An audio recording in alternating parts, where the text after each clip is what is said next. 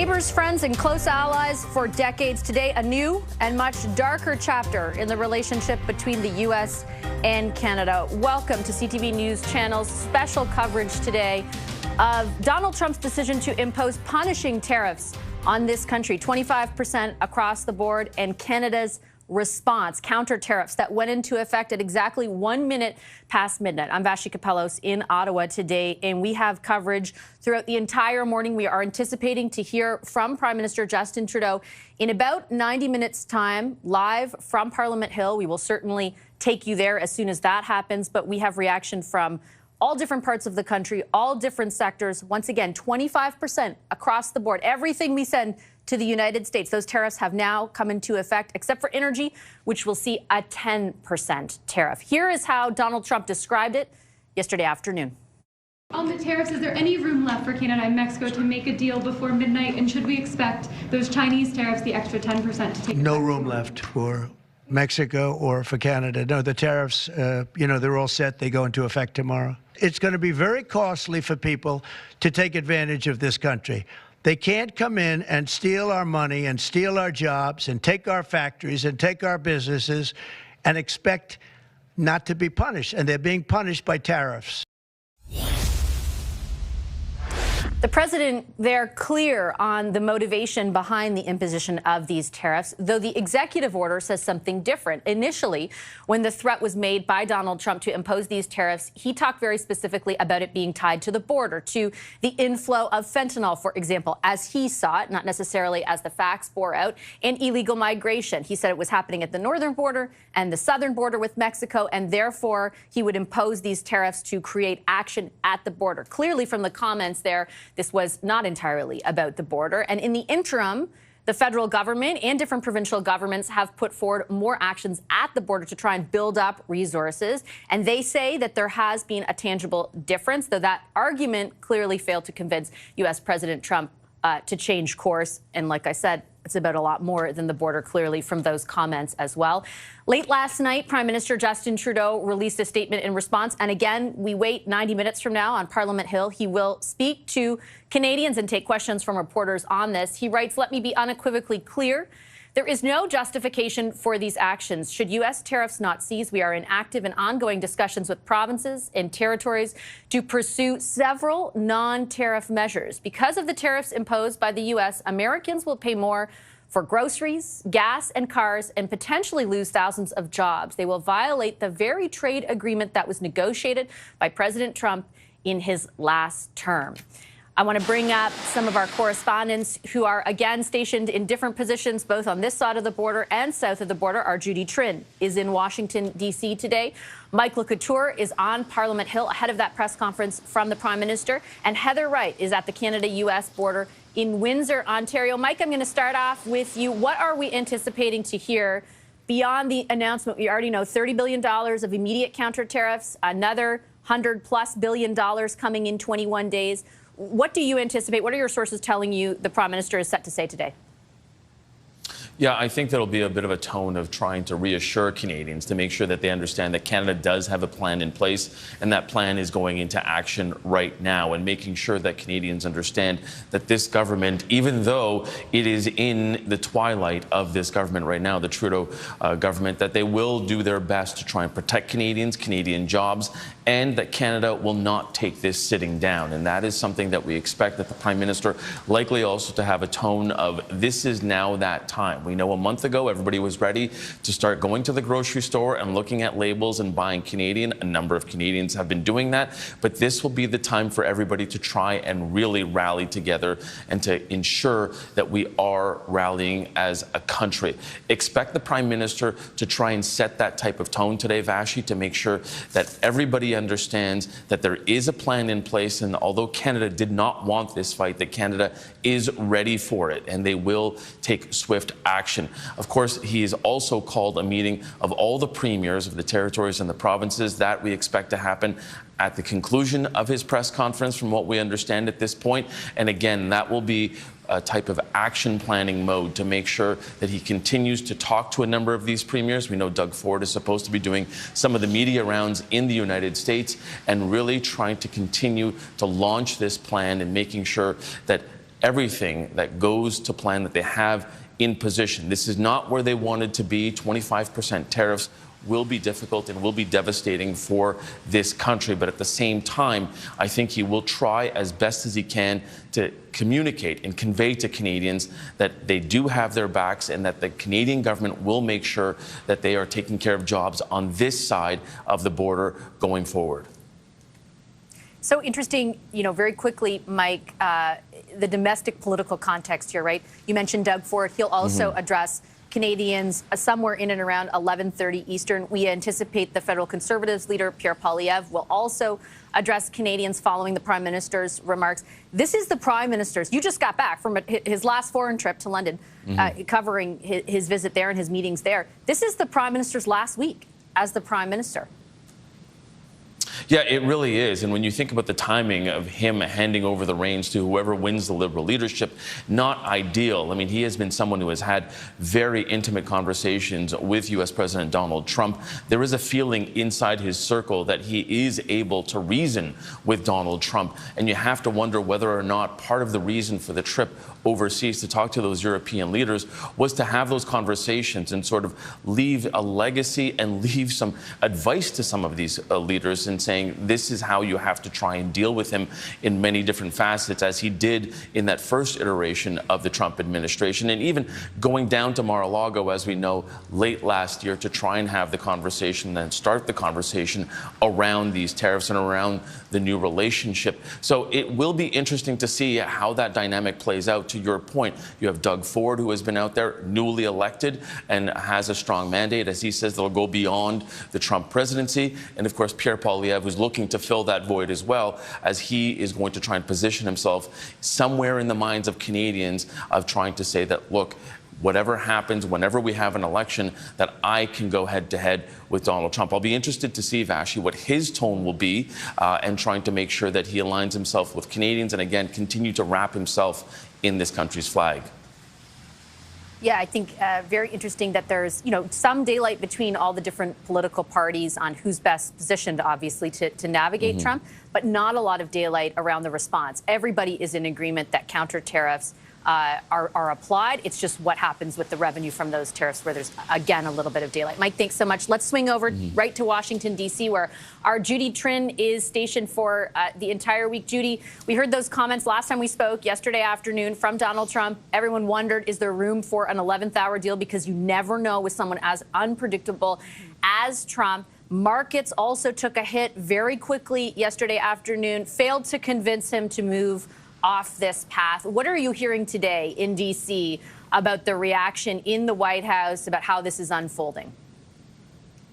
Well, Vashi, first thing this morning that we received in our inbox was this email from the White House about the facts of what President Trump was basing these tariffs on. There was a long list of bullet points in regards to fentanyl. The majority of points that he was making was in regards to fentanyl at the southern border, so the border with Mexico. But we are also getting a sense, and whether it's justifiable is arguable, especially if you're with the Trump administration, of what figures they are using.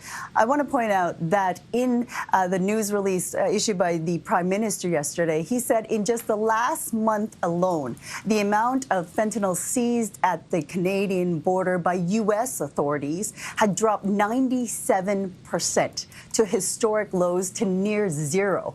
So at 0.3 pounds. Now, however, when we look at the news release we get from the White House, it says that for the first 4 months of this fiscal year, the amount of fentanyl seized was equivalent to highs in 2022. Well, what is the discrepancy? The fiscal year stats that the White House is using begins in spring of last year. So in actually 2024. So they are actually not comparing the same type of statistics. And in regards to what action has been done most recently, it's the Canadian statistics that reveal what is happening now. So we get a sense of that discrepancy, Vashi. But also worrying, Mike was talking about the impact on Canadian jobs. 13 million jobs in the U.S. rely on trade between Canada and Mexico. So the stakes are extremely high for this historic decision that the president has made. Just really quickly, Judy, to follow up, do we anticipate, I mean, I can't remember a day where we haven't heard from the president, but do we anticipate the president will speak publicly at any point today? He is going to address both houses, the House of Representatives and the Senate, tonight, in a statement tonight. So we expect him to make a justification, lay out his reasons for why this is happening, and rally, I guess, Americans for this. You know, Howard Lutnick was on Fox News yesterday, Vashi, and I know you were paying attention, but he was asked point blank. Howard Lutnick is the Commerce Secretary.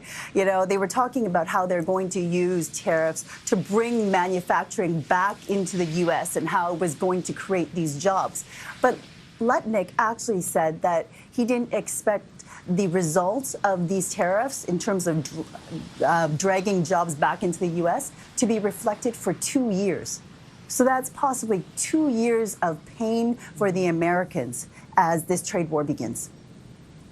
And for Canadians as well. And Amanda Lang will join us in a few minutes to talk a bit more about that. Thanks, Judy. That's Judy Trin in Washington. And we'll swing over now to Windsor, Ontario, where we find Heather Wright, who's been at that border city for a while now, trying to ascertain, you know, how concerned Heather people are there, businesses are, so much integration between Windsor and Detroit, right at that border. What are you hearing? Well, Vashi, we were here yesterday talking to people in this community, people who work in the auto industry. $51 billion of cars were exported by Canada in 2023, and 93% of those went to the United States. And a big place where those vehicles are made is right here in Windsor. Of course, the Stellantis plant is here. They make Chrysler vehicles. And people in this town, you know, they have been on pins and needles for the last several months, waiting to see if this was actually going to happen. And the fact that it has now happened, that these tariffs are in place, people are worried not only about the auto industry, but for their own families, their own livelihoods. Tens of thousands of jobs are at stake here in Windsor. The Economic Task Force is meeting this morning. They're trying to figure out ways to counteract these tariffs and also continuing to reach out to their counterparts across the border. And you can see Detroit right there behind me. I mean, these towns, these cities are so intertwined. We've heard the story of the lug nut, that piece of the vehicle that crosses the border several times, and it really epitomizes the integration of the auto industry and the concerns that so many people here have now that these tariffs are in effect. And just to follow up with that, Heather, yesterday the president made it pretty clear that this was not explicitly or exclusively, I should say, about the border. He brought up the prospect of moving those auto companies, which have set up shop, as you point out, in Canada and have become so integrated in the supply chain with the United States, of moving it all to the United States and therefore being able to avoid tariffs in that respect. Is that, what kind of impact does a statement like that have? Well, I mean, you heard what Judy said earlier, referencing the comments made by Howard Lutnick. I mean, that it could take 2 years to have those, you know, plants realized. And so that is something that the CEO of the Chamber of Commerce pointed out to us yesterday, that you can't just flip a switch and have all of these assembly plants ready to go south of the border. These companies have invested billions of dollars here in Canada to build these plants. They're continuing to hire workers. A lot of that has been on hold, of course, in the last few months as people wait to see what's happening. And so that lobbying effort certainly is happening, reminding people in the United States, lawmakers in the United States, that billions of dollars has been invested here in Canada and that you can't just create assembly plants out of thin air. That takes time. And what will happen to the industry in the interim, that's what everyone is very afraid of. And so there is some hope perhaps that there might be a walk back on some of these. But at this point, really, people are bracing for the worst. Families very concerned about what might happen over the next week. I mean, this is short term. This could be very short term that we start to see layoffs. And that's what people here in Windsor are especially afraid of. Understandably so. We're going to also talk to Lana Payne coming up, who, of course, heads up Unifor, one of the unions that represents a majority of those auto workers. Mike, Judy, Heather, thank you so much for your insights. We're going to be checking in with the three of you throughout the rest of the morning as we look ahead. About an hour and 15 minutes from now, Prime Minister Justin Trudeau expected to address Canadians about the imposition of these tariffs and the full scope of Canada's responses. Speaking of what Donald Trump has decided to do in the imposition of those tariffs, his Commerce Secretary, Howard Lutnick, who has been engaged at times over the past 6 weeks in discussions with the federal government, in particular Finance Minister Dominic Leblond, did an interview this morning on CNBC addressing these tariffs and their impact. Here's what he said. On April 2nd, we're going to re-examine trade policy, but that comes April 2nd, and we understand that there are production in Mexico and Canada. But let me ask you a question. Why don't you go ask those auto manufacturers what percentage of their parts are made in America? And it would shock you in a negative way to say that many of the cars that they think produced under USMCA have less than 10% American parts. Less than 10%. Right. We've got to bring this stuff to America. It's got to be produced in America. Again, that's Commerce Secretary Howard Lutnick, part of the Trump administration, speaking not too long ago on CNBC.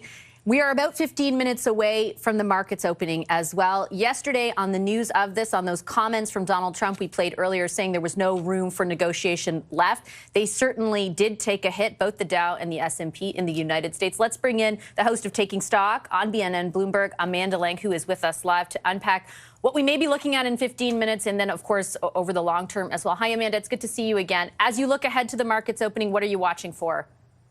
Well, more jitters, of course. We've seen it in global markets already today. And the big concern is that the trade war, and that's what this is, make no mistake, continues longer than people are hoping. You're still hearing people today saying, this is just negotiating. It won't last very long. The Chinese tariffs are the ones that are rattling the global markets the most. Of course, for Canada and Mexico, our own trade relationship is going to be a huge preoccupation. Stock markets are much more concerned about those 10, now 20% tariffs in some cases on Chinese goods. China retaliating today with new tariffs, 15% on U.S. ag. That will be recessionary. And a U.S. recession, of course, as you know, will dampen the whole world's economic outlook. So Canada has that two-pronged problem. The U.S. is shooting itself in the foot with China, and it's causing this massive trade problem with us. And as you've heard, Vashi, this may go well beyond demands about how we behave at the border. This is maybe a rethink of our trading relationship, and perhaps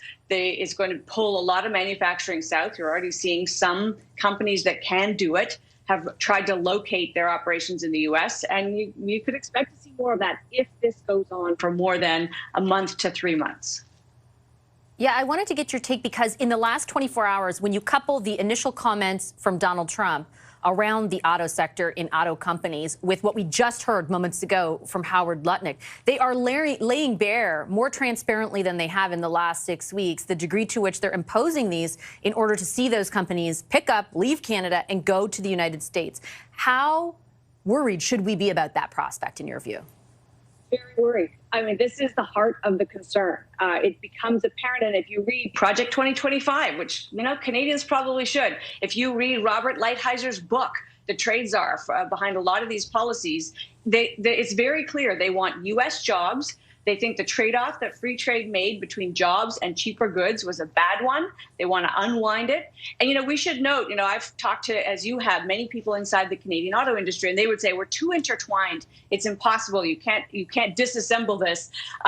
That's just not true because there's new production planned. And remember, Canada had, it would say, great success, the government, in drawing all kinds of promised new production on batteries, on EV production. Some of that has already been seen as a hit pause. Some of it could easily move to the U.S., and you could see that shift. As the world, the big manufacturers assess where Canada fits in this trading relationship, they will make rational decisions about where to produce. This is an existential crisis for Canada if it goes on. If this actually plays out in a worst case scenario, which is the U.S. does want to pull manufacturing back and just forgo any kind of favored trading nation status for Canada, we'll have to buy our way into that market and we'll have to rethink what we're doing. That's a big now. Maybe this is over in a month, Vashi. Maybe it's over in a week. This is such a mercurial White House, it's hard to know. That's one way to put it for sure. Amanda, thank you so much for your analysis. Appreciate it as always. That's the host of BNN Bloomberg's Taking Stock, Amanda Lang. We are standing by to take you just over an hour from now live to Parliament Hill when Prime Minister Justin Trudeau will address Canadians and detail Canada's response to the imposition of these very widespread and punishing tariffs from the United States. I'll take a quick break. We're back with our special coverage right after that. Vengeance has no timeline with the mafia. You know, retirement doesn't have to mean giving something up. It should mean living life on your own terms. Well, thankfully, if you're a Canadian homeowner, age 55 and better, you can access some of your home's value in tax-free cash with CHIP. That way, you can live retirement on your own terms. Stay in the home and the neighborhood that you love. Because there's no place like home. Right, Rocky? If you're 55 or older, call now for your free, no-obligation CHIP reverse mortgage guide. With CHIP, you could get up to 55% of your home's value in tax-free cash. Take only what you need in a lump sum or over time with no monthly mortgage payments required. Call 1-866-519-2447. Maybe it's time for you to consider CHIP too. Call now for your free no-obligation guide. Call 1-866-519-2447. That's 1-866-519-CHIP. Or visit chip.ca. Call CHIP today and live retirement your way.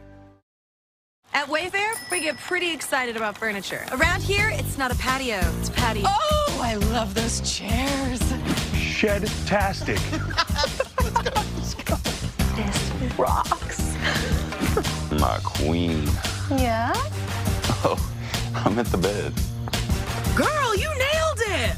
No, this set, it's just a couple of screws. They're a perfect combo. They got a fire pit. Wayfair, every style, every home. Thousands of entrepreneurs don't have access to the support they need. Breaking down doors for entrepreneurs. We're on it. BDC, financing, advising, know-how. Come on. Handcuff fries, hands off mine. Nacho, nacho, nacho fries. Salsa, cheese sauce, sour cream. Delicious and just for me. They're nacho fries, nacho fries, nacho. Give your taste buds something to sing about at New York Fries.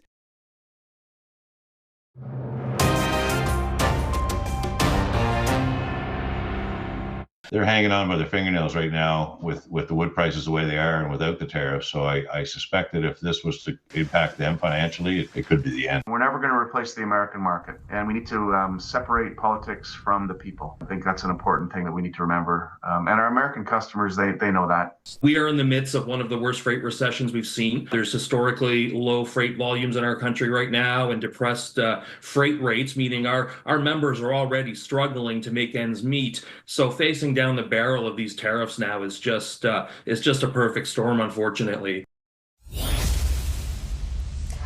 Welcome back to our special coverage of the imposition of U.S. tariffs on all Canadian imports, 25%, as you can see on the screen there. Live shots there of Ottawa on your left, Washington to your right. The relationship certainly changed in the last 24 hours. Canada imposing counter tariffs just after midnight last night, and we do expect more details on exactly how Canada plans to respond from Prime Minister Justin Trudeau, who just over an hour from now on Parliament Hill will address reporters. We also will hear from Ontario's Premier Doug Ford and other premiers from across the country, as well as the leader of the federal Conservatives, Pierre Poilievre. All of that coming up throughout the morning. Mexico's president, because these tariffs are not only being applied to Canada, there's an equal set of tariffs of 25% with no exception for energy, like Canada is seeing, applied to all Mexican imports to the United States as well. And then a doubling of the 10% tariff to 20% tariffs on Chinese imports coming into the United States. Mexico's president, Claudia Sheinbaum, just last hour responding to the imposition of those tariffs.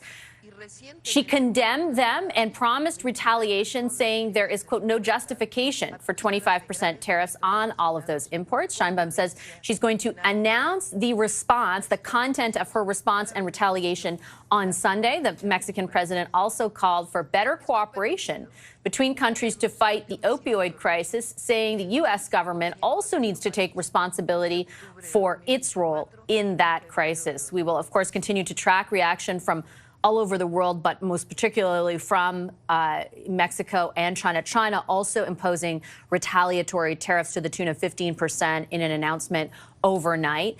We want to get more reaction to what this means, though, for Canadians and for Canada, in particular, different sectors of our economy. To help us do that, Lana Payne is with us live. She's the national president of Unifor, the union that represents so many of this country's auto workers. I was just talking to Amanda Lang, Ms. Payne, about this kind of laying bare of Howard Lutnick and Donald Trump specifically moving the auto sector basically from Canada to the United States, and how tariffs, they're hoping to use tariffs to accomplish that.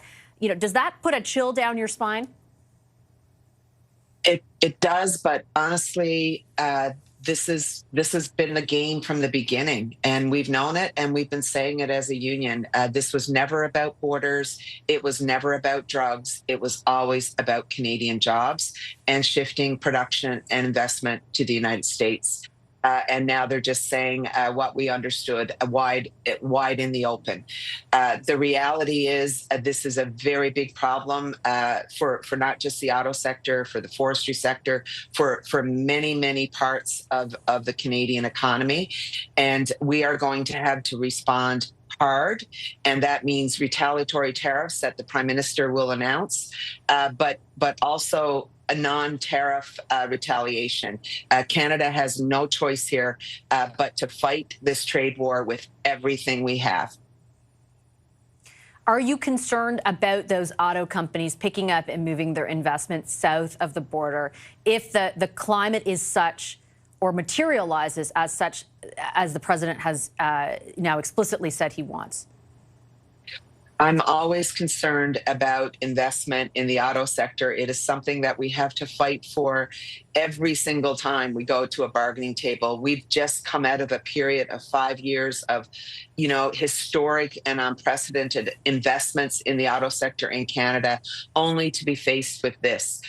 The reality is that this is an integrated sector. It is not as simple as a replacement theory that is coming out of President Trump and his people. But the reality is we need new investment, and that definitely can have an impact on production in Canada.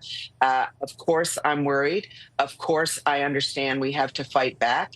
And my message to the corporations that we deal with as a union is, if you think that shifting production is the solution here, you are going to have a massive fight on your hands. I remember speaking to you on the eve of what was to be the original imposition of the tariffs. And you said at the time, if they're imposed, that within a week, the auto sector could essentially be facing collapse in this country. Are you worried that that is the case right now? And what would that require of governments in response to avoid that?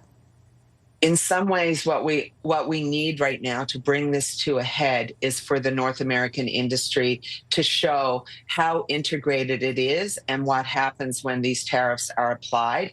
And that means parts companies won't be able to operate. That means vehicles won't be able to be built. And that means the industry will face a massive industrial crisis unlike we've seen before.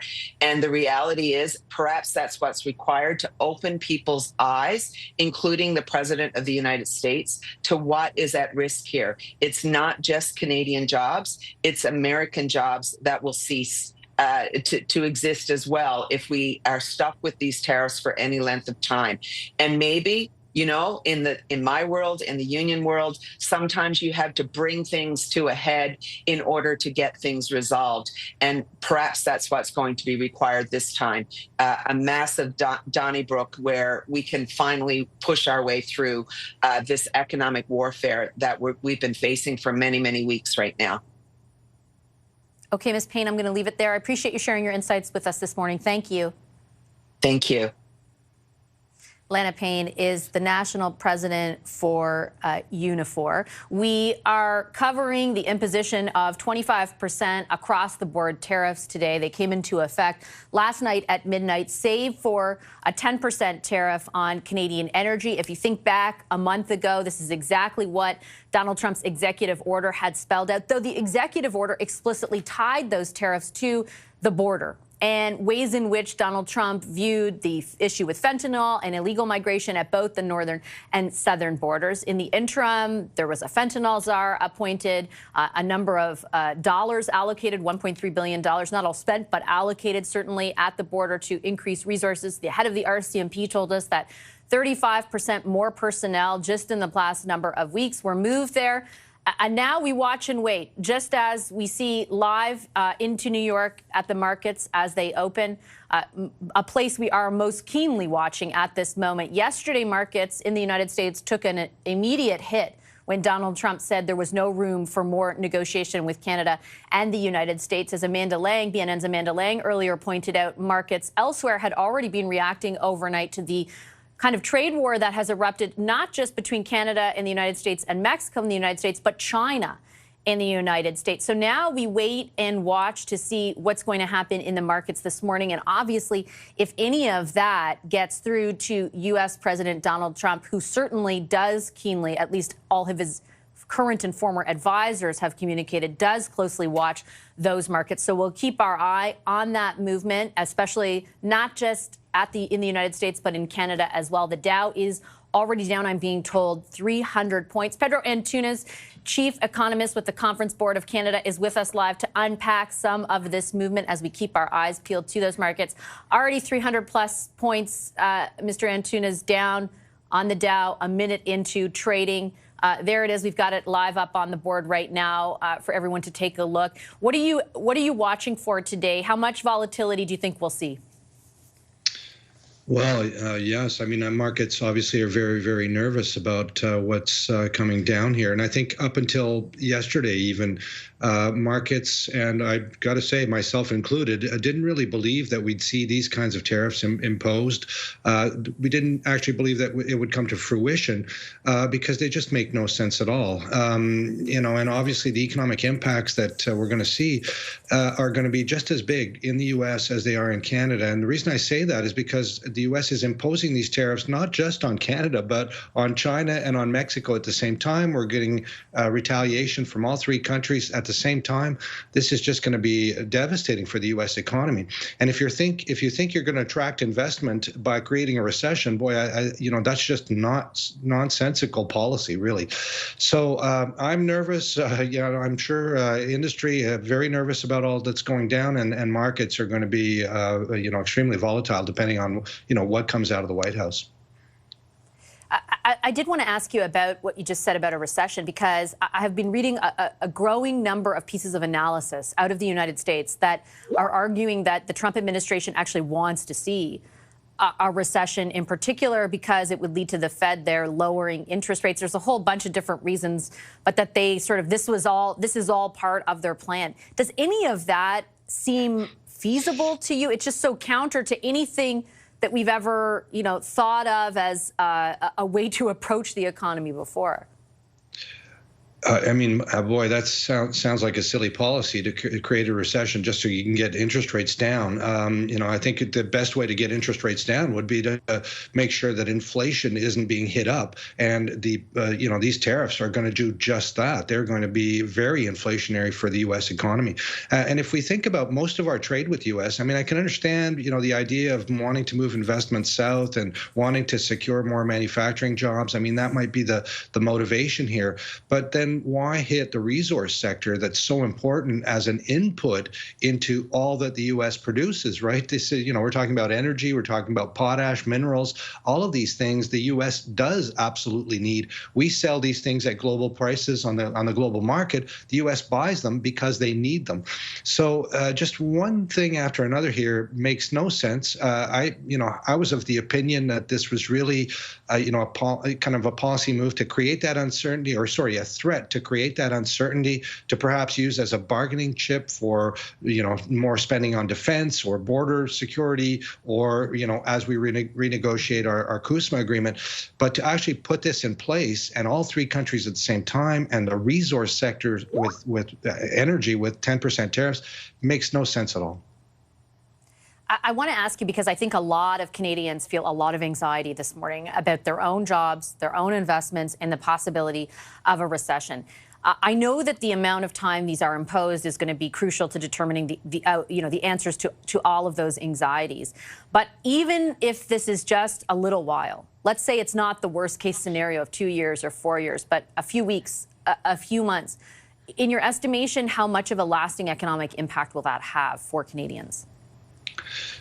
Yeah, well, I think we're going to see job losses pretty much immediately in some manufacturing sectors. I mean, this is just, a 25% tariff with, what is a very intricate supply chain that, with products crossing the border multiple times, and in fact, including border crossings between, the U.S. and Mexico. It just makes no economic sense. So I think this will halt exports. When we look at auto manufacturing, for example, auto exports, even with a 1/4 tariff hit, we would see a 50% decline according to our kind of model results just in that quarter, over 50%. So yeah, definitely we're going to see immediate impacts, I think, in terms of job losses. And again, the longer this lasts, then it's going to have more prolonged impact in the sense that some of these companies will not be able to come back. They will not be viable coming back.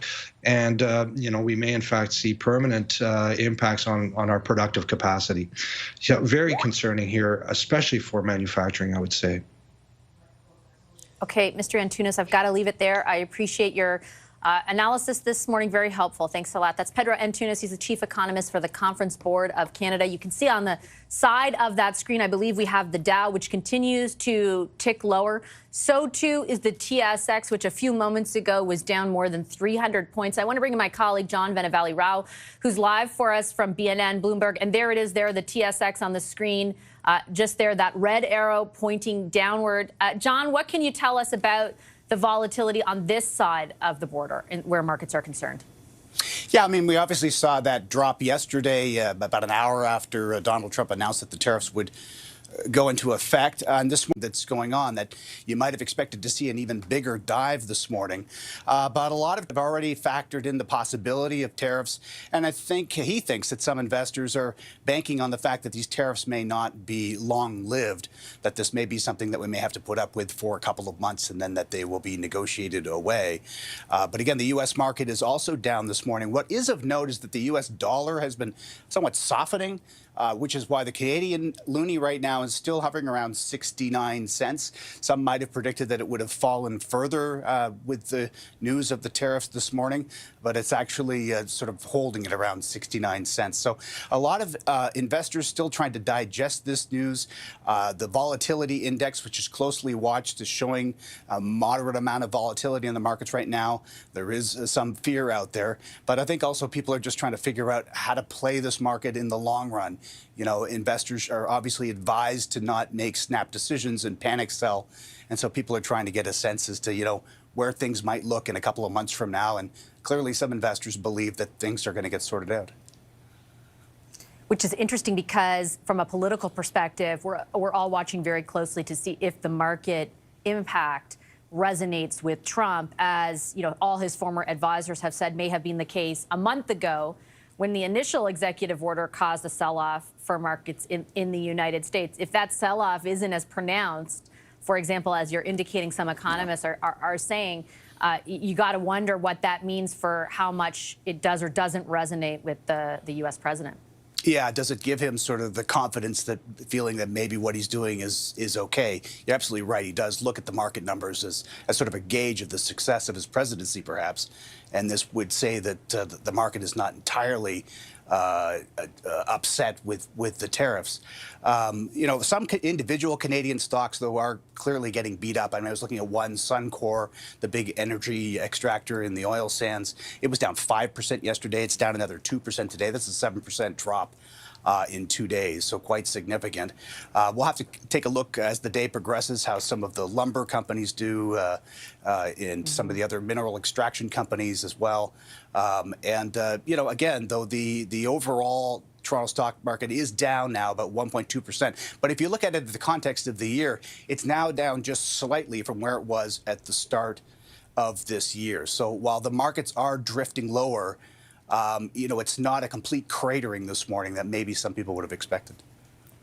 Yeah, erasing gains just like yesterday in the States made in 2025, but certainly not a total plummeting. Thanks so much, John. Really appreciate the insights today. John Benavalli-Rao, live for us from BNN Bloomberg on the markets, which we will continue to watch just under an hour now until we take you live to Parliament Hill to hear from the Prime Minister. Premiers are now starting to react to the imposition of these tariffs, starting with Premier Susan Holt over in New Brunswick. Let's take a listen in live, rather.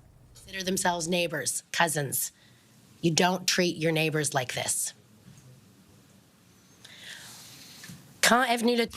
When the time came to respond to concerns at the border, Canada invested $1.3 trillion or billion dollars, and we from the fentanyl traffic from Canada at the borders and at the American borders went down by 97%, making our communities safer throughout the country and here. There's no other place like New Brunswick. We are people who work hard and resilient, and together we will get through this storm. Like New Brunswick. We are a province of entrepreneurial, resilient, scrappy people, and we will weather this storm together. I've just met with New Brunswick exporters to share our support package and our action plan, and to assure entrepreneurs in this province that we have their backs. In addition to the measures we've already announced, we've been working hard to develop a plan that includes support for affected New Brunswickers and communities, relief for New Brunswick businesses, including those most impacted by tariffs, such as our forestry sector, fisheries sector, agriculture sector, and manufacturing industries. We've taken concrete steps to knock down interprovincial trade barriers. And we've put in place the tools you need to help you buy New Brunswick-made products. New Brunswick will not be intimidated. We are a proud and unique province, the best in the province with the best people and the best products. We know our worth. Be bullied. We are a unique and proud province with the best people and the best products. We know our value. As soon as Trump began talking about tariffs, we took steps. To date, our government has put a stop to the purchase of any new U.S. products. On a cessé de signer de nouveaux contrats avec des entreprises américaines. We've stopped all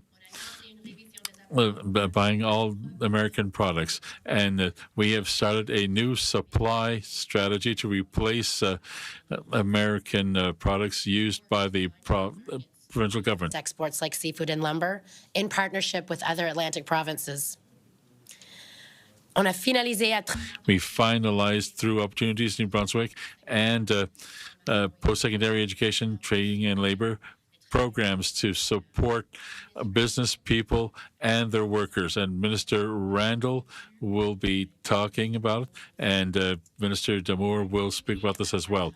And we put an end to internal trade barriers. To strengthen our economy in collaboration with our federal and provincial counterparts, to make it easier to do business across Canada. This is something Minister Damour will be talking to you more about. We have been meeting regularly with New Brunswickers, with export companies, with chambers of commerce to understand their challenges, to incorporate their feedback into our plan.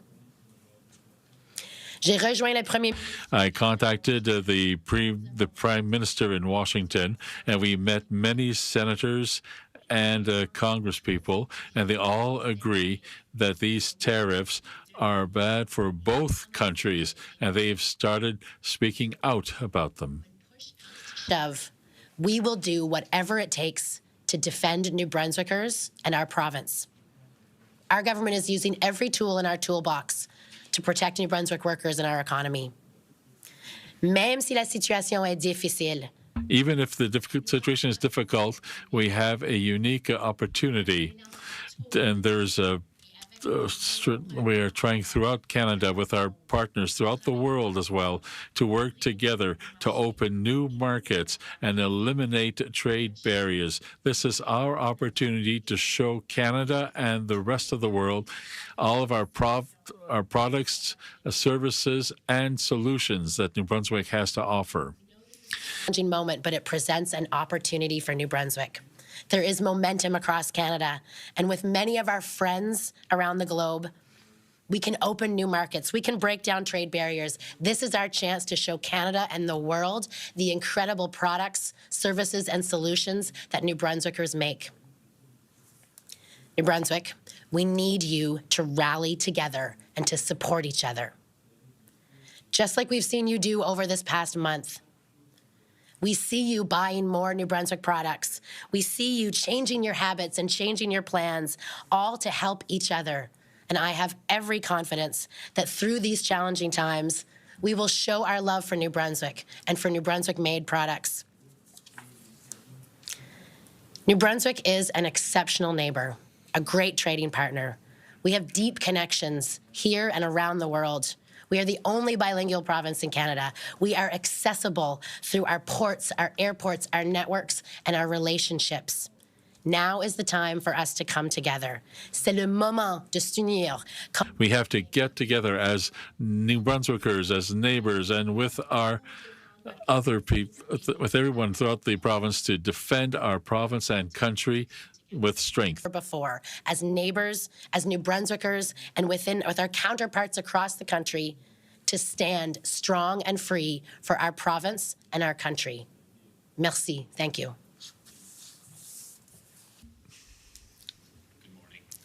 My name is Luke Randall. I'm the Minister responsible for Opportunities New Brunswick, ONB.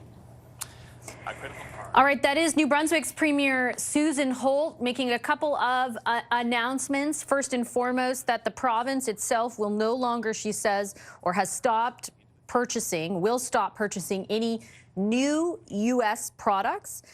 She says New Brunswick will not be intimidated, and she also said that there will be specific supports that the province puts in place for certain sectors that are most impacted: forestry, fishing, she named agriculture among those sectors. We don't yet have the details on what exactly that support looks like, but of course we will be investigating throughout the day exactly what each province at this point is prepared to do. Of course, we're also looking to what the federal government will say in that vein. Counter tariffs already in place as of 1 minute past midnight last night. But in the Prime Minister's statement, and we are slated to hear from him about 45 minutes from now, he did raise the prospect, as the federal government has before, about non-tariff measures. So we're looking for some details there. And then additionally, any supports at the federal government that will be put in place in anticipation of the impact of these tariffs, which of course is also dependent on how long they are in place. Ontario's Premier, Doug Ford, spoke moments ago to CNN about Canada's response. Let's take a listen to what he said. President Trump ran on a mandate to lower costs, to create more jobs. This is going to do exactly the opposite. The auto sector, we buy over 400% more autos than Mexico, 200% more than anywhere in the world. And, you know, he put up a smoke screen, he keeps moving the goalposts. Well, the market is speaking loud and clear. The market is going to go downhill faster than the American bobsled team, and we're going to continue seeing in the U.S., plants close, assembly lines shut down. In the auto sector, they may last 5, maybe 8 days before the parts that go back and forth across the border 8 times. This is unnecessary, and we do have to retaliate. And I apologize to the American people. It's not you. It's your president that's causing this problem. And we are slated to hear more from Ontario's Premier Doug Ford in the 11 o'clock hour. We'll also hear then from the federal Conservatives leader Pierre Poilievre. In just under 45 minutes from now, we'll take you live to Parliament Hill, where Prime Minister Justin Trudeau will address Canadians. Let's get some more reaction to how these tariffs are playing, particularly at the municipal level. Mike Bradley is the mayor of Sarnia, and he is with us live. Mayor Bradley, good to see you. Thank you very much for making the time. Thank you, Vancy. I was talking to my colleague who's reporting out of Windsor for the past 2 days about how worried that border city is about the level of integration across the border and just the anxiety that people are feeling. What are people in Sarnia telling you about that level of anxiety at this moment, now that these tariffs are actually here? Anxiety. It's great distress. For many, many years, we've had this relationship with our American friends that have now become our American neighbors. That friendship has been severely damaged, and this will continue this. I guess the message I would have is, and we are linked into Windsor. We make the gasoline, the plastics for cars. We're a very integrated economy. And to mess up the auto sector is a major economic mistake, which is going to impact right across North America. And what Canadians need to think about is this. It's great for us to rally and to listen to what people are saying to fight back. This is going to be 4 years of economic terrorism. And we're going to have to go through some real pain, and it's going to be difficult. We thought our economies were back on track. We got through COVID, interest rates were coming down, inflation was coming down, and now we have this self-created crisis from the U.S. And I expect tonight's State of the Union will be just one big Trump rally because he still has substantial support in the U.S. I am pleased to say the American Mayors Conference has come out to support Canada and Mexico because they understand the value of trade and they understand our integrated economy. I know you have a lot of relationships with people on the other side of the border, and we're hearing from the U.S. Chamber of Commerce, for example, today, the mayor's group that you indicated. But by and large, you know, there has been some reaction, but not a ton of reaction, you know, compared to, let's say, when NAFTA was initially being renegotiated, and we heard from tons of different levels of government about how important the trading, open, you know, free and liberalized trade with Canada and Mexico was. Do you think that will change at all now, again, that the tariffs are here and their impact will start to materialize? Well, it's a good question. My own sense is the American public and the politicians they're turtled. They do not want to contradict Trump right now at the height of his coming into power. And that is distressing. Because I'm hearing it daily. People aren't going to Port Huron, Michigan. They're not going to Florida. They're not going to Arizona. What I like about that is a genuine, it's a boycott that's created by Canadians. It's not created by politicians. But this is just going to continue and continue. And the distress that's out there and the anger, there's a genuine anger about why is this happening to a country that has stood by the U.S. through thick and thin over the years.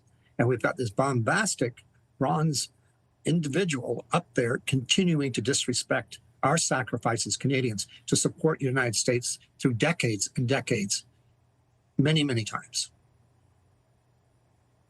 Mayor Bradley, I'm going to leave it on that note. I appreciate you sharing some of your time with us today. Thank you. Thank you, Vassie. Appreciate it. Mike Bradley is the mayor of Sarnia. Just moments ago, U.S. President Donald Trump, who has yet to address publicly the imposition of the tariffs. The last we heard from him was yesterday afternoon when he pronounced that there was no additional room for negotiation about 8 hours ahead of the midnight deadline, has now posted to social media a statement. I'm going to read it to you. This is the first time I'm seeing it as well.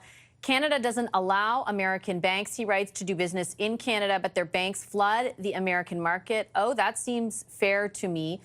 Doesn't it? I guess that's the totality of the post. I would be remiss not to point out that, in fact, banks are allowed into the Canadian market, just not in maybe the exact way that he is characterizing it, but certainly, as you would know from seeing some different banks from America represented in different ways, they are allowed in some capacity in this market. I'm going to take a quick commercial break. We stand by to take you live to Parliament Hill just over half an hour from now. At that podium, Prime Minister Justin Trudeau will be joined by his Foreign Affairs Minister, Finance Minister, and Public Safety Minister to respond to these tariffs and detail how Canada will counter. We're back in just a moment with more of our special coverage.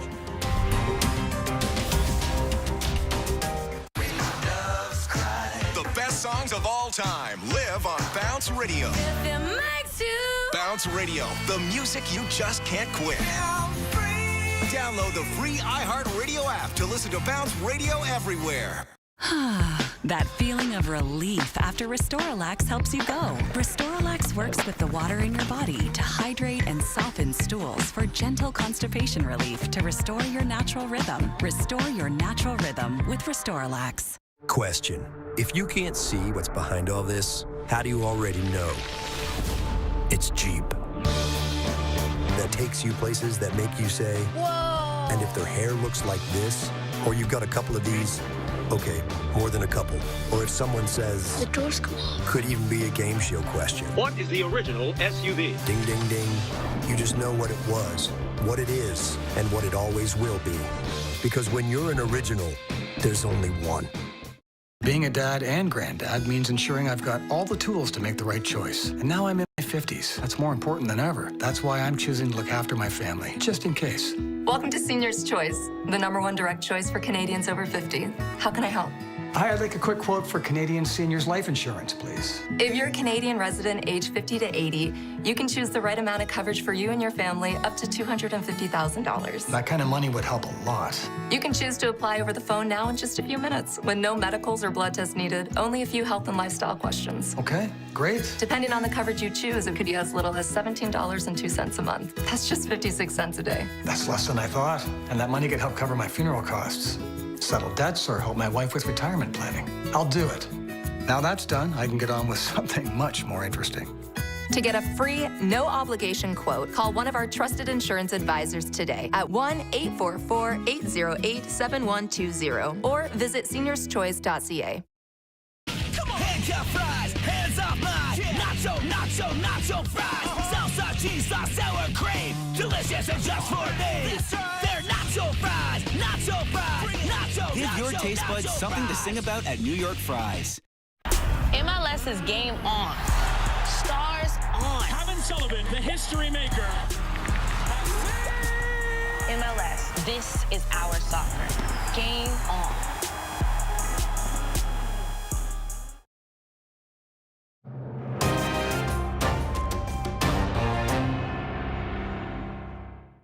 I think the tariffs are bad for us in the long run. So I would say, I expect Canada to retaliate with similar tariffs on the U.S. goods as well. They're doing what they have to do for America. That's it. How they're going to affect me? Well, I'm a student, and I don't really know. I just expect prices for most things to go up. So I imagine I'm going to be affected the same way as most people. I suppose, like everybody else, when it comes to big picture items like fertilizer and all that kind of stuff, that it might ultimately affect you because your food costs might go up. Maybe, but who can know for sure? Well, what we do know for sure at this point, that was some reaction from Canadians to the imposition of those tariffs, is that the tariffs did come into effect last night from the United States as of midnight, 25% across the board, except for Canadian energy, which will see a 10% tax. Canada responded a minute later with its own initial package of $30 billion worth of counter tariffs. There's more than $100 billion of additional counter tariffs that will come into play 21 days from now, should the Trump tariffs still be in place at that point. Yesterday, when Donald Trump said there was no more room for negotiation, a market sell-off ensued pretty shortly thereafter. The Dow lost about 600 points. Markets have now been open for close to half an hour. Let's take a look first live at the Dow, which has lost more than 500 points as of its opening. And then we've also got volatility, of course, understandably, on the Canadian side. There's the TSX. You can see it is down as well. That red arrow very distinctly pointing downwards. We are going to hear from the Prime Minister. He is scheduled to speak to Canadians about half an hour from now. He has said, in particular in his statement last night, not only will there be counter tariffs on the table, but non-tariff countermeasures as well, something the President of Mexico has said could be part of a retaliatory package he announces on Sunday. The Prime Minister will be joined by a number of his ministers, including Minister of Finance Dominic LeBlanc and Foreign Affairs Minister Melanie Joly. We also anticipate a little bit later in the 11 o'clock hour, the leader of the Federal Conservatives, Pierre Poilievre, will address Canadians, as will Ontario Premier Doug Ford. Let's get some more analysis on how all of this is playing out from Scott Reid. He's a CTV News political analyst and former director of communications to Liberal Prime Minister Paul Martin. And Shakir Chambers is the vice president of Oyster Group and a former policy advisor to Federal Minister of International Trade under the Prime Minister Stephen Harper government. Hi to both of you. Good to see you. Scott, I'll start with you. I think a lot of people were thinking, is this actually going to happen? Even when Donald Trump said what he did yesterday afternoon, you never know. with this guy, right? Sometimes 6 hours, there could be an 11th hour reprieve. Clearly that isn't the case. How significant a moment do you think this is for this country? I don't think that you can overstate it. Look, this is going to reshape our economic relationship with the United States. It's going to reshape our economy, our cost of living, our well-being, and it's going to reshape our politics. This is certainly going to dictate this next general election, which feels like it's coming upon us now very rapidly. So I don't know that you can overstate the significance of this. You've heard from politicians, political leaders, premiers who are conservatives. You've heard from those who are liberals. They're all essentially having the same reaction. We are left with no alternative but to fight back, retaliatory tariffs. We know that that is going to cause economic harm on both sides of the border, but this is where Donald Trump has taken us. Understand, this is the most hostile act. This is the most sweeping act of tariff imposition from the United States on Canada since 1930. And we know the harm that that unleashed. And no one, I hope, is thinking this is going to trigger and deepen any sort of downturn like we saw during the Great Depression. But this is incredibly serious. This is a persistent threat to us. And as you pointed out, we're dealing with a partner that you can't trust, you can't predict, and you cannot rely upon. And I think also what's become, I mean, it was already clear, Shakir, and you've spoken about this before as well, but it became crystal clear over the last 24 hours, is that the motivation here is not something as simple as addressing the border, for example, or what he detailed in the executive order. I mean, he and his Commerce Secretary, Howard Lutnick, again, in the last 24 hours, have explicitly said auto companies need to move from Canada to the United States, which certainly doesn't impart a sense on me that these tariffs are just temporary. Yeah, I mean, we'll see if it is just a negotiating tactic for, more of the immediate term, say 3 or 4 months, where the Bank of Canada governor said, we can absorb that shock. But if Trump wants to keep these on for a year or longer, it obviously puts us in a very dark, deep situation, a potential recession. And so we'll see how Trump is trying to play with these tariffs. But I would just pick up on something that Scott said. I think for all leaders, I think one of the things we're going to see moving forward is just a dramatic shift in our relationship with the United States. I mean, it used to be a situation where being a U.S. ally, provided significant advantages, and you had a trusted partner. But I think moving forward, whoever comes after Prime Minister Trudeau, whether that's Mark Carney, whether that's Pierre Poilievre, I think they need to realize that being closer to the United States, being allied with the United States, having deep trade and security ties to the United States, it just makes you more vulnerable at this point and leaves you exposed. And it's very clear that at least under President Trump, they're willing to leverage those vulnerabilities to get concessions from you, no matter what happens to your economy. And so I think we need to keep that in mind as we move forward and try to build our relationships. When I was working under Harper International Trade, we had this program called Go Global, trying to encourage companies to export to other markets. And we see that it didn't really take off that much. So even as we try to diversify our markets, I think we need to realize how difficult that actually is going to be for a lot of businesses in Canada. But ultimately, I think at this point, it's imperative that we find a way to not be so significantly dependent on the U.S. Moving forward. We were just looking inside Parliament Hill at the podium, just under half an hour, if everything runs on time, until we hear from the Prime Minister. There was a lot in the statement that he released. Obviously, those counter tariffs are already in play. What more do you anticipate to hear from the Prime Minister? And a reminder, you both have referenced the impending general election. This is the last week he is Prime Minister. It's such an extraordinary moment in our political history. All of these events sort of coming together.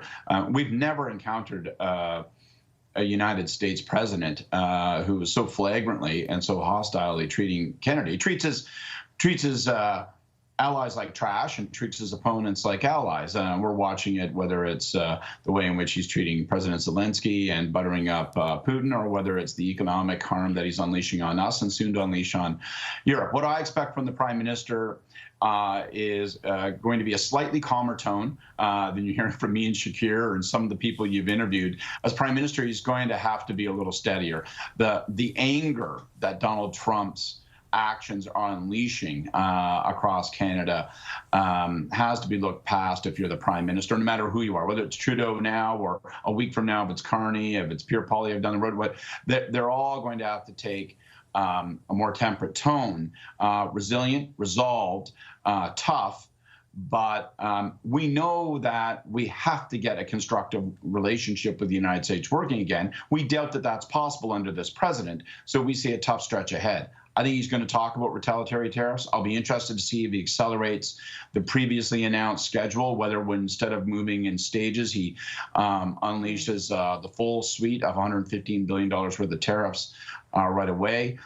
What other measures might be put in place? And eventually, we're going to have to talk about energy. That won't happen today, but sooner or later, the big bat that we have to swing at the United States, at its markets, at its political leaders, is our ability to withhold their energy or to make them pay more for the energy that they consume. That is what will make Trump squeal. That's a political debate that we're going to have here in Canada, and it will be a difficult one. Yeah, Ontario's Premier, for example, Shakir, Doug Ford on CNN this morning, on MSNBC yesterday afternoon, very specifically floating the prospect of blocking electricity. When it comes to potash, oil and gas, to Scott's point, the debate is perhaps a little bit different given the provinces that are involved. Your thoughts? I should also say Premier Ford's office just tweeting that they have the website for the LCBO is down as they pull off the shelves all American booze. Of course, what they had threatened to do on the initial round of tariffs. I think we have the board there that shows, or the graphic that shows that they're saying that if you go onto the website right now, it literally shows that it is down. There it is. There's the picture as they pull American booze off the shelves of the LCBO. Shakir, your thoughts on what to expect from the Prime Minister about 25 minutes from now? I would echo what Scott said. I think, talking about retaliatory tariffs, being a little calmer that most people are not reacting with emotion. But I think talking about also, an escalatory approach. We're seeing it from the premiers. We'll probably see from the Prime Minister where, they'll talk about removing alcohol out of the LCBOs. We saw the New Brunswick Premier talk about not buying U.S. products. But they'll also put in the window what Scott said, talking about the potential of, borrowing energy at some point, letting Trump know what is possible if this stays in place. And I guess the ultimate thing here is, will it affect Americans? Will Americans look at this and say, we want the president to change his direction? If you look at some polling in the U.S. right now, there's a lot of Americans, I think the majority of Americans, 65%, believe Trump has not done enough on the economy, on cost of living, and to address inflation. And so if we, take seriously this notion that tariffs are going to increase costs in the U.S., increase inflation to the U.S., does that make Donald Trump move, right?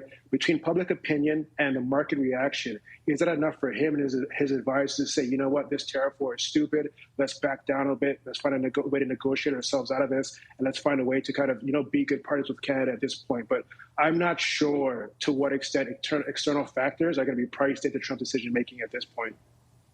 Yeah, you'd think that stuff, lowering consumer confidence, analysis that shows the GDP shrinking at a rate far more rapidly than originally rather anticipated, the cost of eggs at $10 a dozen and now going up. You'd think all of that would have an impact, but I don't know if we can say for certain that it will, which is kind of the scary part. I got to leave our discussion there. We're going to check in with you throughout the next few hours, Scott Reed and Shakir Chambers. I do want to let you know that we're about 20 or so minutes away from when the Prime Minister is scheduled to talk to Canadians. There's the podium he'll step up to alongside some of his ministers up on Parliament Hill. We will also be getting reaction from the leader of the federal Conservatives, Pierre Poilievre, who will speak to Canadians from Parliament Hill after the Prime Minister, and Ontario's Premier Doug Ford shortly thereafter, also scheduled to address Ontarians and Canadians more widely about Canada's response. Let's get some more reaction on the ground, because this is impacting all parts of this country, all sectors, and certainly resonating to a degree, I guess you could say, in Washington. Our Judy Trin is in D.C. Our Michael Couture is on Parliament Hill, and Heather Wright is with us from the Canada-U.S. border in Windsor, Ontario. Mike, I'll start with you, just over 20 minutes away from the Prime Minister. We were just talking to Scott and Shakir, who were mentioning tone and tenor, and whether or not we might hear what those non-tariff measures are. Can you speak to that? Yeah, I'm really curious to know exactly what they will be doing on that side of it. And I think in the tone and the tenor, I mean, we'd mentioned that the Prime Minister just yesterday got back from the UK. I expect him to mirror a famous saying from there: keep calm and carry on, likely to try and convey that message to Canadians in this dire moment, knowing the impact of these tariffs on Canadian businesses, how we will feel it and how swiftly we will feel it as well. I think what's going to be interesting as well is going forward in the afternoon, when you consider where all of the other premiers are. 2 o'clock is, from what I'm hearing, when we expect that virtual meeting of all of the premiers and the Prime Minister. Expect Dominic LeBlanc, the Minister of Finances, to be on that call as well, as he has been in the past. And then likely game planning in there what everybody else is going to be doing across the country, understanding that the Prime Minister will not be in this position at this time next week and will be handing eventually over the reins. We know that there has to be some sort of a ceremony at Rideau Hall for the new Prime Minister to take over. So it'll be interesting to see how he is trying to set things up, set the table going forward today, and really conveying that message to Canadians that not to worry, that the Canadian government is ready for this. They were not in a position that they wanted to be here. They didn't want this to have to come to this at this point, but that they are ready. And whether or not they will, to what Scott and Shakir were saying, accelerate that plan going forward for that more than $100 billion worth of products that they want that consultation on. There was supposed to be a 21-day consultation period that they're expected to do with Canadian businesses to really figure out exactly how to drill down and how to have that maximum impact on the counter tariffs going forward, besides the $30 billion that they are already going to be announcing today and going forward with it. We know some of the items that are on that list. Florida orange juice, because it is the adopted home state of Donald Trump, trying for the maximum impact there, and then looking at products from other Republican states to try and make sure that they are feeling the pain, and then that pain then gets relayed back to Donald Trump beyond the stock market that we have seen continue to tick downwards today. And so I think the Canadian government and Prime Minister Justin Trudeau will try and make sure that he sketches that out. And certainly that's one of the questions I have for what other non-tariff measures are we looking at to try and really turn the screws on the Americans today. Judy, Mike brought up the markets. There was a sell-off immediately after Donald Trump's comments yesterday afternoon, and the sell-off continued this morning. Obviously, markets, there's the down 680 points at this very moment. We're just looking live at the Dow right now. The TSX impacted in a big way. I think I can see lower, is rather down 500 points as of 9:30 this morning, so about 40 minutes ago. And that's a live look at the TSX at this very moment. Do you have a sense there in Washington if, like his advisors have said for so long, that will have an impact on President Trump, or have they priced that in to their plan?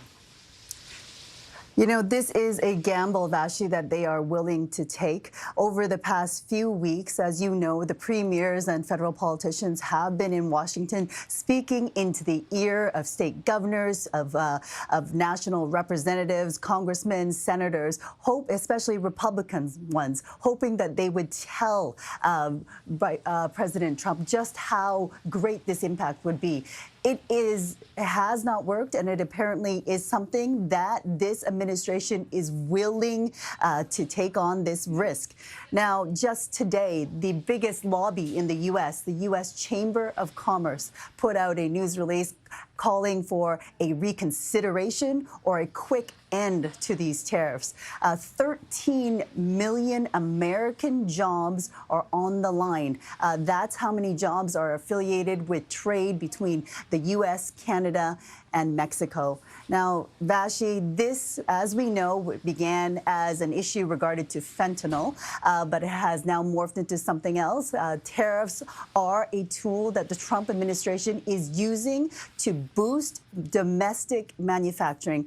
And Vashi, when you speak to trade consultants about why they are taking this very strong stance against Canada, its closest ally, its biggest trading partner, the answer is that I have heard now multiple times is that it's to set an example. If they can treat Canada this way to get jobs back to the U.S., treat Canada this way in regards to tariffs, how will they treat other nations when they negotiate in Asia and in the European Union?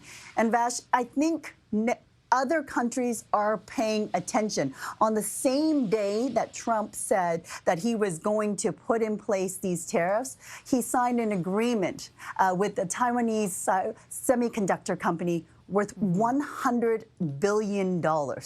So that is going to bring hundreds of manufacturing jobs to the U.S. over the next 4 years. Yeah, using the threat of a tariff in that instance, not the imposition yet of one. Heather, you're in Windsor. When Judy talks about justification morphing when it comes to the rationale presented by Donald Trump, in the past day, it's been all about the auto sector. You're in a place where that has a major impact. Lana Payne, the head of Unifor, who represents so many auto workers, says you're looking at the collapse, the potential collapse of the industry in a week. What are you hearing on the ground there about that? Worry. I mean, the simple answer, Vashi, is worry.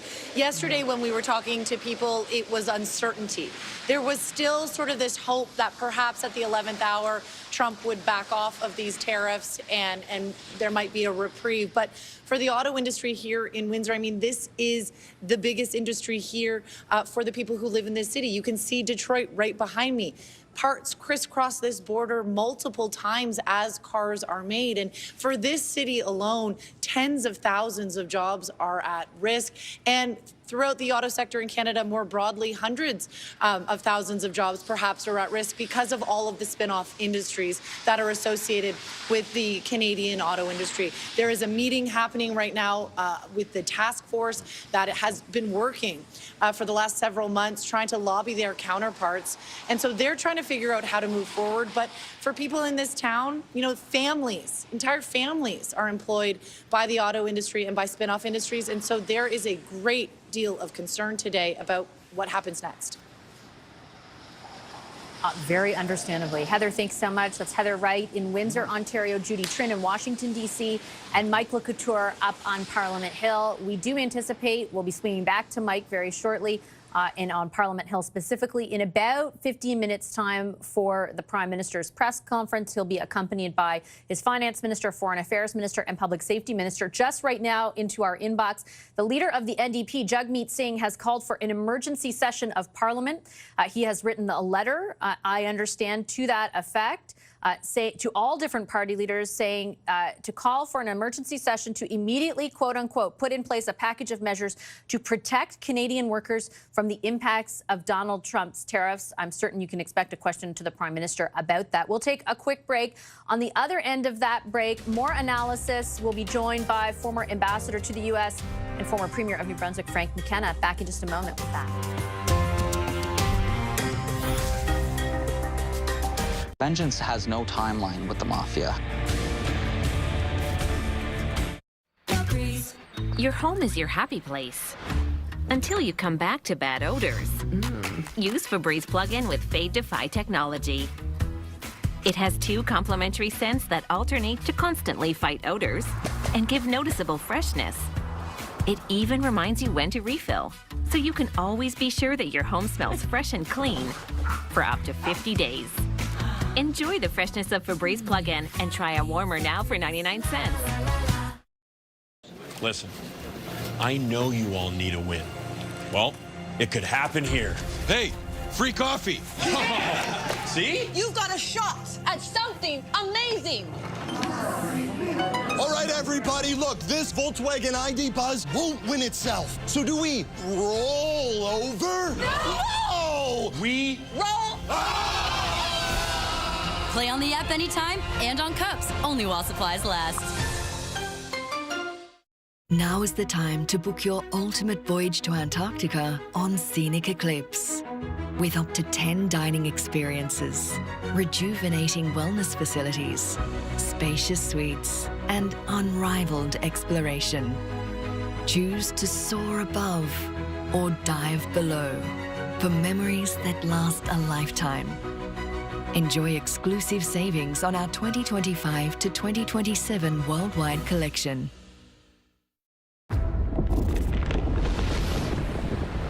We're all out here, climbing our own Everests. After every fall, what do? Do I hope for a miracle? Or do I try and go back up?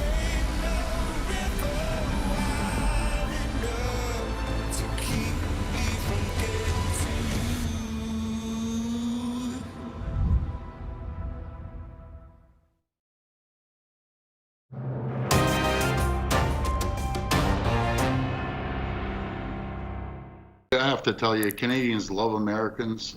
We love the U.S. It's one person that's causing these problems. I've talked to senators and congresspeople and governors, Republicans and Democrats. Not one of them agree with them. The red states, the people have to start calling their senators, their governors, and congresspeople to stop this insanity. 92% of our exports go to the U.S. These tariffs are an attack on Canada and on who we are, and they mark a turning point for our province and our country.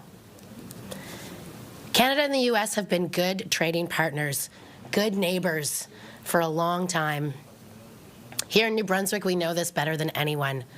We share 17 border crossings with Maine, and many New Brunswickers and Mainers alike consider themselves neighbors, cousins.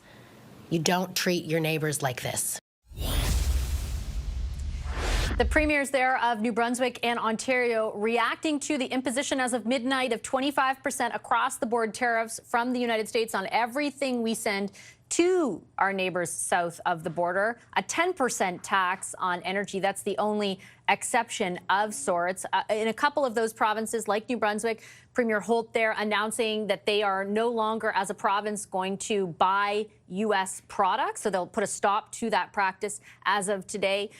Ontario Premier Doug Ford in Ontario has already at this moment pulled all the American booze, or is in the process, rather, of pulling all American booze off the shelves of the LCBO. The LCBO's website, in fact, is down due to that process unfolding as we speak. The Premier will, Ontario's Premier, I should say, will address Ontarians and Canadians with the full details of that province's response about an hour from now. In 10 minutes from now, we are set to hear from Prime Minister Justin Trudeau and some of his ministers in greater detail, expected to talk about how they plan to counter these tariffs beyond the initial set of counter tariffs that came into effect at about a minute past midnight. Donald Trump, who hasn't said anything since yesterday afternoon in person, is going to address Congress much later tonight, but has now posted a couple posts on social media. If companies move to the United States, he writes here, there are no tariffs, echoing something he said yesterday afternoon when he specifically focused on the auto sector moving out of Canada, rather, into the U.S. Frank McKenna served as Canada's ambassador to the U.S. From 2005 to 2006. He's with us live now. Mr. McKenna, good to see you. Thank you very much for making the time. Donald Trump seems to be laying bare right now the true motivation of imposing these tariffs, which is to see manufacturing leave Canada and go to the U.S. He and his Commerce Secretary now on 3 occasions have explicitly said that. What do you take from that and the potential impact to this country? Well, to start with, I think this will go down in history as a day of infamy for the United States of America. It's a day in which they walked away from their contractual obligations, treaties which they negotiated. That's never been done in, I think, 100 years. So the United States has made itself really in many ways a rogue nation. And for Canada, it's a day of hope, quite frankly. This sounds counterintuitive, but you know, the sword of Damocles has been hanging over our head. It's better to bring it on, to have this fight. The uncertainty was killing us, and we're going to use this as a motivation, a burning platform to do some terrific things. As to the motivation of the president, I think that's a moving target. I think it probably would be in part to move manufacturing jobs to the United States. If that's the case, they picked the wrong enemy. The manufacturing shortfalls are with China and with Mexico, not with Canada. The only reason we have a small, I repeat, small trade imbalance is because of our oil, which is basically an export of Canadian jobs to the United States of America. So they're picking on the wrong person here. They're picking the wrong fight. And quite frankly, it's a fight that we're going to end up winning. So I think Canadians should feel some sense of optimism today that that this is closer to the beginning of the end. Let me ask you to expand on that, because I think there's a lot of Canadians who feel a ton of anxiety at this moment, a lot of worry for their own economic future, for their own jobs, for what this means for the country's economy writ large. Why do you feel that you know, the opposite can be true today in a way, that the sentiment can be one of hope instead? And what do you anticipate from the government to inform that? Well, okay, I really want to unpack that because it's important. To start with, let's put it in context. In the same week that we're being influenced fiscally, economically, a country that we consider a great ally, Ukraine, is being destroyed almost to a person by being exposed to a Russian onslaught without American assistance. That is cool and repugnant. And of course, picking on a friend now on top of that, Canada and Mexico, it just shows that the United States has gone rogue. And for Canada, it represents the burning platform we need. First of all, we can win this fight. We're just not a little neighbor. We are the major trader with the United States. We buy most of their goods, more than the European put together. And we provide them with raw materials that build our country. Their oil refineries go off of Canadian oil. Aluminum, 70% of all their aluminum is from Canada. Canadians know all of these numbers. 75 or 80% of all their potash comes from Canada. So we provide real things which America needs. And for that reason, I think that we'll end up prevailing. Secondly, Americans overall are not interested in having a war with Canada. Every poll shows that they have a really highly favorable opinion of Canada, and they disagree with their government on this. That's before they experience any pain. And now there's going to be pain experience. On the other hand, Dashi, in Canada, we are 100% together. More solidarity on an issue than I've ever seen before. It's an exciting time to be a Canada. We're patriots. Sovereignty is down in Quebec, and support for interprovincial trade barriers are up. And I think that we'll take advantage of this moment of crisis to do some great things for our country. And I have to say this, because we tend to be tough on our political leaders. I thought Pierre Trudeau's, or Justin Trudeau's speech was his finest moment. I thought Pierre Poilievre's was his finest moment. I think Harper coming out telling us we have to be prepared to bear whatever pain it takes was a fine moment. I thought that Chrétien's letter to the nation was an extraordinary moment. And watching leaders like Jolie and Dominic LeBlanc stand up, it just tells me that from coast to coast, premier to premier, Premier Ford and the other premiers all standing up, it tells me that we're seeing real leadership in this country and solidarity. I'll leave it on that note. Mr. McKenna, a real pleasure to see you. Thanks for your input today. Very much appreciate it. Thanks for having me. Thank you. Frank McKenna served as Canada's ambassador to the U.S. and additionally as Premier of New Brunswick. You can see that little box on the corner of your screen. We'll bring it up full frame. Any minute now, we anticipate to hear from Prime Minister Justin Trudeau and some of his ministers, Foreign Affairs Minister Melanie Joly, Public Safety Minister David McGuinty, and Finance Minister Dominic LeBlanc. Some more detail is anticipated about how Canada plans to respond to the tariffs imposed as of midnight. The initial round of counter tariffs from the federal government to the tune of $30 billion came into effect at about a minute past midnight. 21 days from now, a second tranche of tariffs, more than $100 billion worth, are expected to come into effect if, in fact, Trump's tariffs are still around.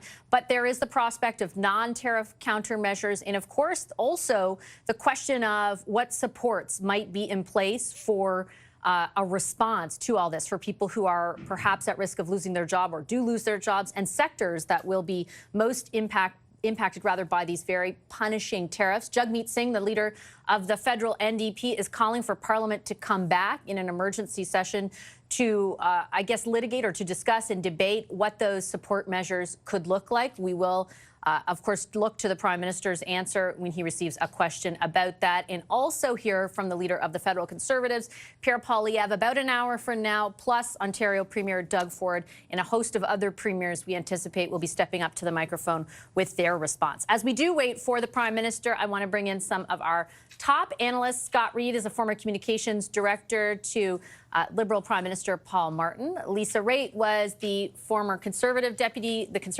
former deputy leader. She's the vice chair and managing director of global investment banking now at CIBC. And Tom Mulcair served as the leader of the federal NDP. Hi, everybody. Good to see you. Tom, I'll start with you for... Oh, maybe not, because you're saying something and I can't hear you. But if, in fact, maybe I'll go to Lisa for... Oh, no, I have him now. Okay, Tom, I'll start with you. As we count down to the Prime Minister, what are you anticipating to hear? Like, what are you watching for? I think that the most important thing that Justin Trudeau can do is start reassuring Canadians, because I don't know about you, Vashti, but just in everyday life, in the grocery store, on the street, people keep coming up to me. They're insecure. They're worried about what this means, because it's a drumbeat that's been going on now for weeks and weeks. I think he has to do that. He has to explain the two-step approach, which I think is very wise, bringing it in to show that tariffs will hurt American producers who are used to exporting into Canada. Right now, most of Trump's tariffs will be hurting American consumers, because they're the ones who are going to be paying the price. Canadian consumers, by the way, are going to be paying the price of anything that we slap on. So when you go to your big box store, expect all that long list, if you've looked at the tariffs, that long list of agricultural products from frozen chicken to sausages, that's all going to get slapped. They're either not going to be on the shelves from the U.S. anymore, or the price is going to be going up. Beyond that, people are looking at the bigger picture. They're super worried. Here in Quebec, it's aluminum. It's the big employer. We produce most of it for the Americans. There's also a big plant in Kitimat, BC. Same reason, inexpensive, clean hydroelectric power. So the average Canadian is feeling a lot of weight about this. It's on the air constantly. They need to be reassured that Canada has a plan. And I do think that Frank McKenna hit the nail right on the head. We can be all very proud of the way this is being handled. It is less problematic because there does seem to be a unity of purpose across the land. Lisa, lots of different provincial reaction already. The website for the LCBO is down as they pull off American booze from the shelves. Premier Holt in New Brunswick saying that that province will no longer, as a provincial government, purchase or they'll stop purchasing American products. We're slated to hear more from Premier Ford, Premier Houston next hour. Where does the federal government fit in here? What do you anticipate we hear from the Prime Minister and his ministers in just a few minutes? I think Tom covered it off very well, what it is that Canadians do want to hear. I think in Ontario, what I think we need to hear is that the Premier is going to work with the federal government, as they've done in the past, to protect the auto sector. I cannot understate how important the auto sector is and those jobs are to the well-being of the economy in southwestern Ontario. It is a fundamental pillar of how well people do in places like Oakville, Burlington, Milton. I mean, the list goes on. I can go further into the Windsor area, London. The reality is that if this hits the auto sector, as Mr. Trump is saying it's going to hit, it will have an immediate impact. And it's going to be more than just people being displaced from their jobs at assembly plants or at automotive plants. It's going to be mom and pop shops. It's going to be grocery stores. It is such a big impact. And I know this because we had this analysis done in 2008 and 2009 during the Great Recession. And it was one of the things that caused the Harper government at the time to invest in auto companies. But at that time, we were working with the United States. We're not working with them anymore. So I'm really looking for a signal on some of the big sectors, like Tom said, aluminum for Quebec. But for me, it's got to all be about the auto sector, Vashti. I can't understate how important it is to us. Well, and Scott, just beyond that, I mean, the president, and to Lisa's point, she mentioned, and his commerce secretary have now, on a number of occasions since yesterday afternoon, referenced their desire in, the same conversation around tariffs to see those auto companies pick up, leave Canada, and move to the United States. Like, they're not even talking about it in general terms. They're being very specific to that industry. Yeah, all pretense has been abandoned now. The tariffs have been put in place. The rationale for the tariffs, they've abandoned all this this fig leaf of fentanyl.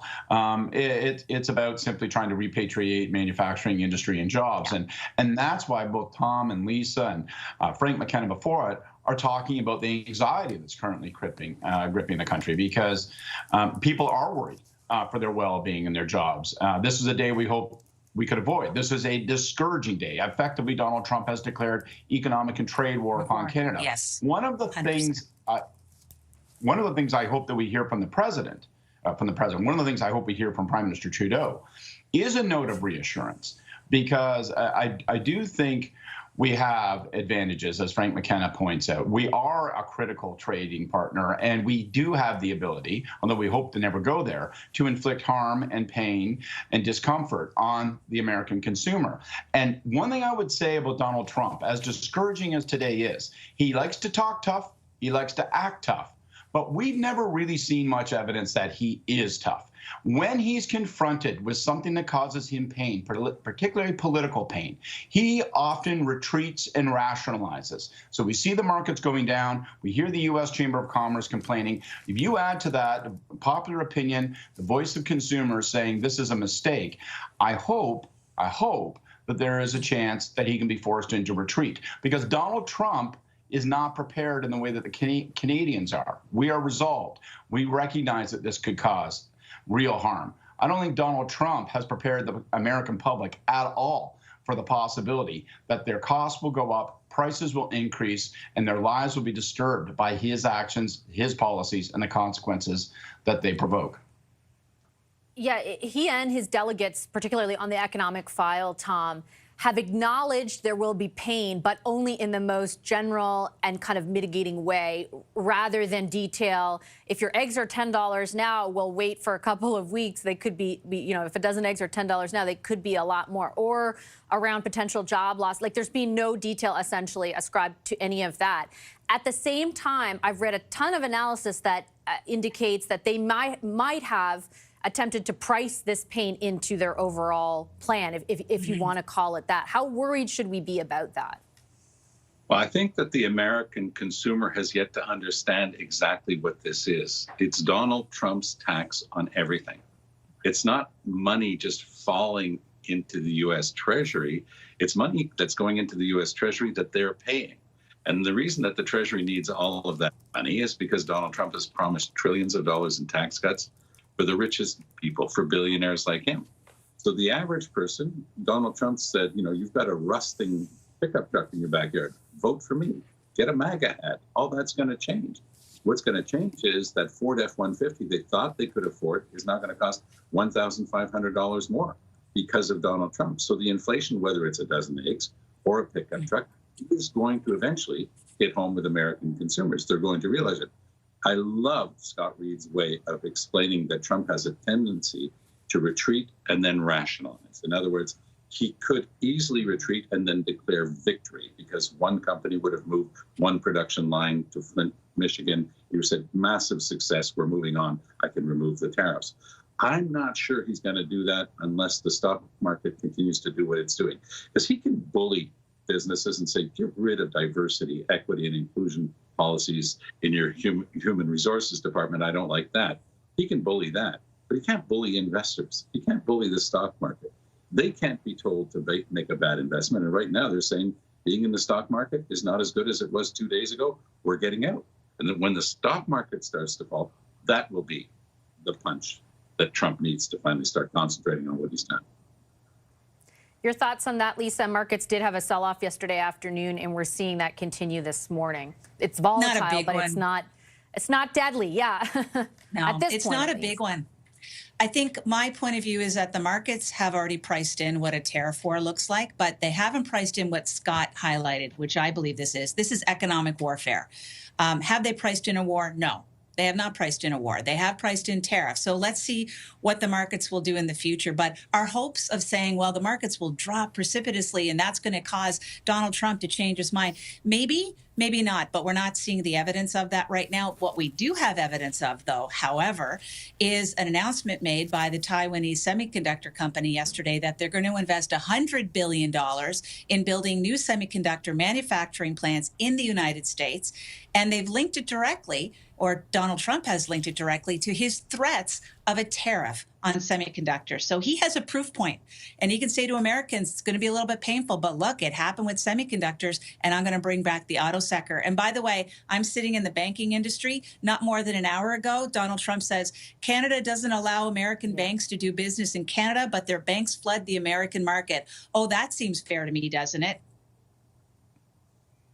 Yeah, that's he tweeted that and about companies escaping tariffs by moving south of the border. Those are the only comments thus far since the imposition of those tariffs, and he is scheduled to address Congress later tonight. Lisa, I know that you've got to go, so thanks so much. Tom and Scott are sticking around. I do want to swing up to Parliament Hill because you may have noticed, as is the case sometimes, the Prime Minister is running a little bit late. We are told to anticipate him a little bit closer to 11 o'clock Eastern, so 10 or 15, maybe 20 minutes from now. That's where he'll step up on Parliament Hill. My colleague Michael Couture is up on the Hill as well. Mike, we've got some news out of the federal NDP. The leader of that party, Jagmeet Singh, is calling for Parliament to resume for debate on how exactly the government responds, but more specifically, I guess, responds insofar as supports for workers who may lose their job or for sectors who could be particularly at risk with the imposition of these tariffs. What are you hearing about that?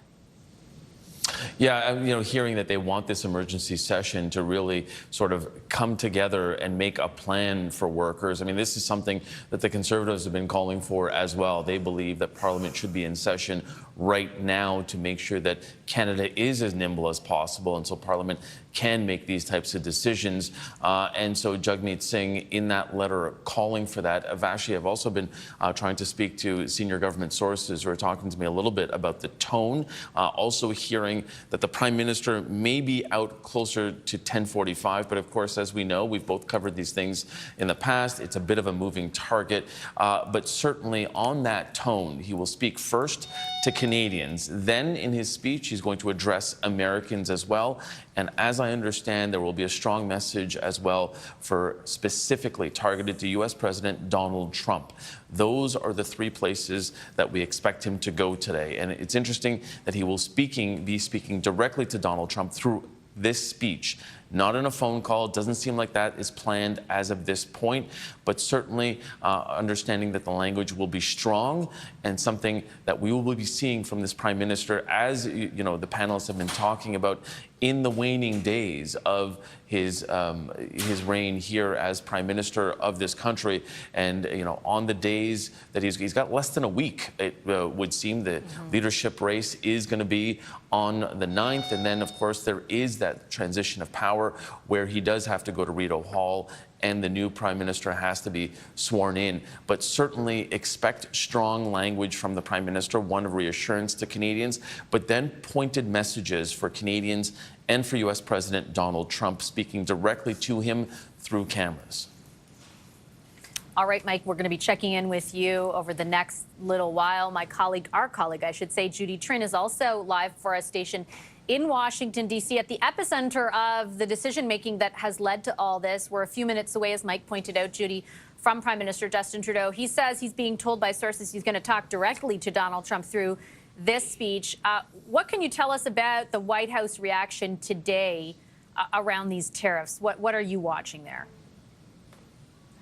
Well, Vashti, you had mentioned whether or not the U.S. administration had actually priced these tariffs into their budgeting, into their projections for this year. I want to put this in the context of geopolitics. You'll recall just last week that confrontation between the Ukrainian President Volodymyr Zelensky and Trump and J.D. Vance in the White House. Now, what is interesting is that as the U.S. moves towards closer ties towards Russia, Russia is actually preparing or offering economic support for the Trump administration as it goes into this tariff war. Just last week, Russia said it was willing to provide the U.S. discounted aluminum, more than 2 million tons. As you know, tariffs on aluminum and steel are also set to follow in a few weeks, and the tariffs on steel and aluminum will predominantly impact Canada because we are the biggest exporters of those goods to the U.S. So as Canada tries to find this plan, the U.S. is also looking at other contingency plans, other potential places where it can import goods and raw materials from. Now, of course, this is contingent on whether or not there's a normalization with Russia, but whether or not sanctions are lifted. But we do know that Trump has treated Russia much better than it has treated Ukraine. So that is just something to put out there, that this is something that the Russian President Vladimir Putin has put out, and in regards to the situation right now. And then I am going to listen for how the president will reassure Americans as well, and whether or not he makes the case that this war is worth it. Okay, Judy, thanks so much for that insight. I appreciate it. Our Judy Trin live in Washington. Mike LeCouture is up on Parliament Hill, where any minute now we anticipate we'll hear from Prime Minister Justin Trudeau. Scott Reid is still with us, as is Tom Mulcair, and joining us now, Corey Tonight, was Ontario Premier Doug Ford's campaign manager and former Director of Communications for Prime Minister Stephen Harper. Hey, Corey, good to have you back. We'll start with you, and then I'll jump over to Scott. I know Premier Ford is going to actually speak about an hour from now, in addition to the interview he gave CNN this morning. What do you anticipate from the federal government? What do you think Canadians need to hear this in just a few moments? Well, I think we'll see the first tranche of retaliatory tariffs from Canada, and maybe a look at what the pathway of the other things, additional tranches and what those might look like. So this is kind of the second time that we've seen this coming to the fore, and where the Canadian government has been ready to react. So I think we'll see something similar to what was announced the first time we were looking at this. I guess the difference now is that we know they are in fact in place. So it's now for real. We're in a trade war with the United States, which is not something that I think anyone in Canada wanted to see happen. But here we are just the same. And I think the United States is going to get a demonstration of the quiet patriotism and resolve that Canada has when it comes to this issue and its own sovereignty. Contextualize, Scott, if you could, this kind of moment in time where we face this existential threat in this very moment from the United States on the last few days of this Prime Minister's time in office. Yes, he's anticipated to provide details around the response, but as far as the overall messaging, what does he need to do in your view? Yeah, it certainly is an extraordinary moment. I mean, our politics and economic issues are sort of coming together on the grandest possible stage. America, our longest and most reliable partner, has become unreliable and hostile. Donald Trump, of course, basically waging war against our economy. So it's hard to overstate the stakes of this address. About a month ago, when the Prime Minister, under similar circumstances, addressed the nation, I thought he was note perfect, got the tone right, got the substance right. I think if you're the Prime Minister, the critical thing that you want to do is signal two things. First, resolve and determination with respect to a response, that we will not back down. We will force political pain upon Donald Trump with retaliatory measures. And second, reassurance to the Canadian public that when it comes to jobs, when it comes to industry, when it comes to making our way through this, the government will be there, and governments, that this will be a united, multi-partisan, cross-country effort, that it will be there to protect people and to guard against the worst possible consequences of Trump's actions. I think if he can hit both of those beats, he will get a fine response. I think it will be an important test for him as he effectively exits office. And I think it's a moment that the country is really looking for, because people, as we've talked about all morning, people are anxious. Folks do walk up to you in the grocery store and at the bank and say, what's going to happen next? And now's the moment for the Prime Minister to respond to that in a way that's both determined and reassuring.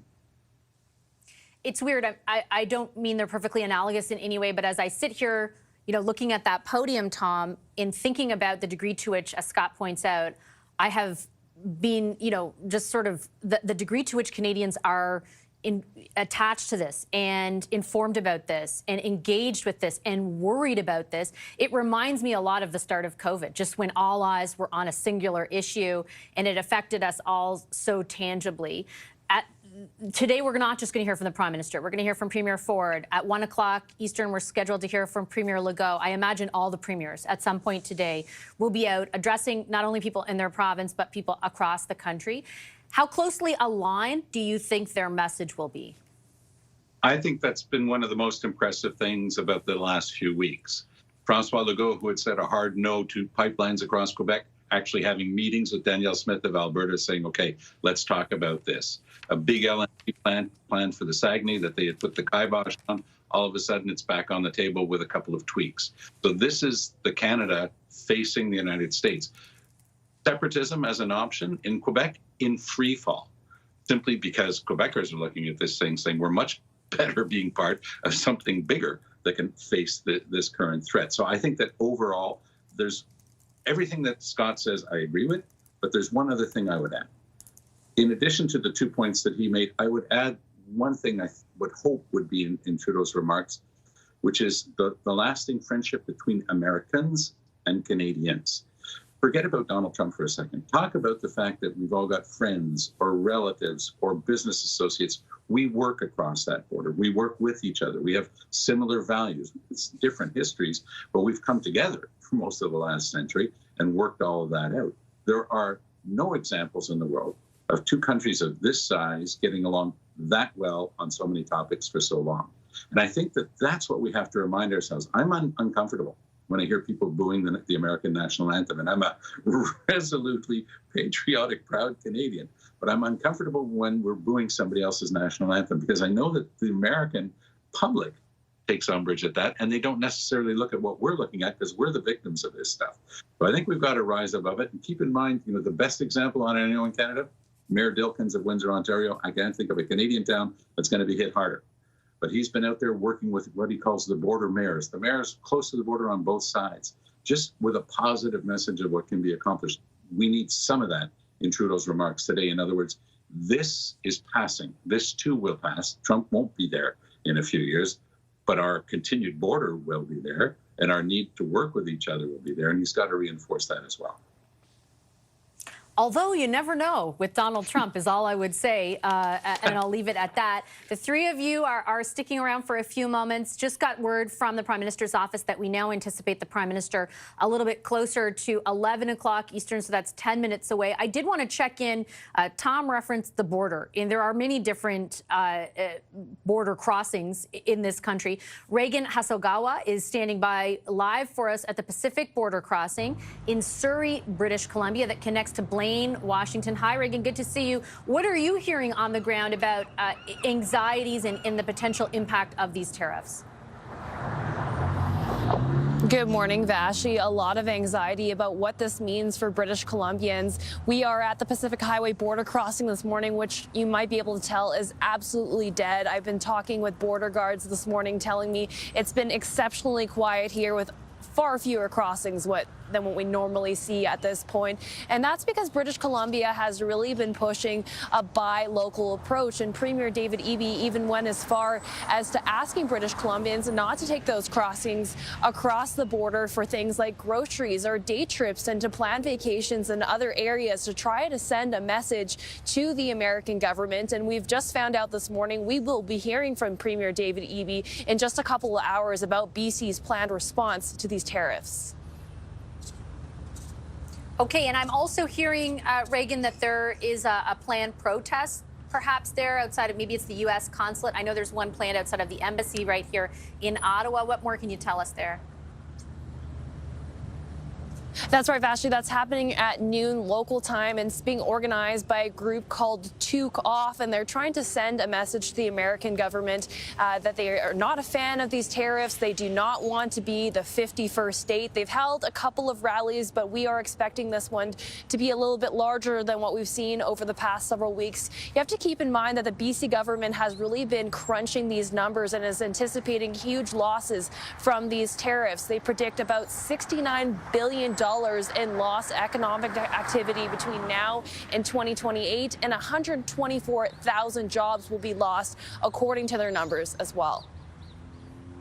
Okay, Reagan, thanks so much for your reporting. I appreciate it. We'll be checking in with you throughout the next few hours. Reagan Hasegawa there at the Pacific border crossing in Surrey, British Columbia. I'm standing by any minute now, about 8 minutes from now, we're told, for the Prime Minister's press conference. He'll be alongside Foreign Affairs Minister Melanie Joly, Public Safety Minister David McGuinty, as well as Finance Minister Dominic LeBlanc. Scott Reid, Corey Teneycke, and Tom Mulcair are also with us as we stand by for that press conference. Corey, I wanted to talk a little bit about what we've heard from President Trump. He's, of course, going to address Congress later tonight. But the sector that he identified yesterday afternoon, as I've been using the term all morning, kind of laying bare what may be the true motivation of imposing these tariffs, was the auto sector, which is, of course, a huge part of Ontario's economy. How worried should we be about the language he's using about the utility of tariffs and forcing companies to move to the U.S.? Is that a real possibility? Of course, it's a real possibility, and I think we should take it very seriously. Look, the justifications around border security and fentanyl are simply that. They're a justification the president has the ability to impose tariffs on a security basis, but not on an economic basis, without a much more robust process. And so, I think the whole conversation around fentanyl, we ship, a few pounds of the stuff comes through Canada, containers of it go through Mexico. It's not at all equivalent. It's simply a pretext that allows him to do it. It's clearly about two things. One, revenue generation for the U.S. federal government, which is in dire straits, and also about economic nationalism, trying to repatriate jobs and manufacturing to the United States. But I also think it denotes a fundamental misunderstanding about how our manufacturing sector in North America works. We build things together more than we build things and sell them to each other. And I think what the president's about to learn is that you can't shut down the Canadian auto industry in the short term without shutting down the U.S. auto industry too, and causing enormous amounts of economic dislocation south of the border as well. So, I think that's the reality. He would like to see it all done there. Good for him. But you could call that a medium to long term goal. In the short term, I think it comes at a heavy price for Americans, and he's about to learn that. Let's talk a bit about that price, Scott, because earlier we were talking about how there's already some pretty dim economic indicators in the United States, consumer confidence, forecasts when it comes to economic growth, or the lack thereof, really. This, you would imagine, would only make those problems worse, would only compound them. What will you be watching for in the next few days, in the next few weeks, to see if, I guess, any of that makes a difference? Well, I'll be watching for a couple of things. First of all, business leaders and other state leaders, senators, congressmen, not just from, the predictable political opponents, but from border governors. Do they become more strident in their pitchback? And these things are related. So if those voices are more strident in speaking up against these measures, well, then the president's invincibility will diminish, and they'll have more room to raise questions and to be critical of his actions. I don't think that Donald Trump, for all his strength, all his bullying, and all his brash, is actually invincible. Americans hired him to bust up the status quo, but he's busting up NATO. He's busting up Europe. He's busting up his economic relationship with Canada. He's busting up his economic relationship with Europe.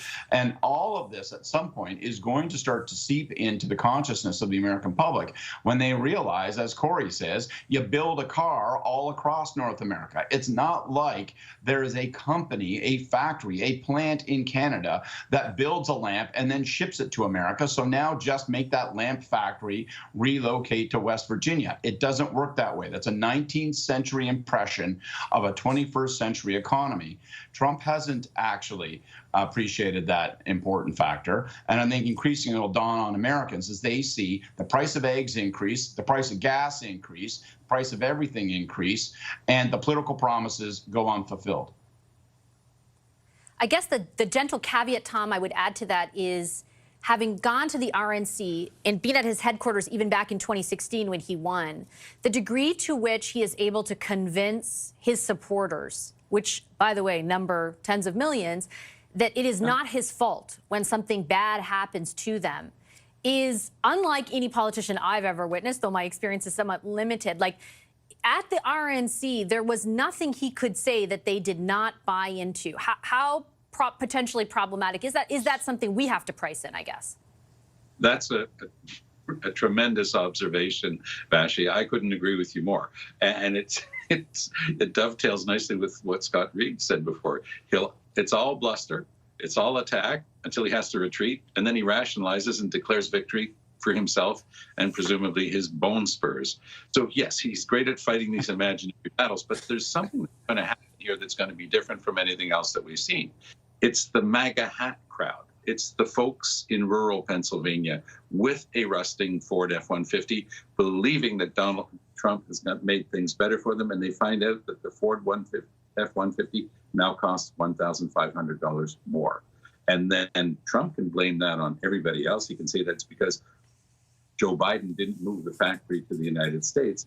But all the American consumer is going to see is that the cost of everything is going to be going up. This is Donald Trump's tax on everything. That's all this is. And it is to get money into the Treasury because they are in dire straits, as you correctly say. But longer term, he has a plan to reduce the taxes for rich people like himself, and he wants to do that with money that's being paid in tariffs by American consumers. When he was asked on MSNBC shortly after he won, can he guarantee that American consumers won't be paying for those tariffs, his answer was bizarre, pure Trump, because he knew he couldn't guarantee it. He said, I can't even guarantee tomorrow. Well, tomorrow and the day after, American consumers are going to start to see, and it'll take a while, because Trump will blame other people. I agree with you on that. He's got the ability to never be responsible for anything. But at some point, people are going to say, but why were we not paying that price a year ago for our Ford F-150? Why is that Canada's fault? Or why is that Mexico's fault or somebody else's fault? There will be a time of reckoning. It's just going to take a while because it's complicated. And it takes a while for the average folks to just realize, hey, we've been had. This guy Trump is pulling off a stunt that we're going to pay for. I just want to point you to the image you're looking at on screen. That is the podium where we anticipate now, maybe 5, perhaps even 10 minutes away, the Prime Minister will step up to the microphone and address Canadians as to the federal government's plan to counter the imposition of these tariffs. Those tariffs took effect at midnight, 25% across the board, save for 10% on Canadian energy. I do want to welcome all of our Atlantic viewers joining us here on CTV. A warm welcome to you for our special coverage of the Prime Minister's press conference. We also anticipate we'll hear from a number of premiers within the next half an hour to an hour, including Ontario Premier Doug Ford, the premiers of Nova Scotia and Quebec as well. And the leader of the federal Conservatives, Pierre Poilievre, will speak following the Prime Minister. Corey, tonight I'll swing over to you as we await that press conference and pick up where Tom left off, which is around the cost to Americans or the impact on Americans and the degree to which that may or may not impact Donald Trump. Tom mentioned $1,500, an increase in a price on a truck, for example. I've read other analysis that shows it could be $6,000, like a huge, very, very, even $1,500 is tangible, but $6,000 is something you notice right away. Is that kind of stuff, do you think, going to have an impact in the shorter term insofar as resonating with Americans who will then apply pressure? I think in the short term, what's really going to hammer them is plant closures. And I think that's where the first and most immediate impact will be felt.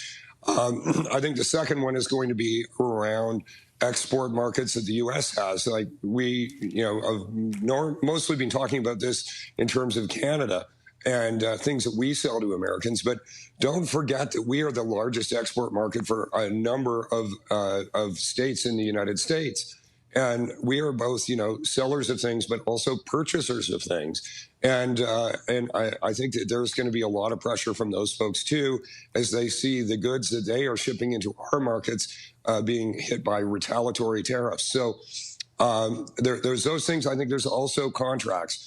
I expect the Premier will cancel the Starlink contract that was recently signed for remote internet service here in Ontario. I think you're going to see government procurements across the provinces being affected by this. I think you're going to be seeing products like U.S. Whiskey and wine barred from provincial liquor shelves. So all of these things, I think, any one of them in isolation is not a silver bullet. But I think their collectivity, does create a narrative and impact that, you're not just hurting Canada, you're hurting yourselves as well. You're hurting your own workers in your own states, in your own jurisdictions by pursuing a trade war with a friend and ally. And for what? What is being gained through this? Other than, higher prices for yourself. It's the absolute peak of economic lunacy. But, we're in an unusual set of times where you have the United States president praising a foreign leader with literally thousands of nuclear missiles pointed at his country from them, while, castigating lifelong allies and friendly neighbors. It's really an unbelievable set of circumstances. Yeah, everything's upside down, to put it mildly. Scott, some of what Corey mentioned, the measures taken by various premiers to stop buying as provincial governments American things, to cancel something like the Elon Musk-linked Starlink contract, to pull American booze off the shelves of the LCBO. We saw earlier that picture that the Premier's office posted showing that the site was actually down because of that. The politicians in this country are by and large supported in ways that we haven't seen in a long time for the actions that they're taking. How important do you think that support will be to sustain? It's critical because we need small business people, people who run large businesses. We need them to join in. I think one of the most important things to look for coming out of the Premier's meeting today, but also in the days to come from businesses and others and labor leaders, non-tariff retaliatory measures. Things like procurement. I can't imagine there's going to be a large city in the country that is going to feel that it is politic for them to be sourcing things out of the United States. And, like I said before, fundamentally, Donald Trump is a bully. And what do we know about bullies? What do you learn about bullies from the time you're in grade 5? Right? They can't take a punch. They talk tough. They throw a lot of dirt, but they can't take it. And so when we start to land some of these punches on Donald Trump's political jaw, I think you'll see him react. I don't think he likes pain. He did complain about bone spurs to get out of serving in the armed forces. And Corey and I, just to get a quick story, Corey and I were in Saskatchewan like a couple months ago, and a guy followed us out of the hall where we were speaking, and he said, listen, I actually import agricultural materials from the United States. It's been cheaper for me to do it that way. I've been doing it for a long time. I've been raising this issue with them. They are ignoring. They're all mega hat. Yeah, Trump rocks. And he said, so I canceled it. That's it. And he goes, I'm just one guy. It's only like $2 million a year in terms of their goods. But then they call me up and they go, hey, what's going on? And my answer was, I warned you. I told you. Send a letter to your president. And I do think that if the leadership of the country, the leadership of our provinces, the leadership of our municipalities is joined in that sort of response by business people large and small across the country, the message is going to get heard and the feeling is going to be expressed. And so I wouldn't dismiss the broadly held determination that you're going to see in the weeks and months to come. Any moment now, that podium that you see with the Canadian flags draped behind it, we'll see the Prime Minister step up. He is going to address Canadians alongside his Minister of Foreign Affairs, Minister of Public Safety, and Finance Minister about how exactly this country plans to respond to the tariffs imposed overnight. Those tariffs, as a quick reminder, 25%.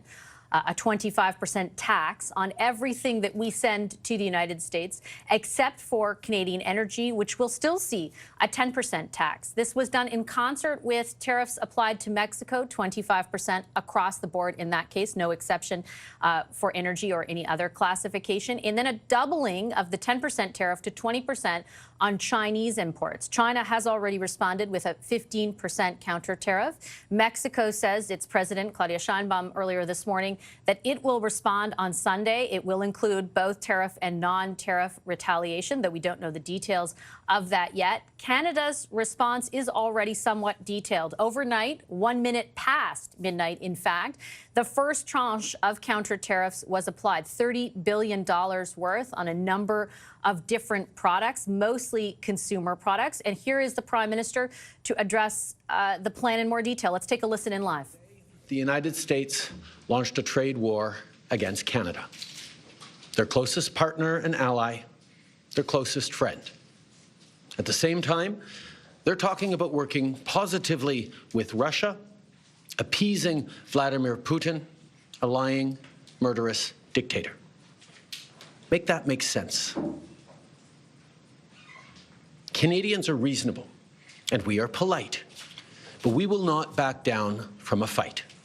Not when our country and the well-being of everyone in it is at stake. At the moment, the U.S. tariffs came into effect in the early hours of this morning, and so did the Canadian response. Canada will be implementing 25% tariffs against $155 billion worth of American goods, starting with tariffs on $30 billion worth of goods immediately, and tariffs on the remaining $125 billion of American products in 21 days' time. Encore aujourd'hui, On se voit forcé d'imposer des droits de douane de 25% sur 155 milliards de dollars américains de marchandises. Worth of U.S. products, 30 billions, 30 milliards de dollars de façon 30 immédiate. billions Et dans immediately, 21 jours, and in 21 days, 125 milliards de dollars de $120 marchandises billion de plus. worth of U.S. Today, we will also be challenging these illegal actions by filing dispute resolution claims at the World Trade Organization and through the USMCA. But in the meantime, our tariffs will remain in place until the U.S. tariffs are withdrawn, and not a moment sooner. And should these tariffs not cease, we are in active and ongoing discussions with provinces and territories to pursue several non-tariff measures, measures which will demonstrate that there are no winners in a trade war. Now, just like I did a month ago, I want to speak first directly to the American people. We don't want this. We want to work with you as a friend and ally. And we don't want to see you hurt either. But your government has chosen to do this to you. As of this morning, markets are down, and inflation is set to rise dramatically all across your country. Your government has chosen to put American jobs at risk, at the thousands of workplaces that succeed because of materials from Canada or because of consumers in Canada, or both. They've chosen to raise costs for American consumers on everyday essential items like groceries and gas, on major purchases like cars and homes, and everything in between. They've chosen to harm American national security, impeding access to the abundant critical minerals, energy, building materials, and fertilizers that we have and that the United States needs to grow and prosper. They've chosen to launch a trade war that will, first and foremost, harm American families. They've chosen to sabotage their own agenda that was supposed to usher in a new golden age for the United States. And they've chosen to undermine the incredible work we've done together to tackle the scourge that is fentanyl, a drug that must be wiped from the face of the earth. So on that point, let me be crystal clear. There is absolutely no justification or need whatsoever for these tariffs today. Now, the legal pretext your government is using to bring in these tariffs is that Canada is apparently unwilling to help in the fight against illegal fentanyl. Well, that is totally false. Let's look at the facts. Our border is already safe and secure. Far less than 1% of fentanyl flows and less than 1% of illegal crossings into the United States comes from Canada. But we acted because we know we can always do better. We responded to concerns, including from the President, by implementing an ambitious $1.3 billion border plan. A border plan that includes generational investments in new AI and imaging tools to stop the flow of fentanyl in its tracks, stronger coordination and information sharing with American agencies, along with the deployment of drones, helicopters, and additional personnel to keep our border secure. Now, a month ago, as part of an agreement with the United States that paused the tariffs, we made further commitments. We appointed Kevin Brosseau as our fentanyl czar, a man who dedicated his multi-decade career in law enforcement to combating organized crime networks and drug trafficking. We designated 7 drug cartels, sick, evil groups who cynically profit off the pain and suffering of people on both sides of the border, as the terrorist organizations that they are.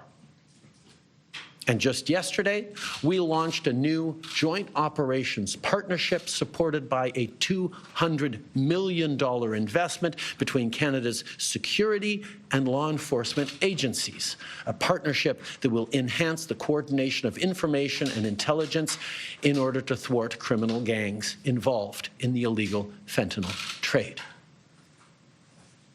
And critically, our actions are working. As the U.S.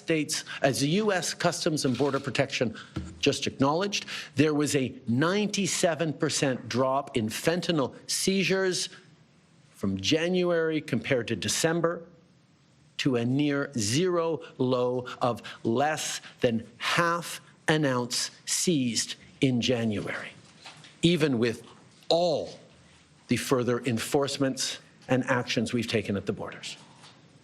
In sum, we stepped up. We engaged closely and constructively with the President and his administration. We did everything we promised. We stuck to our word. And we did it because we believe in working together to protect our citizens. Now I want to speak directly to one specific American, Donald. In the over 8 years you and I have worked together, we've done big things. We signed a historic deal that has created record jobs and growth in both of our countries. We've done big things together on the world stage, as Canada and the US have done together for decades, for generations. And now we should be working together to ensure even greater prosperity for North Americans in a very uncertain and challenging world. Now, it's not in my habit to agree with the Wall Street Journal, but Donald, they point out that even though you're a very smart guy, this is a very dumb thing to do. We two friends fighting is exactly what our opponents around the world want to see. And now, to my fellow Canadians, I won't sugarcoat it. This is going to be tough, even though we're all going to pull together, because that's what we do. We will use every tool at our disposal so Canadian workers and businesses can weather this storm. From expanding EI benefits and making them more flexible to providing direct supports to businesses, we will be there as needed to help. But Canada, make no mistake, no matter how long this lasts, no matter what the cost, the federal government and other orders of government will be there for you. We will defend Canadian jobs. We will take measures to prevent predatory behavior that threatens Canadian companies because of the impacts of this trade war, leaving them open to takeovers. We will relentlessly fight to protect our economy. We will stand up for Canadians every single second of every single day because this country is worth fighting for. Les derniers mois ont été stressants et honnêtement épuisants and really tiring for all of us, je crois qu'on peut but I think être rassuré par we can be l'incroyable reassured solidarité by the incredible solidarity that our society showed with our companies, civil society, and indigenous societies. The entire society is unanimous. We have to talk to our American partners. Those tariffs are a very bad idea. At the same time, working internally to eliminate obstacles between trade between our states and to find new markets throughout the world, to have better economy, more solid, more robust. The last years, I discussed with leaders all over the world. My message hasn't changed. Canada is reliable partner. And our doors are open. During the last week, we made more efforts to increase our collaboration with Mexico. That is also a victim of these tariffs. Together, we will find other ways of working and rely one with each other to confront this. Confronted with this uncertainty, Canadians show much solidarity. You share products to help companies. I saw you change travel plans to remain in Canada. And I saw that you were making more efforts to support small businesses and workers. I saw that you defended your culture to make it shine even more. I saw you encourage your athletes with unwavering support and enthusiasm. I cannot be more proud of my fellow Canadians. But there's something else I want to ask you. Ask from you. Do not abandon. Do not fight for your country. Do everything you can to choose Canada, to defend Canada. We will go through these difficult times together.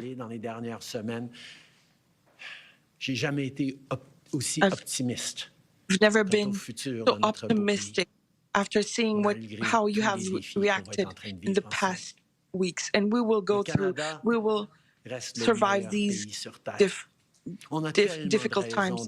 Canada is the best country in the world. There are reasons to be so proud of this country and this snowy country. And I am proud of our solidarity, our capacity to weather the storm. We have different origins, different languages, but when it comes to defending our country, we are one. Through the storm, Canadians can always on each other, on one another. Tough spots before. But every time we've faced long odds and seemingly insurmountable obstacles, we've not only survived, we've emerged stronger than ever. Because when it comes to defending our great nation, there is no price we all aren't willing to pay. And today is no different. Merci beaucoup, mes amis. Thank you very much, Mr. Prime Minister. Merci beaucoup. We will now take 20 minutes of questions. Nous prendrons 20 minutes de questions. One question, one follow-up, une question, un suivi. Merci. Hi, Prime Minister. Tom Perry with CBC. You're reaching out to the president today. You're speaking directly to him. We heard from U.S. Vice President J.D. Vance, who says that Donald Trump will be speaking to Canadians. And he also says that he wants to see more progress on fentanyl. So my question to you is, do you have any conversation scheduled with Donald Trump in the coming days? Is that something maybe your successor should do? And do you really believe that this is about fentanyl, or is there something larger at play here? I have offered to speak to Donald over the past number of days, and I expect to speak with him in the days to come. I'm always there to talk with him about the importance of working together to take on the world at this time.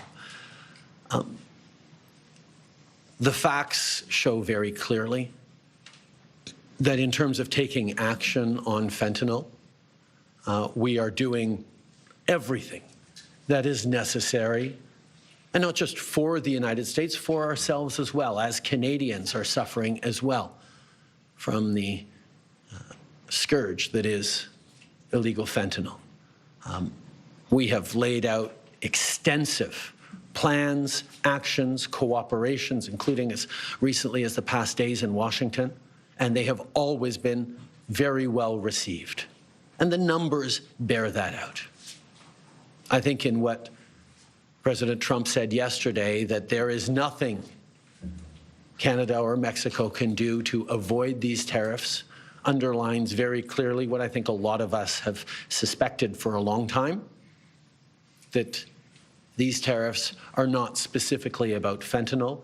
even though that is the legal justification he must use to actually move forward with these tariffs.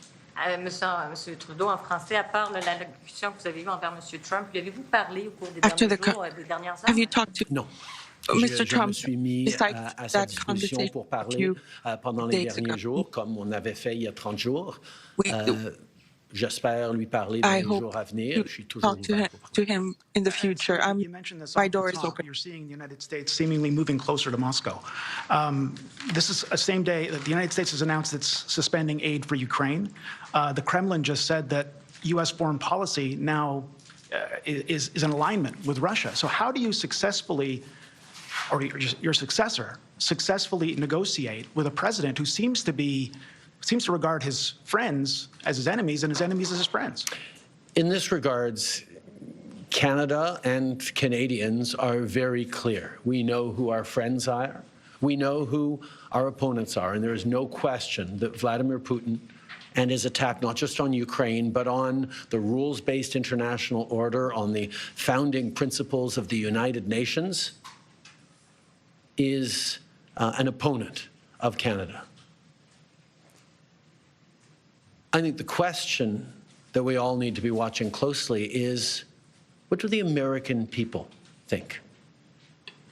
How do Americans feel about jettisoning one's friends and allies in favor of a country that has never wished Americans well and continues to act in ways that harm the global economy and specifically the American economy and American values and principles?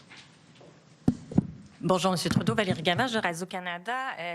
Radio-Canada. Sur les programmes d'aide, au Québec, on parle de 160 000 emplois qui pourraient We être talk about perdus. 160,000 jobs that could be lost. Dans les usines d'auto. Est-ce qu'il y a quelque chose sur la table Carbon. aujourd'hui Is there something, a plan on the table limiter le délai pour avoir to accès à limit l'assurance emploi? the delay to have access to employment, workers' compensation? I want to remind people that our objective is not to find ways so Canadians can go through these terrible times. It's to prevent these terrible times to last longer than the minimum time necessary. We can eliminate these tariffs tomorrow. That's what we're going to try to do. Our priority is to end this commercial trade war. Le fait que des Américains, dès aujourd'hui, font faire face already à today des mises à pied, be vont faire confronted face with à des problèmes layoffs, au niveau de leur difficulties with regards consommation, to their vont nous aider à mettre fin à ces défis le plus This will rapidement help us possible. to Mais end effectivement, these on est en problems train as de soon as regarder possible. toutes sortes We're de choses considering que nous many pourrons things faire si that we effectivement can ces do tarifs durent if these plus tariffs longtemps last qu'une longer journée ou deux, than même one or avec des 2 actions days, quasiment even with immédiates sur l'assurance-emploi qu'on va immediate regarder aujourd'hui même. actions with the workers' I think the thing to compensation, remember first and employment foremost, as we insurance. reflect on the impacts on Canadian workers and Canadian jobs and businesses, is that, first of all, there will be similar impacts on Americans losing their jobs, American families paying more for basic goods that they rely on at a time where times are tight everywhere. But our focus has to be on getting these tariffs lifted as quickly as possible. What can we do in the coming days is our focus to make sure that these tariffs don't last a second longer than necessary. So we will be looking at, including looking in the coming day at things we can do around adjusting EI to support people through this difficult time.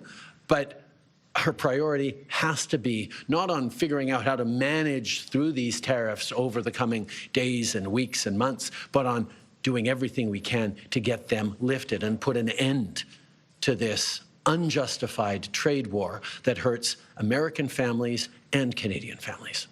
On a l'impression que vous n'avez plus beaucoup de cartes dans votre jeu. Est-ce que You don't have de any cards devancer in your la game.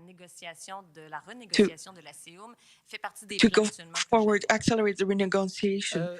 Is that something that you plan? Currently, in the conversations with the president, it's not very clear what's going on. Or maybe what is clear is what he said several times, that his objective is to kill Canadian economy, to talk about annexation. That's what he wants. So I don't know what negotiation we could start currently to convince him that that shouldn't be his goal. Our answer today is anchored. We want to show how our economies are intertwined, and if we create obstacles, families in both sides of the border will suffer. To show that we should do things together. And while he's choosing to ruin Canadian economy, I don't know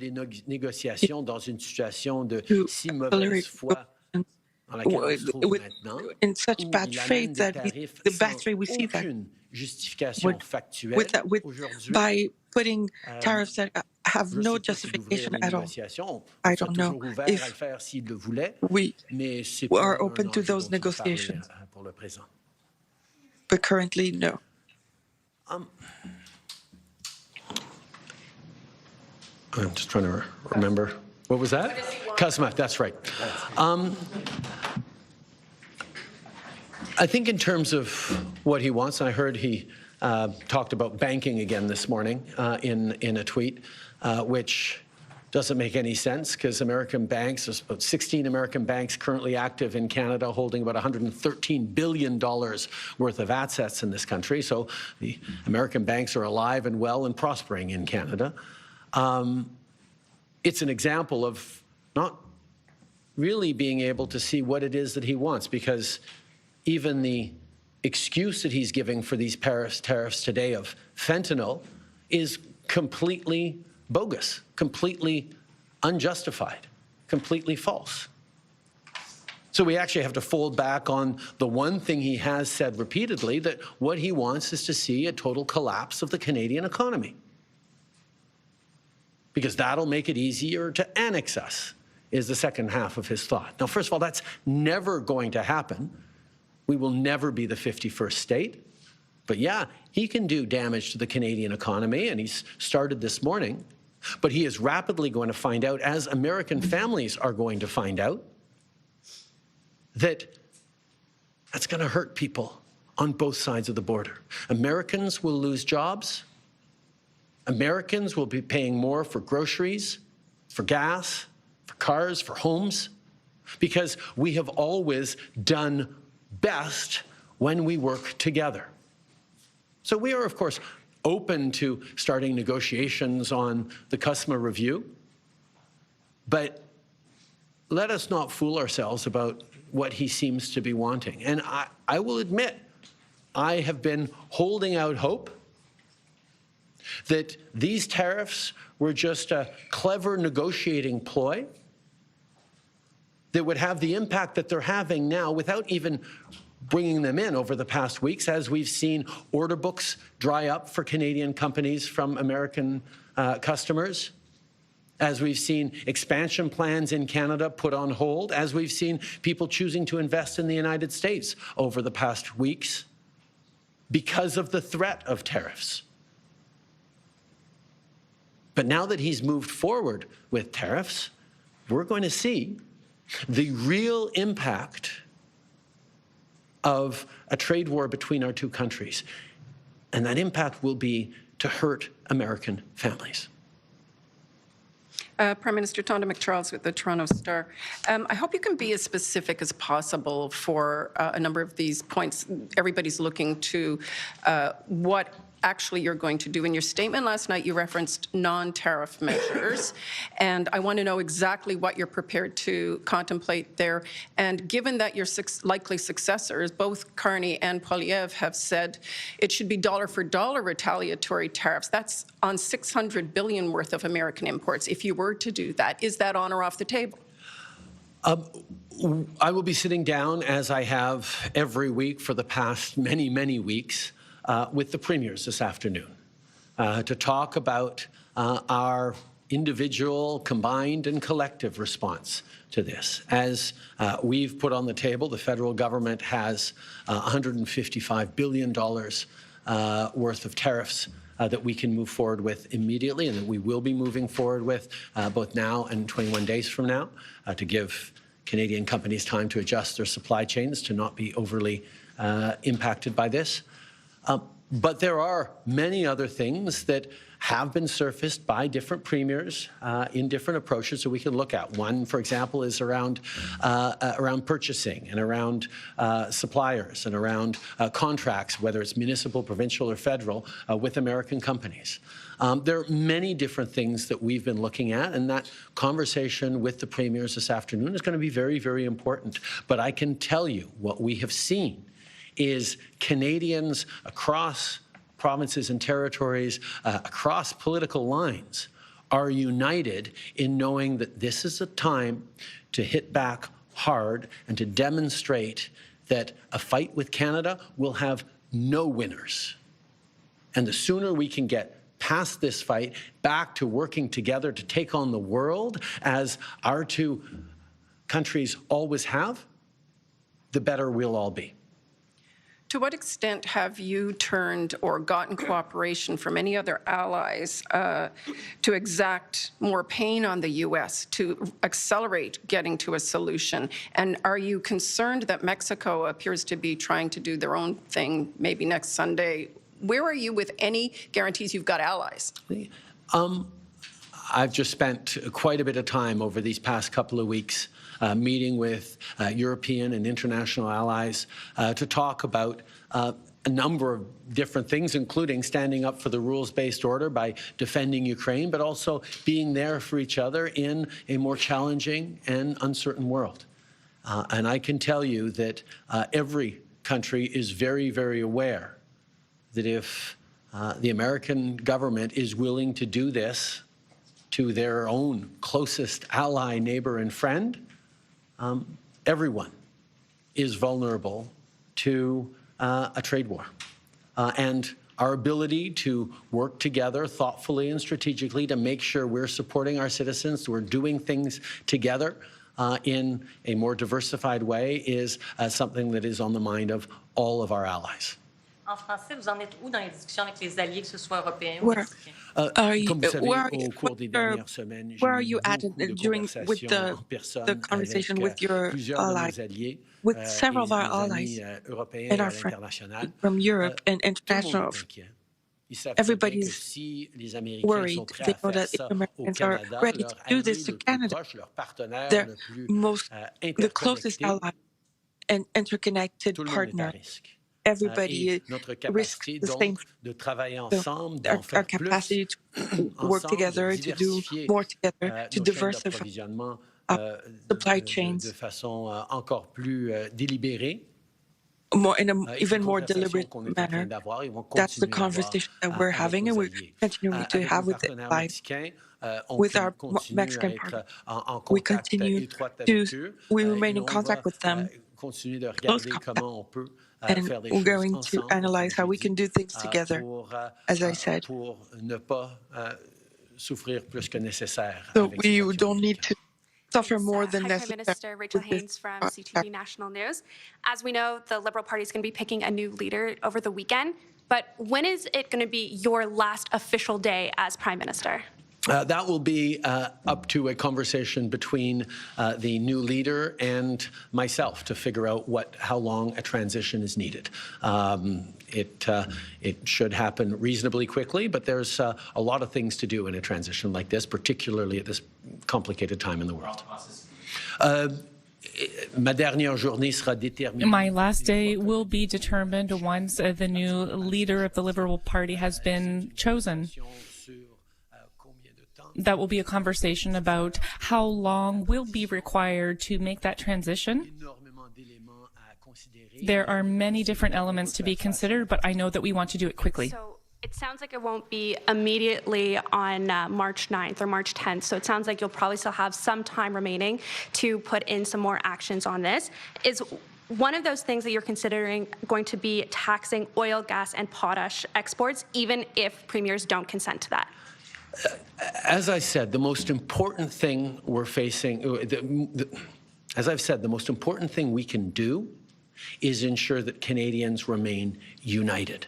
That's why whatever response, individually or collectively, we do across the country, we have to make sure that no single part of the country is carrying a greater burden or suffering any more than everyone else. This is going to be tough for all of us, but we need to be pulling and holding Canadians together every step of the way. And that's the conversation I'm going to be having with the premiers this afternoon in our now weekly meetings. There will be many different ideas we discuss, but the most important thing, more important than doing specific or effective pressure points on the United States, is keeping Canadians united together. As we go through the pain that these American tariffs will inflict on our economy, on our workplaces, on Canadian families, we will be able to say this is happening to us by the decisions of a different government. As American families suffer the impact of these tariffs, of this trade war with Canada, they will be saying this is happening because our own government is choosing to do it to us. That's a very different proposition. And the most important thing right now, more important than anything else, is for Canadians to remain united. And that's why all premiers will be focused on things that make sure Canadians don't get divided amongst ourselves. This is a time for us to pull together, because the Americans will be having very real and very challenging debates and discussions about these actions. There will be no debate in Canada about whether or not we should be pulling together and responding. Everyone is aligned on that, and protecting that is job one for the Canadian government and the Canadian Prime Minister. Hi, Mr. Trudeau. Okay. Évidemment, clearly, there are different things that different provinces and sectors can do to put pressure on the United States. Many ideas have been put on the table, but I want to be very clear. One region or industry in Canada will not suffer or carry a larger burden than others. We need to be fair with our response and our supports. And the most important thing in all of this is that Canadians remain united. And that's what I spoke about with the premiers of the provinces and territories this afternoon. L'unité de mission et de courage et de détermination. Courage and determination. All of these values that Canadians will be showing in the days and weeks to come will be our strongest weapon. Les familles canadiennes qui vont faire face à the Canadian families that will be negatively affected by these tariffs will be saying to themselves, we will stand united as Canadians because it's another country that is doing this to us. We will stand together and we'll get through this. American families that will see lost jobs, price hikes, and more because of these tariffs, they will say to themselves, this is because of our own government that we are suffering now. And that's going to lead to very difficult conversations amongst Americans. Discussions on why this trade war, this unjustified war is happening. Follow-up. Thank you. Hi, Mr. Trudeau. Mackenzie Gray with Global. You mentioned the markets earlier. Someone who knows a thing about them, Warren Buffett, came out and said that these tariffs could be viewed as an act of war. Does the Canadian government believe these tariffs from Donald Trump is an act of war from the U.S.?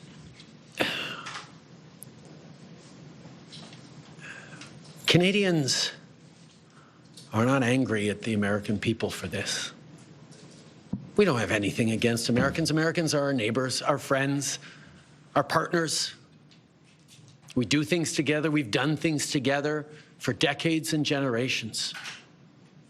This is a policy decision by the American government designed to go after the Canadian economy.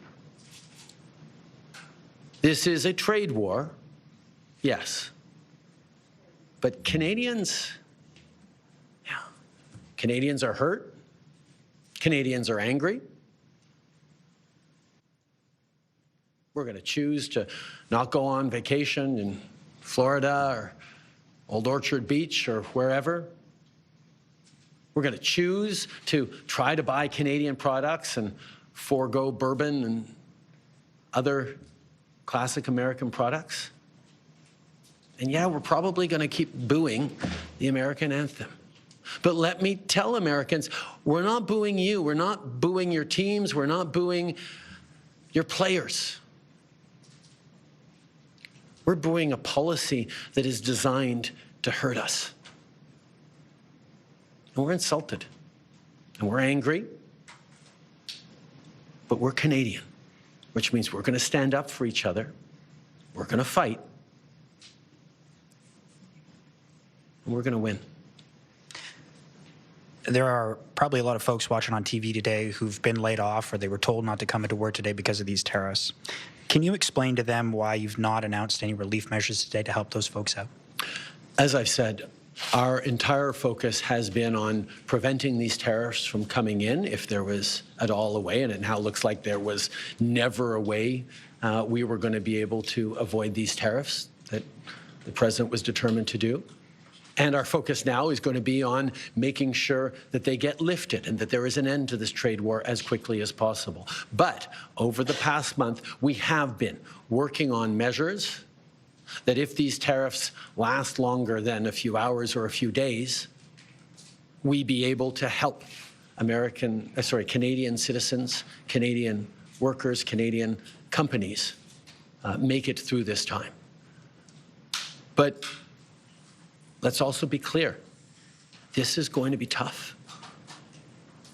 The American trade war is going to hurt the Canadian economy and is going to hurt all of us. What our government needs to make sure we're doing is try to make sure that nobody goes hungry and that everyone carries their share of this. And that's a hard thing to do, but that's where we're leaning in, both as a federal government and with provinces and territories on responses to be there for Canadians. Thank you, Mr. Prime Minister. Merci. That concludes today's press conference. All right, Prime Minister Justin Trudeau there taking questions from reporters and beginning with some opening remarks, a lot of which is noteworthy and certainly important to communicate to you. A couple of quick programming notes. I'm Vashi Kapelos coming to you out of Ottawa. It's our special coverage today of the imposition of these tariffs and the Canadian response. The leader of the federal Conservatives, Pierre Poilievre, is also going to talk to Canadians and take questions from reporters any moment now, as is Ontario's Premier Doug Ford. Whoever steps up to the microphone first will take you there live, but we will play the full of the other political leader right thereafter. Other premiers like Premier Legault, Premier Eby, and Premier Houston out of Nova Scotia also scheduled to take questions from reporters and address their plans for countering and responding to these tariffs. Back to the Prime Minister Justin Trudeau, who by the way, could be in the last few days of his time as Prime Minister. A new leader, as our Rachel Haynes addressed in that line of questioning, will be announced on Sunday for the Liberal Party. He said right off the top, we don't want to see Americans hurt, but your government did this to you, speaking directly to Americans in that portion, talking about the fact on multiple occasions that there is no justification, in his view, for these tariffs and the application of them, and then addressed Donald Trump in sort of a rare moment, I guess you could call it, very directly through the TV, saying, Donald, referring to him by his first name, we have done big things together. But the Wall Street Journal is right. This was a dumb thing to do. And then the comment that stuck out most for me around how the Prime Minister views what's really happening here, what the real motivation behind these tariffs is. I'm going to play that clip for you. Even the excuse that he's giving for these tariffs today of fentanyl is completely bogus, completely unjustified, completely false. So we actually have to fold back on the one thing he has said repeatedly, that what he wants is to see a total collapse of the Canadian economy, because that'll make it easier to annex us. What he wants to see, the Prime Minister says, is the total collapse of the Canadian economy. As we stand by for those other press conferences, I want to bring back our panel. Joining us for this round, in addition to Tom Mulcair and Corey tonight, is Sharon Carr, former Deputy Chief of Staff to former Finance Minister Bill Morneau, now a partner at Sovereign Advisory. Corey, I'll start with you. Do you agree with the assessment that this is about crushing the Canadian economy ultimately? Yes, ultimately, as the Prime Minister, I think, correctly observed, it is an attack on Canadian sovereignty. And, when asked how, whether he would invade Canada in order to make us the 51st state, this is some months ago, I think he gave a very direct answer, not militarily, but economically. I think this is an attempt at the economic conquest of Canada and the economic submission of Canada. And, I think left to its own devices, a territorial submission of Canada. Which is something that I think the Prime Minister was also correct in pointing out is never going to happen. But to understand, where he's coming from, I think you need to listen to his words. And I think he's been pretty consistent and pretty direct and pretty clear that that's what this is about. And I also agree. It's unusual for me to agree this much with Prime Minister Trudeau. But I think he is correct in pointing out that Canadians will be united in their resolve to push back against this. It's going to involve sacrifice and economic dislocation for us. And if that's the price of our continued sovereignty, then that is the price that I think Canadians are willing to pay. Yeah, he said on multiple occasions during his opening remarks and even in response to the questions, Tom, that there will be pain, right? And that even sort of harkens back to what Stephen Harper said at one point a few weeks ago, right? Like pain, the cost of our sovereignty will be pain, but we are united and prepared to bear it, essentially. Your thoughts, your takeaway from what the Prime Minister said just a few moments ago? Overall, really strong, obviously very emotional for him. He knows he's on his way out. That clip that you played, of him talking about what this represents for Canada, what Trump's threat really implies, was one of his strongest moments. I think that his takedown of the excuse of fentanyl was pitch perfect. He probably spent more time on it than we would have needed here in Canada, because we already know that it's bogus. But to the extent that this speech is going to get covered more than anything else that he does in the United States, it was important for him to knock down that straw man. Best moment, right at the beginning, where he says, try to make sense of this. You're attacking your closest friend, neighbor, and ally for centuries, and you're mollycoddling a dictator, a murderous dictator in Moscow, and he's becoming your big buddy. Make sense of that. He was basically talking generally. It was rhetorical, but he was also addressing Americans. And I think that is, for me, the key clip of everything that he did. So he rose above everything. The only thing that I found a bit just disturbing is he didn't seem to know when he was going to stop being Prime Minister, because he couldn't give a clear answer, something about stuff going on, and he starts talking with his hands. I think that should be pretty clear when whoever wins the Liberal leadership on Sunday should come in, should be as soon as possible, because we've got enough insecurity and instability as it is. Yeah, if I had to wager a guess, I would anticipate that swearing-in ceremony for whomever wins is not necessarily weeks or months away, but probably sooner rather than later. Sharon, your thoughts on the comments by the Prime Minister? In particular, I thought what was unique in this, we've heard a lot of this before, but particularly today, was the direct addressing of Donald Trump, referring to him by his first name. Someone had sent me the Fox kind of banner at the bottom that made a big deal of that said he repeatedly called him Donald. What did you think about that? Well, I've got to say, this is probably one of the stronger speeches that we've seen the Prime Minister give. And it's hard to not agree with what he's saying. But what really caught my ear as I was working away was when he said Donald. It was so intentional. And quite frankly, for the U.S. outlets like the Fox News who are saying that, oh, my God, he referred to him as Donald.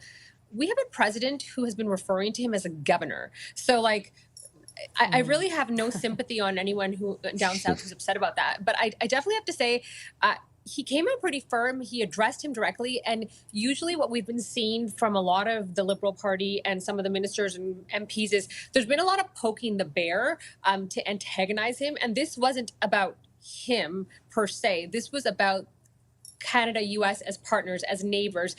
And he made it quite clear that this is going to cause economic harm to Americans. And I've been saying for quite some time, the only way someone like Donald Trump, who is not rational, you're not dealing with a rational politician, the only way he is going to do something differently is when his people, his country, his economy faces true pain. And it means we're going to have to be uncomfortable, but it also is a way to unite us together. So I've got to say, it was probably one of his better speeches that he did to show like resolve and unity. And again, very much directed right at Donald Trump. There weren't a lot of details yet, Corey, about beyond the package, the two-tranche package of counter tariffs, what more the federal government is prepared to do. And obviously with the caveat that this Prime Minister will likely next week, not at this time, not be the Prime Minister or a few days thereafter, especially where, you know, provincial resources go, energy resources go, a big discussion about American reliance on them and what kind of leverage we have around them. He said he'll be talking to premiers later today. He doesn't want one part of the country to suffer more than another, but he also didn't directly address questions around if those premiers, for example, out west, like Premier Moe and Premier Smith, don't consent to a tax on potash or a tax on oil and gas, are you still prepared to go ahead with it? Where do you envision those discussions going, and how soon might the government need to decide what it's doing beyond just counter tariffs? Well, I think we need to be really careful about, and I think the federal government has to be really careful, and I think it will be very careful about how it pursues that, because the worst thing that can happen as we go into this treatment of, you know, let's be frank, economic chemotherapy that is going to make us very sick before it makes us any better, is to have the country's unity torn apart. You know, we need to have this moment of coming together. I do think there has to be burden sharing. I think we have to use all the leverage that we have, be it with Western Canadian resources or Eastern Canadian manufacturing or contracting or any of these things. I think there has to be burden sharing, but it has to be done in a way that brings everyone along with you and where there's consent from provinces in whatever path is moving forward. Otherwise, we could see the country literally ripped in half. The last thing we need is a national energy program in which, you know, money is torn out of Western Canada and then redistributed to other parts of the country in a way that tears at the fabric of the nation even further. So I think this is going to be the core of the conversations that will be happening later today between the premiers. I think the federal government ultimately is the level of government that has to make the decision and has to make the call. But it would be a very dangerous call to make without sign-on by Scott Moe, by Daniel Smith, by the other premiers. So, you know, we need to unite. We need to stand together. We need to fight together. This is a larger and more fearsome foe, and that unity and collectivity is the only way we're going to have a chance at winning. And so we really have to be very, very careful about that. How difficult a balancing act will that be, Tom? A very difficult balancing act, and I think Corey just explained it perfectly. It's one thing for Doug Ford, who, like all the provincial premiers, the provinces have prime responsibility for natural resources.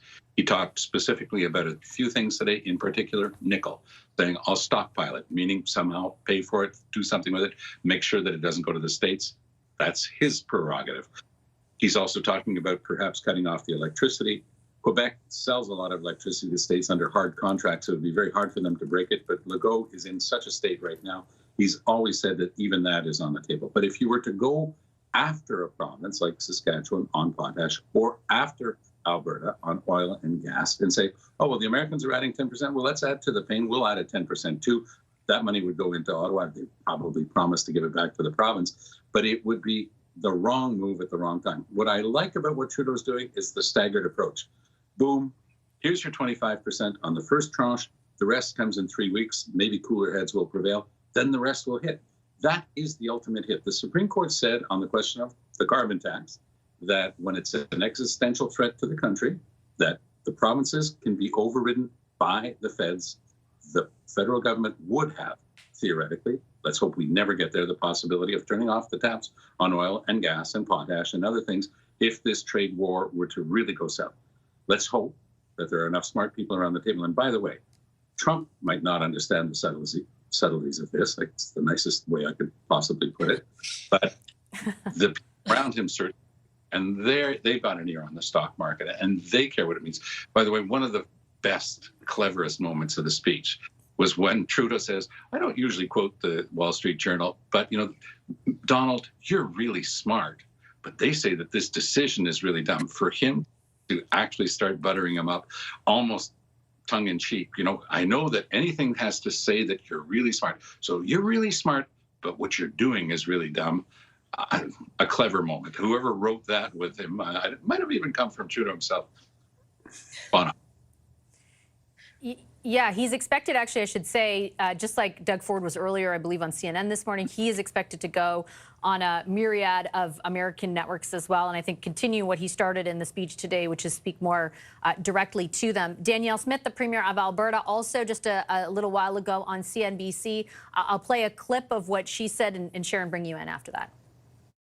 To see this escalation is so disappointing, so damaging, initially to American consumers and American businesses who buy Canadian goods and raw materials, but then now with the counter tariffs, it's also going to be harmful to Canadian consumers. No one wins a tariff war, and so we want to go back to looking at the agreement that we signed, the USMCA, that has served us well for a number of years, and I don't know why the president is behaving this way, because it's illegal. We're going to challenge it, and we would like to get back to negotiating some of the pressure points on that.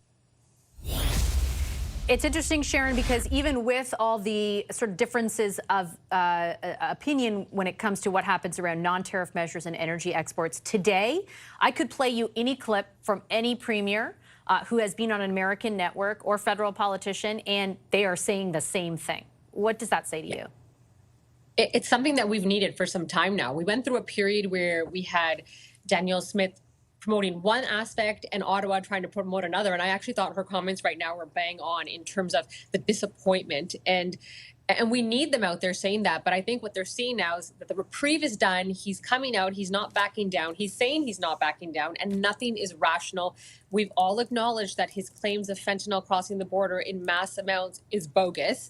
And everyone is, I think, just tired of it. So it's actually quite nice to see the premiers and everyone come together and be united. This is the only path forward when it comes to dealing with someone like Donald Trump. Now, he will go do his media today where he will say things like, there's no American banks operating in Canada, which, again, is bogus. He's going to say all the fentanyl is coming from Canada, again, which is bogus. And we can't change that. We can't change someone who is a revisionist in history and making facts up. But what we can change is having all of our leaders, our premiers, our federal government coming together, speaking from the same book, because that message needs to be saturated. And we're starting to see that a bit in the U.S. with how people are receiving Trump and Vance, specifically after the last week's incident with President Zelensky in the White House. We're seeing a bit of a shift, and we need to keep sticking to this message. So I actually think what Danielle Smith said was probably quite welcomed in Ottawa.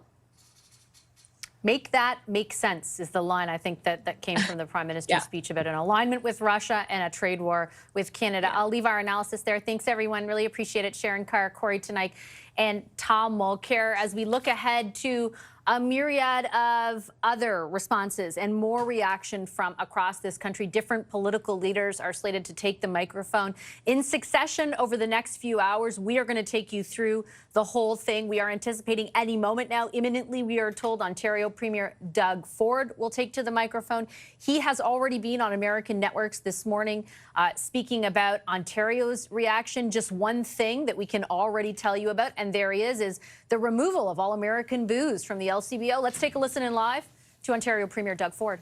Well, good afternoon. Today's a tough day.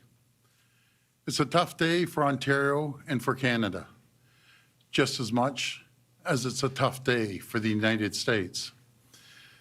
Because, well, there's no question President Trump's tariffs on Canada will hurt us. They will also hurt Americans. U.S. markets are on the decline. In fact, the S&P 500 has already wiped out over $3 trillion in value. Factory floors and assembly lines across the American Rust Belt will start to close. American workers will be out of a job. American families will be poorer. This is not the outcome anyone wanted. Over the past few months, we've taken a strong, united Team Canada approach. The federal government, provinces and territories, municipalities, unions, business leaders who have all made the case. We're so much stronger together. I've spoken to governors, senators, congressmen and women from every region, both Democrats and Republicans.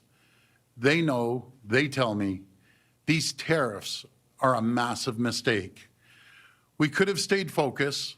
We could have poured our effort into making Canada, the U.S., the two richest, most successful, safest, most secure two countries on the planet. Unfortunately, one man, President Trump, has chosen chaos instead. Now, we have no choice. We have to respond. Earlier this morning, Prime Minister Trudeau and his team announced retaliatory tariffs. They have my full support for a strong and forceful response. Tariff for tariff, dollar for dollar. As they do, the federal government needs to ensure it's getting revenues from its tariffs to impacted workers and businesses as soon as possible. To support the federal government's efforts, Ontario will also launch its first round of retaliation. Starting today, LCBO, the largest purchaser of alcohol in the world, will begin removing U.S. products from its store shelves. And as the exclusive wholesaler, American brands will no longer be available in LCBO catalog, meaning other retailers, bars, and restaurants in the province will no longer be able to restock U.S. products. This is an enormous hit to the American producers. Every year, the LCBO sells nearly $1 billion worth of U.S. wine, beer, cider, seltzers, and spirits, including more than 3,600 products from 35 states. As of today, every single one of these products is off the shelves. Also, starting today, all U.S.-based companies will be banned from taking part in government procurement. Every year, the province and its agencies spend about $30 billion on procurement, alongside our more than $200 billion planned to build infrastructure. U.S.-based businesses will now lose out on tens of billions of dollars in revenues. They only have President Trump to blame. I'm also urging all 444 municipalities to do the same, and I'm thrilled to see some are already stepping up. For example, Mayor Patrick Brown in the city of Brampton and many other cities. As part of this government-wide procurement ban, we're going one step further. We're ripping up Ontario's contract with Starlink. It's done, it's gone. We won't award contracts to people who enable and encourage economic attacks on our province and our country. Alongside federal tariffs and the measures my fellow premiers are bringing forward, this Team Canada's opening response. We also need to be ready to dig in for a long fight. We need to be ready to escalate using every tool in our toolkit. That includes surcharges or even outright restrictions on the critical minerals and electricity we supply to the United States. The critical minerals and electricity they depend on. Today, I'm writing to every senator, every congressman and woman, and the governors from New York State, Michigan, and Minnesota, telling them that these tariffs persist. If the Trump administration falls through on any more tariffs, we will immediately apply a 25% surcharge on the electricity we export. We will not hesitate to shut off their power as well. I'm encouraging my fellow premiers to follow suit. Friends, I know you're worried. You're concerned about the future. I want you to know I will fight like I've never fought before. I will do whatever it takes to protect you, your families, and your communities. We are watching the real-world impacts of these tariffs, and we will be there for you. We will spare no expense to protect Ontario workers. We'll retrain impacted workers for new jobs. We'll retool companies for new customers and new markets. We'll reshore supply chains to bring good jobs back home. And we'll rebuild roads, highways, bridges to keep people working. Led by my friend Premier Tim Houston, we're breaking down costly internal trade barriers. And we need to cut the red tape to end the delays that are blocking projects with enormous economic potential like the Ring of Fire. Canada and Ontario did not start this fight. We want to work with our American friends and allies, not against them. We said we'd never start a trade and tariff war with the U.S., but you better believe we're ready to win one. Friends, I've always been straight up with you. The coming days and weeks will be hard. Businesses and families will feel the pain of this needless fight. But together, we're going to stand up for Canada. We're going to get through this more united than ever before. Together, we're going to protect the true north strong and free. Thank you, and may God bless the people of Ontario. We will now take questions from the media. Please come to the mic and state your name and outlet. Just a reminder, it's one question and one follow-up. First question.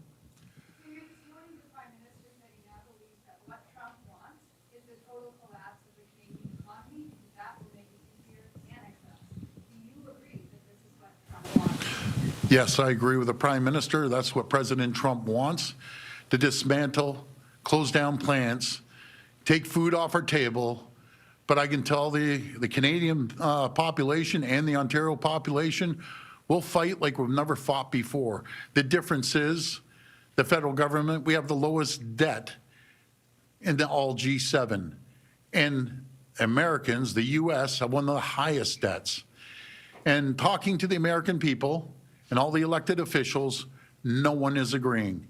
When Warren Buffett comes out and says this is basically he's saying it's a disaster, along with every other CEO down in the U.S., this will affect Americans. It will hurt Canadians, but it's going to hurt Americans. Assembly lines in the auto sector will shut down within 10 days, I predict. Hopefully they won't, but I'm predicting they'll shut down because of the trade that we do back and forth, the supply chain, that parts, as you've heard many times, goes back and forth up to 8 times, each time hitting a 25% tariff on both sides of the border. I am almost positive the assembly plants will shut down on both sides of the border. Premier Mark McAllister from CTV News. Hi, Mark. You've recognized the fact that this is going to hurt on this side of the border as well. The Prime Minister said that his priority first is to try and keep these tariffs from lasting any longer than they need to, not necessarily managing what can be done to help Canadians and deal with their loss. I'm just wondering what you can do right away to help people in terms of resources, perhaps cash. I'll be sitting down with Prime Minister Trudeau this afternoon, along with the premiers. We do have a plan, so no different than the pandemic, very similar. We'll be supporting the people, we'll be supporting companies, and we're making sure that we diversify our trade, bring in more opportunities from around the world. Folks, we have 51 countries that we have tariff-free agreements with. We need to unite with them. We've brought over $70 billion of business from around the world to Ontario, but we need to continue. What we have to blame, we need to look in the mirror. Over the last decades, we've taken the U.S. for granted as our #1 trading partner. We need to speed up approvals on critical minerals that the world wants, the Americans need, and we have. We can no longer take 10 years to get shovels in the ground. This is what we need to do on many areas. We need to move quickly. We need to move quickly on infrastructure projects across Ontario. The federal government, they need to move quickly on making sure that when they go out for procurement, they're Canadian companies. They have to speed up the procurement. One example is the 400 light armored vehicles in London with General Dynamics. We can't hold on to these purchasing agreements. We need to move them forward to give people certainty. We need to start building roads and highways and bridges. We need to start building rail right across the country. We need to build a pipeline east, west, and north. We should have done this decades ago. Again, we need to move quickly on this because this isn't the end of Donald Trump. We're going to be dealing with Donald Trump for another 4 years of unpredictability, threats to all or their neighbors, but right around the world. So we have to make sure we diversify and make sure that the provinces, municipalities, and the federal government buy Ontario, and secondly, buy Canadian if we can't make it here in Ontario. And again, I mentioned it the other day to the retailers. Across Canada, we buy $800 billion worth of retail products, no matter if it's grocery or tools or other things. We have to make sure we onshore these products. And if the big 5 retailers or 6 retailers in the groceries, you can't find it anywhere else, we will make it here in Ontario or other places around the country. We need on the shelf talkers. I love, by the way, the apps that are coming out. But little Ms. Jones that are walking down the aisle, she's not using that app to scan every single bag and every single product. They need to put it very clearly on their shelves. And I'm asking for their support. And if they don't do it, I will legislate it. You put your price, you put the Canadian flag beside the price. And the other ones, I need every product from the U.S. to have the price in an American flag. You don't have to worry about any other products if they're coming from around the world.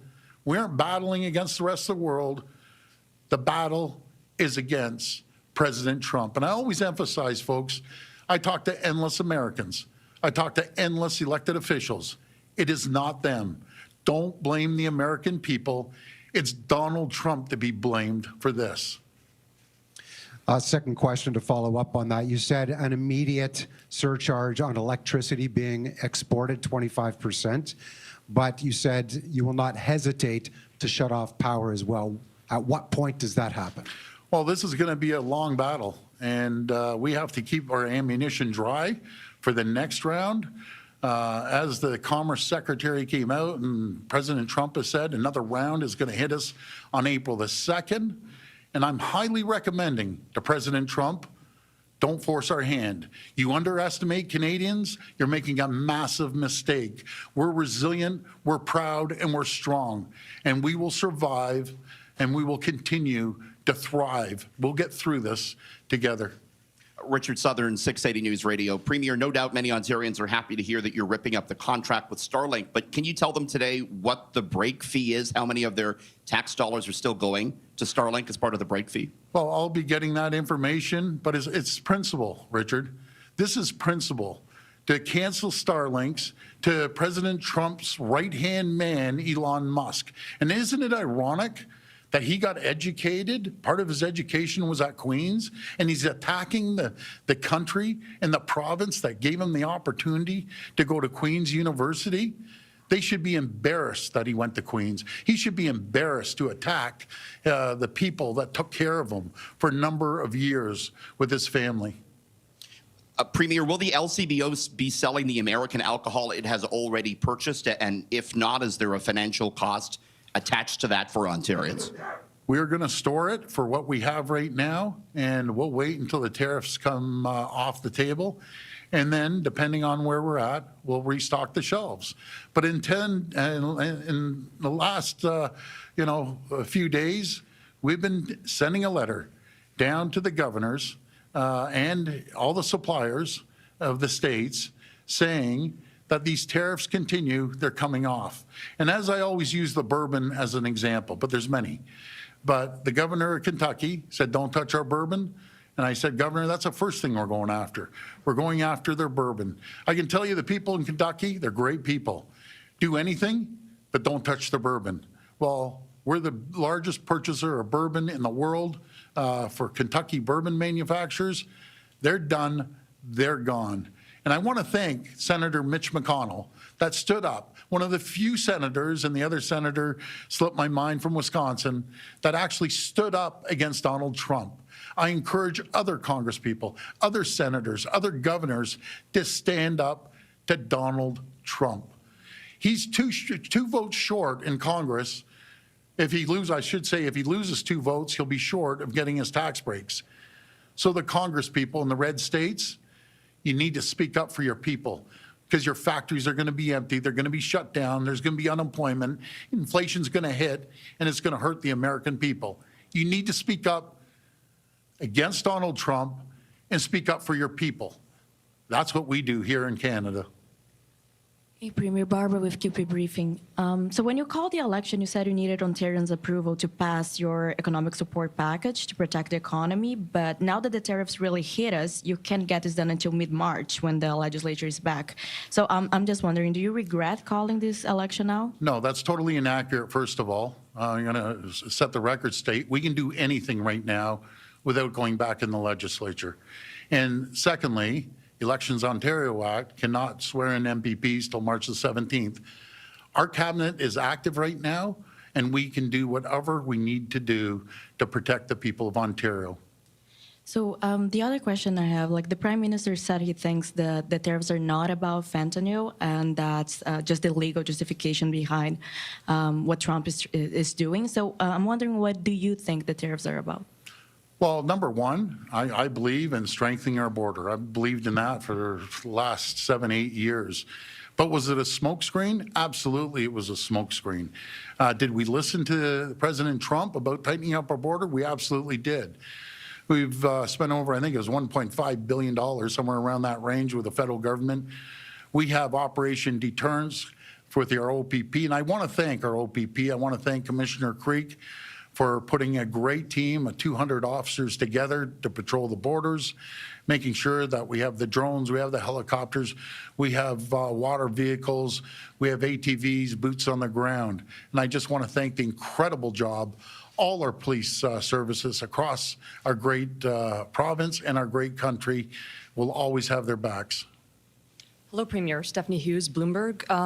As far as your jurisdiction goes, how will you actually implement cutting off or putting outright restrictions on critical minerals and electricity into the U.S.? What does that process look like? Well, the federal government is in charge of any export. So we will be working with the federal government regarding, I use our high-grade nickel, that the U.S., 50% of what they use down there comes from Ontario. If we have to stockpile it, if we have to ship it around the world, that's what we'll do. But I'll be sitting down talking with the Prime Minister this afternoon on the process of going through that. Follow-up question. Canada's biggest points of leverage with the U.S. are oil, uranium, and potash. What do you have to say about the premiers of Alberta and Saskatchewan who might be expressing reluctance to put taxes on their products there? Well, I have absolutely no jurisdiction in Saskatchewan. I consider Scott Moe a good friend of mine. I've served with him longer than any other premier, and I've talked to him. We need to make sure America feels the pain. You know, Donald Trump wants to go after our dairy farmers. Without potash down there, they don't have a farming system. And when it comes to uranium, they're using that to enrich their uranium down in the U.S. for their nuclear energy. Again, I do not speak for Saskatchewan or on behalf of Premier Moe, but I will encourage him to ship uranium anywhere. Everyone wants wants his uranium. Ship it out other places, because the only other place they can get uranium is in Russia. And I see President Trump cozying up to Putin. What a disaster that is. He attacks his closest friends and neighbors, stood shoulder to shoulder with them in wars and other crises. And who does he cozy up to? But Putin. You got to be kidding me. You know something? The American people don't agree with him, and he will pay the price in the midterms. Premier Jeff Gray, Globe and Mail, just wanted to clarify on the energy surtax idea. Your energy minister told me yesterday that this requires enabling legislation, so you will need the legislature, and that's at least a couple of weeks away, a few weeks away.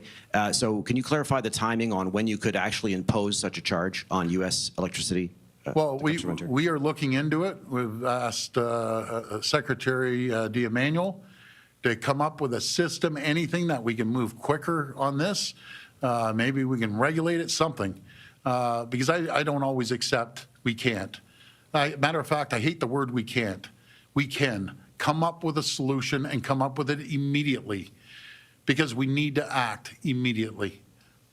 And I wanted to ask, just following up on something you said yesterday about the $70 billion in investment that your government has secured from companies around the world, Stellantis, Volkswagen, the subsidies and so on.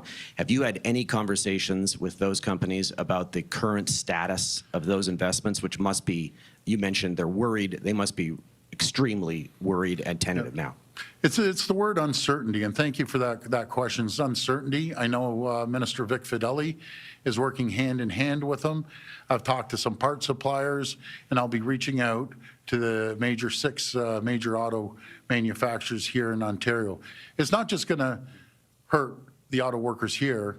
It goes hand in hand because of the supply chain. The supply chain in the auto pack has been around since the 1960s. And as I've said, and you know, with the auto pack, you can't unscramble an egg. You have to make the omelet larger. Hi, Premier. Alison Jones with the Canadian Press. I just wanted to try and clarify again on the timing of your electricity measures. For the surcharge and for potentially shutting off the supply, are you waiting on both of those scores until more tariffs come in? Are both of those moves contingent on if they implement more tariffs? We want to do the first part, a 25% surcharge. We have contacted the governors, senators, congresspeople. The letters are going out this afternoon to tell them that's exactly what we're going to do. And if they go further into April, then we'll cut off their electricity. You know, I feel terrible because they're great governors. I know all three of them. I've worked well with them. You know, I've met them all. We've had them to Ontario. They're great people. And I have to apologize to the governors and the American people. You need to make sure you send a message to President Trump.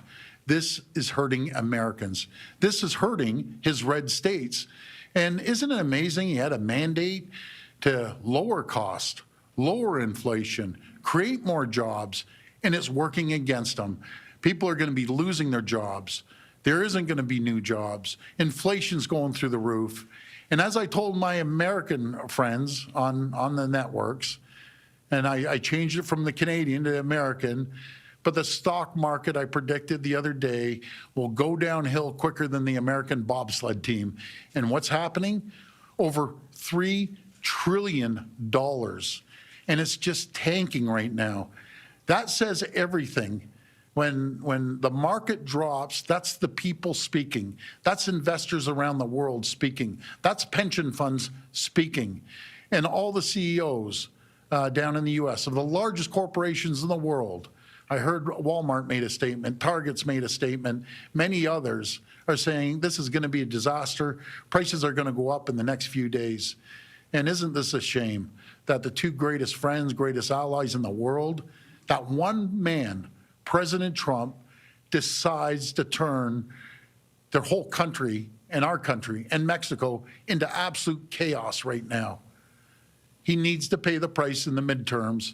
If I got to go down there and knock on the doors myself, I will. And you're That's banning Ontario American President, Premier, pardon me, we're using the word president very frequently today, Doug Ford, taking questions from reporters. We'll swing back to Parliament Hill, where the leader of the federal Conservatives, Pierre Poilievre, is addressing Canadians. Let's take a listen in live. Will suffer. But so will yours, President Trump. In fact, you're already paying the price, with trillions of dollars erased in stock market value over the last month of these threats. Already, Americans are paying higher gas prices, as at midnight, a new American gas tax kicked in on U.S. working-class taxpayers and motorists. Your workers will soon start losing jobs they had upgrading Canadian raw materials, which, by the way, you were getting at an incredible and ridiculous bargain. And your businesses will be selling fewer products to your closest neighbor. And that's only the beginning. While Canadians are slow to anger and quick to forgive, once provoked, we fight back. And we will fight back. Now, I'd like to speak to the millions of Canadians who were anxious today after learning that President Trump has attacked our economy, to the auto workers, the forestry workers, the steel and aluminum workers, the mining and energy workers, the truckers, the farmers, to all of you who get out of bed before the sun rises and do the labor of the nation. You're afraid right now, and I understand. I want you to know that I will fight for you. I will fight for your job. I will fight for your family. I will fight for your chance at owning and paying off a home, and I will fight for your retirement. And I will fight to put Canada first. Before these tariffs came in this morning, you must have been asking yourself, how could things get any worse? Before these tariffs, you were already suffering. You wondered how you'd pay the rent or eventually dream of buying a home after housing costs had doubled over the last decade, rising faster than in any other G7 country. You've downgraded your diet as food prices have risen 37% faster in Canada than in the United States over the last 5 years. You might be one of the 2 million people, a record-breaking number, lined up at food banks, a number that has more than doubled before these tariffs applied. You've likely noticed that your paycheck is not keeping up with the record inflation, as Canada's GDP has grown less and lower than any other G7 country over the last decade. You might have noticed that your company has already been moving jobs to the United States as greedy and self-serving CEOs put their share prices ahead of your job, and $500 billion net has left from Canada to Trump's America under the current Liberal government. And now this. But I'm here with a message of hope. We will overcome this attack on our economy, and I have a plan to do it. First, we must retaliate, targeting American goods in the following order. A, goods that we can make ourselves. B, goods we don't need. And C, goods we can get from elsewhere. Second, counter tariffs must not be a cash cow for the government. Almost every penny of the tariffs collected should go to tax cuts, with a small sum set aside for targeted relief to workers hardest hit by the trade war. None of the money should go to new government spending and programs. We must not allow politicians to dishonestly use this crisis to once again launch a debt-fueled, money-printing spending spree that will drive up inflation and further destroy the working class and hit the poorest people the hardest. Third, we must immediately pass a bring-it-home tax cut on work, investment, energy, and home building. The idea is to neutralize the cost of the tariffs with lower taxes and incentivize massive new investment in building stuff here in this country. The obvious place to start is to get rid of the Liberal carbon tax, then axe the sales tax on new homes. We need to reverse the Liberal capital gains tax hike and slash income tax so that hard work pays off and you bring home more of each dollar you earn.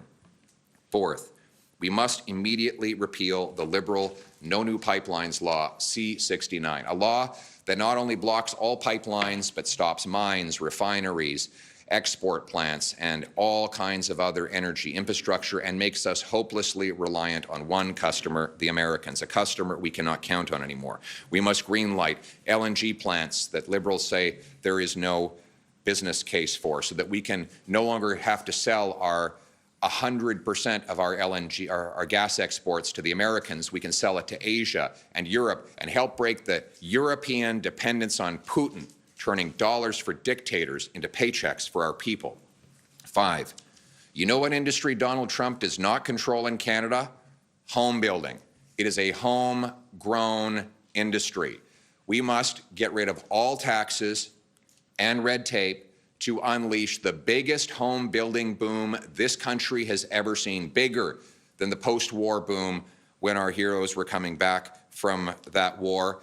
We need to build homes faster than ever, and that means removing the bureaucracy, the red tape, the taxes, and the gatekeepers, and I will make it happen. That will also boost the demand for softwood lumber. The loggers are suffering after Biden hit them with tariffs already. And 6, let's get our provinces together to knock down trade barriers so that we can lower prices and boost wages for our people. 7, we must secure our borders and rebuild our military to assert our sovereignty and strength in the world. All these things, axing taxes, building homes, unleashing construction of our resources, fixing the budget, stopping crime, all of these things were conservative fixations before the tariffs. Now they are even more necessary. But none of these things have happened in the last 100 days since Trump first launched his tariff threats. Look behind me. Parliament has been closed. Liberals shut it down to focus on their political battles. So the job-killing carbon tax is still in place. The sales tax is still in place on new homes. The No New Pipelines law still in place. The massive inflationary deficits still in place. Not one law has been changed. Not one tax has been cut. Not one action has been taken to free us from the grip of Trump and the U.S. We need change, and we will get change. It will be tough. Building Canada was tough, and so are Canadians.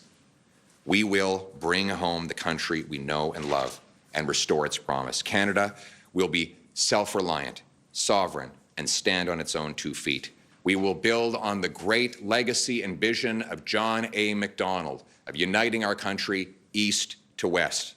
We'll reward work, unleash entrepreneurs, harvest resources, make our own goods, trade with each other, build homes for our youth, rebuild our borders and military, honor our history, and raise our flag. What binds us together is the Canadian promise that anyone from anywhere can achieve anything, that hard work gets you a great life in a beautiful house on a safe street protected by solid borders and brave troops under a proud flag. To preserve that flag and its promise, we must work together, fight together, and win together. That is what it means to put Canada first, because Canada is worth fighting for our people, for our land, for our home, for our country. Let's bring it home. Do you agree with the tariffs? What do you think Donald Trump wants by imposing these tariffs? What do you think Donald Trump wants by imposing these tariffs? Should we put in place assistance programs to help Canadians? And in general, when the federal government puts in programs in place, should it be making expenditures? Answer, we need to be targeted in order to respond directly to the needs of the Canadian people. The impacts that they're having because of the trade war. But we should not be using the crisis in order to create other programs that are not related to the current crisis, such as we saw during COVID, where the Liberals had 40% of new spending during COVID had nothing to do with COVID. So we need to put assistance in place that will identify and target those who are directly affected. Employment insurance needs to be there to help them pay for groceries, housing, and other expenses. But at the same time, the vast majority of the funds from tariffs should be used to cut taxes and relaunch our more sovereign economy. The order yesterday is related to border measures with respect to fentanyl. Do you think that the government is doing enough? And what do you think about Trump's argument that that is why tariffs are imposed? Answer, no and no. It is possible to say that the Liberals haven't done enough to protect Canadians against fentanyl, and I've been saying that for 2 or 3 years, well before Mr. Trump came into office. But that's not the justification. He has no justification for these tariffs against Canada. There is no justification. Weapons, fentanyl, and illegal immigrants are coming into the U.S. from Canada. Is that his fault? It's not an excuse. Yes, we need to address the fentanyl issue, but not to please Donald Trump. It's so that no mother has to have a knock at the door from a police officer to inform her that her son has died in the street. We need to protect the world, and we need to put life sentences in place for major fentanyl dealers. We need an additional 2,000 border agents, drones, surveillance towers, scanners for the containers entering our country, and we need to stop fentanyl for Canadians, not for Mr. Trump.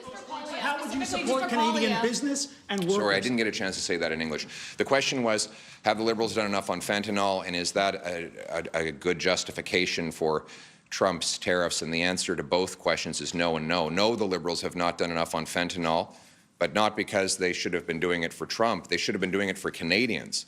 We've lost 50,000 people to fentanyl. That's more than died in the Second World War. And that is because of the weak borders, the soft laws, and the radical liberalization of drugs that the Liberals experimented with and that they want to continue on with. I would ban the drugs, add 2,000 CBSA border guards, more surveillance towers, scanners, and drones to interrupt the illegal entry of fentanyl into our country. And I would treat fentanyl dealers for what they are. They are mass murderers, and they will get life sentences when I'm Prime Minister. But let's be clear, that is not a justification for tariffs. We have guns, drugs, and illegal migrants coming from the United States to Canada. We have never tariffed the Americans for that. If the president wants to fight fentanyl, I agree with him, but I would do it not for President Trump. I would do it for Canadians so that not one more mother gets the knock on the door from a police officer telling her that her son has died in a back alley. Do you believe that this is about annexing Canada? Tariff relief support package, whatever you want to call it, require reopening the House and passing legislation. Is this something you're open to doing, even if it requires supporting the Liberals on confidence we should have had the House open for the last 2 months. No, we haven't. That's a question for the Liberals. They're the ones that shut down Parliament, and that's why we haven't had those debates. Last question. Le président américain a dit que vous êtes, he's not a MAGA guy. I don't like what he says about me. Comment, dans ce contexte, vous pensez Given that, how do you expect to establish a personal relationship with Mr. Trump, given what he said about you? What's your strategy? Answer?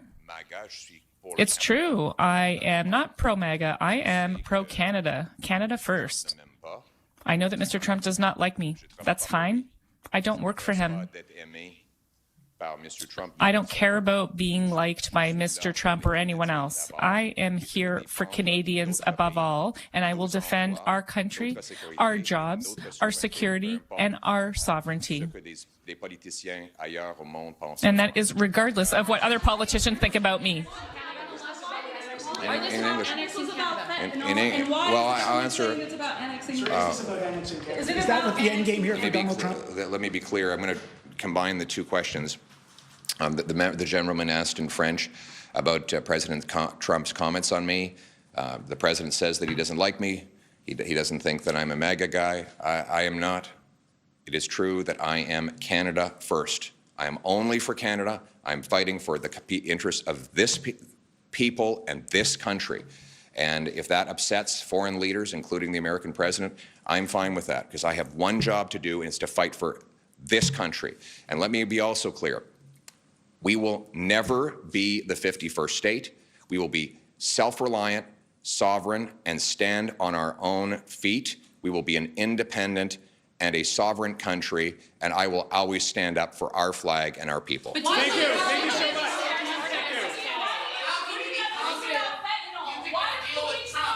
That's federal conservative leader Pierre Poilievre fielding questions from reporters on the decision by Donald Trump to impose overnight 25% across the board tariffs on all Canadian imports except for Canadian energy, which will see a 10% tariff. The leader of the opposition there putting forward a number of things he says should happen in response. He supports the plan to levy counter tariffs.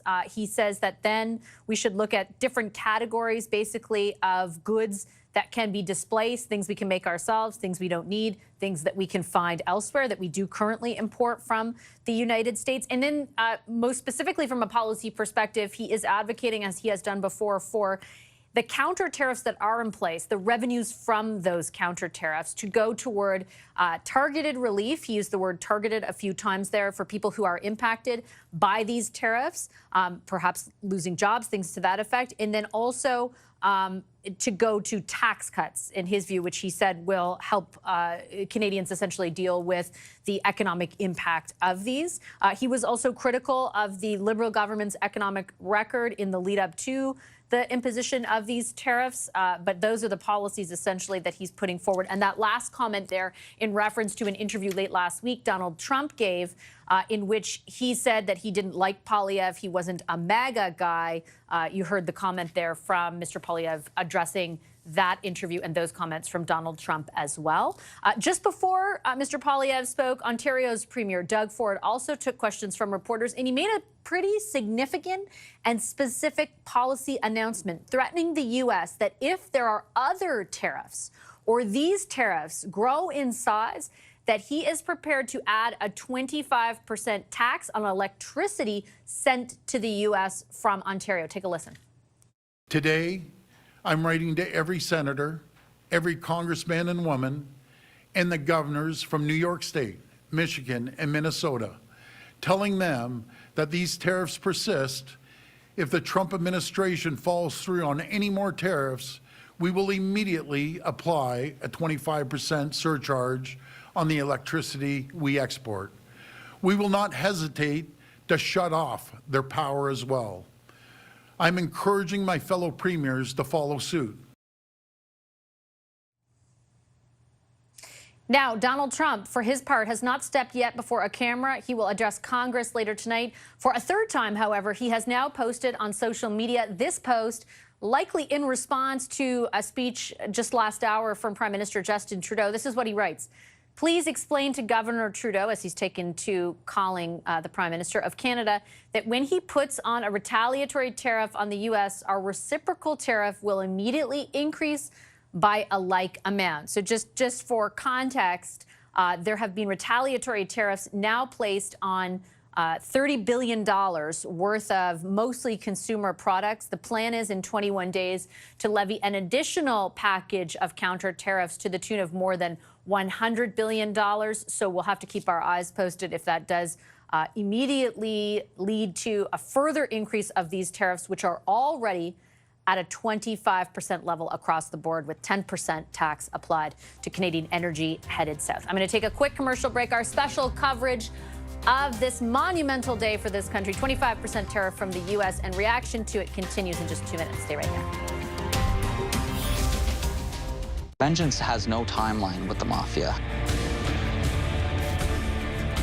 Swiss Chalet Seafood Fest is back. Hurry in for Canada's famous rotisserie chicken paired with garlic shrimp, our delicious fish and chips, fish sandwich, or our popcorn shrimp appetizer. All here for a limited time, starting from only $16.99, only at Swiss Chalet. Purina One True Instinct unlocked her true instincts. From day one, it's high-protein nutrition with real meat #1, supporting her healthy energy and strong muscles and the life she was born to live. Purina One True Instinct, a difference from day one.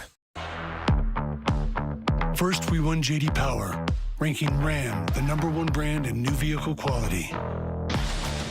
Then we won 2025 Motor Trend Truck of the Year. Now, we're throwing our weight around even more with the new Ram Heavy Duty. Well, you know what they say. You win some, you'll win some. And every win is inspired by the ones who drive us. Ram, built to serve.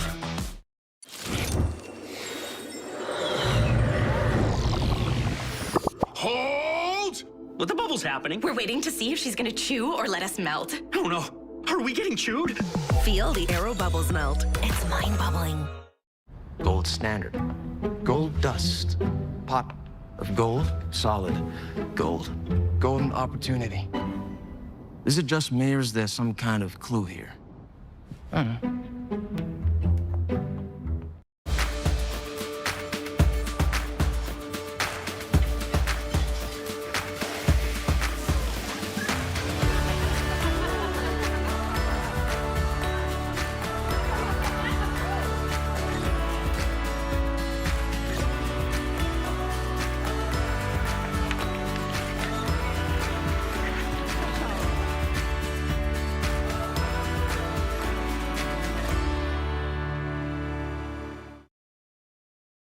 Even the excuse that he's giving for these tariffs today of fentanyl is completely bogus, completely unjustified, completely false. So we actually have to fold back on the one thing he has said repeatedly, that what he wants is to see a total collapse of the Canadian economy, because that'll make it easier to annex us. Perhaps the most significant comment from Prime Minister Justin Trudeau as he fielded questions from reporters and addressed Canadians a little earlier this morning. Donald Trump overnight imposing 25% across-the-board tariffs, 10% on Canadian energy. The Canadian government at 1 minute past midnight imposing their own initial set of counter tariffs on $30 billion worth of mostly consumer goods. A lot of reaction throughout the day. We've got Ontario's premiers who just finished speaking, the leader of the federal Conservatives as well. And we're looking ahead to a myriad of other premiers who plan to address Canadians as well, including Quebec's Premier Legault and Tim Houston in Nova Scotia. I want to go, though, just down the street from where, rather, I'm coming to you from in Ottawa, where we find our colleague Colton Prail. He's standing by at a protest outside of the U.S. Embassy. Colton, take it away. What's going on there? Yeah, Vashi, between the car horns, the anthem playing in the background, the cheering, you can hear there is some pretty strong feelings here. There's dozens of protesters out here. The clip you just played of the Prime Minister speaking really quite bluntly to the fears that so many Canadians have about the threat of annexation is the same emotion here. There is a very distinct pushback to those concerns. There's a united front as well. We're seeing a number of different groups, a number of different, protesters gathered here today, rallying around this pushback against Trump, and it is quite unified. The message that keeps coming up is elbows up. This is driven so highly by the emotion of it all today, the immediate instinct to literally, as many of them are doing, wrap themselves in the flag and fight back in any manner that we can. I was speaking with one man who made the 90-minute drive from Kingston, Ontario, who said he's going to do it every weekend, every time that one of these protests is happening, to show his displeasure with what the U.S. administration is doing. And the other aspect to all of this is there's an understanding that they're going to feel some pain too. They know that retaliatory tariffs, the American tariffs, all of this is going to have an impact on their pocketbooks, on their ability to live their life as they were just 48 hours ago. But they tell me they're willing to accept that if that's what it is to stand up for Canada, if that's what it takes for them to show their defiance against these tariffs and this economic threat that the U.S. is imposing. Okay, I'll leave it there. Colton, look forward to your reporting outside of that protest throughout the afternoon. That's our Colton Prail, right outside of the U.S. Embassy in Ottawa, where, yes, there are, as you can see there, a number of Canadians protesting. I want to head over to Parliament Hill, where we find my colleague Michael Couture, and then also with us Judy Trinh, who is stationed in D.C. for the week. Mike, just a final comment from you. about, I guess, the Prime Minister's remarks and where things go from here. What will you be watching for? I know Jagmeet Singh speaking in about an hour. He wants Parliament to come back to talk about how to respond to this and support people who may lose their jobs, for example. What are you watching for? Yeah, on Jagmeet saying exactly how he wants their emergency session of Parliament to come back for some sort of a package for Canadians and Canadian workers. But I'm really going to be interested to see what happens out of that meeting at 2 p.m. with the premiers and the Prime Minister. And then going forward, any type of conversation that might happen between U.S. President Donald Trump and Prime Minister Justin Trudeau. He said he is open to having that conversation. He has tried to speak with him in the last couple of days. But certainly that message that he sent to him directly to him saying, even though that you are a very smart guy, this is a very dumb thing to do. Wondering how that will play and whether or not Donald Trump will take to social media to respond specifically to that, and especially that message that Prime Minister Justin Trudeau had to Canadians and Americans specifically saying, look, we are not mad at you. We are mad at one person who is doing this, your government, and the person who's leading your government, U.S. President Donald Trump. And then further saying, yeah, you're probably going to hear us boo your anthem, but again, it's not about you. This is about a fight that we now have with your president and with your government, but it's a fight that we're going to win. I'm interested to see how that interpersonal relationship that Justin Trudeau says he does have with U.S. President Donald Trump, how that could evolve and whether or not there will be any movement there or any conversation between now and when Trudeau leaves office. Vashi? Judy, I've got about a minute left. Tonight, Donald Trump will address Congress. He's already put a third post up on social media, essentially threatening for counter tariffs to add more more to the level of tariffs that he's applying. What do you anticipate from the president today? Although I know that's not an easy question to answer. Vashi, the theme of Donald Trump's speech to the joint session of Congress is the renewal of the American dream. The fact that the Prime Minister now has come out first and has stated what this will cost the American people will be a factor as he's perhaps drafting that those final lines of that speech. What Justin Trudeau has presented to the American people is that this America First policy is one that has turned a foe into a potential ally in Putin and treated a lifelong, centuries-long friend in Canada into an enemy, an adversary. How does that make sense? That is what Justin Trudeau has posed, and that is what American media right now is glomming onto. They're reporting that, and this is something that Donald Trump will have to report to, will have to respond to. Trudeau and Doug Ford has presented a vision of America that Trump does not want to acknowledge. Their vision, they're saying that there are going to be massive job losses. You are going to see factories close along the Rust Belt, according to Doug Ford. You are going to see auto manufacturers close probably within weeks. So those are the predictions. The stock market is taking a beating right now. So these are the elements that Trump will have to address in his joint session to Congress today.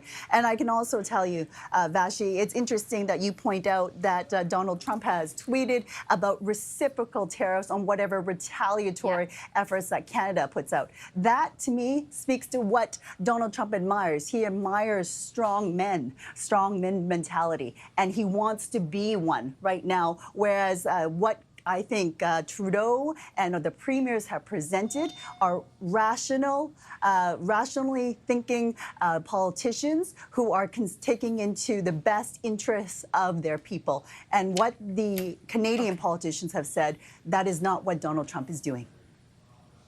Okay, lots to unpack there. Judy, thank you so much. And Mike as well. Michael Couture on Parliament Hill, Judy Trin from Washington. They'll be part of our coverage all day long. I do want to pick up on what Judy was saying about the markets. Let's show you where they sit right now, because yes, they have been shedding. There has been a sell-off to a certain degree. There's the Dow over in the United States, which has shed about 640 points at this point in the day. The Toronto Stock Exchange as well, down just shy of 500 points. We'll keep our eyes peeled on those markets throughout the day. A lot as well to point to when it comes to what our response will look like going forward. Judy just mentioned the idea of reciprocal tariffs. Let's pull up, if we could, what Donald Trump said specifically just moments ago on social media, essentially threatening, in light of the counter tariffs that Canada has applied, to levy even worse tariffs. So you can see there, please explain to Governor Trudeau of Canada that when he puts on retaliatory tariffs, our reciprocal tariff will immediately increase by a like amount. So we will certainly have to watch if there is a further response from the United States. There are premiers set to respond from all corners of the country, and we will have special coverage of that throughout the afternoon. I'll leave our coverage there. I'll be back for... Tomorrow on Your Morning, recipe ideas that incorporate local Canadian ingredients into your cooking. Start your morning with us Wednesday on CTV. Forgetting something? Curry? The other thing. Spicy curry. Atturo tires. A longer tread life, all season, and great looking. I'll add it to the list. Affordable all-season tires with great handling and longer tread life. Atturo puts performance within reach.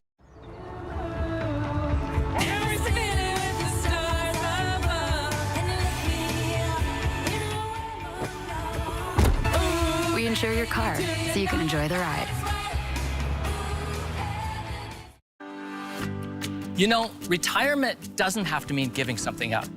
It should mean living life on your own terms. Well, thankfully, if you're a Canadian homeowner, age 55 and better, you can access some of your home's value in tax-free cash with CHIP.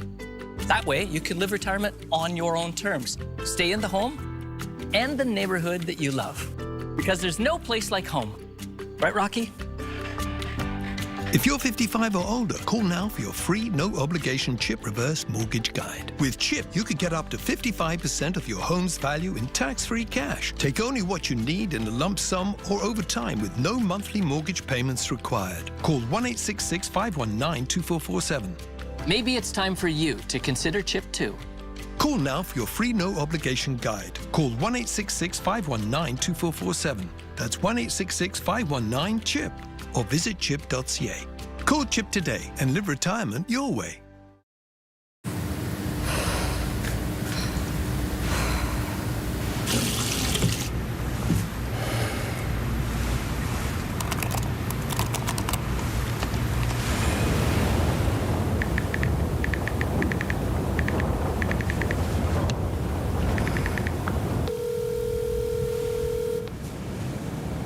Hello, 988, Suicide Crisis Helpline. I think I need some help. Sharks are territorial, they hold grudges, and we're moving right through their breeding waters. We're dead in the water. Dr. Odyssey returns Thursday, 9/10 Mountain on CTV.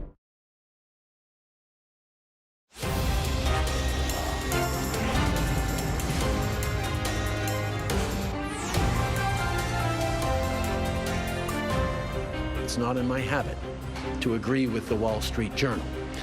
But Donald, they point out that even though you're a very smart guy, this is a very dumb thing to do. There's no doubt that our economy will suffer. But so will yours, President Trump. In fact, you're already paying the price, with trillions of dollars erased in stock market value over the last month of these threats.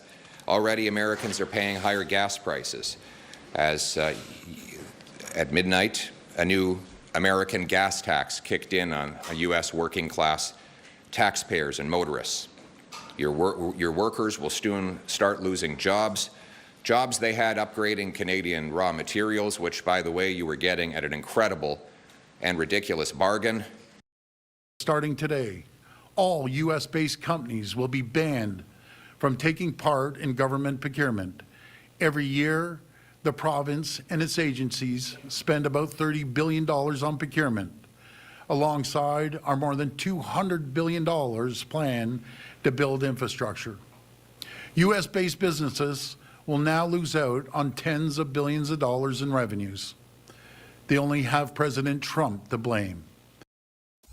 All right. right, and welcome to CTV News Channel. I'm Todd Vanderheyden. Ongoing coverage is breaking news. We're following President Trump launching a trade war against Canada today. It is an unprecedented attack on our country's economy. Trump hitting Canada with a huge 25% tariff or tax on all Canadian imports to the U.S. Canada immediately firing back, targeting American products and promising more to come. An angry Prime Minister Justin Trudeau condemning what Trump has done, promising Canada will not back down, but saying we need to brace ourselves because this trade war will be very difficult. Listen to this. We will be looking at, including looking in the coming day at things we can do around adjusting EI to support people through this difficult time. But our priority has to be not on figuring out how to manage through these tariffs over the coming days and weeks and months, but on doing everything we can to get them lifted and put an end to this unjustified trade war that hurts American families and Canadian families. Yeah, and that is mission number one, trying to get these tariffs lifted as soon as possible because the effects of a trade war would be huge. It's hard to emphasize just how important the U.S. is, by far our largest trading partner. The longer it goes on, the worse it gets. Trump seriously damaging the relationship with Canada, one of the U.S.'s closest allies, determined in his mind to help his country's economy at the cost of the Canadian economy.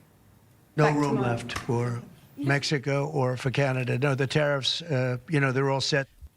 Trump saying Canada's efforts to try and stop the smuggling of the deadly drug fentanyl across the border, in his mind, fell short.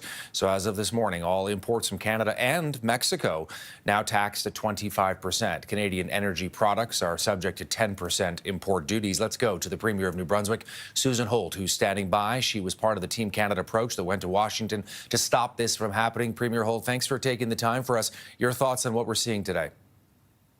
Well, we're really frustrated and disappointed that President Trump has gone ahead with these totally unjustified and illegal tariffs against our country and our province as the most U.S. trade-dependent province in the country. I know that more than 90% of New Brunswick's exports do go to the United States. What are the industries that could be the hardest hit here? Well, number one is petroleum products. The president might not realize that we supply American defense with jet fuel. And if you go to the base in Maine or down the eastern seaboard, those defense planes don't get in the air without Canadian jet fuel. We also supply them with home heating oil and gasoline right through Boston, Massachusetts, and beyond. So that's going to get more expensive for Americans. We supply them with wood products to build the kind of homes that Americans really need right now.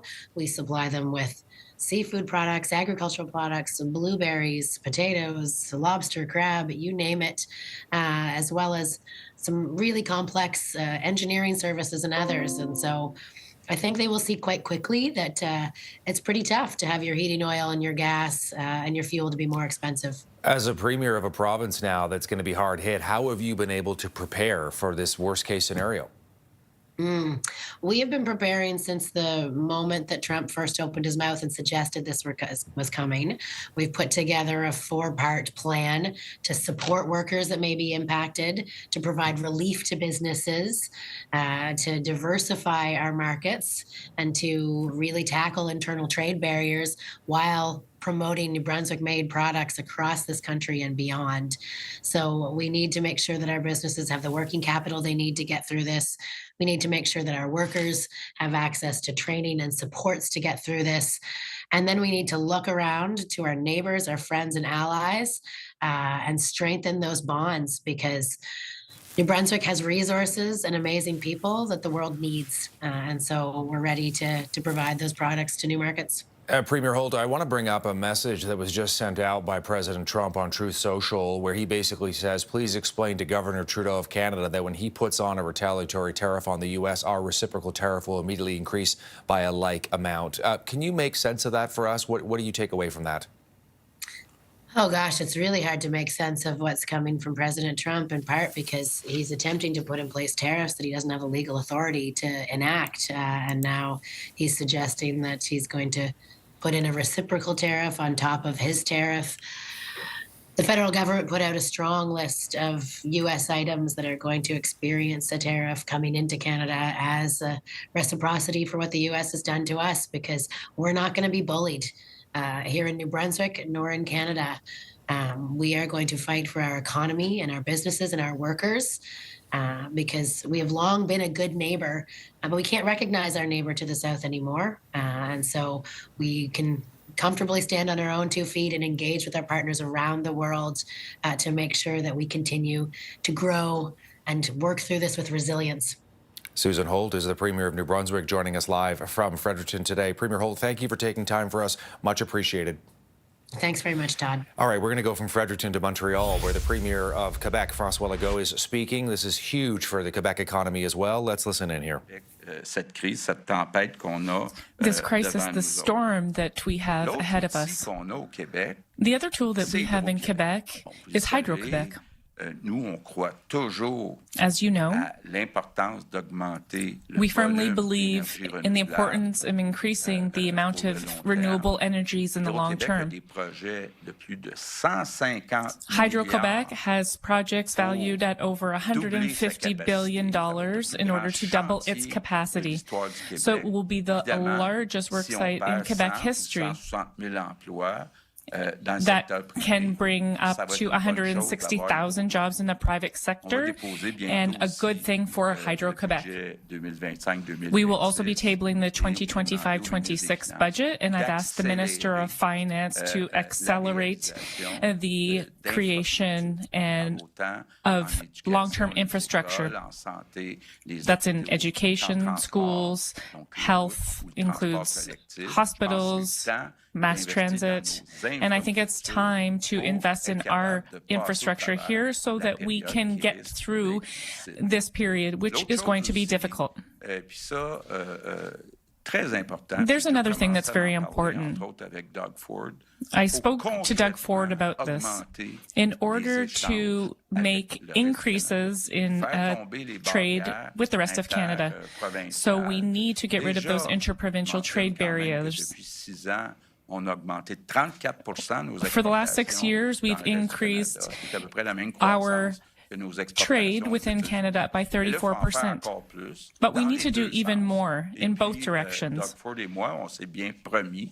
Doug Ford and I promised to work together in a concrete manner, sector by sector. One other thing that we need to do is to respond to Donald Trump. He thinks that we're just going to throw up our arms. We saw earlier the Prime Minister of Canada reaffirm everything that has been agreed by the provinces and terraces. And that's a list of counter tariffs of goods imported from the United States into Canada.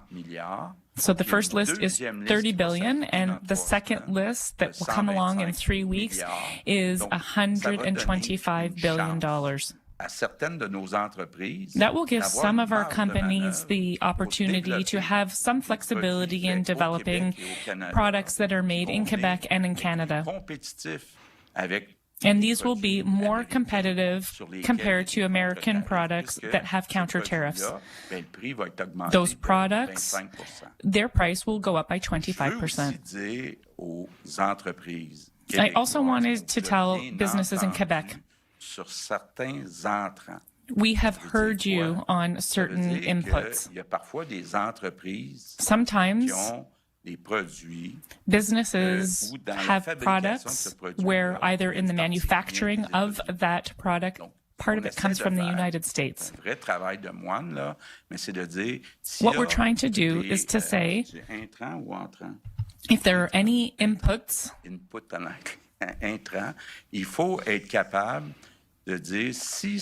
we need to be able to say that if those inputs are available somewhere in Canada, then we need to get them from Canada. If those inputs do not exist in Canada,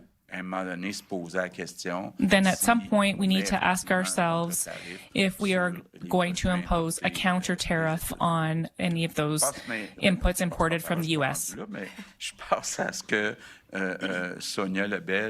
I think that Sonia Lebel can talk more about that soon. I've asked Sonia Lebel in our procurement and in our tendering processes, I've asked her to quote-unquote penalize U.S. companies, and I'll explain more about how we'll do that.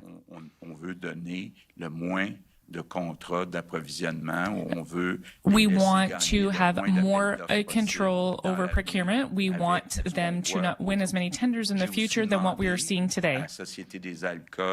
I've also asked the SAQ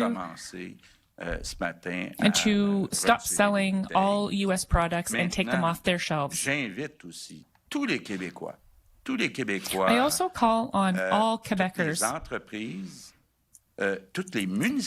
This includes businesses, municipalities, organizations. I call on you wherever possible to buy Quebec products.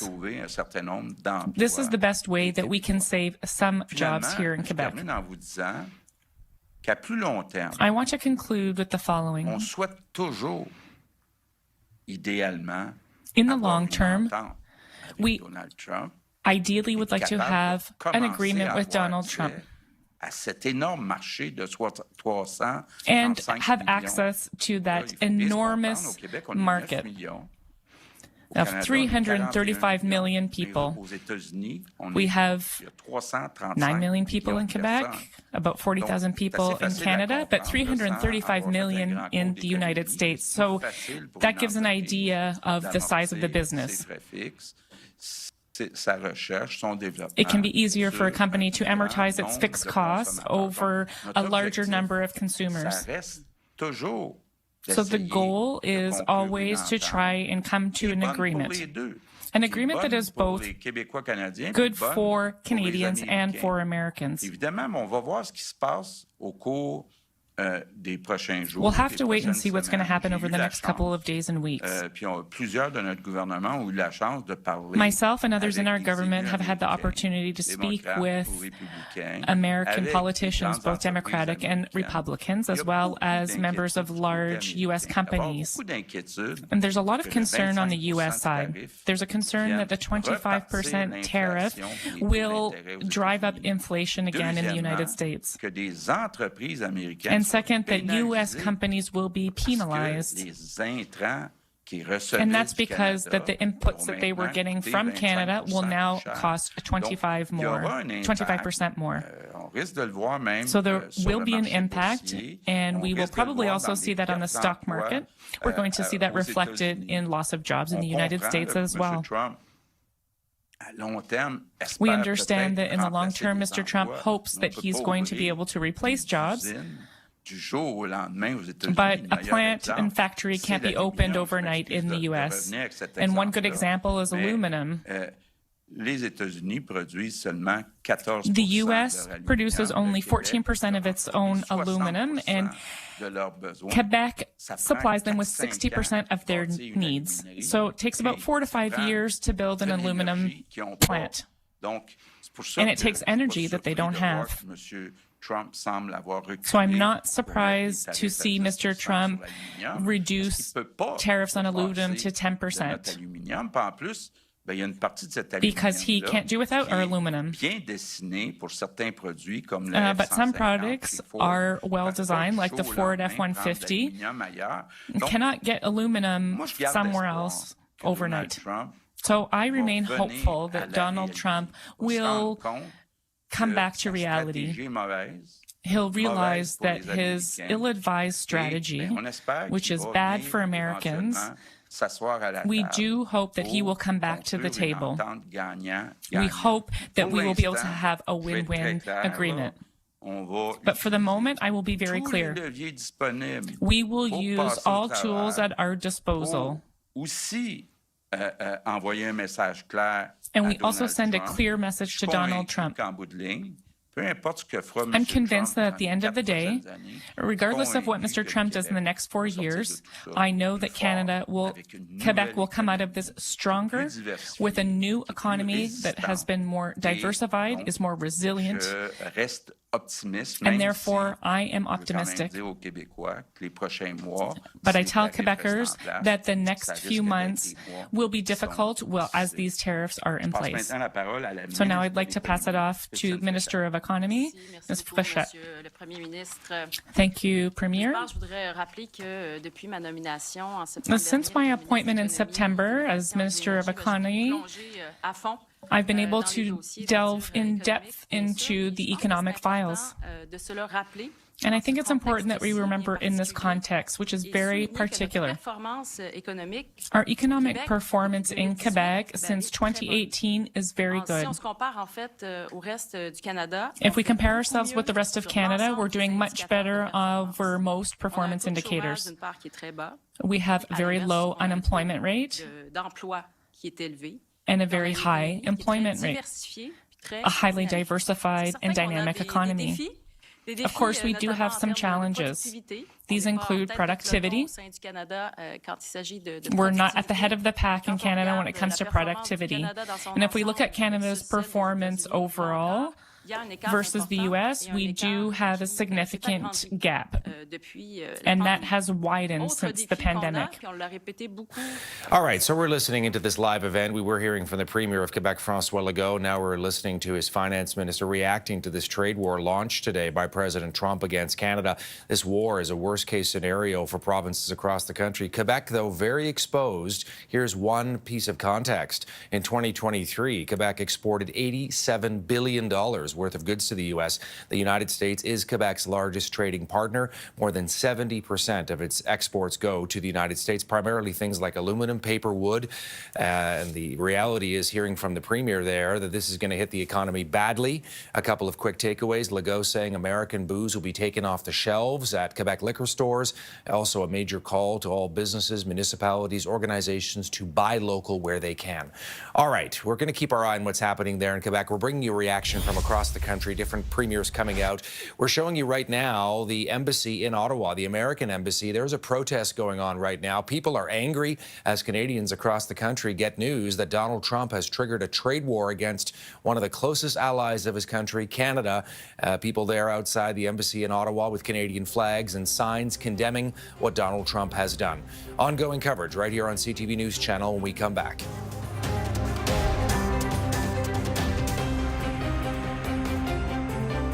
Vengeance has no timeline with the mafia. Swiss Chalet's Seafood Fest is back. Hurry in for Canada's famous rotisserie chicken paired with garlic shrimp, our delicious fish and chips, fish sandwich, or our popcorn shrimp appetizer. All here for a limited time, starting from only $16.99, only at Swiss Chalet.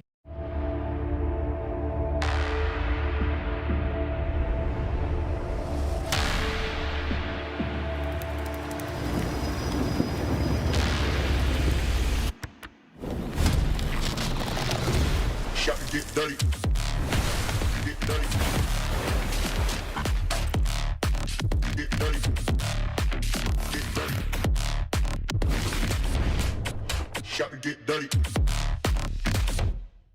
Practice starts in 20. Let's get it. T-Mac. Who shaves for practice? My game face doesn't take days off with Gillette Labs. Its green bar releases trapped hairs, so you can get virtually every hair in a single stroke. That's smooth. The best your game can get is Gillette Labs. Now I'm in my 50s, I'm all about making the right choices, like eating right and staying healthy. And another thing I can choose is how to look after my family if anything ever happened to me. Welcome to Senior's Choice, the #1 direct choice for Canadians over 50. How can I help? Hi, I'd like a quick quote for Canadian Seniors Life Insurance, please. If you're a Canadian resident, age 50 to 80, you can choose the right amount of coverage for you and your family up to $250,000. That kind of money would help a lot. You can choose to apply over the phone now in just minutes with no medicals or blood tests.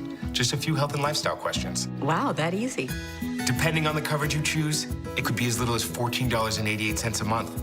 That's just 49 cents a day. That's less than I thought. And that money could help my family cover my funeral costs, support my husband's retirement planning, or even pay off loans. I'll do it.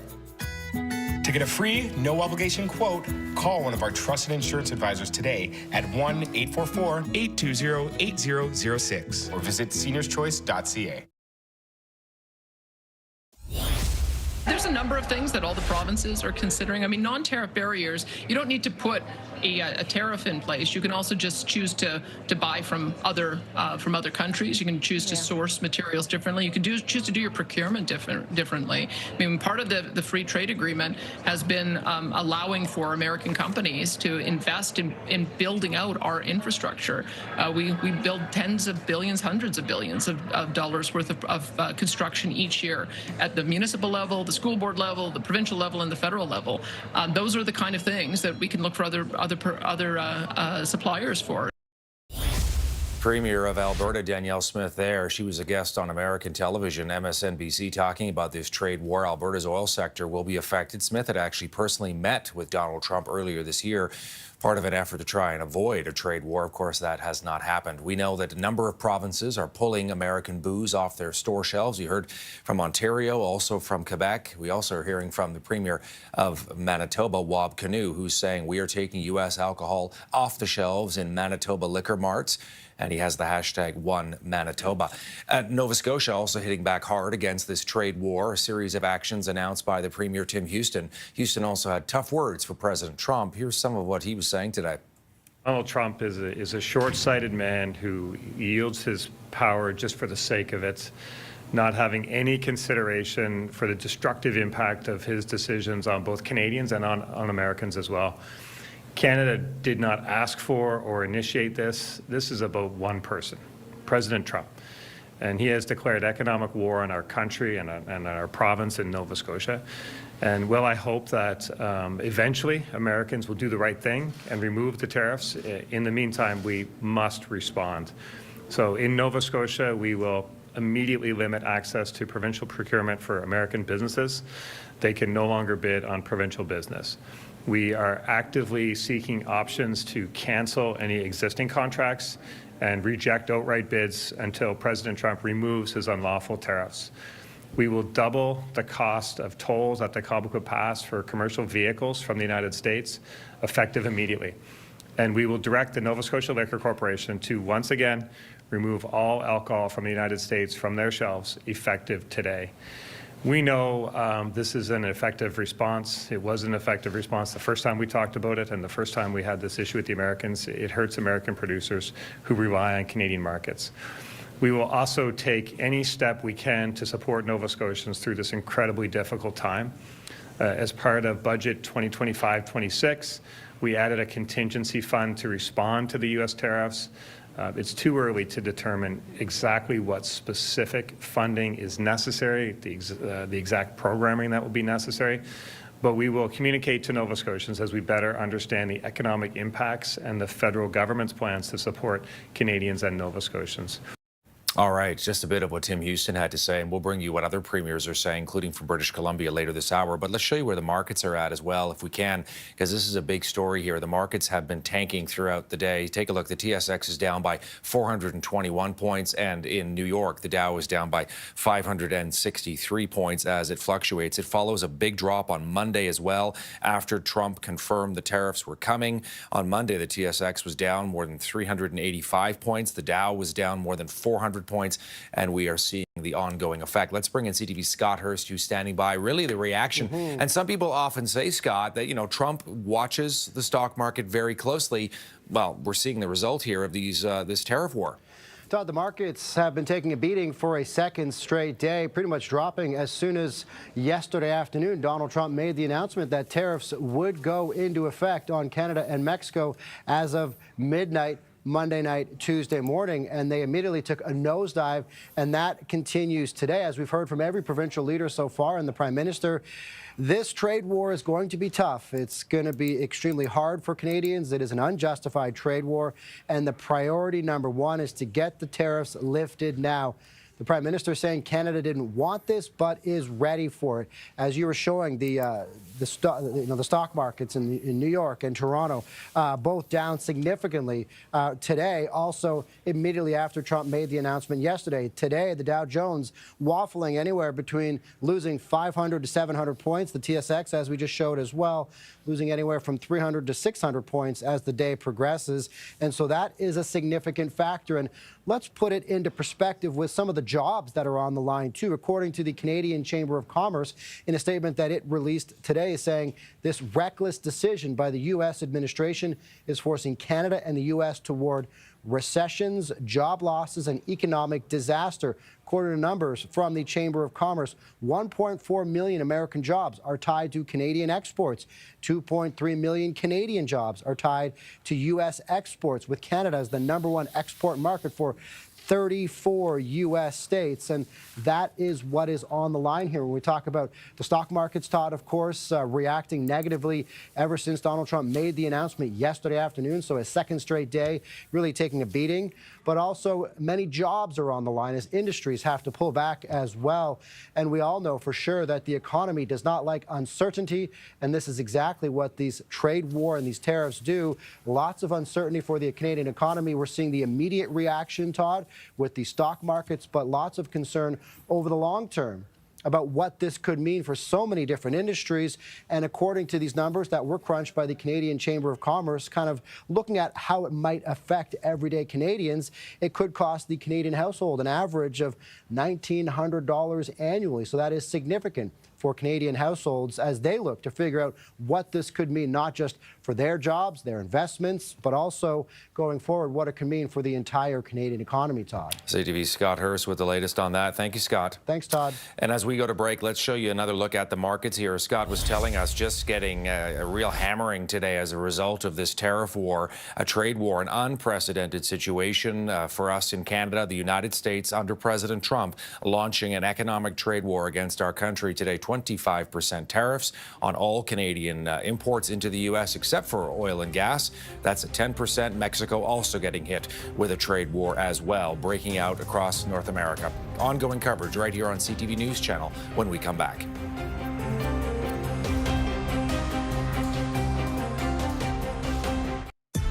Trade Center, presented by Harvey's, Friday on TSN. To build a truck like no other, we ask the tough questions. Like, what if intelligent power could take you further? Because greatness comes from daring to ask, what if? Right now, get up to $9,500 in rebates on this F-150. Did you know there's a fresh chicken option raised completely free of antibiotics? Try Maple Leaf Prime raised without antibiotics chicken. Maple Leaf Prime RWA chickens have never been treated with added hormones or antibiotics for their full lifetime. The chickens are humanely raised on Canadian farms and grain-fed. Plus, they're packaged in recyclable trays. Choose a Canadian brand you trust. Try Maple Leaf Prime raised without antibiotics chicken. Brand power helping you buy better. We're all busy, but sometimes we put off the important things, like helping to provide financial protection for your family if the worst happens. Welcome to Cover Direct. You're speaking to Sally. How can I help you? Hi, your commercial for family life insurance says I can get coverage over the phone with no complicated forms. Yes, that's right. You can arrange everything in just one phone call. If you're a Canadian resident aged 18 to 70, you can apply for up to $1.5 million in coverage and help give your family some peace of mind. Great. You won't need a medical or a blood test to get approved. You just need to answer a few health and lifestyle questions. Sounds great. If you choose $100,000 of coverage, it could be as little as $10.87 a month for the first year.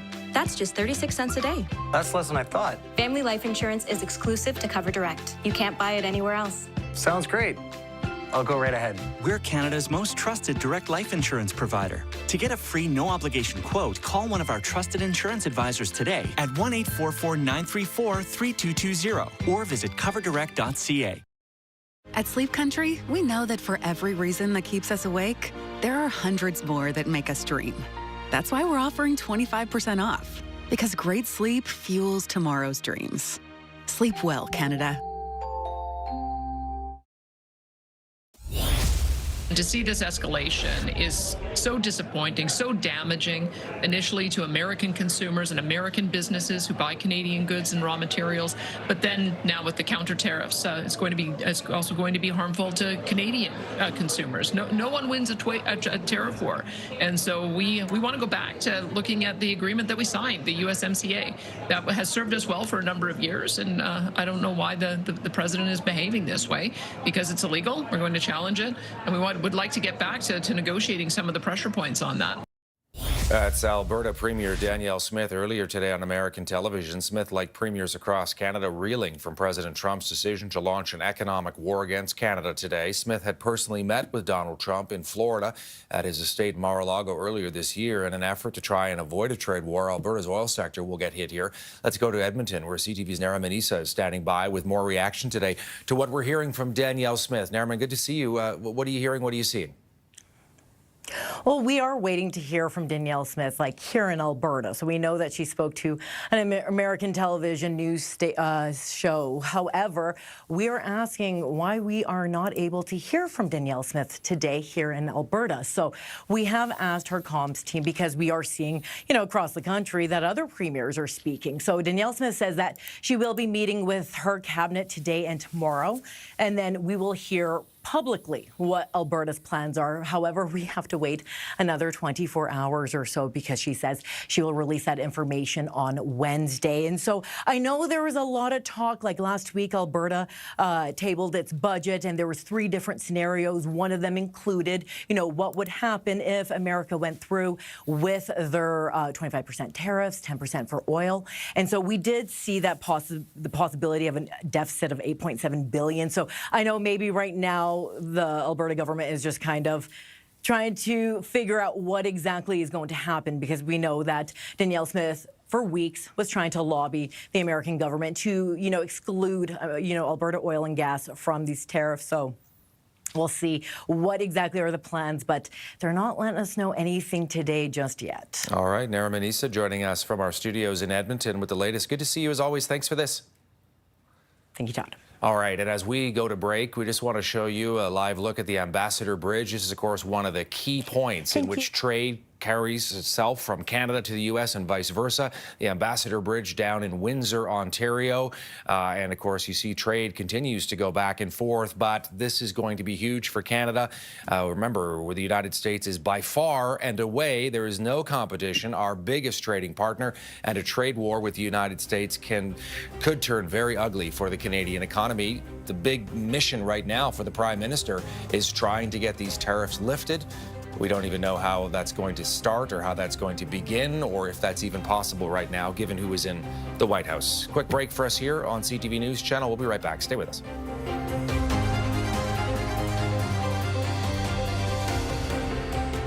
Guys, every year, your body loses more testosterone. Ageless Male has been proven to support testosterone levels in men, and it supports energy, too. Get Ageless Male and be the man you want to be. After her partner's health scare, Sam needed to make some changes, so she got Northcover Life Insurance. Their licensed advisors help choose coverage to suit her exact needs and budget. Now Sam's so well covered, it's like she's wearing a parka. Her family will be looked after with a cash payout of up to $1.5 million.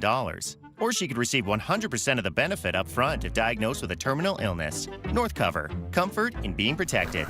Get a quote today. Call 1-844-657-1010 now or visit northcover.ca.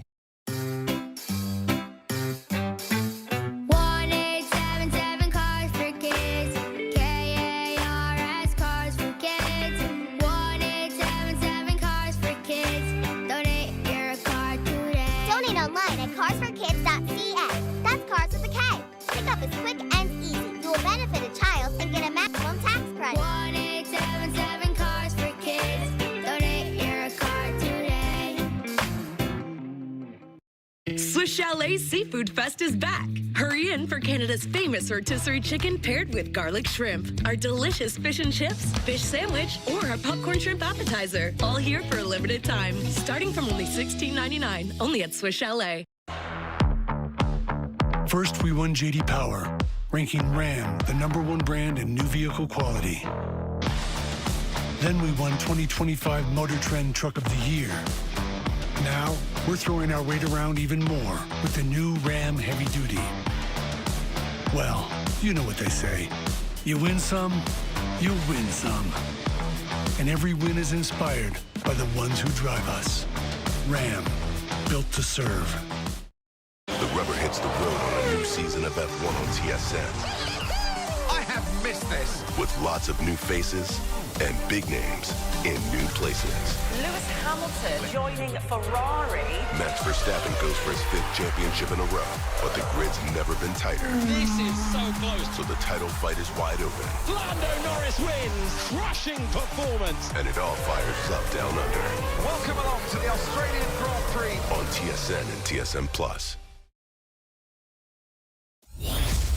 The president's going to have conversations with the Canadians. We need to see real engagement on the fentanyl issue, on the drug issue. That is fundamentally the underlying element of these tariffs, is we think the Canadians have not been serious about stopping the drug trade. Now, people will sometimes say, well, if you look at the numbers, the Mexicans send way more fentanyl into the United States than the Canadians do. The Canadians have allowed a lot of fentanyl to come into the country. It's not a defense to say more has come from Mexico, because way too much has come from Mexico.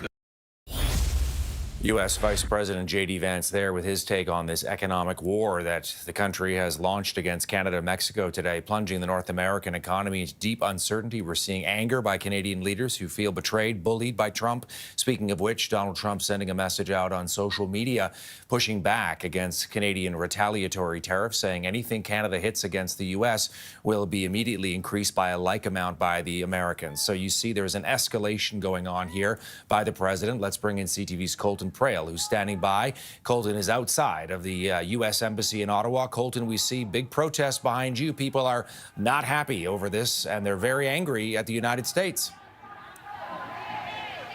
Absolutely, Todd. I mean, the weather here is cold, it's wet, it's messy, and it hasn't hindered this crowd at all, who has been out here at this point for hours trying to show their displeasure with the American industry, American administration, I should say. This has been really specifically focused at Donald Trump, their displeasure that they are feeling towards him.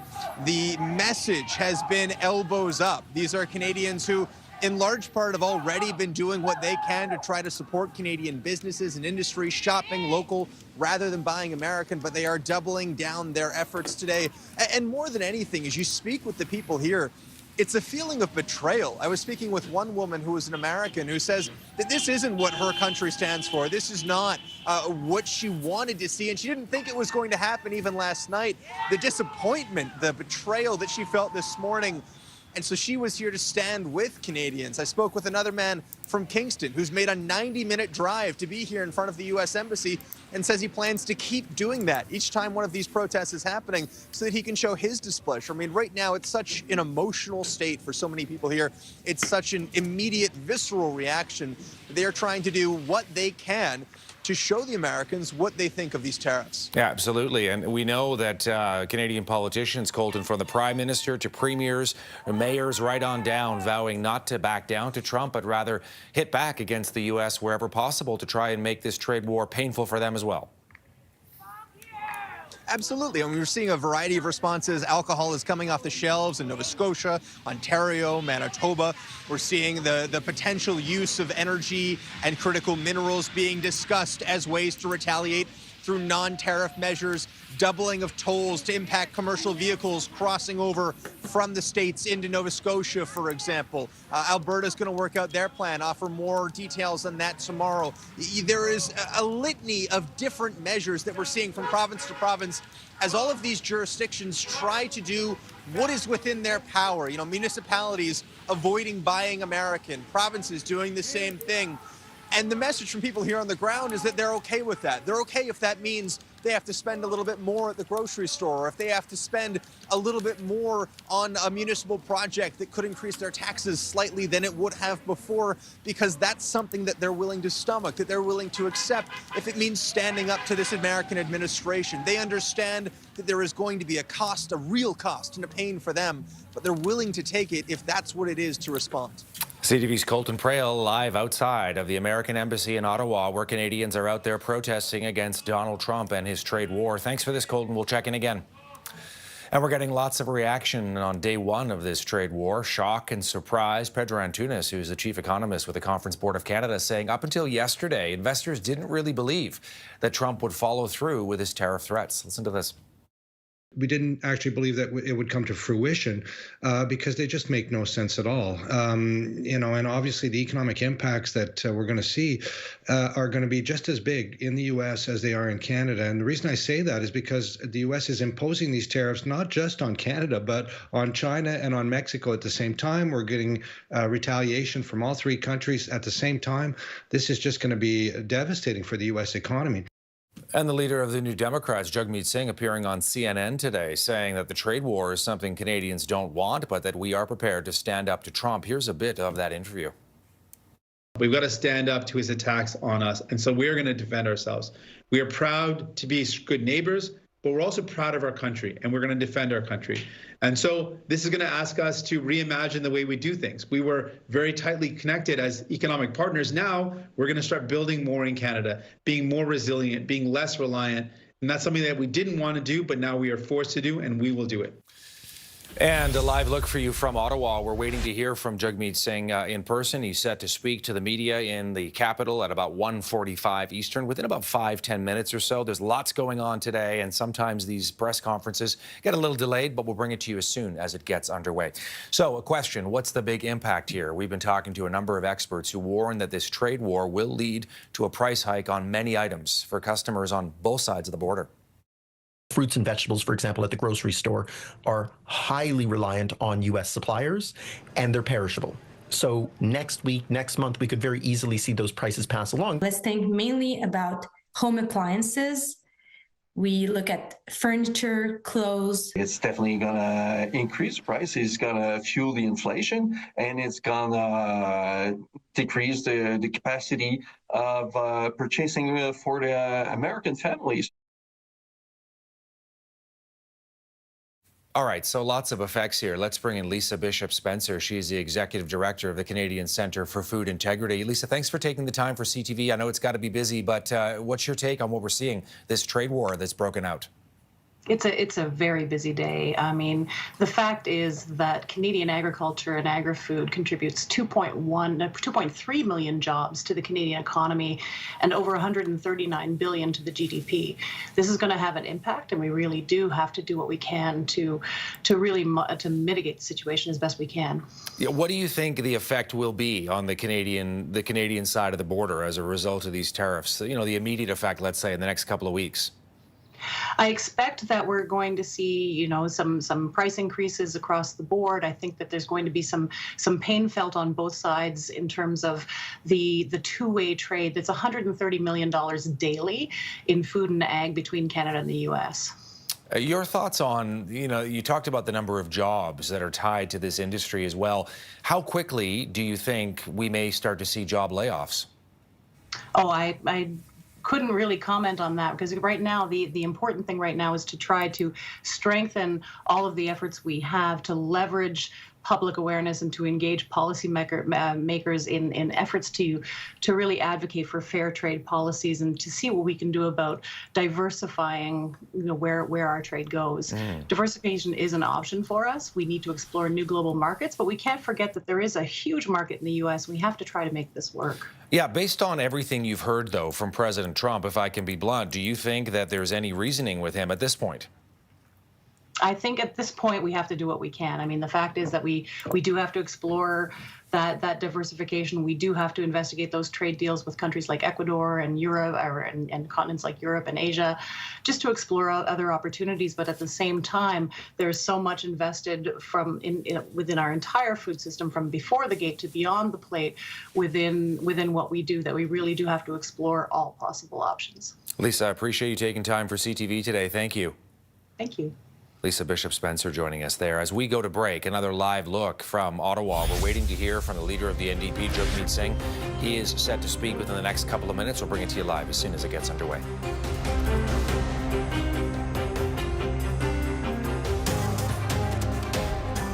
Vengeance has no timeline with the mafia.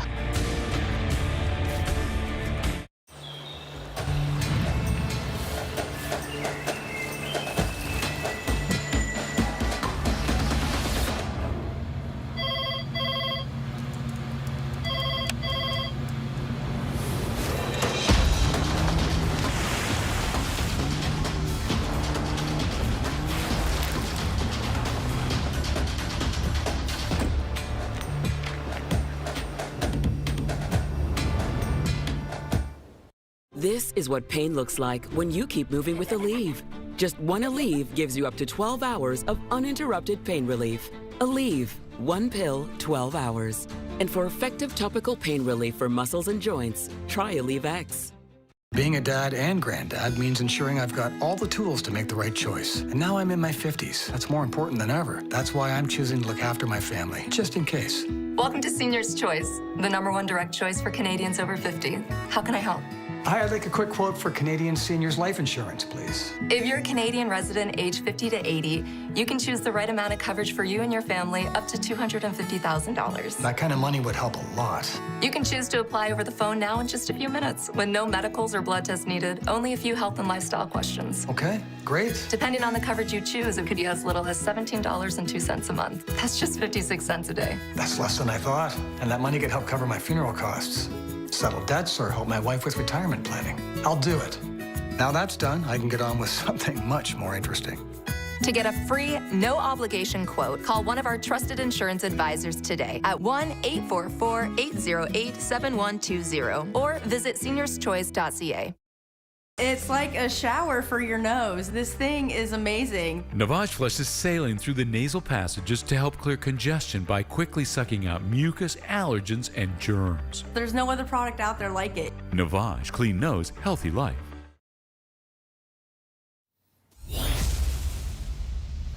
All right, and we're waiting for the leader of the NDP to come out, Jagmeet Singh, to talk about this trade war that Donald Trump has triggered against Canada. Leader of the NDP was on CNN earlier today to say that Canadians will not back down to bullying by President Trump. No doubt the leader of the NDP speaking on behalf of most Canadians when he says that. We're going to bring that to you live as soon as he comes out. As you can imagine, the trade war triggering a lot of anger nationwide. Canadians shocked, disappointed, betrayed by our closest ally. We're seeing a surge in the so-called Buy Canada movement. Vacations to the U.S. canceled. Our cameras caught up with a number of Canadians as they were reacting to this news. Here's one example. Terrible. Economy might come down pretty quick. You know, people talking about it everywhere, at work, everywhere, right? I think that's not going to lead to anything that is going to benefit Canada. It's terrible. Brothers next door. That's what they're doing to us. What are you most worried about? Is it cost of living? Is it... Cost of living is already high and it's going to be even higher. Job losses, availability of goods and services, loss of goodwill between two countries. That's, yeah. What would come after that? Yeah, everybody trying to make sense, heads or tails of what's going on. One of the big sectors that is bracing for impact is Canada's auto sector. Let's bring in Hugh Williams. He's a national spokesperson for the Canadian Automobile Dealers Association. He is in Toronto today. Hugh, thanks for taking the time for CTV. Actually in Ottawa today, and it's an extraordinary day in Ottawa, extraordinary day for Canada and the auto sector. There's no doubt that these tariffs are bad for automotive consumers. They're bad for the auto industry, bad for car dealers, and they're bad for the economies on both sides of the border. I just want to emphasize that when Trump first tried to introduce these tariffs back in 2017, 2018, there was a united front in the States because American business understood how integrated our automotive economy is. And we've got to get back to the American auto sector talking to the White House, dealers talking to the White House, so that they know this is going to hurt their consumers and their economy even more than it will hurt ours. Hey, I'm hearing from the big American automakers, Hugh, that they could, basically run out of steam in a week or two if this trade war continues in terms of trying to get cars manufactured. I mean, that the whole North American auto industry could seize up as a result of this. What are you hearing? Yeah, that's definitely a concern, and I think the manufacturers in the States have signaled very strongly to the White House that that's the primary concern, that it will jam up the entire supply chain in the auto sector and basically bring things to a halt. Obviously, that impacts parts workers, that impacts the OEM manufacturers themselves, but all the spin-off jobs. In Canada and the U.S., you're looking at about 1 in every 7 jobs, depends on the auto industry, and this is really the best example of an own goal. Anything that jams up the economy and jams up the car industry is going to be bad for consumers overall. So we're hoping that reasonable heads prevail on this, particularly in the United States, understanding the ramifications of this, and that American voices start to come to the table to make it clear that this is just not the right way to go. We've heard the president say quite clearly, we don't need the Canadians to make our cars. We can make them just fine here in the United States. I'm curious about whether you think we're now talking about the potential of, plant closings in Canada, massive layoffs in the auto sector in our country. Well, the auto industry, it's a great question. The auto industry is so integrated that any damage is going to be done all through the U.S. and Canada, and of course on the Mexican side of the border. Longer term, I think it's important to recognize that the U.S. actually has a manufacturing surplus in the auto sector with Canada. They sell more cars here than we produce for them. And if you look at the the American market, the U.S. produces about 80% of the automotive sphere, with Mexico and Canada making up the other 20%. So it's actually a very fair and equitable sector. And the only reason we have a trade imbalance with the U.S., of course, as other guests and premiers and the Prime Minister has talked about today, is the large amount of energy that they buy from Canada. On the manufacturing side of the equation, there's just no scenario that Canada is somehow taking advantage of the U.S. It's a very balanced situation, actually in the U.S.'s favor. Hugh Williams joining us. He is the national spokesperson for the Canadian Automobile Dealers Association. Hugh, thanks for your time today. Yeah, so appreciate you having me on. Thank you. All right, and we're going to stay in Ottawa because the leader of the NDP, Jagmeet Singh, is speaking. Let's listen in. Devastating. People continually tell me they literally don't know if I will be able to go into my next shift, if I'm going to be laid off. There are auto workers talking about when there's pauses on the auto line, which normally happen, some of the workers are wondering, does this pause mean that we're shut down and we're going to go home and we lose our jobs? And what does that mean for a person? And they lose their job when you're living paycheck to paycheck. That means you could lose your home, not be able to put food on the table for your family, not be able to make your rent, not make your other bills. This is serious. Given the gravity we're up against, I'm calling on an emergency session of Parliament like we had in the pandemic. What we're witnessing could be worse than the pandemic and very likely will be worse. But Canadians are ready to fight back. And so my promise is we should fight back as well as elected officials. So an emergency session of Parliament where we do three things. One is we need to put in place supports for workers. Workers are already impacted. We need immediate supports. I'm calling on EI to be immediately reformed so it is covering enough workers. It's a sufficient amount to cover people's bills, and it's quick. People can get it quick enough so that they can actually come in and support them. Secondly, we need to create good jobs in Canada. And so that build Canadian, buy Canadian plan at the federal level needs to be there so we can build more and create good jobs in this difficult time.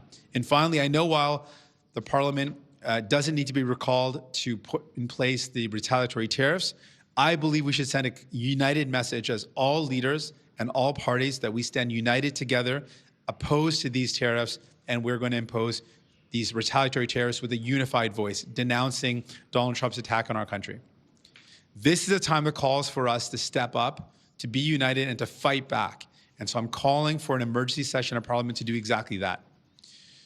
What we've seen so far today is a trade war.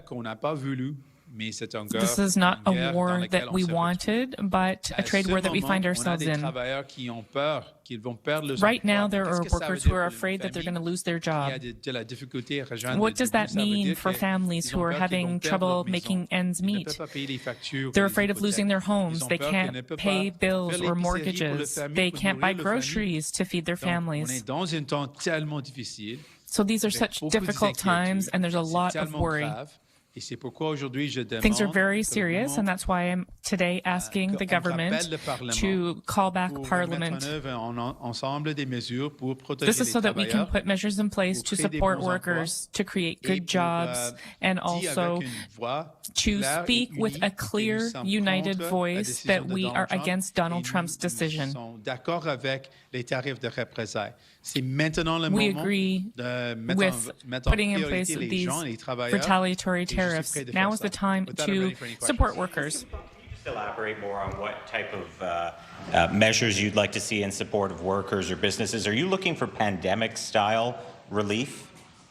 We're in what could be worse than the pandemic in terms of the impacts to our economy and to workers. So we need across-the-board supports for workers impacted.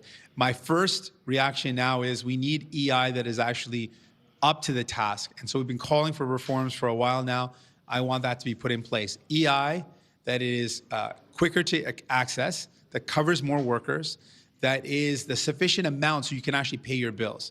The current replacement fee or the replacement salary is not enough to cover the cost for many families. So we need an adequate EI to meet the needs of today. How much would the increase be for EI?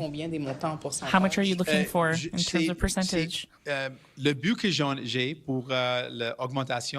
goal for the increase is to have employment insurance that covers everyone. Right now, it only covers 40% of people. So we need EI that covers anyone who is working. Especially in this current crisis, we need an EI system that works. Second element, we need access to that quicker. Right now, the delay to access EI is too long, especially if people are losing their jobs immediately. And lastly, the amount that people receive. Salary replacement is not adequate for the cost of living currently. So those are things I want to see. You want to vote down the government at your earliest opportunity. Do you still stand by that statement, and do you think now is the time for an election? Now is the time to put workers first. We're literally in a trade war, and I can't imagine any opposition leader that wouldn't want to support a package to help workers impacted by this. We did that during the pandemic. We came together. We need to have that same approach now. So my answer to that is we need supports for workers first, put in place, working, an election afterwards. And what's the plan for, I mean, how long would you see something like that, this tariff war? All right, so we're listening to Jagmeet Singh, leader of the NDP. He's commenting on this trade war that has been triggered by Donald Trump, an economic war against Canada and Mexico. The president moving ahead with those 25% tariffs on all Canadian imports into the U.S. It will have a devastating effect. This is a worst-case scenario. Ongoing coverage when we come back right here on CTV News Channel. Tomorrow on Your Morning, recipe ideas that incorporate local Canadian ingredients into your cooking. Start your morning with us Wednesday on CTV. Explore the world the Viking way. From the quiet comfort of elegant small ships with no children and no casinos. We actually have reinvented ocean voyages, designing all-inclusive experiences for the thinking person. Viking, voted world's best by both Travel and Leisure and Condé Nast Traveler. Learn more at Viking.com. A performance that truly matters. This is what you've been waiting for. Returning to 9 cities across Canada, starting March 21st. Tickets at Shenyun.com. Make food this good in a flash with delicious 15-minute recipes from HelloFresh that go from fridge to fork in a few simple steps. HelloFresh, homemade, made easy. And tasty too. Wow. You know, retirement doesn't have to mean giving something up. It should mean living life on your own terms. Well, thankfully, if you're a Canadian homeowner, age 55 and better, you can access some of your home's value in tax-free cash with CHIP. That way, you can live retirement on your own terms. Stay in the home and the neighborhood that you love. Because there's no place like home. Right, Rocky? If you're 55 or older, call now for your free, no-obligation CHIP reverse mortgage guide. With CHIP, you could get up to 55% of your home's value in tax-free cash. Take only what you need in a lump sum or over time with no monthly mortgage payments required. Call 1-866-519-2447. Maybe it's time for you to consider CHIP too. Call now for your free, no-obligation guide. Call 1-866-519-2447. That's 1-866-519-CHIP. Or visit chip.ca. Call CHIP today and live retirement your way. MLS is game on. Stars on. Kevin Sullivan, the history maker. MLS, this is our soccer. Game on.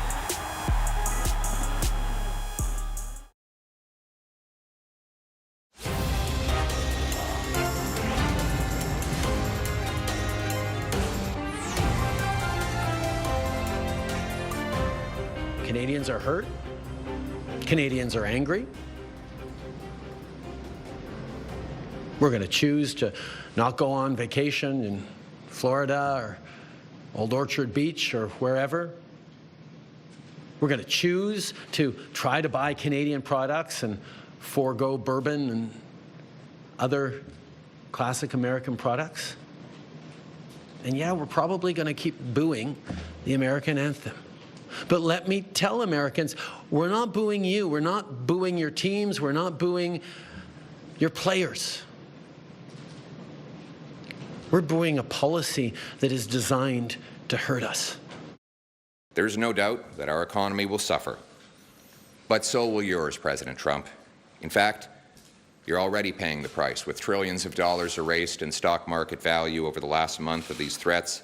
Already, Americans are paying higher gas prices, as at midnight, a new American gas tax kicked in on U.S. working-class taxpayers and motorists. Your workers will soon start losing jobs they had upgrading Canadian raw materials, which, by the way, you were getting at an incredible and ridiculous bargain. We'll be supporting the people, we'll be supporting companies, and we're making sure that we diversify our trade, bring in more opportunities from around the world. Folks, we have 51 countries that we have tariff-free agreements with. We need to unite with them. We've brought over $70 billion of business from around the world to Ontario, but we need to continue. All right, good to have you with us here on CTV News Channel. I'm Todd Vanderheyden. President Trump launching a trade war against Canada and Mexico today. It is an unprecedented attack on our country's economy and on North American trade. Trump hitting Canada with a 25% tariff. That is huge on all Canadian imports to the U.S. Canada immediately firing back, targeting American products. An angry prime minister condemning Trump, promising Canada will not back down to a bully. Justin Trudeau saying Trump wants the total collapse of the Canadian economy because it would make it easier to then force Canada to join the U.S. The Prime Minister promising help to Canadians, but saying goal number one is to stop this trade war. We will be looking at, including looking in the coming day at things we can do around adjusting EI to support people through this difficult time. But our priority has to be not on figuring out how to manage through these tariffs over the coming days and weeks and months, but on doing everything we can to get them lifted and put an end to this unjustified trade war that hurts American families and Canadian families.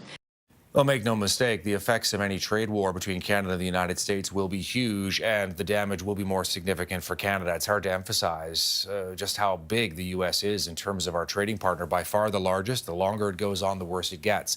Trump damaging that relationship. He is determined in his mind to help his country's economy at the cost of the Canadian and Mexican economies. No room left for Mexico or for Canada. No, the tariffs, they're all set.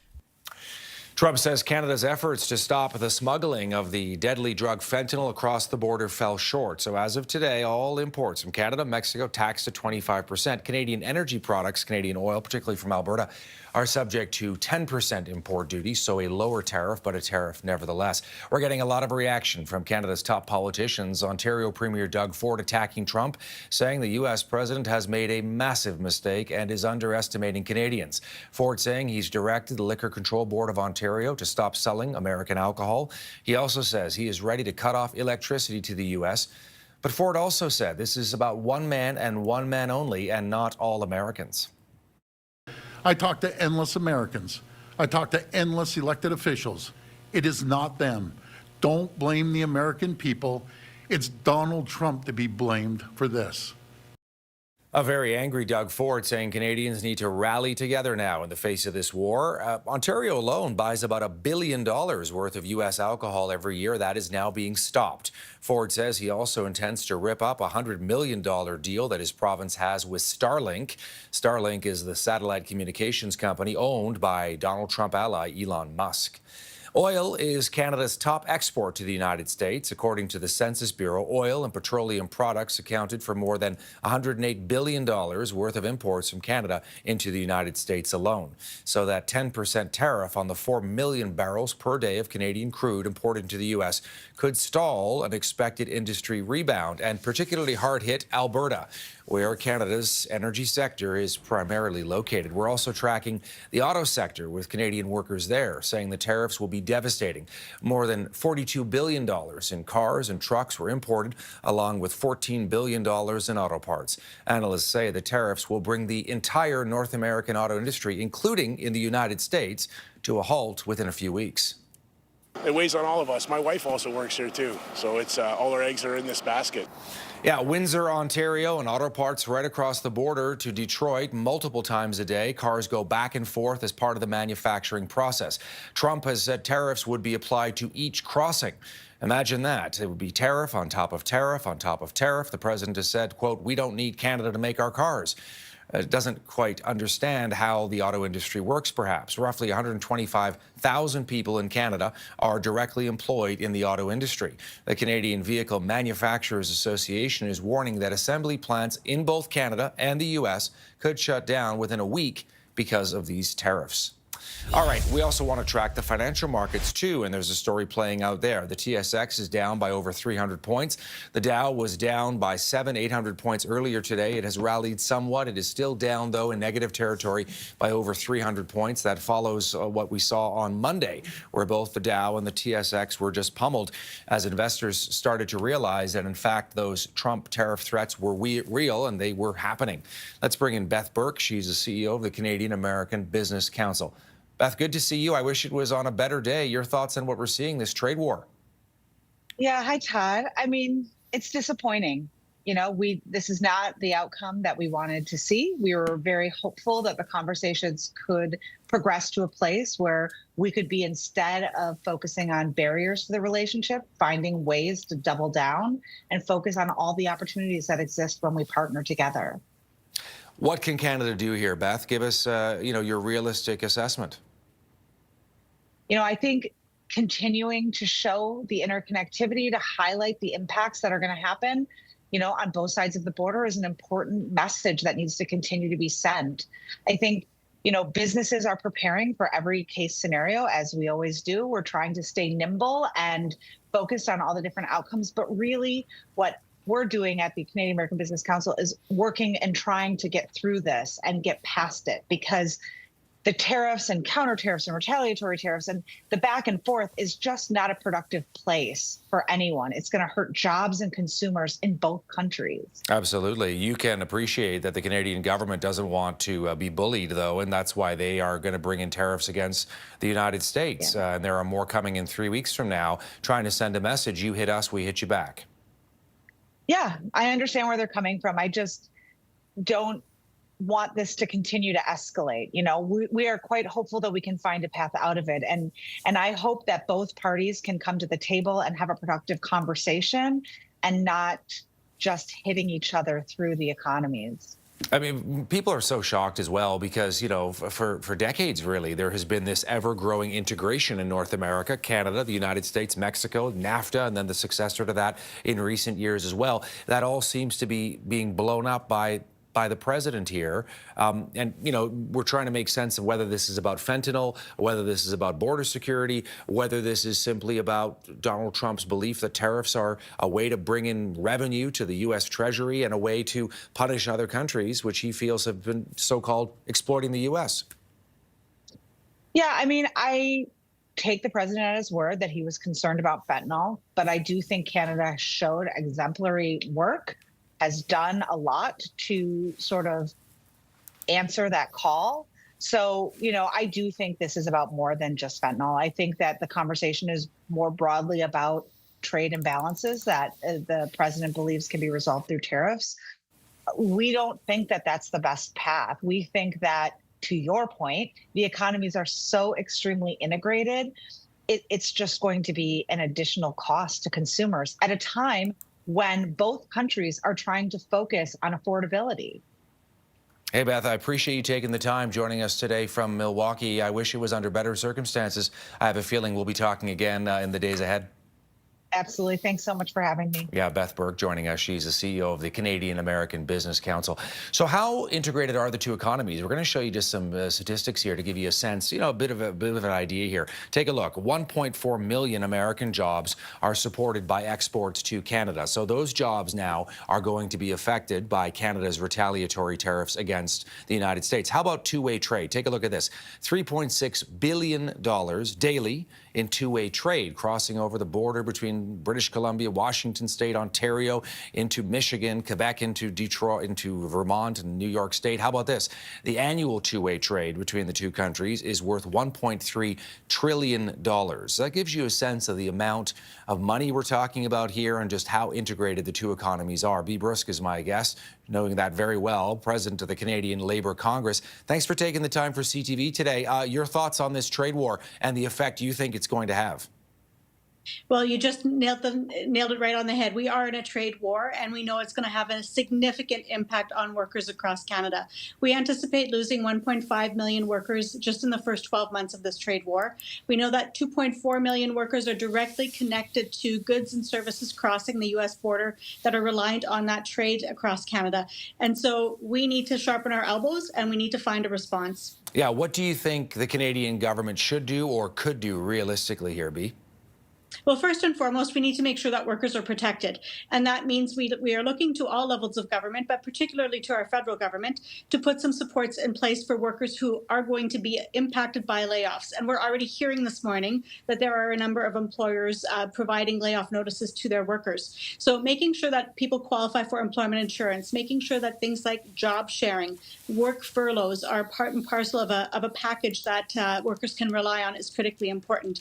But overarchingly as well, of course, is the issue of being able to diversify our markets and our trading partners. And that means investing in Canadian infrastructure. It means investing in rails and ports and roads so that we can get our products and services to other markets and not be so reliant on our U.S. trading partner. You mentioned layoff notices already being issued, or you're hearing about them. Can you give me a sense of what industries we're talking about here that would be so quick? So we've already heard some layoff notices in the steel and the aluminum sector this morning. We already have heard from a number of different workplaces over the last month that even the uncertainty of these tariffs coming into play has caused many employers to hold back on hiring new workers, has caused employers to stop doing planned investments that they had within their workplaces to actually foster their growth within that workplace. And we've heard this morning that layoff notices have been issued.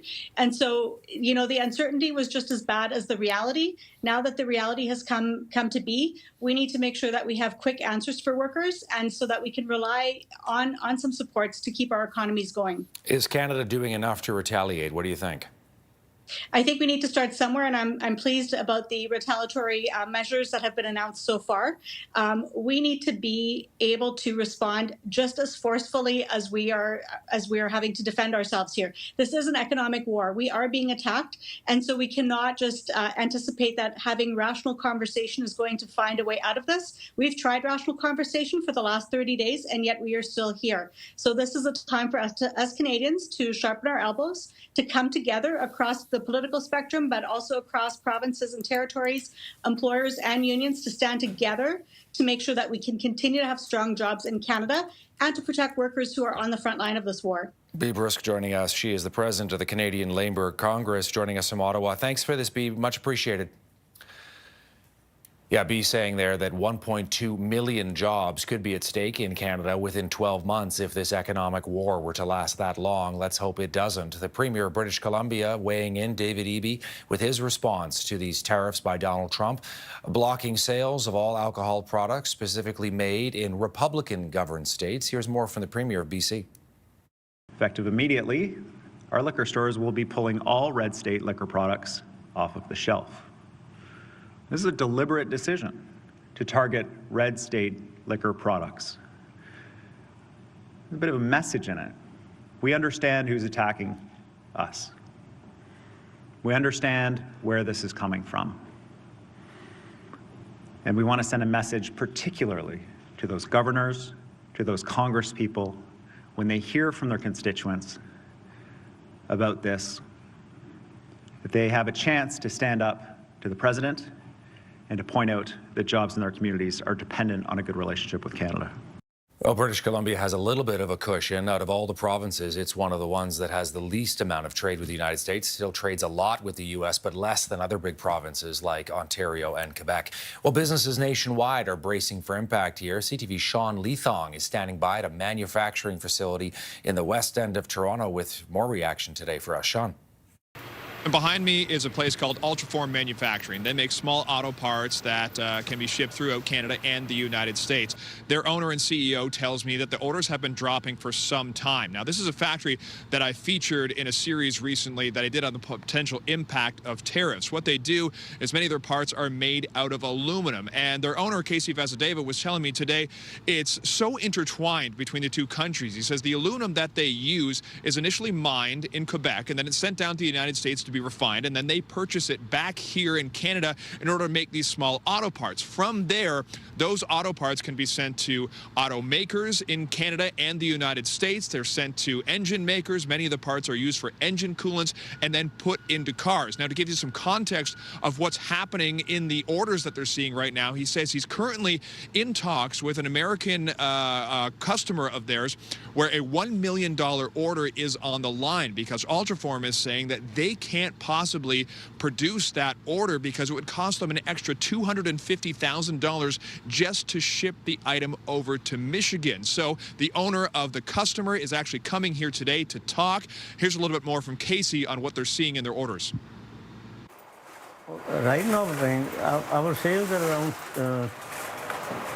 I will say, 700,000 a month, but it's dropping like there's no tomorrow. And I think it's going to drop to about 300,000, and then the company can't afford. We will have to lay people off, and the government will have to come with a work sharing program so that the skill we have, we don't lose the skill.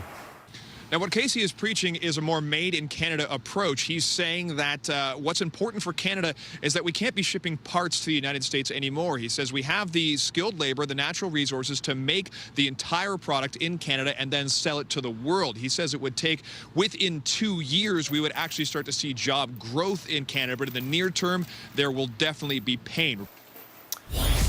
All right, CTV Sean Leathong in Toronto. And by the way, it's not just Canada. This is a North American trade war, and the Mexicans are getting hit as well. Their economy is even more exposed to the United States. The president there promising to hit back against the United States, and Donald Trump's triggering of an economic trade war across the continent. We'll be right back. Stay with us.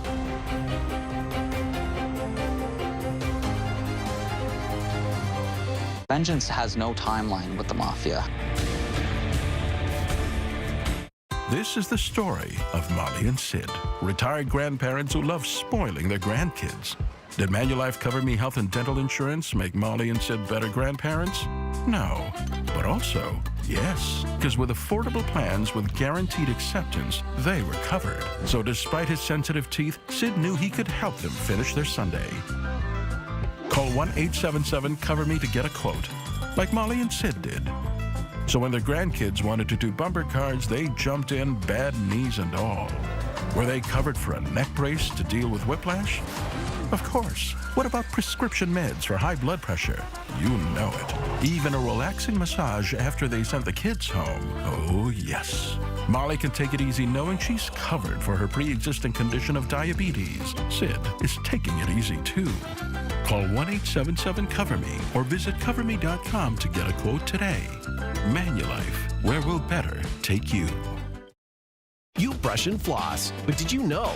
Listerine kills up to 99.9% of germs and destroys 5 times more plaque above the gum line than floss, contributing to a clean, healthy mouth. Help complete your routine with Listerine. Thousands of entrepreneurs don't have access to the support they need. Breaking down doors for entrepreneurs. We're on it. BDC. Financing, advising, know-how.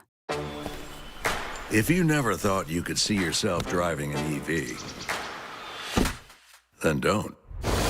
See yourself in this. The all all-electric Ford F-150 Lightning. The only EV that's an F-150.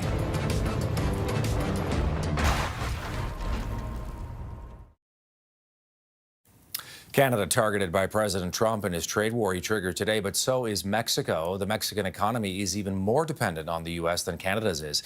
Mexico's President Claudia Sheinbaum saying there is no justification for the 25% tariffs that her country was hit with. She says her government will respond. We're still waiting to hear what the response will be. Sheinbaum says she did have a plan put together in a worst-case scenario. She was also trying to avoid this, as Justin Trudeau was, saying she will be providing more details in the days ahead. And China has responded to new American tariffs that Donald Trump slapped against that country, saying it will impose additional tariffs of up to 15% on imports of key American farm products, including chicken, pork, soy, and beef. The Chinese do buy a lot of those products from the United States. U.S. President Trump, meantime, will be addressing Congress tonight, 6 weeks into what has been a very tumultuous term.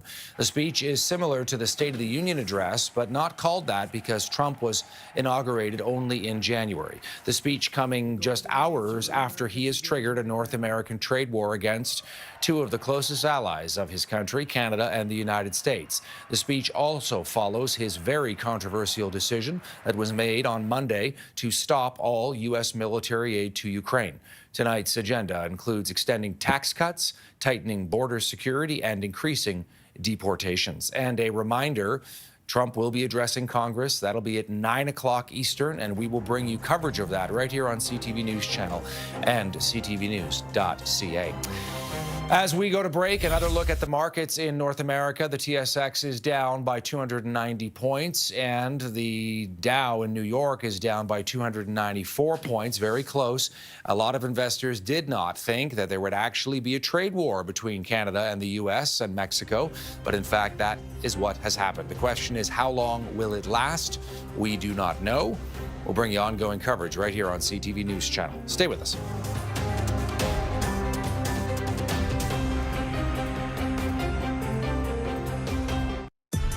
Trade Center, presented by Harvey's, Friday on TSN. Swiss Chalet's Seafood Fest is back. Hurry in for Canada's famous rotisserie chicken paired with garlic shrimp, our delicious fish and chips, fish sandwich, or our popcorn shrimp appetizer. All here for a limited time, starting from only $16.99, only at Swiss Chalet.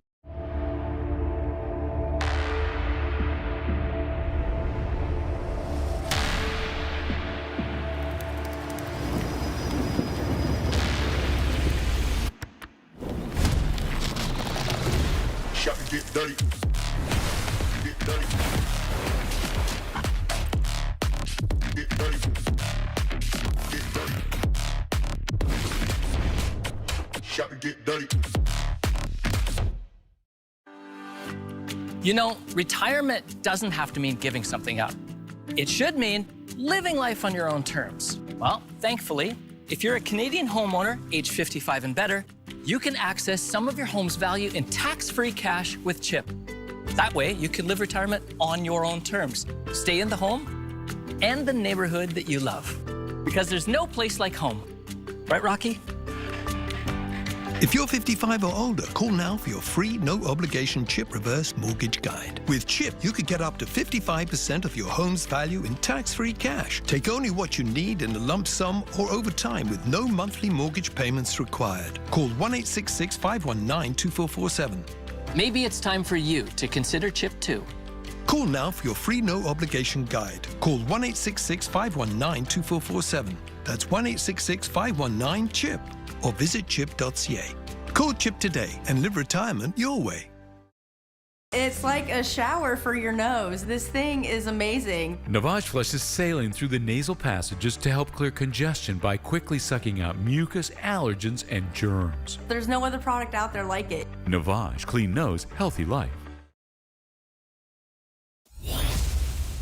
I think the tariffs are bad for us in the long run. So I would say, I expect Canada to retaliate with similar tariffs on the U.S. goods as well. They're doing what they have to do for America. That's it. How they're going to affect me? Well, I'm a student, and I don't really know. I just expect prices for most things to go up. So I imagine I'm going to be affected the same way as most people. I suppose, like everybody else, when it comes to you know, big picture items like fertilizer and all that kind of stuff, that it might ultimately affect you because your food costs might go up, maybe, but you know, who can know for sure? Yeah, good point. Some reaction there from Canadians in London, Ontario that our cameras caught up with on day one of this Trump trade war. Shock and surprise. One top economist in Canada saying that up until just yesterday, many investors didn't really believe that President Trump would follow through with his threat of tariffs. We didn't actually believe that it would come to fruition because they just make no sense at all. You know, and obviously the economic impacts that we're going to see are going to be just as big in the U.S. as they are in Canada. And the reason I say that is because the U.S. is imposing these tariffs not just on Canada, but on China and on Mexico at the same time. We're getting retaliation from all three countries at the same time. This is just going to be devastating for the U.S. economy. Alberta's economy is also, of course, at risk, given the massive amount of oil that it sends to the United States. Alberta's Premier Danielle Smith has not held a press conference yet today. We don't know if she is going to, but she did appear on American television today addressing the response from Canada to all these tariffs. Listen to this. There's a number of things that all the provinces are considering. I mean, non-tariff barriers, you don't need to put a tariff in place. You can also just choose to buy from other countries. You can choose to source materials differently. You can choose to do your procurement differently. I mean, part of the free trade agreement has been allowing for American companies to invest in building out our infrastructure. We build tens of billions, hundreds of billions of dollars worth of construction each year at the municipal level, the school board level, the provincial level, and the federal level. Those are the kind of things that we can look for other suppliers for. So what's the big impact here? We know, of course, there's a lot of bad blood now, a lot of Canadians very upset over what's going on, but experts are also warning that this trade war could lead to price hikes on many items for customers on both sides of the border. Fruits and vegetables, for example, at the grocery store are highly reliant on U.S. suppliers, and they're perishable. So next week, next month, we could very easily see those prices pass along. Let's think mainly about home appliances. We look at furniture, clothes. It's definitely going to increase price. It's going to fuel the inflation, and it's going to decrease the capacity of purchasing for the American families. All right, and as we go to break, a live look for you right now from the White House, ground zero for this trade war that President Trump has launched, economic warfare on Canada and on Mexico as well. We'll be right back. Stay with us.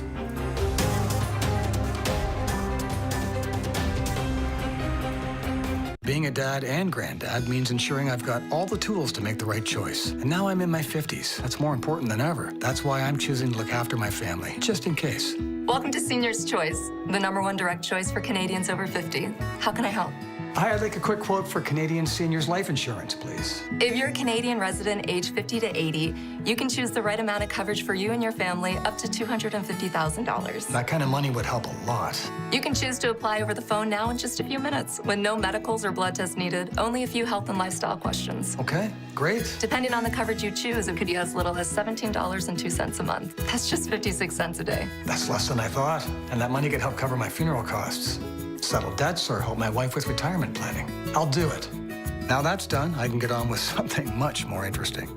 To get a free, no-obligation quote, call one of our trusted insurance advisors today at 1-844-808-7120 or visit seniorschoice.ca.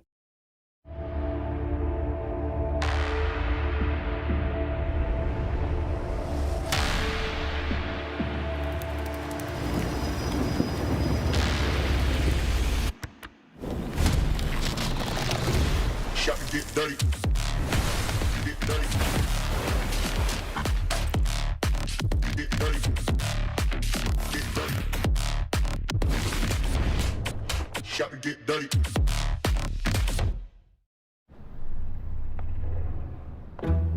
Gold standard. Gold dust. Pot of gold. Solid gold. You're worth your weight in gold. Golden boy, golden girl, golden goose, golden egg, golden age, golden ticket, golden opportunity. Is it just me, or is there some kind of clue here? I don't know.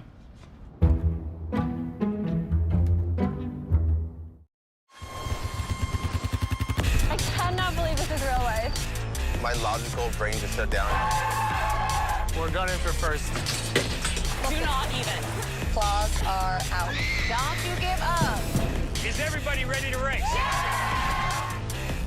We're on the amazing race! We're doing it! This season, there are more surprises than ever before. A new season of The Amazing Race. Wednesday, 9:37 Mountain on CTV.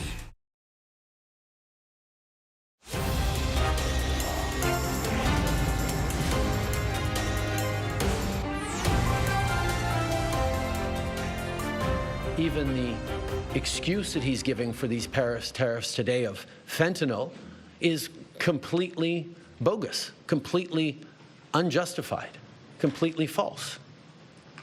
So we actually have to fold back on the one thing he has said repeatedly, that what he wants is to see a total collapse of the Canadian economy,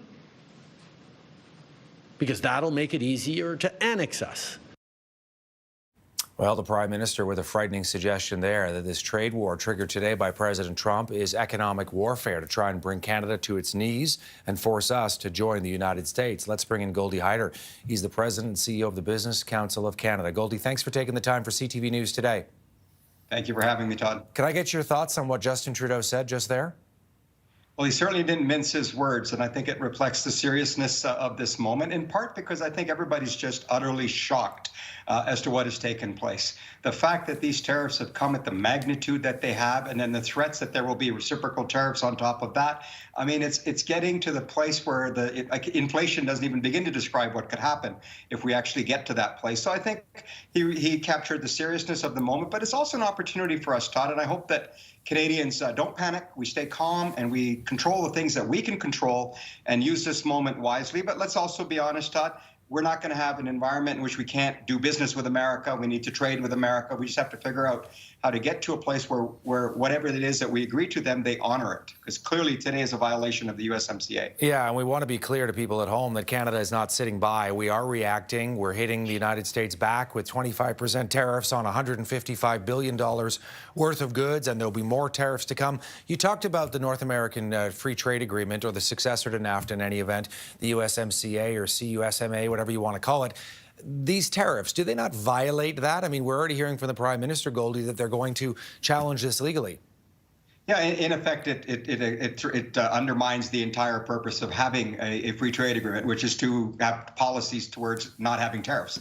So clearly that is a violation, and it to some extent makes it null and void. But having said that, let me say, as someone who's been spending a lot of time in Washington and meeting people, including at the U.S. trade representatives and others, they are continuing to function on the basis of the need to review and renew, not renegotiate, the trade agreement, and to do it and advance it. Let's not wait till next year to start. Let's get that process started. And to be very honest with you, Todd, that's the right answer. It's good to hear that at least a part of the administration's thinking that way. But you also hear the White House saying this isn't about trade. This is about fentanyl. And this is where I'm in complete agreement with the Prime Minister. This is unjustified on that basis. Every effort is being made, not because it's just in America's interest. Frankly, it's in the interest of Canada and Canadians to ensure that we're not losing life to this social disease, the bad actors that are here that are abusing young people to get addicted to these things. 56,000 Canadians have died. Of course we want to take that seriously, and the evidence is showing that what efforts Canadian government has made in collaboration with the Americans, they themselves have said, we agree you guys have made great progress. So why are we where we are then? And that's the concern that we have here, because economically, what you're going to see is inflation, job losses, and tariffs ultimately hurt consumers on both sides of the border. And those tariffs that we've announced, we're going to try and minimize the damage on Canadians. But let's be clear. We're going to feel the effects of those tariffs as much as the Americans are going to feel it. Yeah, a couple of tricky questions for you. How real is this? How much of it is political theater? How long does it last? What's your take on the end game here? Well, look, you know, the thing about President Trump is anything is literally possible. His 4 favorite words in the English language are, let's see what happens. And you never know. This could be a week. It could be a month. There's no way this can go on for a prolonged period of time. If you're a president who has promised his citizens that life is going to get better under my administration, things will be more affordable, quality of life and standard of living will improve.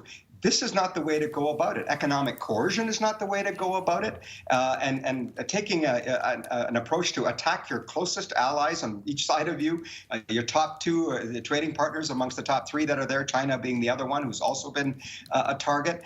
Let's get to a place where we can work together to strengthen North America, to make life better for North Americans and our citizens, and so we can compete with the rest of the world. It's just a question of when that happens, Todd, because it has to happen. It's not if. It's just when.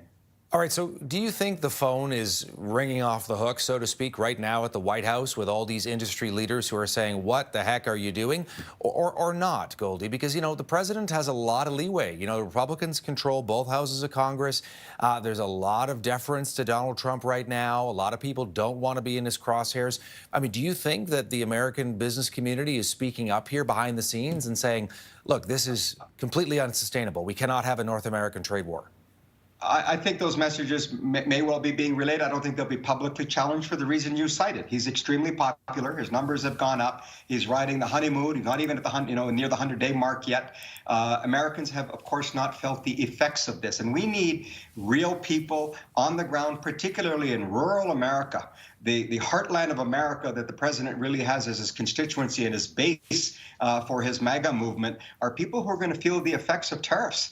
They're the ones who are going to feel the effects of what it means to be a farmer if you're going to put, tariff on energy, tariff on potash, tariff on uranium, tariff on other things like that, which is so important to the energy sector and to the farming community. Those are the people that need to speak up. We need real Americans to say, hang on a minute here. This is not what I signed up for. Why is everything costing me more? That's the last thing I expected you to do, Mr. Trump. Please fix that. But how much damage, Goldie, do you think will happen between now and then for that to sink in, for anger to swell, for the president to start to pay attention? I mean, a lot of damage can be done in Canada between now and then. Well, look, at the rate that they've introduced these tariffs, it may not take long. If there's any saving grace here, it's a big number, 25. And then you're going to add on to it these reciprocal tariffs, and potentially he's saying we'll retaliate on your retaliation, in which case you're into a full-blown, a tariff war that is going to end miserably for the people who are going to have to pay more for the things that they're going to buy. You're talking cars, you're talking sporting equipment, you're talking vegetables and juices and your gasoline. I mean, we all know how sensitive Americans are to the price of gas. That 10% is going to work its way through the system, and it's ultimately the customer who's going to have to pay that. And so I'm optimistic that because the numbers are so high, this won't last long. And I'm encouraged by the fact that they continue to say this is not about a trade dispute, it's about fentanyl. Well, if it's about fentanyl, both Mexico and Canada have made tremendous progress in that regard, doing it collaboratively with the Americans who have acknowledged the progress that's being made. So it's a little inconsistent and a little rich to say, you're doing a good job, but we're going to whack you anyways. And so just before we go, you're thinking that could be potentially, possibly an off-ramp, the fentanyl way, where if Canada and Mexico are able to convince, or there is the perception that more is being done in the weeks ahead, that maybe that is a way for Trump to back down from this? Well, look, I mean, we know there's a lot of moving goalposts here, but the reality is they continue to say fentanyl. And if we have to take them at their word, I think the reason behind that, Todd, is simply this. There's an executive branch that's overreaching in its authority to impose tariffs and to effectively do the work of Congress on trade. And right now, Congress is not speaking up. He's speaking to Congress tonight at the State of the Union. He's riding a high. We'll see how it goes. But when the average person starts telling their congressman, congresswoman, their senator, what is going on? What are these tariffs all are about? Because it's costing me more. I thought the idea was to bring it down. That has to work its way through the system at the rates that he's charging, that these tariffs will be. I don't think it'll take long. I would be surprised if we're doing this a month from now. Goldie Hyder joining us. He is the president and CEO of the Business Council of Canada. Always great to have you part of our coverage, Goldie. Thanks for this today. Thank you for having me, Doug. All right, and we're getting more reaction to this trade war today, coming in fast and furious. Frank McKenna is a former ambassador to the United States from Canada, and he says the United States has walked away from their trade obligations. I think this will go down in history as a day of infamy for the United States of America. It's a day in which they walked away from their contractual obligations, treaties which they negotiated. That's never been done in, I think, 100 years. So the United States has made itself really in many ways a rogue nation. And for Canada, it's a day of hope, quite frankly. This sounds counterintuitive, but you know, the sword of Damocles has been hanging over our head. It's better to bring it on, to have this fight. The uncertainty was killing us, and we're going to use this as a motivation, a burning platform to do some terrific things. All right, Frank McKenna there with his take. Take a look. Live pictures coming in from Washington, Ground Zero, the White House. Donald Trump launching a trade war against Canada and Mexico today. We'll have more on the impact on the food service industry and beyond when we come back. Stay with us.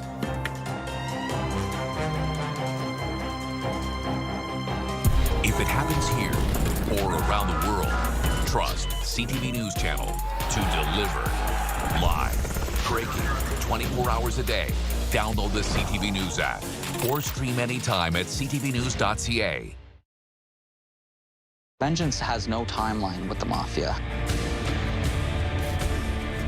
What's next in pain relief? Salonpas Roll-On and Cream, the only products with 2 clinically studied anesthetics, lidocaine and benzyl alcohol. Salonpas starts to work on contact to numb pain away. Salonpas, it's good medicine. Swiss Chalet Seafood Fest is back. Hurry in for Canada's famous rotisserie chicken paired with garlic shrimp, our delicious fish and chips, fish sandwich, or our popcorn shrimp appetizer. All here for a limited time, starting from only $16.99, only at Swiss Chalet. I'm death gonna miss my class if I try and pack my lunch. Oh no, spilled coffee on myself again. I really shouldn't drop $25 on a sandwich. These nails weren't cheap.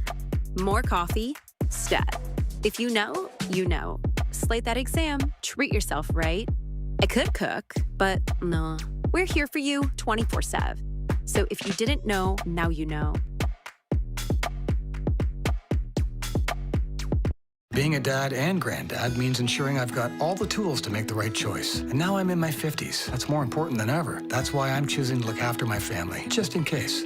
Welcome to Senior's Choice, the #1 direct choice for Canadians over 50. How can I help?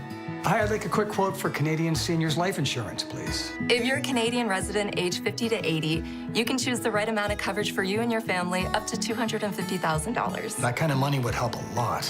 You can choose to apply over the phone now in just a few minutes with no medicals or blood tests needed, only a few health and lifestyle questions. Okay, great. Depending on the coverage you choose, it could be as little as $17.02 a month. That's just 56 cents a day. That's less than I thought. And that money could help cover my funeral costs, settle debts, or help my wife with retirement planning. I'll do it. Now that's done, I can get on with something much more interesting. To get a free, no-obligation quote, call one of our trusted insurance advisors today at 1-844-808-7120 or visit seniorschoice.ca. At 12:01 a.m., President Trump stabbed America's best friend in the back. My message to the President is this: Canada will fight back. We will defend our people and our economy, and we will put Canada first.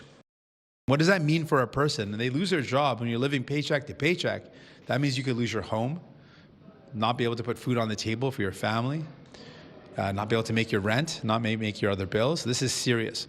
Given the gravity of what we're up against, I'm calling on an emergency session of Parliament like we had in the pandemic. What we're witnessing could be worse than the pandemic, and very likely will be worse. Well, there is a remarkable degree of unity among politicians in Canada, from the right, the left, the centre, saying Canada's got to stand up to the bully in the White House in the face of an unprecedented situation. Imagine a U.S. president has just launched a trade war against his country's closest ally, Canada. CTV's Colton Prale is standing by in our capital here as he tries to make sense of it. And we know Canada, Colton, hitting back 25% tariffs on a whole whack of American imports to Canada. Absolutely. And the first aspect of those tariffs, the first $30 billion that are currently in place, really specifically designed to minimize the impact on Canadians, to make sure that this is something that consumers in our country can find alternative options for, can shop around, find Canadian products, those products potentially be brought in from other countries that are not the United States. We've already seen grocery supply chains shifting in the last month as there was so much uncertainty, and we saw shifting Canadian consumers moving away from certain American products, but there is still going to be an impact on Canadians. We know that the Chamber of Commerce, for example, in our country has said that this will have an estimated, $1,900 annual impact on the buying power of Canadians. You look at what's on your screen right now, where those counter tariffs are targeted in round one, specifically citrus fruits are going to be something that is difficult for Canadians to avoid U.S. products. There's a chance you can bring in oranges from places like Turkey, for example, but in large part, fresh orange juice is going to be something that some Canadians are choosing to turn away from because there are fewer alternatives. Glassware is a big one in the housing industry. Same with ceramics as well. This is something that's going to increase the cost of homes where there are relatively few other markets to import from. But in large part, these $30 billion of items are designed in a way to ensure that Canadians aren't feeling the immediate impact. Where that's going to get much more challenging is in 3 weeks, in 21 days after the consultation period, and we see the next $125 billion worth of goods, $155 billion total, vehicles, buses, boats, steel, aluminum, all included in that second round. And that's where it's going to be much more impactful on the Canadian consumer. And we know this is going to be especially devastating in cities like St. John, New Brunswick, in cities like Hamilton, in cities like Calgary, places where so much of the business is centered around exporting a key product to the American markets, whether that's oil from New Brunswick and Calgary, fisheries out east, salmon out west, whether it's the steel plants in Southern Ontario or the auto sector all along that Southern Ontario, 401 corridor. This is going to be, really crippling for them, and it's going to get worse in the near future. The president has talked about the additional 25% steel and aluminum tariffs that are coming in 8 days. He's talked about increasing the tariffs reciprocally on everything that Canada has tariffed in retaliation when he unveils his reciprocal tariffs in April. This is something where Canadians are going to feel the pain, and the hope from the Prime Minister, the federal government, and provincial governments is that they can craft a response that will also be damaging enough to Americans that Americans on the ground force the president to lift these tariffs because they will be unwilling to deal with the economic costs and the rise in cost of gas and groceries and products that they're dealing with on their side of the border. Hey, how about the anger as well? Because, you were outside. I see it snowing there in Ottawa where you are. You were outside earlier. You were outside of the U.S. Embassy in the capital, and there was a big protest there. People very angry, trying to figure out, how can I send that message? And some of them decided to go out in front of the U.S. Embassy with big signs, Canadian flags, and start protesting against Donald Trump and what he's done. I was speaking with an Ukrainian woman who told me she had no desire to be out there. She was very old. She was cold. It was not nice weather to be outside. She had no desire to be there. She said, but I have to be here. I want to be here today to show her displeasure. She was Ukrainian Canadian, and for her, there was this dual sense of betrayal, first of Ukraine, then of Canada, and this feeling that the U.S. has essentially left its allies behind. And so for her, she spoke specifically about the need to fight back, the need to show that this is someone in the White House who is making decisions that, in her mind, didn't reflect the views of the America that she knew, or of the Americans that she was familiar with and knew. And so many people I spoke to there spoke about that same sense of betrayal, that this is a friendship that has gone on for decades. This is a relationship that has certainly become so intertwined in the last 50 years that they didn't foresee this happening. Even last night, in the lead up to these tariffs, when they knew it was hanging over our heads, there was almost this expectation that America won't follow through with this. And so many people I spoke to today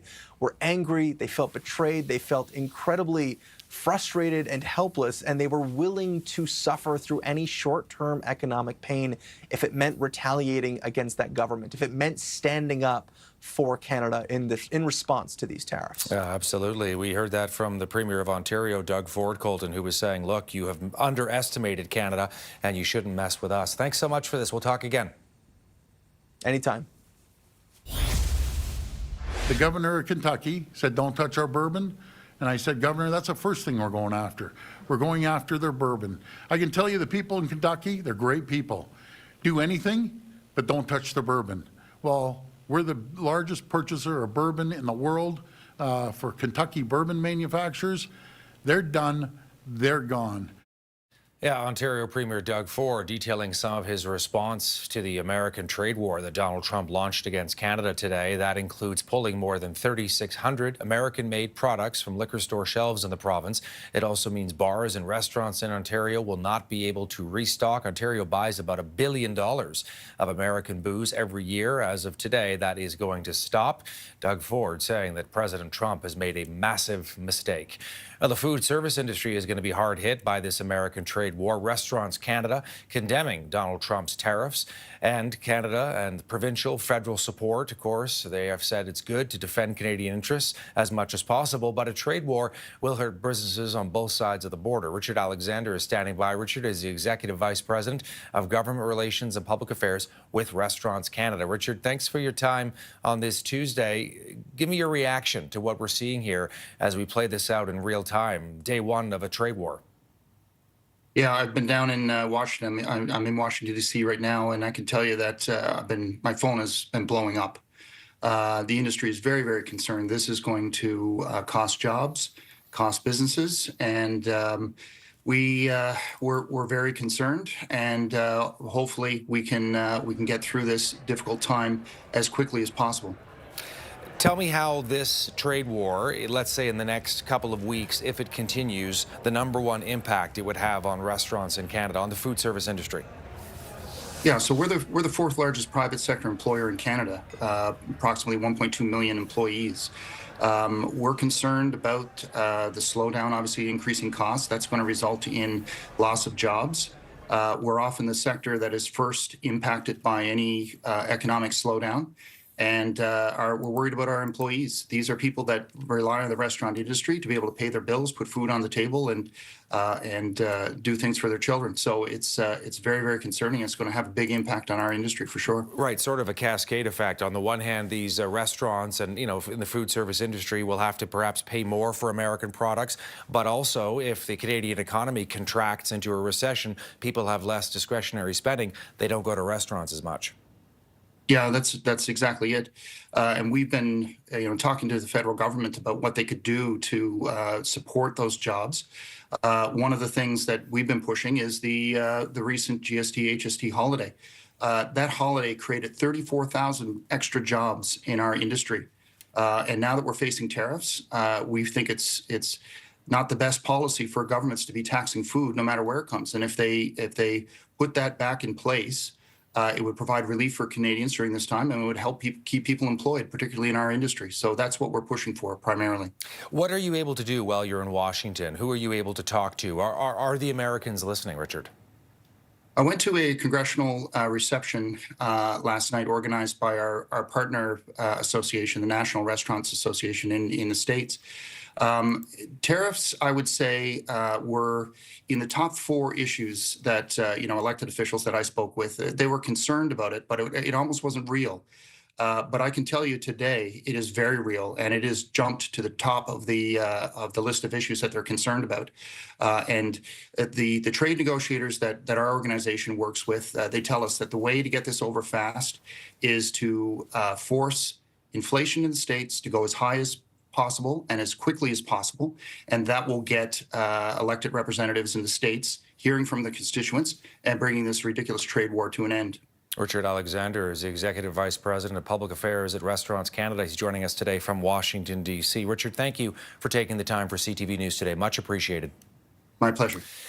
And as we go to break, live pictures coming in right now from the Ambassador Bridge in Windsor, Ontario. This is #1 trade crossing in our country. Huge amounts of trade. They go back and forth each and every day.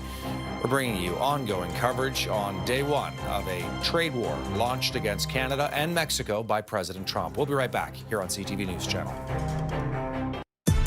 Trade Center, presented by Harvey's, Friday on TSN. Now I'm in my 50s, I'm all about making the right choices, like eating right and staying healthy. And another thing I can choose is how to look after my family if anything ever happened to me. Welcome to Senior's Choice, the #1 direct choice for Canadians over 50. How can I help?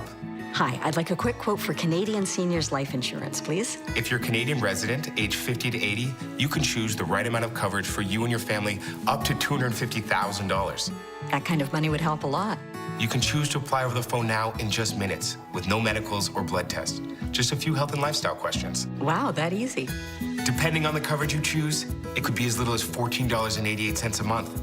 That's just 49 cents a day. That's less than I thought. And that money could help my family cover my funeral costs, support my husband's retirement planning, or even pay off loans. I'll do it. To get a free, no-obligation quote, call one of our trusted insurance advisors today at 1-844-820-8006 or visit seniorschoice.ca. Practice starts in 20. Let's get it. T-Mac. Who saves for practice? My game face doesn't take days off with Gillette Labs. Its green bar releases trapped hairs, so you can get virtually every hair in a single stroke. That's smooth. The best your game can get is Gillette Labs. We created these. We're 4 Canadian friends that quit our jobs because we hated our underwear. We couldn't take the chafing, riding up, and constant adjusting. So we spent 12 months creating our own. They're made with a premium modal fabric that's breathable like cotton, but it won't stretch out. And we designed them to contour and support the boys, preventing sticking. We also made it to Dragon's Den and received offers from 4 different dragons. So visit manmadebrand.com to experience ultimate crotch comfort today. Isn't it time to obsess over something other than money for a change? Like building a path towards what's important to you. Money's a thing, but it's not everything. Edward Jones, we do money differently. Well, the mayor in Canada's biggest city is saying her city is working on a plan to respond to this economic trade war launched against Canada by Donald Trump. Olivia Chow saying she expects to make an announcement next week. I know that time is tough because we are in a senseless trade war. Many Torontonians are feeling anxious. I know when we stand united as Canadians, we can defend our country and Toronto will emerge stronger than ever. And Canada will never be the 51 state. All right, Olivia Chow there, the mayor of Toronto, with her take as we continue to follow day one of a trade war triggered by Donald Trump against Canada and against Mexico. We're going to show you what's going on right now in the markets as well to give you a sense of where things stand. They were much worse earlier today. They have recovered some of their lost ground in recent hours. The TSX, though, still down by 240 points. The Dow is down by 254 points.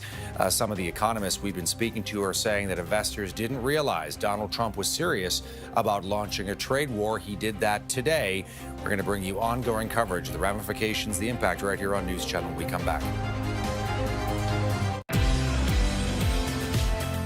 Tomorrow on Your Morning, recipe ideas that incorporate local Canadian ingredients into your cooking. Start your morning with us Wednesday on CTV. Tired of not sleeping well? The problem is your mattress. Foam beds make you feel stuck and hot. Metal spring mattresses create pressure points. Hot spots and pressure points force you to toss and turn, so you wake up tired with aches. But not anymore. The Premium Mattress Topper by Dormeo can improve the quality of your sleep and your life. The secret is an OctaSpring, an 8-sided foam spring that delivers the support of a metal spring with the comfort of flexible foam. Each OctaSpring moves in 3 dimensions, up and down and side to side, evenly distributing your body weight. Tired of sleeping hot? OctaSprings have spaces that allow air to freely flow through. Hot air leaves as cool air rushes in. The Dormeo topper is 8 times more breathable than standard memory foam. Have shoulder, hip, or back pain? The Dormeo topper has 3 smart zones with different levels of OctaSpring firmness, tailored for the ideal amount of support for key areas of your body, like shoulders and hips. When I tried it on the first night, I couldn't actually believe it because I literally just melted into the thing. It was very, very comfortable. I get up the next morning and my back, hips, everything feels very good. Consumer Reports ranked the Dormeo topper as #1. Dormeo is A+ rated by the Better Business Bureau, is recognized by the Sleep Foundation, and has earned the Good Housekeeping seal of approval. Over 8 million Dormeo toppers have already been sold. Order now, and for a limited time, you'll receive 30% off during this special TV offer. Plus, get free shipping and the Better Sleeping Guide. All it takes is your first low payment to have the Dormeo delivered to your door. Order now and sleep on the Dormeo topper for 100 nights. We guarantee you'll love it, or you can get your money back. There's a big demand, so order right now while supplies are in stock and get ready to improve the quality of your sleep and your life.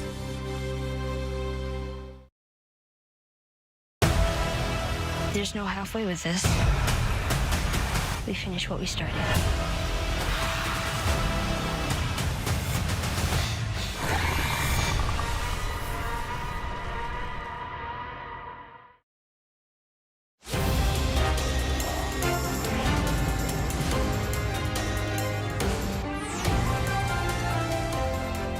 It's not in my habit to agree with the Wall Street Journal. But Donald, they point out that even though you're a very smart guy, this is a very dumb thing to do. You're watching CTV News Channel on this Tuesday. It's March the 4th. A trade war is on between Canada and the U.S. The Prime Minister saying his country will not back down after President Trump followed through on his threat, saying Canadians need to rally together now and Canada will stand up to a bully. President Trump stabbed America's best friend in the back. My message to the president is this: Canada will fight back. Canadian politicians responding from all corners of the country today as Canada counters the U.S. tariffs with its own multi-billion-dollar tariff response. It's time to roll up our sleeves. And provincial premiers from Quebec and beyond, Ontario, British Columbia, Nova Scotia, New Brunswick, all rallying around to say we have to stand up to Trump and trying to do what they can to ease the pain for Canadian businesses if this trade war continues. I'm Todd Vanderheyden. This is CTV News Channel. It's good to have you with us from across the country on this Tuesday. It is day one of a trade war involving the United States targeting close allies Canada to the north, Mexico to the south. President Trump following through on a promise he made, launching that economic warfare, an unprecedented attack on the Canadian economy and really North American trade as well. Trump hitting Canada with a 25% tariff. That is huge, or a tax basically on all Canadian imports to the U.S. Canada immediately firing back, targeting American products and promising there are more tariffs to come. The Prime Minister very angry today. Justin Trudeau condemning Trump, promising Canada will not back down to a bully. Trudeau also saying what Trump may want here is the total collapse of the Canadian economy, because that would make it easier for the U.S. to force Canada to join it. Trudeau promising help to Canadians affected, but says the #1 goal in his mind is to stop this war before it gets worse. We will be looking at, including looking in the coming day at things we can do around adjusting EI to support people through this difficult time.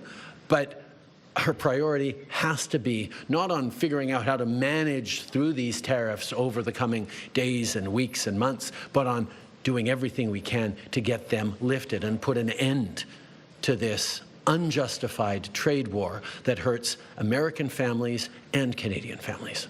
The effects of this trade war will be huge. The United States is by far our biggest trading partner. No other country comes close. Most of what we export does go to the United States. As they say, geography is destiny, and we are right beside the Americans and their huge market. The longer it goes on, the worse it is going to get. But the president determined in his mind to help his country's economy at the costs of the economies of Mexico and Canada.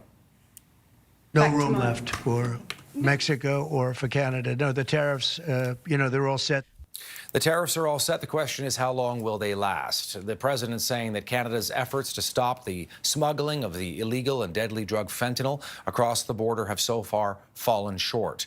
As of this morning, all imports from Canada and Mexico are now taxed at 25%. Canadian energy products, oil, are subject to a lower duty, that is at 10%.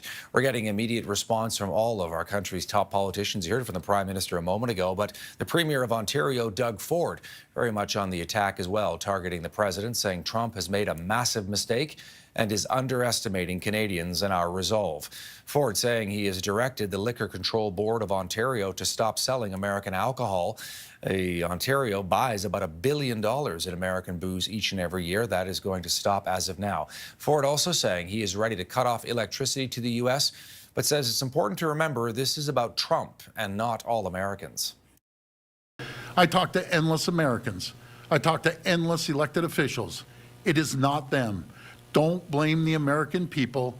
It's Donald Trump to be blamed for this. Yeah, a very angry Ford saying Canadians need to rally together in the face of this war. We talked about the amount of booze Ontario buys. That does give it a lot of leverage. Ford also says he intends to rip up a $100 million deal that his province has with Starlink. That is a leading satellite communications company, but it is owned by a key Trump ally, Elon Musk.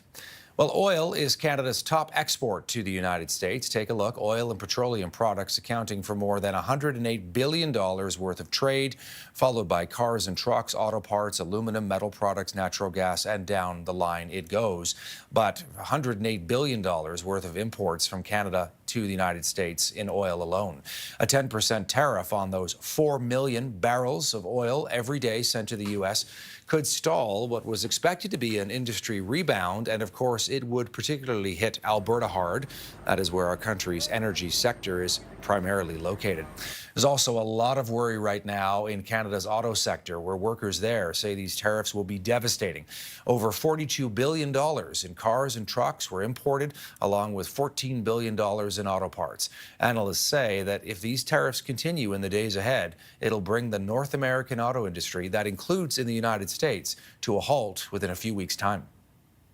It weighs on all of us. My wife also works here too, so it's all our eggs are in this basket.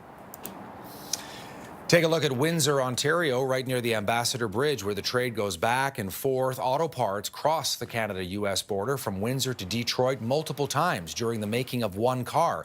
Trump has said the tariffs will be applied at each crossing, so it's hard to do the math there, but it could be 25% each and every time. If it goes across the border 4 or 5 times, you're talking about tariffs of 150%. There are about 125,000 people in Canada who are directly employed in the car industry. The Vehicle Manufacturers Association is warning that assembly plants on both sides of the border could shut down within 1 week because of the tariffs.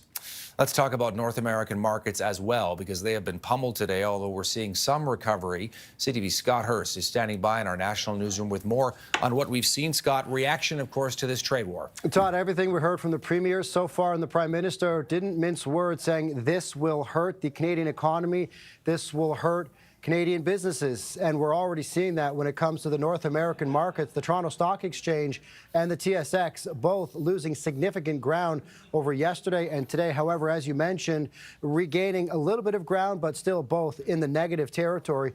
Here is a look at some of the indexes right now. This is the Dow Jones, I believe, losing about 270 points today. At one point earlier today, Todd, it was in the negative, about 500 to 700 points. Similar story for the TSX here in Toronto.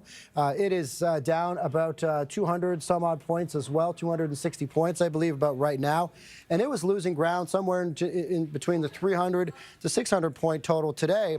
The Dow Jones yesterday losing about 650 points, almost taking a nosedive as soon as Donald Trump did say tariffs will be imposed beginning on Tuesday. And so that is the initial immediate reaction, Todd. But then there's so much concern about jobs going forward. And there are millions of jobs on both sides of the border that rely on cross-border trade. 1.4 million American jobs rely on Canadian exports. 2.3 million Canadian jobs are tied to U.S. exports. And we got this message from the Canadian Chamber of Commerce earlier today saying today's reckless decision by the U.S. administration is forcing Canada and the U.S. towards recessions, job losses, and economic disaster, which is why we're hearing so much from all the premiers and the Prime Minister as well about the retaliation, but also about how much this will hurt. Not mincing those words, saying Canadians need to be prepared for some economic pain.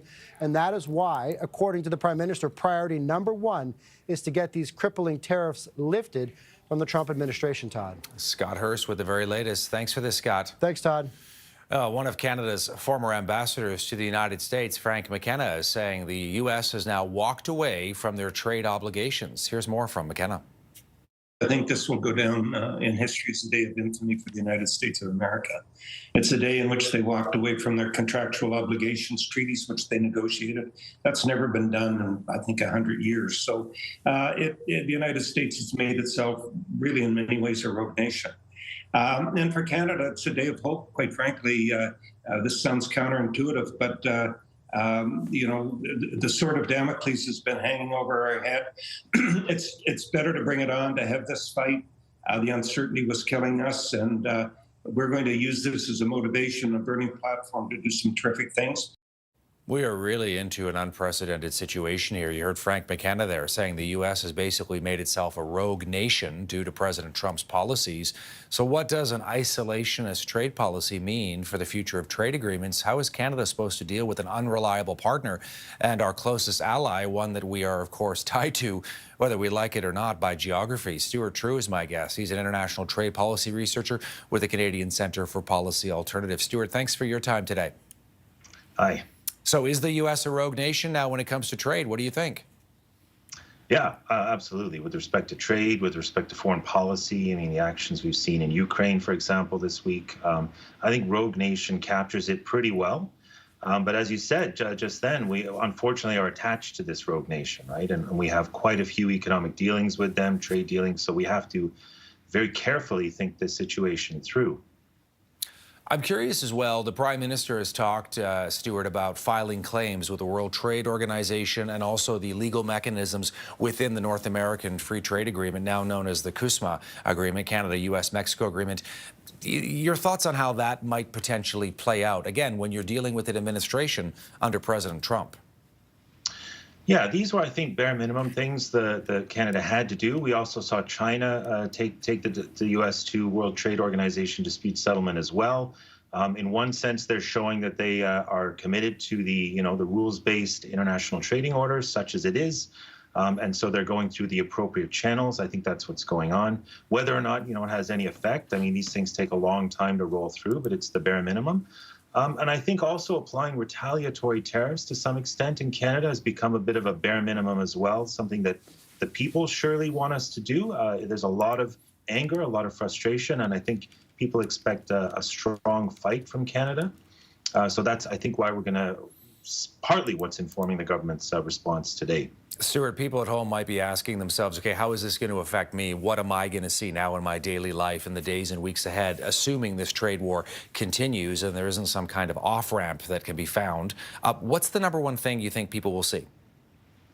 Well, it's going to depend, honestly, where you work. There are certain sectors that will be hit harder, faster, and you know what they are. They're probably in the resource sector. Manufacturing, automotive is going to be almost instantaneous. I think we've said, we heard someone just now saying within days, if not weeks, the sector could shut down across North America, right? So this is going to affect people differently. What we need is for our government to be putting the needs of workers front and foremost in any response. We need emergency support programs for those who end up laid off, either temporarily or permanently. And we need to be thinking about how do we connect Canadian companies with buyers that aren't in the United States if this is going to be protracted. We need to be thinking more carefully about what we produce here and how we can get things across different parts of the country to where they can be purchased and be put to use. In layman's terms, can you tell me how uneven or lopsided, so to speak, the trade relationship is? I mean, we've got about 40 million people in Canada. They've got well over 300 million in the United States. Yeah, it's not exactly a fair fight. They can withstand more pain than we can.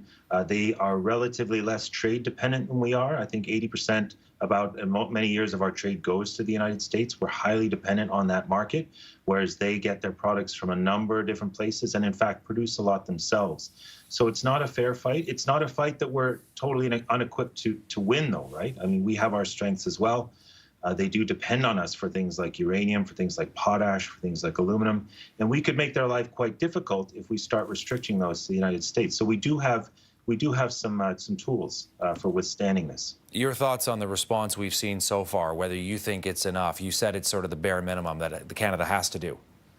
It is. I think politically retaliation is the bare minimum. It's what people expect. I think we need to be hitting harder because getting rid of those tariffs should be a priority, but I don't think we should depend on that as part of our strategy. I think we should be thinking long term.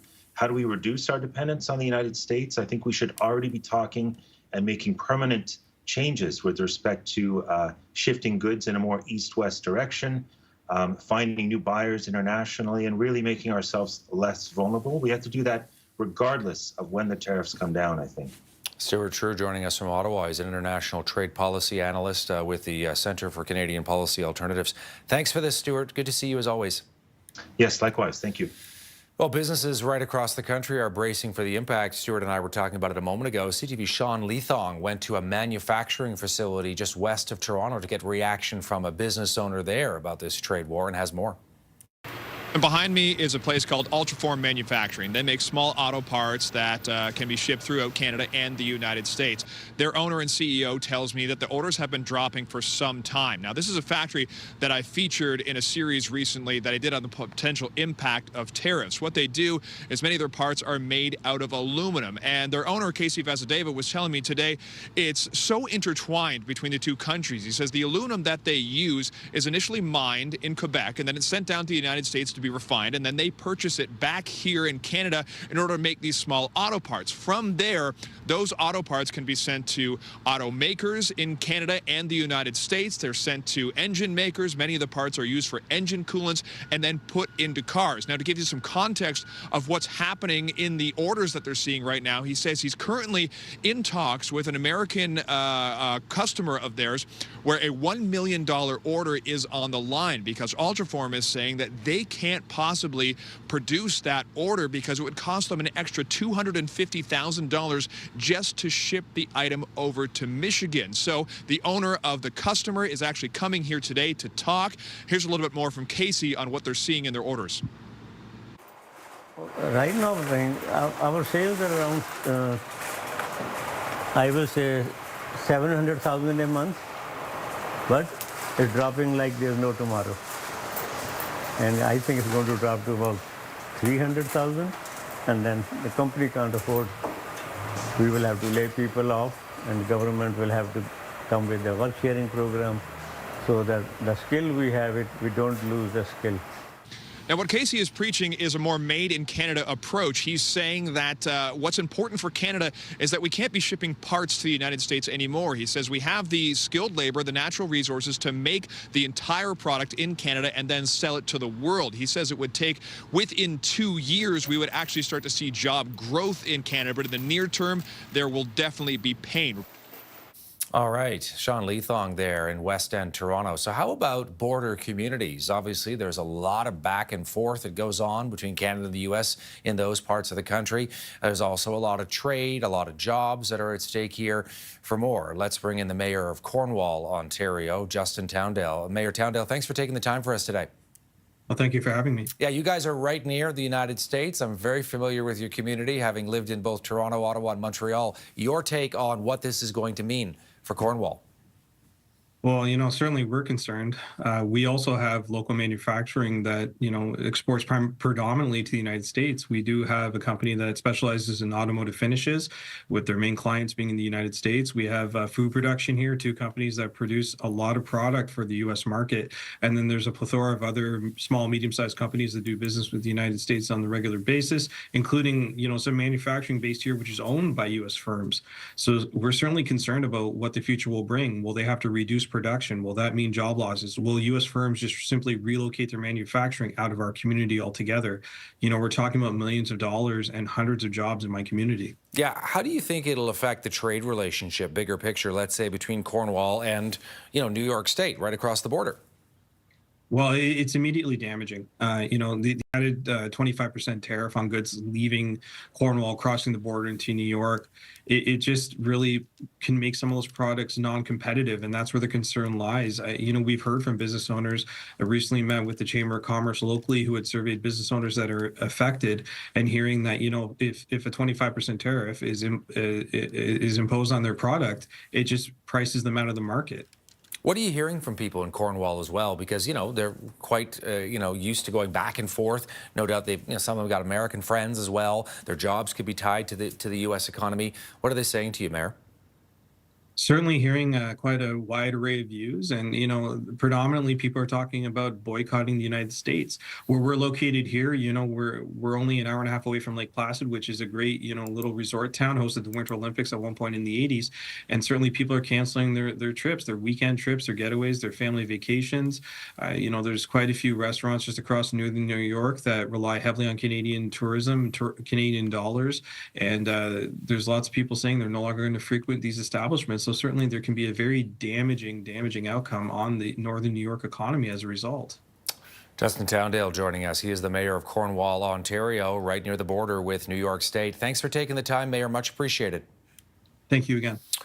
All right, as we go to break, we're going to go from Cornwall to the White House, and the president is set to speak tonight to Congress. No doubt his trade war that he has just triggered against Canada and Mexico will be discussed. CTV News Channel will have live coverage of that coming up at 9 o'clock Eastern. But our ongoing coverage of day one of this trade war continues when we come back. Stay with us. Vengeance has no timeline with the mafia.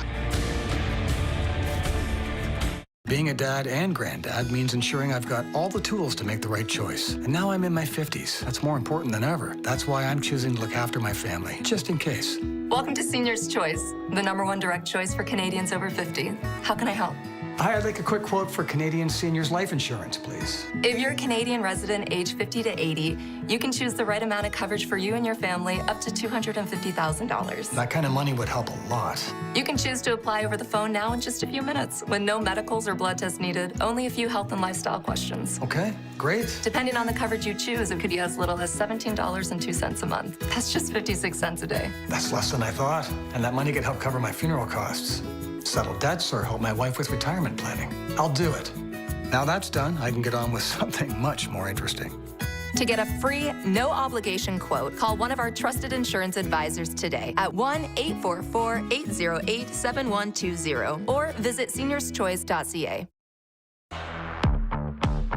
First, we won J.D. Power, ranking Ram the #1 brand in new vehicle quality.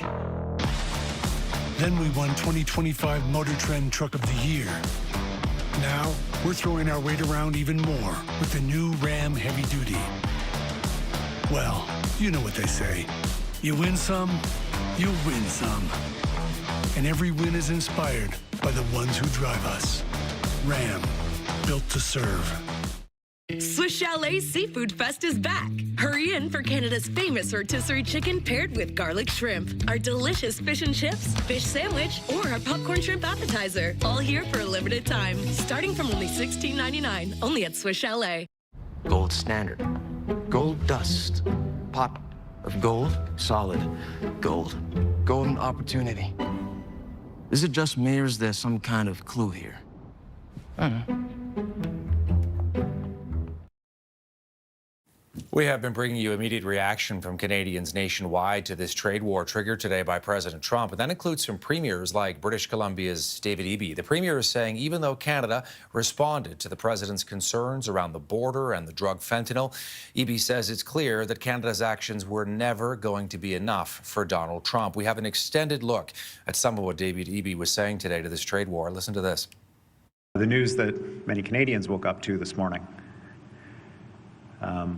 that our closest friend and ally and trading partner, with whom we have worked for generations to intertwine our economies, to raise the standard of living, to support families on both sides of the border, families that move across the border in terms of relationship, in terms of love, in terms of businesses, that order that we depend on is also directly under threat and frankly has been betrayed.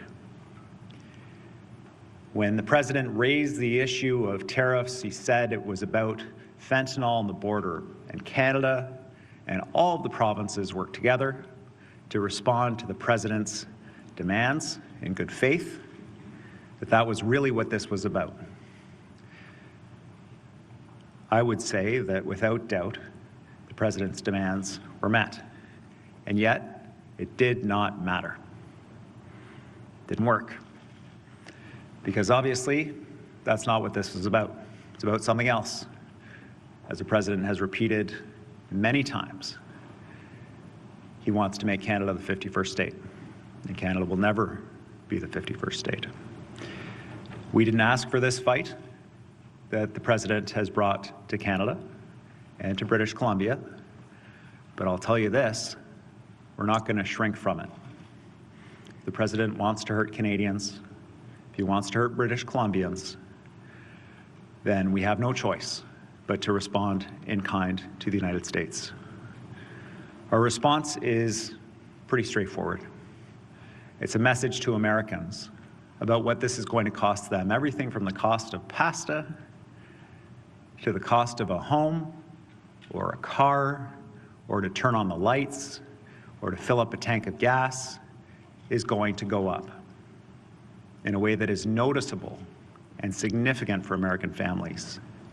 For Americans who work in manufacturing, the factories that you work in, the inputs that you use to make the things that are sold around the world have just become significantly less competitive. Your jobs will be taken by people living in countries other than the United States who have access to the raw materials that Canada provides without tariffs. Our response is also to use the market power that we have as British Columbians to send a message.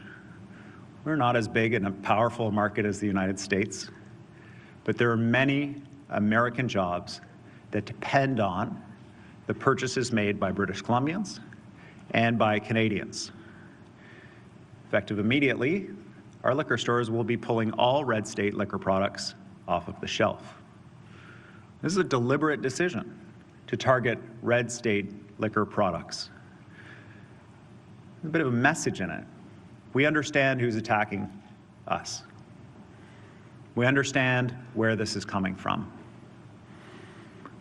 And we want to send a message particularly to those governors, to those Congress people, when they hear from their constituents about this, that they have a chance to stand up to the president and to point out that jobs in their communities are dependent on a good relationship with Canada. All right, bringing you some of David Eby, the Premier of British Columbia, there with what he had to say about this trade war. By the way, it's not just Canada. Mexico also getting hit with 25% tariffs. The Mexican economy even more exposed to the U.S. than ours is. We'll have more in a moment. Stay with us. Trade Center, presented by Harvey's, Friday on TSN. Your financial journey starts here. Investing 101. Alternative assets. Avoid the hype. Smart buyers. Craft and the future curve.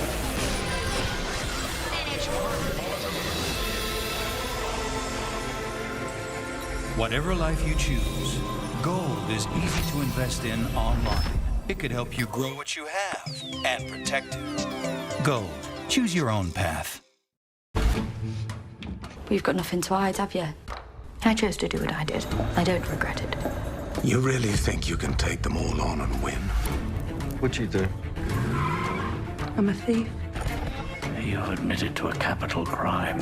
Any judge would be forced To hang me. I don't know why you're accusing him for. Not just a pretty face. I will not die with this world thinking I am some beaten little fool.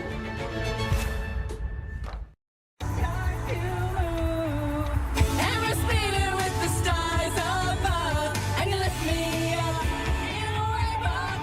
24/7 roadside assistance, help is always on hand. Swiss Chalet Seafood Fest is back. Hurry in for Canada's famous rotisserie chicken paired with garlic shrimp, our delicious fish and chips, fish sandwich, or our popcorn shrimp appetizer. All here for a limited time, starting from only $16.99, only at Swiss Chalet. Are you looking for a walk-in tub for you or someone you love? Well, look no further. A Safe Step walk-in tub is the best in its class.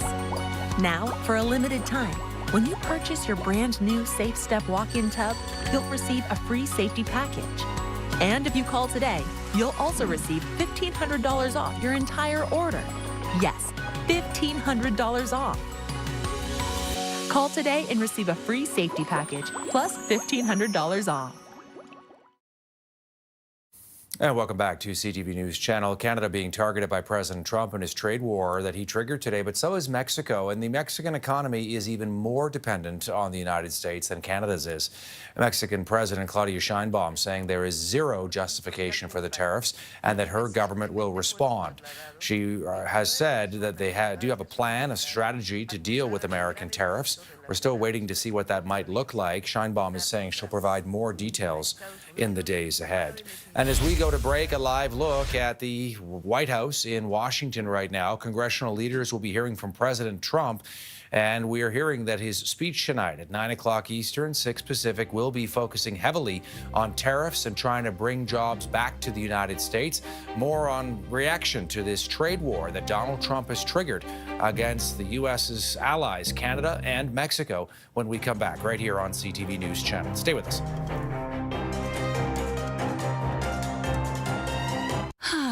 That feeling of relief after Restoralax helps you go. Restoralax works with the water in your body to hydrate and soften stools for gentle constipation relief to restore your natural rhythm. Restore your natural rhythm with Restoralax.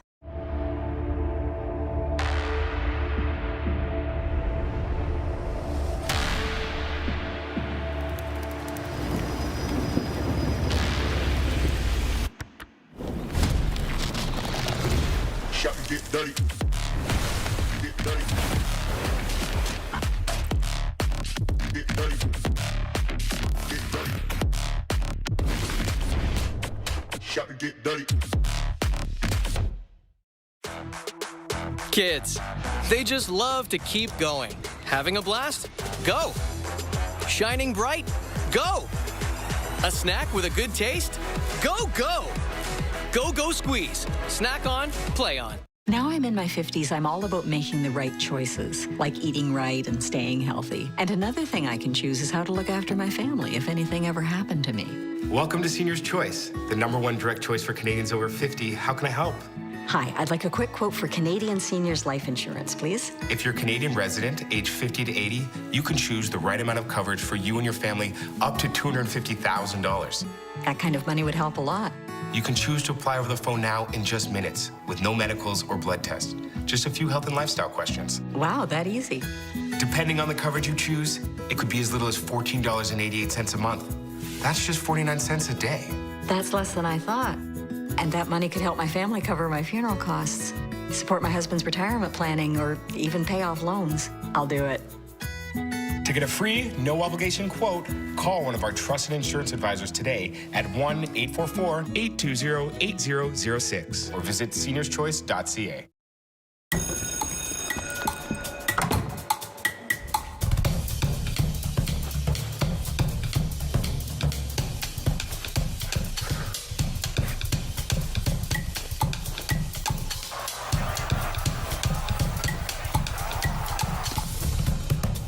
No amount of studying can guarantee a gambling win. Find tips for safer play at gamblingisrandom.ca.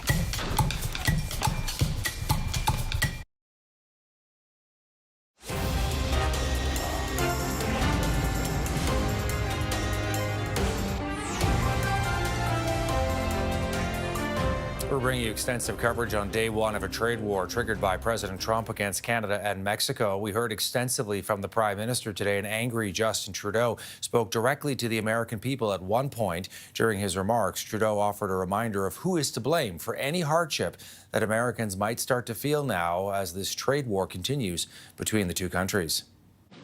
we don't want this. We want to work with you as a friend and ally. And we don't want to see you hurt either. But your government has chosen to do this to you. As of this morning, markets are down, and inflation is set to rise dramatically all across your country. Your government has chosen to put American jobs at risk, at the thousands of workplaces that succeed because of materials from Canada or because of consumers in Canada, or both. Canada is responding with tariffs on $30 billion worth of goods immediately, and in 3 weeks from now, another $125 billion worth of American products, covering really the gamut from clothing to food to glassware. All sorts of different products will be targeted. The Prime Minister says those tariffs will remain in place until the United States withdraws its trade action and trade war. Justin Trudeau saying Ottawa is in active and ongoing discussions with the provinces to pursue several other non-tariff measures against the United States. Well, CTV's Colton Prale is standing by in Ottawa with more on this. And I just want to mention that we've got a statement from Scott Moe that he has just issued, the Premier of Saskatchewan, in which he says President Trump is just wrong when he says Canada has nothing the USA needs, and Americans are about to find out how wrong he is. Canada's response needs to be economically sound and reasonable. It should not result in the same kind of self-harm inflicted by President Trump. And he went on to say that there will be a cabinet meeting tomorrow, Colton, in Saskatchewan, to discuss all the possible options here. We are hearing from premiers right across the country. They're all pretty much unified in saying this is completely unacceptable, and the Americans are underestimating Canadians. Unified in decrying these tariffs, in the fact that Canadians will respond, not necessarily unified in what that response will look like. I think one of the crucial lines in that statement that you just read was specifically the idea that our response should not have the same kind of self-inflicted harm the Americans are doing, and that it should be reasoned. This is something we had heard from Scott Moe prior to these tariffs being released, a month ago even, when we were talking about this same deadline coming up, pushing back against the idea of retaliatory tariffs to a certain extent, certainly against the use of energy or potash being among those retaliatory tariffs. This is showing some of the splintering that we've seen from the provinces, and Justin Trudeau even addressed it today, talking about ensuring that we have a united response, but also understanding that there's no one province that should be bearing the economic weight of the Canadian response as well. And so coming up with that united front as all of these provinces enact their own measures is also going to be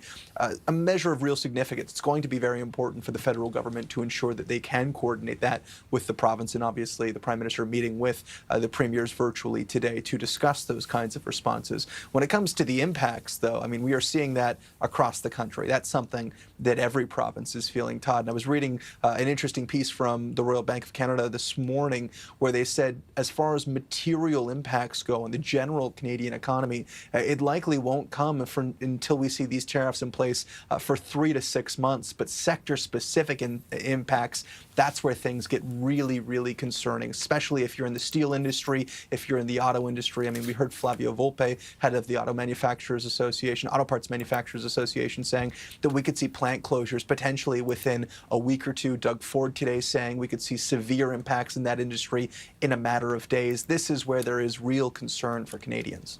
Colton Prale with the very latest from Ottawa. Thank you, Colton. Much appreciated. Anytime. All right, and we're going to be checking in with Colton as well throughout the day. Donald Trump, meantime, will address Congress tonight, 6 weeks into what has been a very tumultuous term, to put it mildly. The speech is similar to a State of the Union address, but it's not called that because Trump was only inaugurated back in January. The speech coming hours after Trump has triggered a North American trade war, economic warfare against Canada and Mexico. The speech will also include, no doubt, mention of the highly controversial decision that Trump made to pause military aid to Ukraine. The agenda also includes extending tax cuts, tightening border security, and increasing deportations. Let's bring in U.S. political analyst Eric Ham, who's standing by. Eric, good to see you on this day. Your reaction to a new trade war now between our two countries? Well, it's getting worse by the moment because not only did Donald Trump ignite a trade war and also in aid to Ukraine, but we're also looking at a looming government shutdown. Congress has 10 days to find a way to fund the government, or we could see even more hurt for the American consumers. Do you think Americans are paying attention to this trade war? I'm always curious because obviously, you know, Canada, we got about 40 million people. You guys have got well over 320, 330 million. You know, it's a much bigger deal for our economy than it is for yours. What's the buzz? Yeah, I think many Americans waking up today are going to feel it, and they're going to see it not only in terms of what they're going to pay at the grocery store, but they're also going to feel it in their pensions, in their retirements, their 401ks, given just how we're seeing a precipitous decline in the markets across the board. And Donald Trump is certainly going to have to explain all of this tonight when he speaks and addresses Congress. This is not what Americans actually voted for. This is not what they thought they would get with Donald Trump. They actually thought they would get the opposite. And it's going to be interesting to see how the master marketer actually sells this to a very weary American public tonight. Our Prime Minister, Eric, has said today in a lengthy news conference that he basically thinks what's really going on here is Donald Trump wants the, quote, total collapse of the Canadian economy because it would make it easier to force Canada to then join the United States if we were in a depression, so to speak. Your take on that? Is that what's really going on here?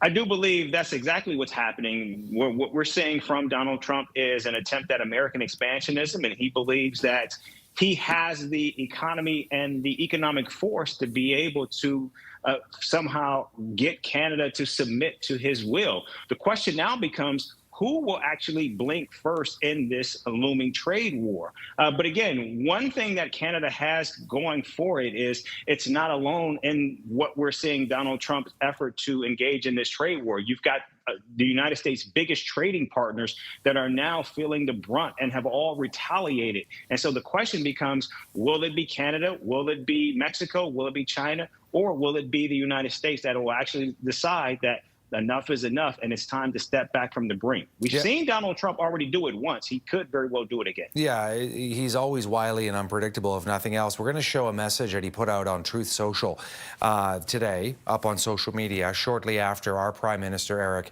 talked about retaliatory tariffs. And he says, please explain to Governor Trudeau, again, using that insulting term that he has for our Prime Minister, that when he puts on a retaliatory tariff on the U.S., our reciprocal tariff will immediately increase by a like amount, exclamation point.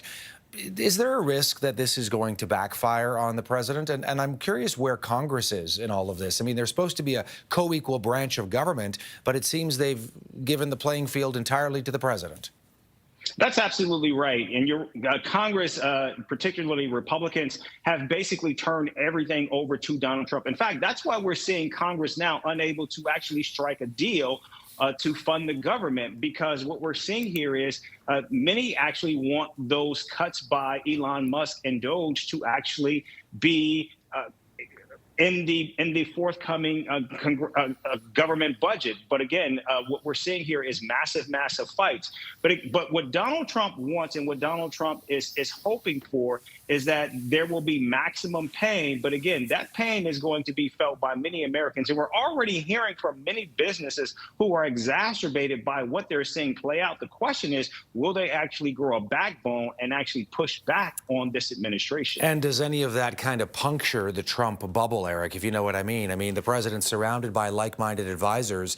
You know, regardless, he has indicated, look, you know, this is going to be painful in the beginning, but it's going to work out well in the end. I mean, he often uses that kind of terminology, basically admitting, yeah, you know what, the stock market could be hit, there could be some job losses, but this is ultimately great for the American economy because we're going to force companies to put their plants and their manufacturing facilities and their jobs into the United States, leave China, leave Canada, leave Mexico, and come back to the U.S.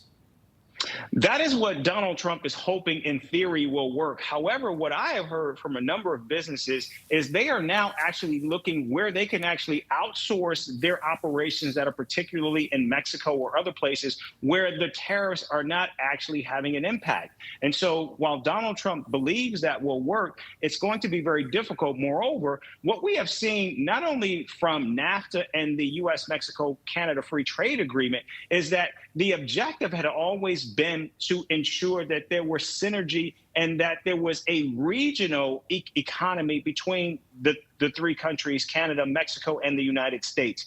And that was always the goal. But what we're seeing right now is massive disruption by Donald Trump. And now what we're seeing is, I believe there's going to be some very, very short-term political pain, not only for Donald Trump, but also for his party. And the question becomes, again, will he actually step away from this? Many are hoping that he will. Eric Ham with his take, U.S. political analyst for us here at CTV News. Thank you, Eric. Thank you. And a reminder that President Trump will be delivering that address to Congress. That's at 9 o'clock Eastern, 6 Pacific. We'll bring that to you live right here on CTV News Channel and ctvnews.ca. Well, one top economist in our country is saying that up until just yesterday, a lot of investors didn't really believe that Trump would follow through on his threat of tariffs.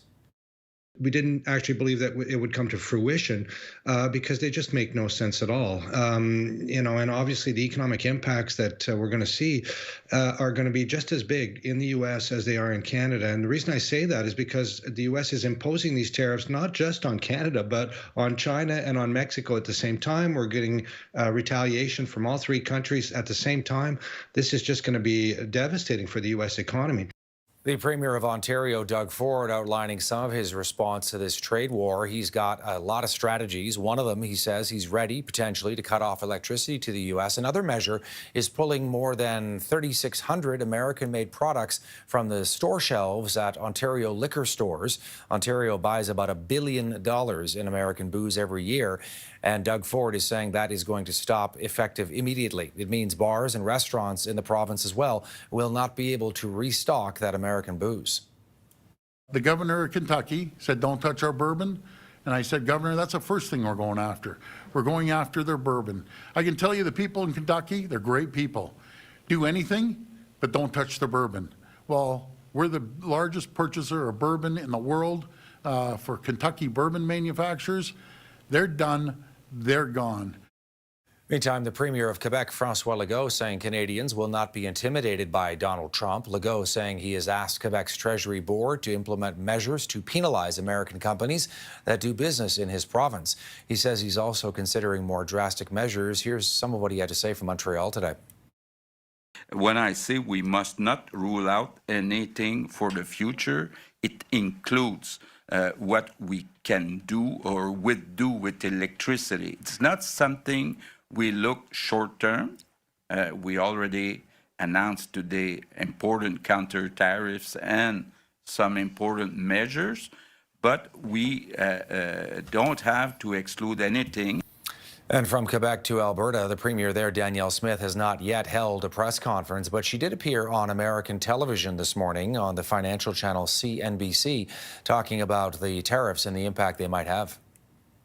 There's a number of things that all the provinces are considering. I mean, non-tariff barriers, you don't need to put a tariff in place. You can also just choose to buy from other countries. You can choose to source materials differently. You can choose to do your procurement differently. I mean, part of the free trade agreement has been allowing for American companies to invest in building out our infrastructure. We build tens of billions, hundreds of billions of dollars worth of construction each year at the municipal level, the school board level, the provincial level, and the federal level. Those are the kind of things that we can look for other suppliers for. All right, as we go to break, a live look from Ottawa. Snowy day in the capital. The Prime Minister is set to convene a meeting with premiers and members of his Canada-U.S. Trade Council. This is a worst-case scenario for the Prime Minister. Of course, he's only in office for less than a week now before he will hand over the mantle to his successor. But Justin Trudeau trying to contain the damage and try to find an off-ramp in this trade war. We'll see how that plays out. You're watching CTV News Channel. Ongoing coverage in a moment. Vengeance has no timeline with the mafia. To prove these underwear don't ride up, they don't bunch, and they stay in place all day, we're putting them to the ultimate test. Go!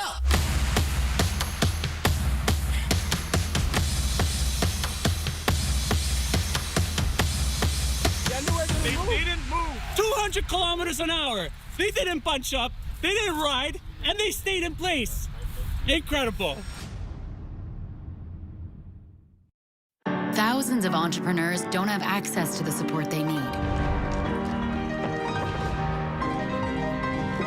Breaking down doors for entrepreneurs. We're on it. BDC. Financing, advising, know-how. Question. If you can't see what's behind all this, how do you already know? It's Jeep. That takes you places that make you say, whoa! And if their hair looks like this, or you've got a couple of these, okay, more than a couple. Or if someone says, the doors go up. Could even be a game show question. What is the original SUV? Ding, ding, ding. You just know what it was, what it is, and what it always will be. Because when you're an original, there's only one. At Wayfair, we're game for every style. Let's play charades. I'll act out my favorite chair. Got it. All right, ready? Yep.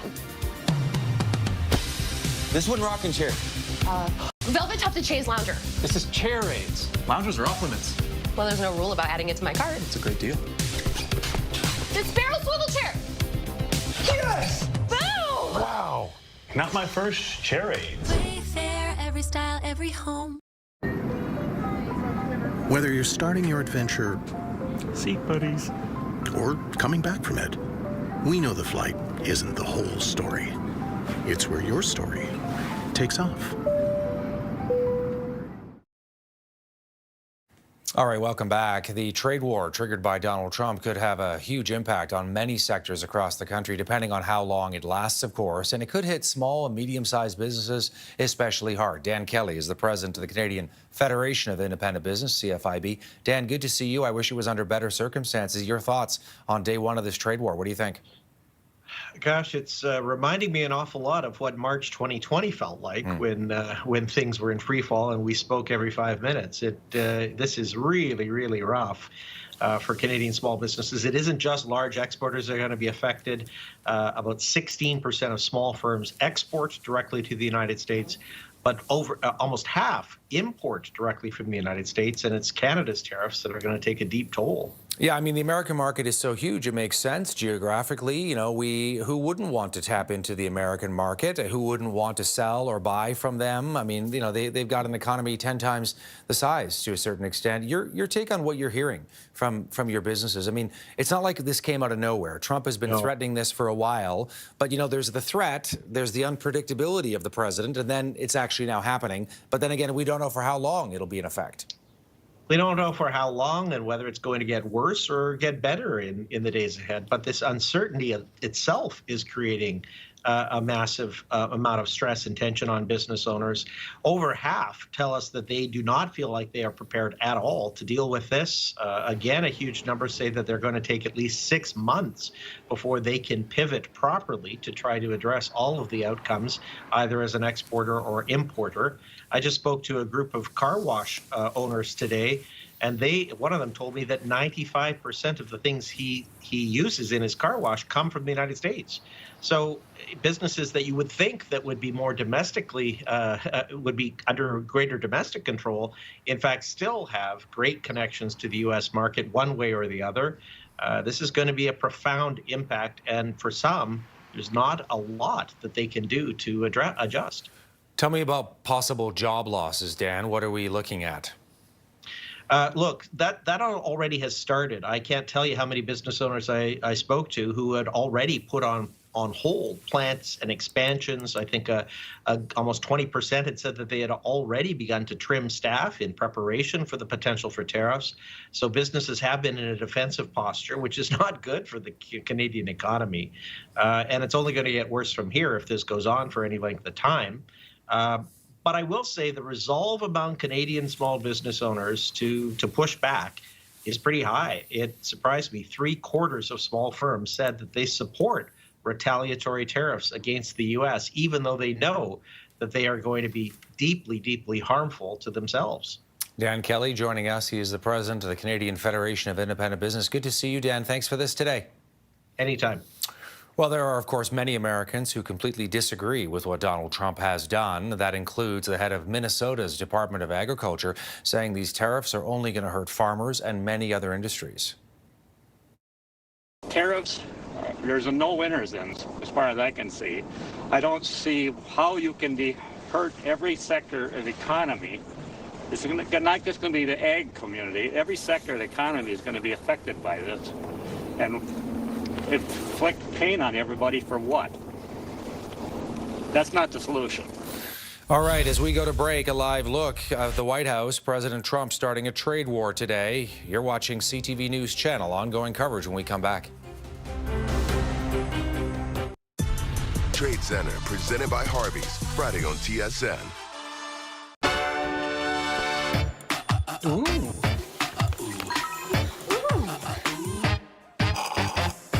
Ooh. Have a little boost.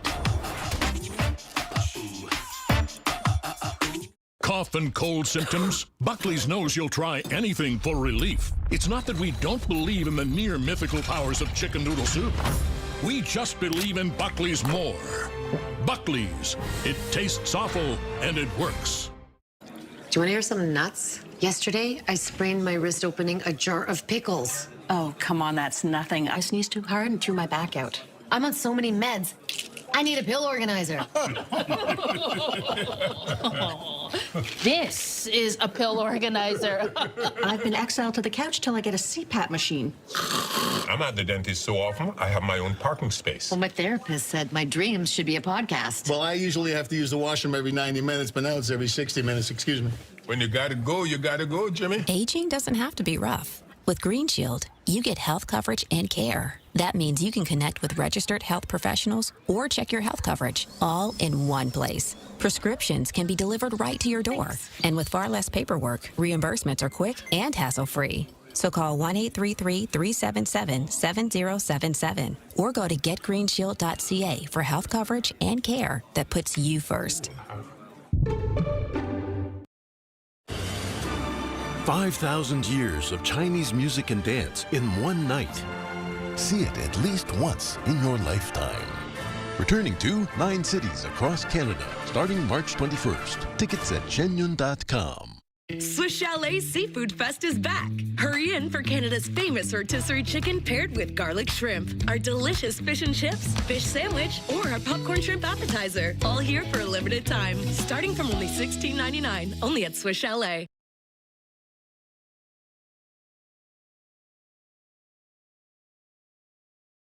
All right, we're bringing you the latest on this trade war with the United States that began today. DT Cochrane is standing by. He is a senior economist with Canadian Labour Congress. DT, good to see you. Your reaction to this trade war now. What's it going to mean for Canada? It's bad news for Canada. It's going to mean less demand for Canadian goods, which means we're going to see production cuts that will likely come along with reductions in hours and layoffs for workers. We're certainly going to see less investment by Canadian businesses. It's going to cause a fall in the value of the Canadian dollar. So that means that imports are going to get more expensive, including the imports of the goods that go into production in Canada. So there's a good chance that we're going to experience another bout of inflation. Those are all things that we know are going to happen. The magnitude, we don't know. What the ripple effects are going to be, we don't yet know. What the severing of cross-border trade within a single industry, like the auto industry, how that's going to play out, there is just an incredible amount of uncertainty that itself is going to cause economic harm. DT, we're going to have to leave it there. We're out of time, but thank you for taking the time to join us here on CTV to get your thoughts on this one. Thank you for having me. All right, we continue to follow this trade war and live shots for you coming out of the capital right now. A snowy day in Ottawa as the Trudeau government is bracing for impact, trying to figure out how to mitigate the damage. Today is only day one, and the longer this trade war goes on, the worse it is going to get for the Canadian economy. We're going to bring you ongoing coverage of this, the impact it's having on Canadian industries, all the uncertainty, and a lot of Canadians stunned, surprised, shocked, and very angry at what President Trump has done to one of the country's closest allies, Canada, but also to Mexico as well. We'll be right back with ongoing coverage in a moment. Stay with us. Tomorrow on Your Morning, recipe ideas that incorporate local Canadian ingredients into your cooking. Start your morning with us Wednesday on CTV. You know, retirement doesn't have to mean giving something up. It should mean living life on your own terms. Well, thankfully, if you're a Canadian homeowner, age 55 and better, you can access some of your home's value in tax-free cash with CHIP. That way, you can live retirement on your own terms. Stay in the home and the neighborhood that you love. Because there's no place like home. Right, Rocky? If you're 55 or older, call now for your free, no-obligation CHIP reverse mortgage guide. With CHIP, you could get up to 55% of your home's value in tax-free cash. Take only what you need in a lump sum or over time with no monthly mortgage payments required. Call 1-866-519-2447. Maybe it's time for you to consider CHIP too. Call now for your free no-obligation guide. Call 1-866-519-2447. That's 1-866-519-CHIP. Or visit chip.ca. Call CHIP today and live retirement your way. Feel the clarity of non-drowsy Claritin. Get fast relief from symptoms caused by over 200 outdoor and indoor allergens associated with types of pets, dust, and pollen. So you can enjoy every moment. Live Claritin Clear. Want to get more fiber and enjoy it? Restore Fiber is naturally sourced prebiotic fiber in a delicious gummy and 6 tasty fruit flavors. Choose Restore Fiber. It's fiber made fun. And now, try new Restore Fiber Plus with 6-in-1 health support.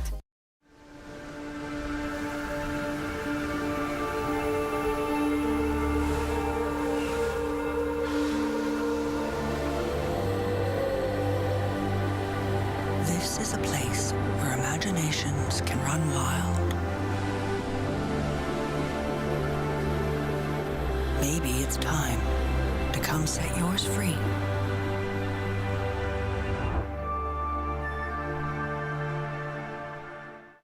Don't move! Joe Wilson, 38-year-old female. Help me get her to OB.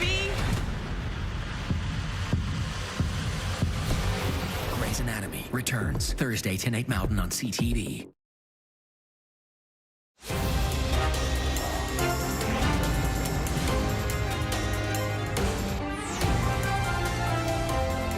It's not in my habit to agree with the Wall Street Journal. But Donald, they point out that even though you're a very smart guy, this is a very dumb thing to do. All right, you're watching CTV News Channel. It's Tuesday, March the 4th. A trade war is on between Canada and the United States. The Prime Minister saying Canada will not back down after President Trump follows through on his tariff threats. President Trump stabbed America's best friend in the back. My message to the president is this: Canada will fight back. The leader of the opposition, tough words in response to Donald Trump's tariffs. We're hearing the same thing from many different politicians of many different political stripes. It's time to roll up our sleeves.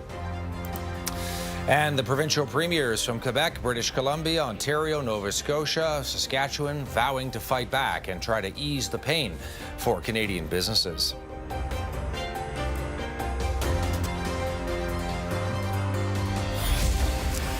All right, welcome back to CTV News Channel. I'm Todd Vanderheyden. Brace yourself because Canada is now in an economic trade war with our closest ally and partner, the United States. This is an unprecedented situation. Canada has never been in a situation like this. Donald Trump living up to what he said he would do and hitting Canada with a 25% tariff on most Canadian goods. That will be huge because, of course, the U.S. is our #1 trading partner.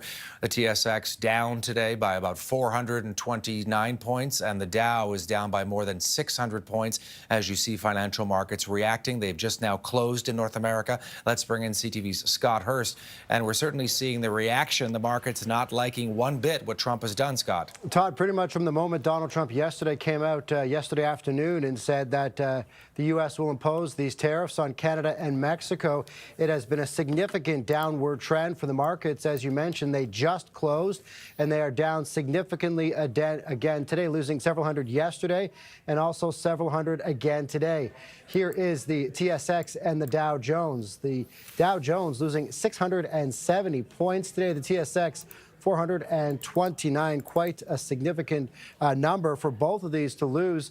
This is coupled to yesterday, the Dow Jones losing about 650 as well, or about 1.5%. So markets are reacting negatively to this trade war that has been sparked by the Trump administration. It's not just North American markets as well, Todd. Markets in Europe and Asia also slid after Donald Trump announced that he would impose these 25% sweeping tariffs against Canada and Mexico.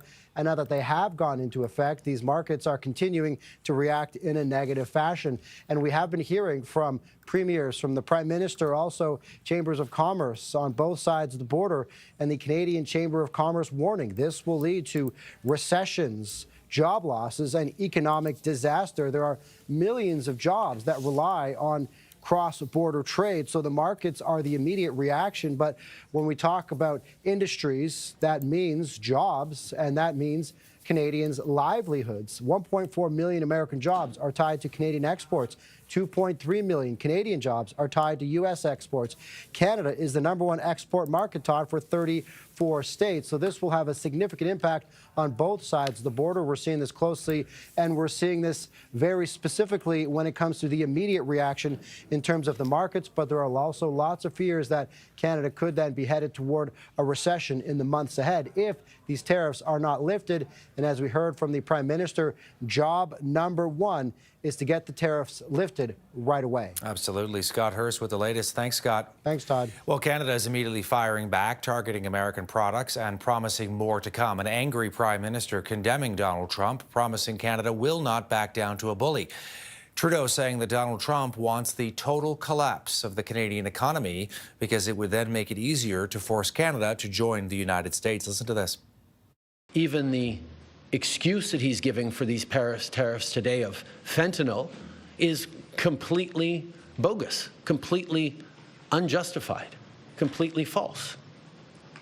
So we actually have to fold back on the one thing he has said repeatedly, that what he wants is to see a total collapse of the Canadian economy, because that'll make it easier to annex us. All right, let's bring in the Premier of Newfoundland and Labrador, Andrew Furey, who is standing by. Premier Furey, it's great to have you part of our coverage today. I know you've spoken out quite forcefully about what Donald Trump has threatened, and here we are. Your reaction to this trade war? I think it's incredibly unfortunate. I do, as you've heard me say on your show before, I believe that this was very intentional on behalf of the President of the United States. I echo the Prime Minister's concerns. I've said that from day one. The President is using the excuse of fentanyl, conflating two unrelated issues to drive tariffs in an ultimate strategy to create economic chaos across Canada and then advance his imperialistic agenda. And make no mistake about it, the President is not joking when he says the 51st state. It's insulting to us, but it is also an assault to the people of Canada and to the country that we love, the values that we hold dear. And I don't think that he is going to stop until he creates enough pain across both borders, by the way, but principally focused on Canada to try to advance his imperialistic agenda. Right, an expansionist trying to add to U.S. territory. He's talked about Canada, Panama, Greenland, the list goes on. What can Canada do, Premier Furey, that we haven't already done? I mean, how do you kind of see this playing out in the next couple of days, next couple of weeks? Well, I think it's time as Canadians that we need to reflect on the approach that we've tried. So he wanted some approach to fentanyl, and I think that's important that we take fentanyl off the streets. Don't get me wrong, but we did his dance on fentanyl. Did a fentanyl. So now we need to reflect as Canadians and pause to reevaluate our strategy moving forward. I think it needs to be firm. I think it needs to be courageous. I think it needs to be proportional to his tariffs. But we also can't be completely reactionary. So every time he suggests something, we react. I think we need to be more balanced, measured, and responsive to his antics, which, by the way, are cracked, as I've said before. We need to make sure that we're representing Canadians, not just in the industries that will be impacted, although we need to do that, but we need to make sure that we are protecting Canadian values, protecting the sovereignty of Canada, protecting the identity of Canadians. This this will be the strength. This will be the source of strength for Canadians moving forward. It already has been. It's created an incredible source of pride. But now we need to draw on that strength to come up with the resolve to face down this bully, to protect what we hold dear, and the economy will survive. By the way, the relationship between Canada and the United States will survive as well. But we need to be very strategic, balanced, and measured in our response to the President of the United States. I wonder how much of this you think may be political theater, how much of it is real, how long you think it might last, and how bad could it actually get, do you think, Premier Furey? Because, you know, we're hearing that there are no doubt American business leaders and politicians who will be putting pressure on the president to back away from this. You know, you think about the auto sector, we're hearing that the whole thing could, and I mean the whole thing, Canada and the U.S. shutting down within a week or two. I mean, that would be catastrophic for the American auto industry itself. So, you know, I'm trying to make heads or tails of this. I know you have, as you've been in office, of a president who is very difficult to make sense of. Well, first of all, his principle is based on erratic and irrational and illogical economic theory. So, but he firmly believes that these tariffs will be a source of revenue that will drive tax cuts for Americans. And when you're dealing with someone who's irrational and illogical, you need to just take pause. I do believe that this is beyond political theater, though. One of the cold, hard messages we received when we were in Washington, D.C. was, and it was met with some confusion as to why we were confused by the president's rhetoric. The message was, he's telling you what you want, what he's going to do. Why are you surprised when you hear his continued doubling, quadrupling down on the 51st state or continuing to commit to tariffs? You act like as leaders in Canada, you're surprised. He's telling you. So the message that I received down there and the message that we need to make sure that we understand as Canadians is that this man is serious in his agenda, one which I believe is to reset a new world order with an imperialistic approach for the United States. And that is going to require incredible courage by Canadians to meet the moment, but I know they will. We already have, and we will continue to combat any attack on our sovereignty or our economy. Andrew Furey is the Premier of Newfoundland and Labrador. Premier Furey, thank you so much for taking time for CTV News. It's great to get your perspective, as always. Thanks very much. And we are waiting to hear from the Premier of Manitoba, Wab Kinew, who is set to speak in Winnipeg coming up, and we'll bring that to you shortly. They're just getting the cameras ready and testing the microphones, and we're looking forward to hearing what the Premier of Manitoba has to say about this trade war launched today by Donald Trump. We are also hearing from the Premier one province over, Saskatchewan's Scott Moe, saying tariffs are going to hurt families on both sides of the border. Moe posting a message up on social media a short time ago saying President Trump is just simply wrong when he says Canada has nothing the USA needs, and Americans are about to find out he is wrong. American farmers need Canadian fuel, fertilizer to grow their crops. Trump's tariffs will drive up the costs of oil, potash, uranium, and that will drive up the cost of groceries for every American family. Moe went on to say he's convening his cabinet tomorrow to come up with options for Saskatchewan. Well, oil is Canada's top export to the United States. Oil and petroleum products accounting for more than $108 billion worth of imports from Canada into the U.S. in 2023 alone. The 10% tariff that Donald Trump is now slapping on Canadian oil, that's about 4 million barrels per day of Canadian crude, could stall an expected industry rebound and, of course, hit Alberta particularly hard. That's where Canada's energy sector is primarily located. Canadian auto workers are also very concerned as well that these tariffs are going to be devastating. More than $40 billion in cars and trucks were imported back and forth into the U.S., along with $14 billion in auto parts. Analysts say the tariffs will bring the North American auto industry to a halt within just a couple of weeks from now. It weighs on all of us. My wife also works here too, so it's all our eggs are in this basket. Couple of weeks, some say 10 days. In Windsor, Ontario, auto parts crossed that border from Windsor to Detroit, Michigan multiple times during the making of one car. Trump has suggested that tariffs would be applied to each crossing. So imagine 25% one way, 25% the other, back and forth. Before you know it, you'd be at 150 or 200% tariffs. There are about 125,000 people in Canada that are directly employed in the auto industry. And the Canadian Vehicle Manufacturers Association is warning that assembly plants on both sides of the border, Canada and the U.S., could shut down within a week because of the auto tariffs. Brendan Sweeney is standing by. He's the managing director of the Trillium Network for Advanced Manufacturing. Brendan, thanks for your time. Thank you. I know you focus on the auto industry. Can I get your sense on what you think the impact is going to be on Canada's auto industry? I was outlining some of it to our viewers there about the jobs at stake, the amount of money that goes back and forth, and how a car can go back and forth 6-7 times before it's finally finished in Canada and the U.S. Sure. We're in wait-and-see mode now. Today, most Canadian auto workers went to their place of work and made cars or made cards. It's a fluid situation. Everybody is monitoring it. And at that rate, a sustained 25%, that's problematic. That's problematic for Canada. It's even more problematic for the United States. I think. Yeah, why is that?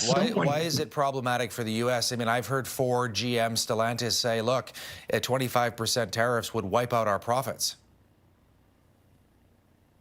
In Canada, our automotive industry for the past, 25 years or so, we've been going from existential crisis to existential crisis. So we're a bit more used to this. What I think the United States has to really get their heads around, and maybe we can help communicate this to them, is that they're now, by some margin, the second largest, the second most important automotive producing nation in the world. They're not the first.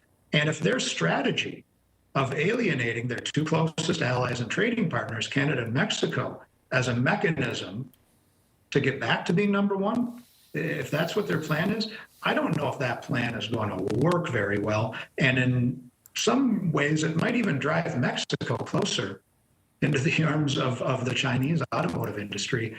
So that's where I think maybe a bit of a change in the narrative.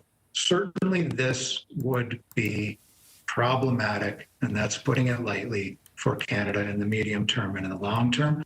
It's going to be, the United States has a lot more to lose in this than does Canada. That should not diminish, what Canada has. But I think, the matter of this integrated industry is it hinges around both the United States market, the United States consumers for vehicles, and a whole system, a whole industry that is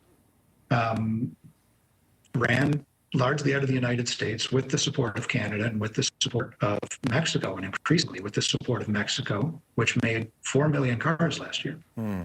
Hey, Brendan, thanks for taking a bit of time today of all days to join us in our ongoing coverage here on this trade war. Much appreciated. Brendan Sweeney joining me there with the Trillium Network for Advanced Manufacturing with his take on the impact potentially on the automotive sector in this trade war. We've also been talking to a lot of border mayors. Their communities would be directly impacted, of course, as this trade war begins, and they're following very closely. That includes the mayor of Sarnia, Ontario, who spoke to Vashi Capellos, the host of Power Play, earlier today. He said this is only day one of what could be a long and painful trade war. And what Canadians need to think about is this. It's great for us to rally and to listen to what people are saying to fight back. This is going to be 4 years of economic terrorism. And we're going to have to go through some real pain, and it's going to be difficult. We thought our economies were back on track. We got through COVID, interest rates were coming down, inflation was coming down, and now we have this self-created crisis from the U.S. 4 years of economic terrorism. Think about that for a moment. Businesses across Canada and Sarnia and beyond are bracing for the impact here. CTV's Sean Leathong went out to a manufacturing facility in the west end of Toronto to talk to one medium-sized business owner who does a lot of business in the U.S. and is now very concerned. Sean. And behind me is a place called Ultraform Manufacturing. They make small auto parts that can be shipped throughout Canada and the United States.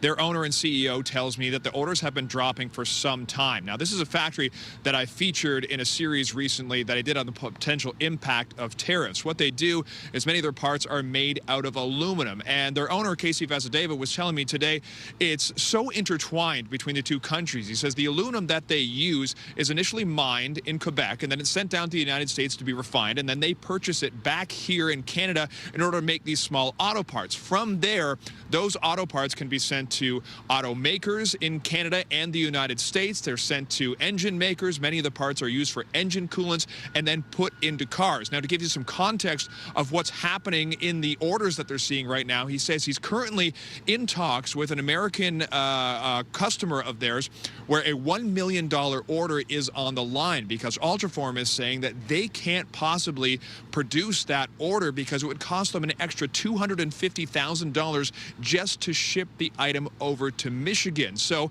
the owner of the customer is actually coming here today to talk. Here's a little bit more from Casey on what they're seeing in their orders. Right now, our sales are around, I will say, 700,000 a month, but it's dropping like there's no tomorrow. And I think it's going to drop to about 300,000, and then the company can't afford.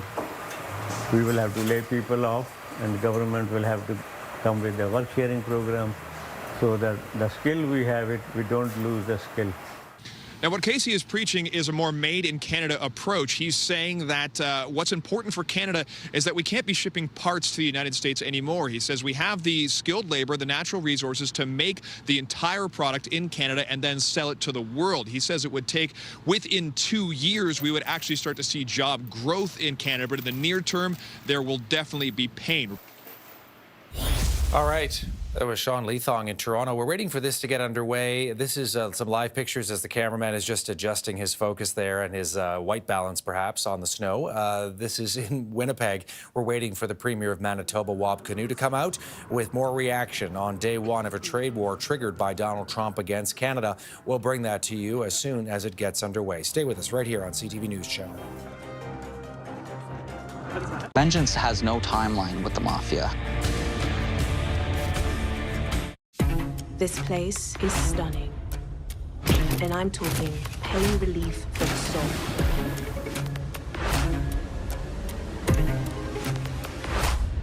What happened?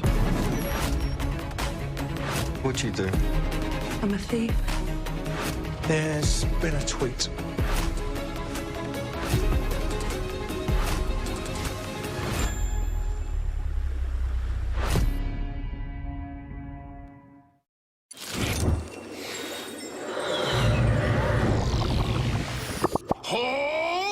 What the bubble's happening? We're waiting to see if she's gonna chew or let us melt. Oh no. Are we getting chewed? Feel the Aero Bubbles melt. It's mind-bubbling.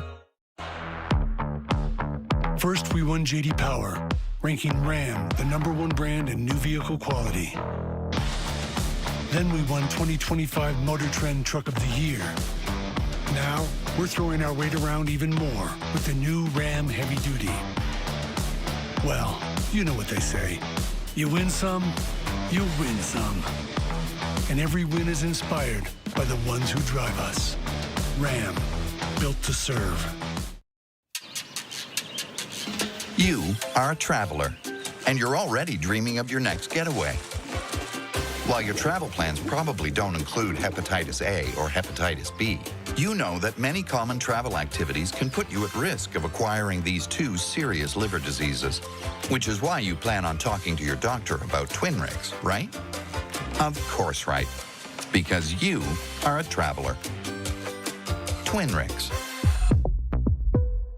Practice starts in 20. Let's get it. T-Mac. Who shaves for practice? My game face doesn't take days off with Gillette Labs. Its green bar releases trapped hairs, so you can get virtually every hair in a single stroke. That's smooth. The best your game can get is Gillette Labs. All right, we're back. We're going to go to Winnipeg, where the Premier of Manitoba, Wab Kinew, is speaking, reacting to this trade war Donald Trump has launched against Canada and against Manitoba. In the Premier's case, let's listen in. First and foremost responsibility is always to protect our children and our grandchildren and to protect our families. So the response that we're announcing here today has both that pushing back against this aggression from the United States of America, while also standing together, united to defend our families, our way of life, our jobs, and most importantly, our kids. Earlier today, we announced that we are bringing in tax deferrals to protect your jobs. These deferrals on provincially administered taxes like the health and education levy and the retail sales tax will mean that businesses can keep cash on hand to keep people working. These tax deferrals mean that people will have money in their businesses to protect your jobs and keep our economy moving through this period of uncertainty. And so that's about protecting our homes, protecting our families, protecting our way of life. At the same time, we know that we have to push back. And so on behalf of the province of Manitoba, we fully support the federal government's retaliation against the United States of America. And we're joining with other provinces across this country to pull American booze off of liquor mart shelves. Now, here's the thing. The good news about this is that the Canadian booze is way better than the American stuff. And so this is one sacrifice that I think everybody from coast to coast to coast can get behind. And I want to mention today that in the coming days, if these tariffs persist, we will continue to roll out additional non-tariff countermeasures to stick up for Manitobans and to stick up for Canada. We all recently watched the Four Nations Cup, and what we saw from Team Canada there sent a very clear message to a lot of American hockey players. We don't start it, but we finish it. Just ask Matthew Tkachuk. And so on behalf of the people of Manitoba, people across Canada, we are standing together to respond to the tariffs that have been brought forward today. And we are here to protect our kids and protect our way of life. And the way that we'll get through this is, of course, by getting through it together. Et puis certainement, comme tout ce qu'on fait dans le Canada, on le fait dans une façon bilingue. We are doing it bilingually. Today we're announcing supports for the business world. Nous avons annulé la présence And we've also removed the presence of American products from liquor stores here in Manitoba. So on the question of national identity and provincial identity, we are united. We're united together for Canada, for Manitoba, and for you.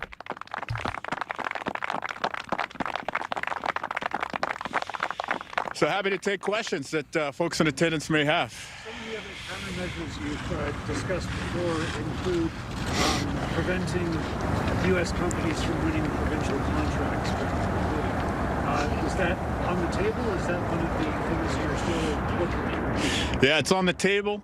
We're looking at it, and we're looking at it later this week. We'll have information to share in the coming days. Private wine stores, they've been asked to remove their U.S. products from their shelves too. Is that fair to ask them when you've got other retailers selling American goods? You've already stock to remove their wine, when other businesses aren't being asked to do likewise. The great news about us stopping the sale of U.S. booze is that Canadian booze is way better. Crown Royal, great local breweries of all sorts.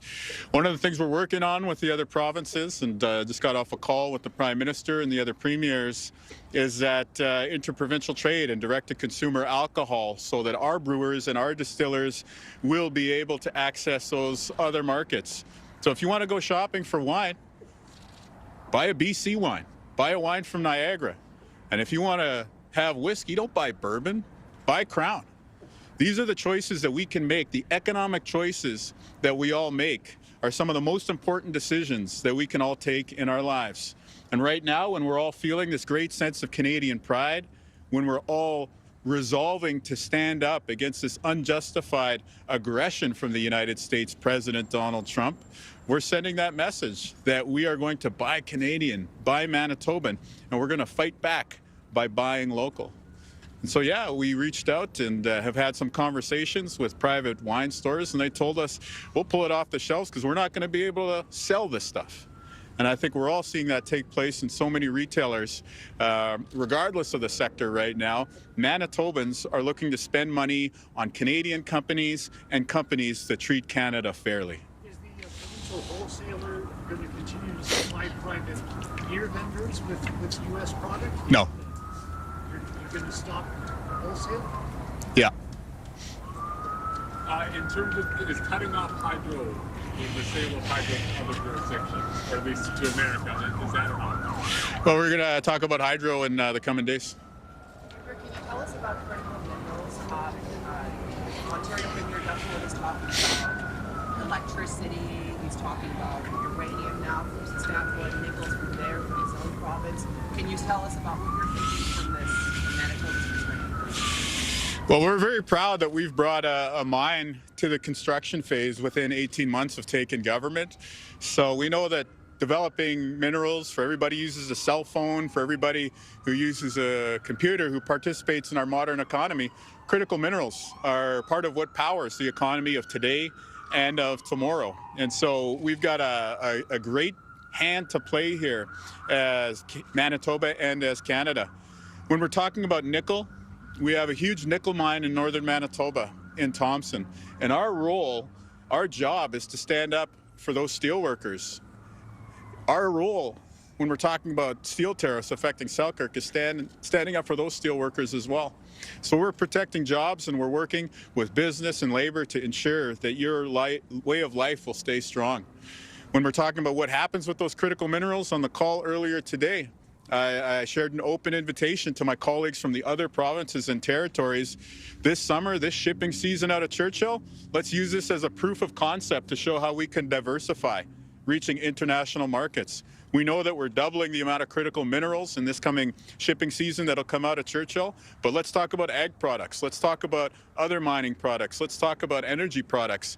And let's be serious about Trump-proofing our Canadian economy, including accessing international markets through Tidewater in Churchill.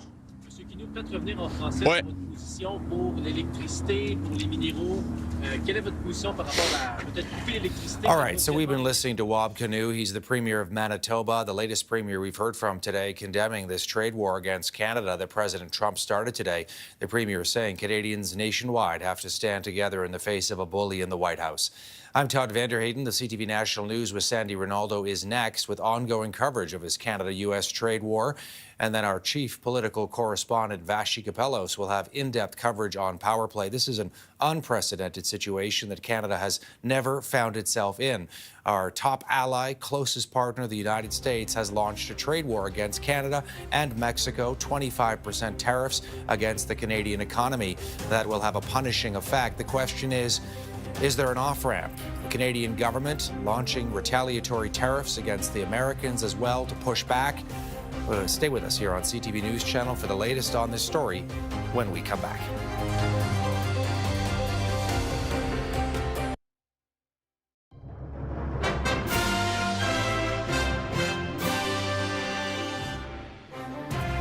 Hello, everyone, and welcome. Some of the stories we have for you right now. Day one of Trump's tariffs, the immediate and sweeping impact of the expanding trade war. Even though you're a very smart guy, this is a very dumb thing to do. Canada's direct message to the U.S. president and the stark warning about the pain ahead. We've got to bring this stuff to America. It's got to be produced in America. The reaction stateside and in Canada to the America First strategy. Food items, we're going through it now to make sure that we are 100% non-USA. Taking stock of what's being pulled and what will skyrocket in cost. We have to really stand firm in Canada. It is going to hurt us. Plus, Pulse of a Nation, how Canadians are reacting from coast to coast.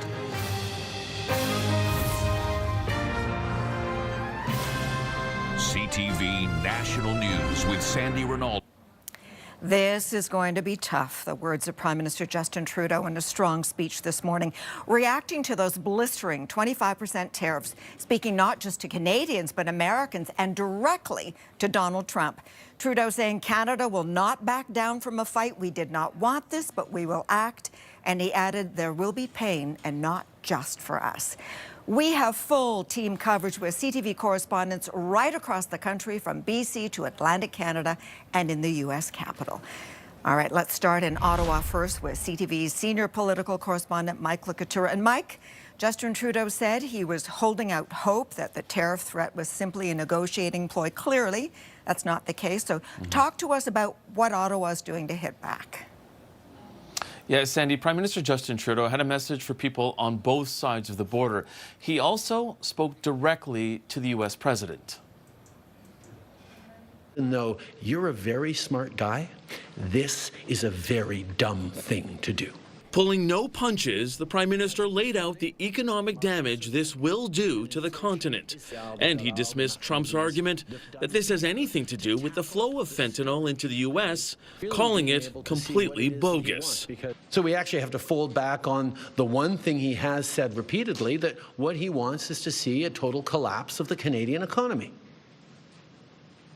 because that'll make it easier to annex us. Vowing not to back down, Trudeau announced counter tariffs on $30 billion worth of American goods. In 3 weeks, another $125 billion worth of U.S. imports could also face levies. Governments across the country are also looking at non-tariff measures. Ontario is one of several provinces removing American alcohol from province-run liquor stores, and the Premier is willing to go even further. If the Trump administration falls through on any more tariffs, we will immediately apply a 25% surcharge on the electricity we export. We will not hesitate to shut off their power as well. Danielle Smith is also upset, but she's ruled out export tariffs on Alberta energy. I've already said that we're not going to retaliate on energy. That is such an essential product for American consumers and American businesses. Opposition leaders also stood firm against the U.S. trade action, but had their own suggestions for how Canada should help respond to help Canadians. Counter tariffs must not be a cash cow for the government. Almost every penny of the tariffs collected should go to tax cuts, with a small sum set aside for targeted relief to workers hardest hit by the trade war. I'm calling on an emergency session of Parliament like we had in the pandemic. What we're witnessing could be worse than the pandemic, and very likely will be worse. The Prime Minister says instead of a relief package, the focus right now is to get American tariffs lifted as quickly as possible. And we're insulted, and we're angry, but we're Canadian, which means we're going to stand up for each other. We're going to fight, and we're going to win. But in order to get that win, Sandy, Trudeau is calling for continued unity and calling for people to continue to buy Canadian. All right, Mike in Ottawa. Now, hold that thought, because Donald Trump has already punched back, now threatening threatening us with reciprocal tariffs. CTV's Judy Trin is in Washington. And Judy, talk to us about the impact of this trade war on Americans. Sandy, this is part of Trump's America First policy, but this tariff plan could backfire. Donald Trump's decision to push 25% tariffs on Canadian goods was brought in under the guise of stopping the flow of illegal fentanyl. But its primary aim is to drive manufacturing back to the United States. We're going to try to start bringing cars back. We're going to bring back those great jobs. We're going to bring back production of enormous amounts of things. The U.S. also imposed tariffs on Mexico and China. Both countries are also retaliating. Tariffs are usually passed on from companies to consumers, driving up the price of products from home building to cars to fruits and vegetables. We depend on Mexico for a significant amount of supply. Those are categories where we'll try to protect pricing, but the consumer will likely see price increases over the next couple of days. The jobs of 13 million Americans depend on trade with its northern allies. But instead of reconsidering, Trump called Justin Trudeau governor and posted that the U.S. will counter Canada's retaliation with more tariffs. So today, the United States launched a trade war against Canada. At the same time, they're talking about working positively with Russia, appeasing Vladimir Putin, a lying, murderous dictator. America first or America alone? This trade lobbyist says the Trump administration may be improving its relationship with Russia to get through this. You will see the return to markets in the United States, undoubtedly, of all of those companies that face sanctions after Russia's invasion of Ukraine in 2022. Tonight, Donald Trump will address a joint session of Congress. The theme of his speech will be renewing the American dream. He'll have to convince Americans that it won't turn into a nightmare. Sandy. All right, Judy in Washington. A nightmare or perhaps a bad dream, certainly for the financial markets, closing the day deep in negative territory in response to the trade chaos. CTV's John Vinavali-Rao is working that angle. And John, start us off with what happened in the markets today.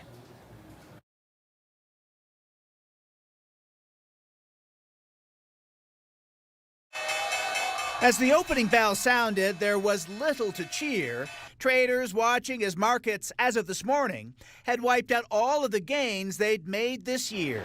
And on Bay Street, some worried it was just the start of the pain. Trump's going to crash the bond market and the stock market.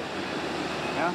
This is the beginning. It's not over. At one point, Toronto's main index was down more than 2%, while stocks plunged in Europe, fell in Asia, and U.S. markets continued their sharp sell-off, though recovering somewhat as the day wore on. The NASDAQ is officially in correction. That means it's down more than 10% from its high. Investors worry a trade war will lead to higher consumer prices and reignite inflation, while slowing growth in both the U.S. and Canada, possibly leading to a recession. Assuming the tariffs do stay in place for a while, it's likely to lead to at least a couple quarters of outright decline in the Canadian economy. Notably, though, while falling slightly, the loonie held at around 69 cents U.S. Some investors remain hopeful tariffs won't stay in place for long, but the uncertainty making it tough to know what to do. I can't stress the uncertainty aspect enough. Nobody really knows the answer. I don't think the president of the U.S. knows the answer, to be honest. So we're going to have to wait and see here. As for investment advice, one analyst said this is a time for caution, not bravery. Sandy. Okay, John in Toronto. Now, border towns like Windsor, Ontario, Canada's automotive capital, will certainly feel the effects most acutely, with billions worth of goods crossing over every day. And that is where we find CTV's Heather Wright again today. And Heather, Trump made it clear he wants the car industry back in the U.S. What are people saying now that tariffs are in place?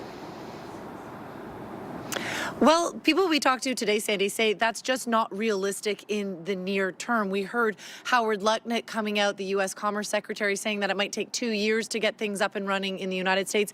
We're hearing from industry experts here in Windsor that that's more likely to be 10 to 15 years to replicate the industry, the auto industry that has been built here in Canada, and also train those skilled workers needed to build the parts, to build the cars for that industry. And in the meantime, they say jobs and industry are not going to shift south of the border, but rather east. They don't have the resources in the United States to take on what we do, but China does. And China is hungry right now. So what he's really doing is he's making it worse. Instead of having this seamless business between Canada, U.S., and Mexico, what he's going to do, he's going to force everybody to China. That's what he's going to do. Bridge right behind now, we also you. spoke with some... Okay, we've got the Ambassador Bridge right behind you, and I know that you've been hearing from truckers. What are they telling you? Are they experiencing any disruptions? No, actually, they said it was sort of business as usual crossing the bridge today, Sandy, that they were able to, experience the same amount of traffic that they usually have on a Tuesday morning. They are hopeful things will soon return to normal. But again, they are stumped by this entire trade war as well. Okay, Heather in Windsor. Stupid. Now, that was Heather Wright in Windsor. Thank you, Heather. Okay, other places like Calgary and St. John will see key industries like oil, fishing, and lumber hit hard. CTV's Sarah Plowman is in St. John. Okay, Sarah, talk to us about how that city is affected by Trump's tariffs. Sandy, St. John is considered to be the most tariff-exposed city in this country, according to the Canadian Chamber of Commerce.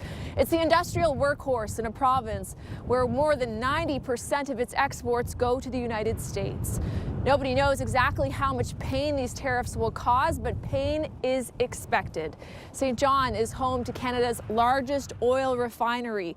It can process more than 320,000 barrels of crude each day, and 80% of it goes to the States. Forestry and fishing are also huge players in the economy here, and they're expected to be hit hard. Lobster, for example, can be caught here in New Brunswick but processed in Maine, or vice versa.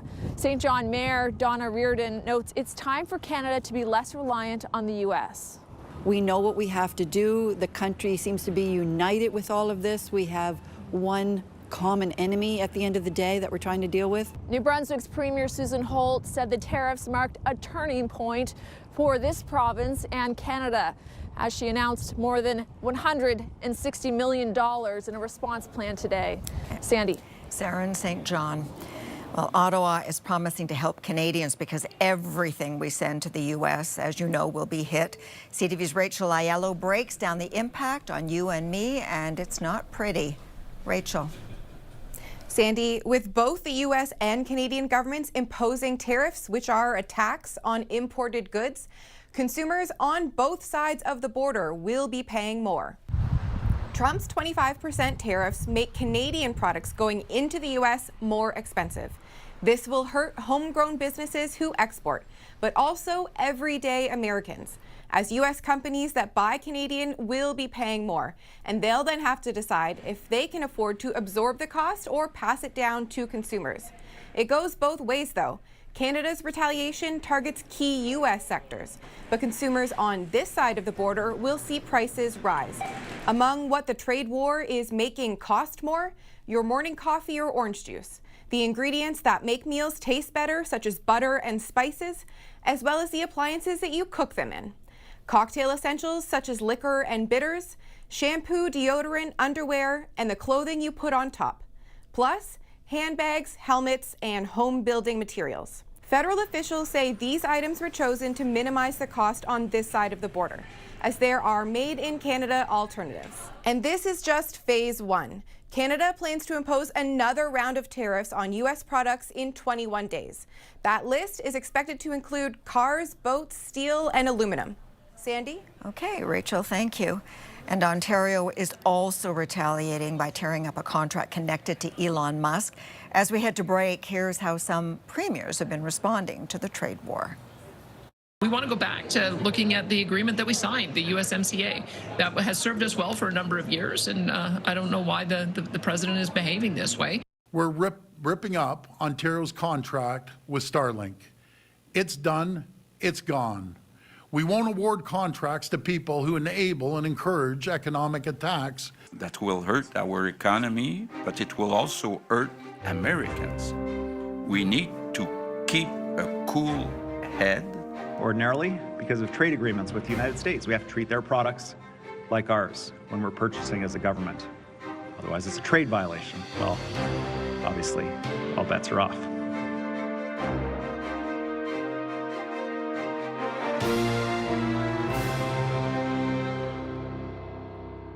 Everybody wants super straight, super white teeth.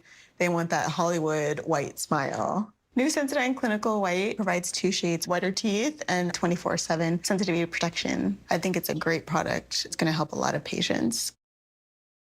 Our new home, somewhere we can build a life. And I'm gonna do everything I can to look out for you. And that starts with being smart about our family's financial future. Welcome to Cover Direct, Canada's most trusted direct life insurance provider. How can I help? Hi, I'd like to get a quote for family life insurance, please. If you're a Canadian resident aged 18 to 70, you can apply for up to $1.5 million of coverage and help give your family some peace of mind. That's great. You won't need a medical or blood test to be approved. There are just a few health and lifestyle questions. Sounds good. If you chose $100,000 of coverage, it could be as little as $9.66 a month for the first year. That's just 32 cents a day. That's less than I thought.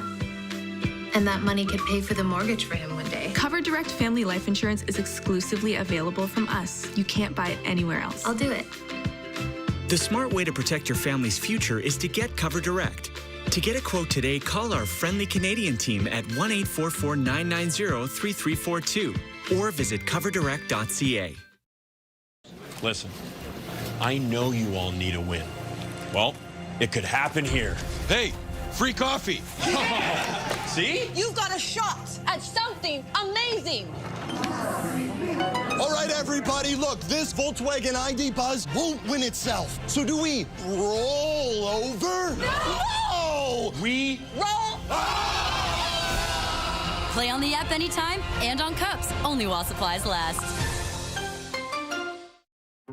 Dry eyes ruining the moment? Get fast relief with HydraSense eye drops. Made with a naturally sourced lubricant that works to attract and retain moisture. HydraSense eye drops. An angry protest against Donald Trump was held outside the U.S. Embassy in Ottawa today.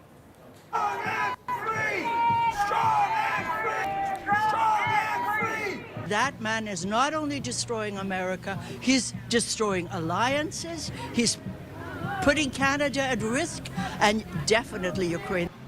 This Ukrainian Canadian was among dozens, including some Americans, who were out in the snow showing their support for Canada. And for industries like potash, so-called pink gold used as fertilizer, which American growers need and Saskatchewan provides big time. CTV's Alison Bamford is at a potash facility just outside Saskatoon. Alison. Sandy, in anticipation of the tariffs, Saskatchewan potash giant Nutrien moved as much potash south of the border as possible before today. But the company says the tariffs still put American farmers in a pinch. Christian Hebert's Saskatchewan farm uses about 1,000 tons of potash each year. Potash is a big player in crop health and straw strength.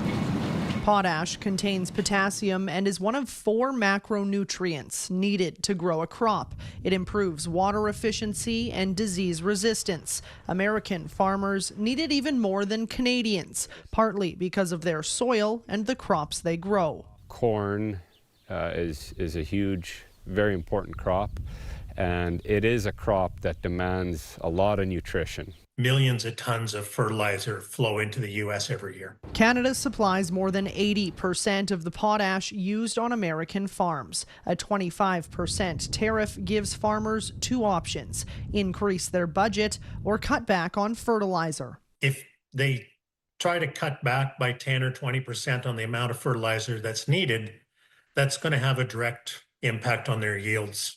The timing of this isn't ideal either, with the spring planting season in the U.S. right around the corner. Sandy? All right, Allison, near Saskatoon. And we'll be back in a moment, but first, how some Canadians across the country are reacting. It's annoying to be bullied by Mr. Trump. I really do think it's a negotiating tactic. It's only going to get worse. And you are watching CTV National News.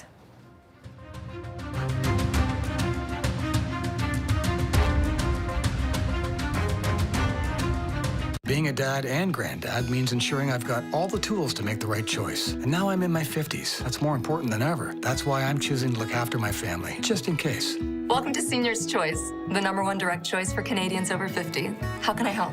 Hi, I'd like a quick quote for Canadian seniors life insurance, please. If you're a Canadian resident age 50 to 80, you can choose the right amount of coverage for you and your family up to $250,000. That kind of money would help a lot. You can choose to apply over the phone now in just a few minutes with no medicals or blood tests needed, only a few health and lifestyle questions. Okay, great. Depending on the coverage you choose, it could be as little as $17.02 a month. That's just 56 cents a day. That's less than I thought. And that money could help cover my funeral costs, settle debts, or help my wife with retirement planning. I'll do it.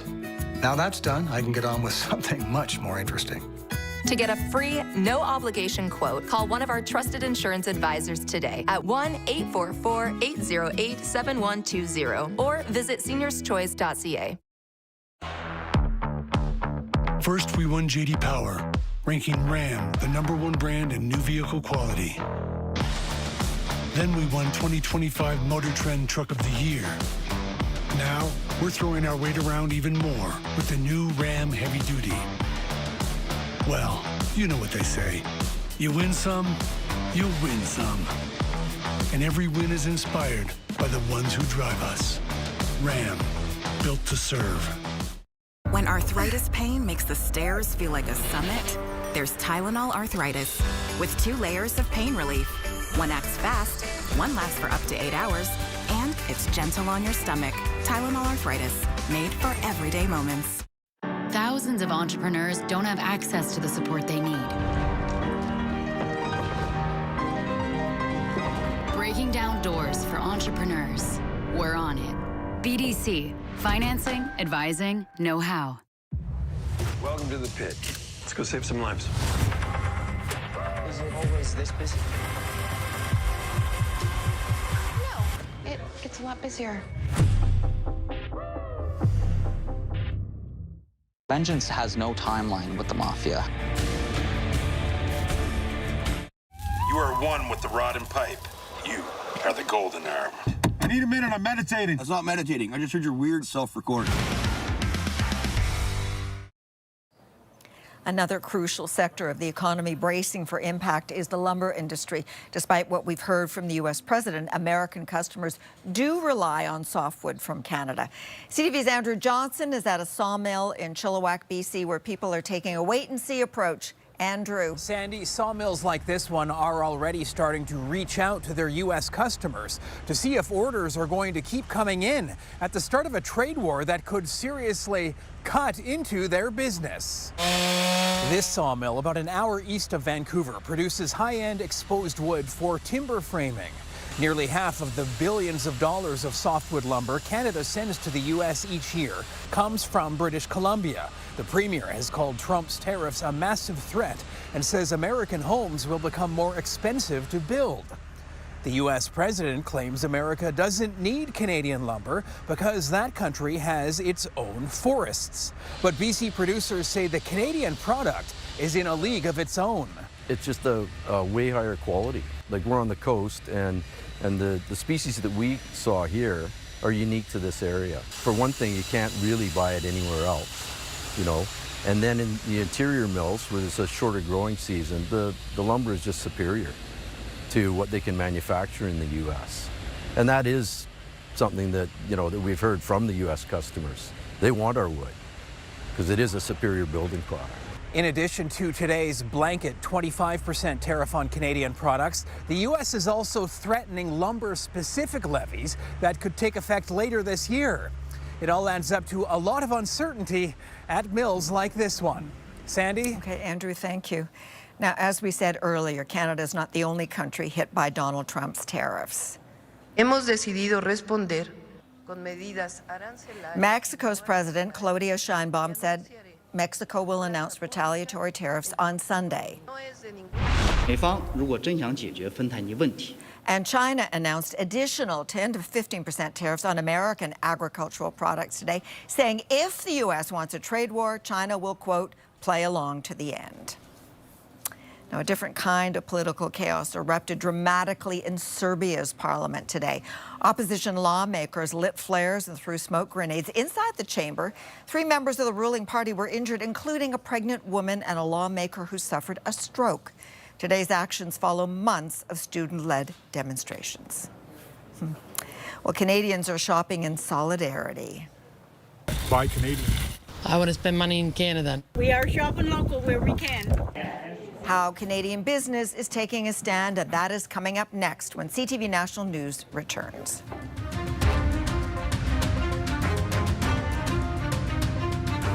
At Wayfair, we get pretty excited about furniture. Around here, it's not a patio, it's a patio. Oh, I love those chairs. Shed-tastic. Let's go. This rocks. My queen. Yeah? Oh, I'm at the bed. Girl, you nailed it! No, this set, it's just a couple of screws. They're a perfect combo. They got a fire pit. Wayfair, every style, every home.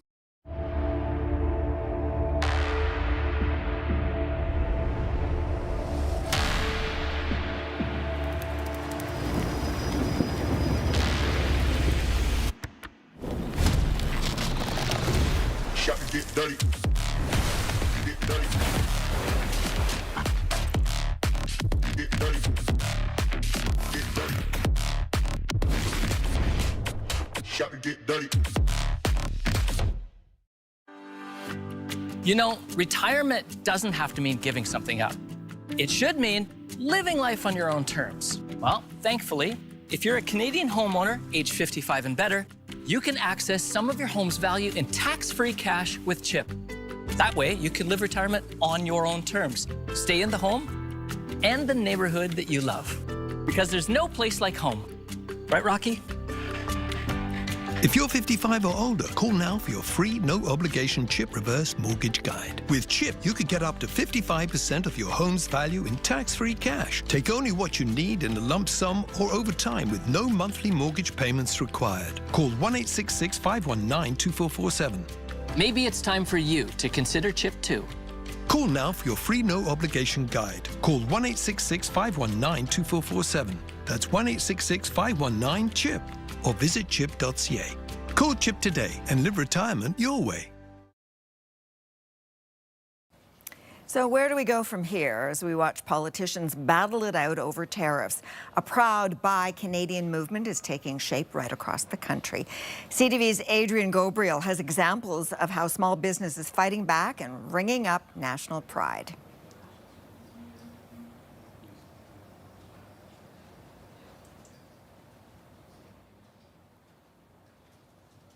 Okay, obviously, you know, this does happen in live television. You do have some technical things that crop up every now and then, so obviously we don't have Adrian's report. You know, this has been the day that most of us thought that we'd never see, the day that our closest ally and friend would launch a trade war against us. But it's happened. We heard from the Prime Minister today. We heard from the premiers. We're hearing from Canadians. And I think what we would have seen had we had Adrian's report is just how much Canadians are feeling their pride. They're wearing them on their hearts. They're wearing Canadian flags. And if we can quote Mike Myers, he said, elbows up. Well, we leave you with that thought as we say goodbye. I'm Sandy Ronaldo. We'll be covering every angle of this story every day this week. Stay strong.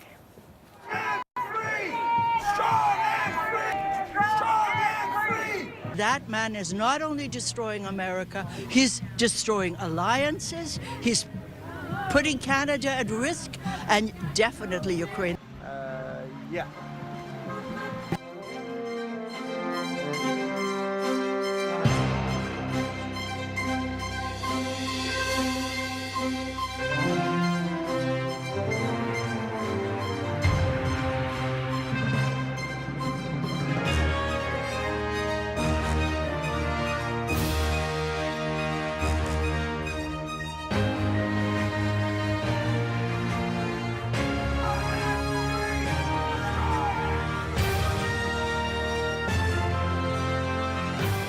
CTV National News, Canada's #1.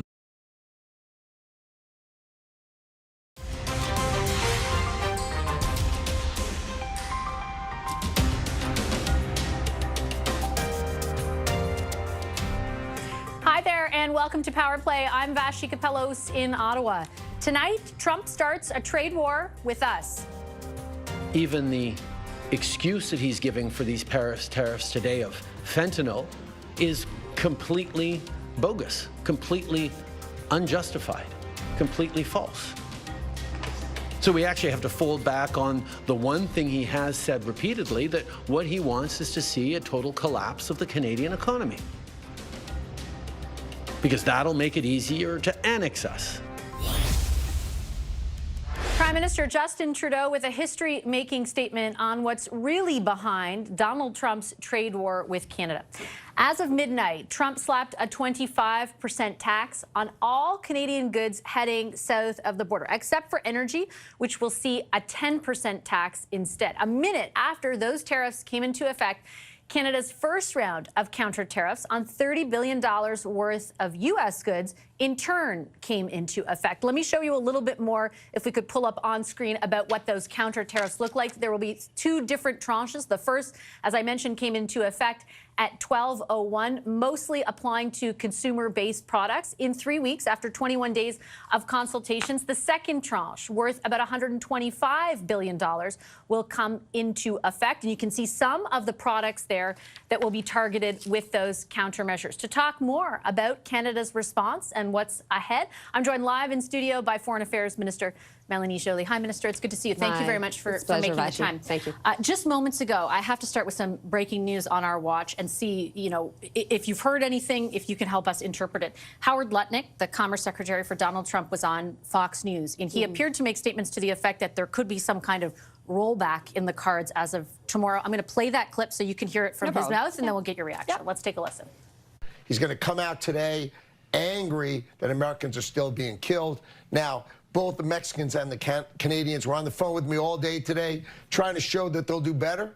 And the president's listening because, you know, he's very, very fair and very reasonable. So I think he's going to work something out with them. It's not going to be a pause, none of that pause stuff. But I think he's going to figure out, you do more, and I'll meet you in the middle some way. And we're going to probably be announcing that tomorrow. So somewhere in the middle will likely be the outcome. The president moving with the Canadians and Mexicans, but not all the way.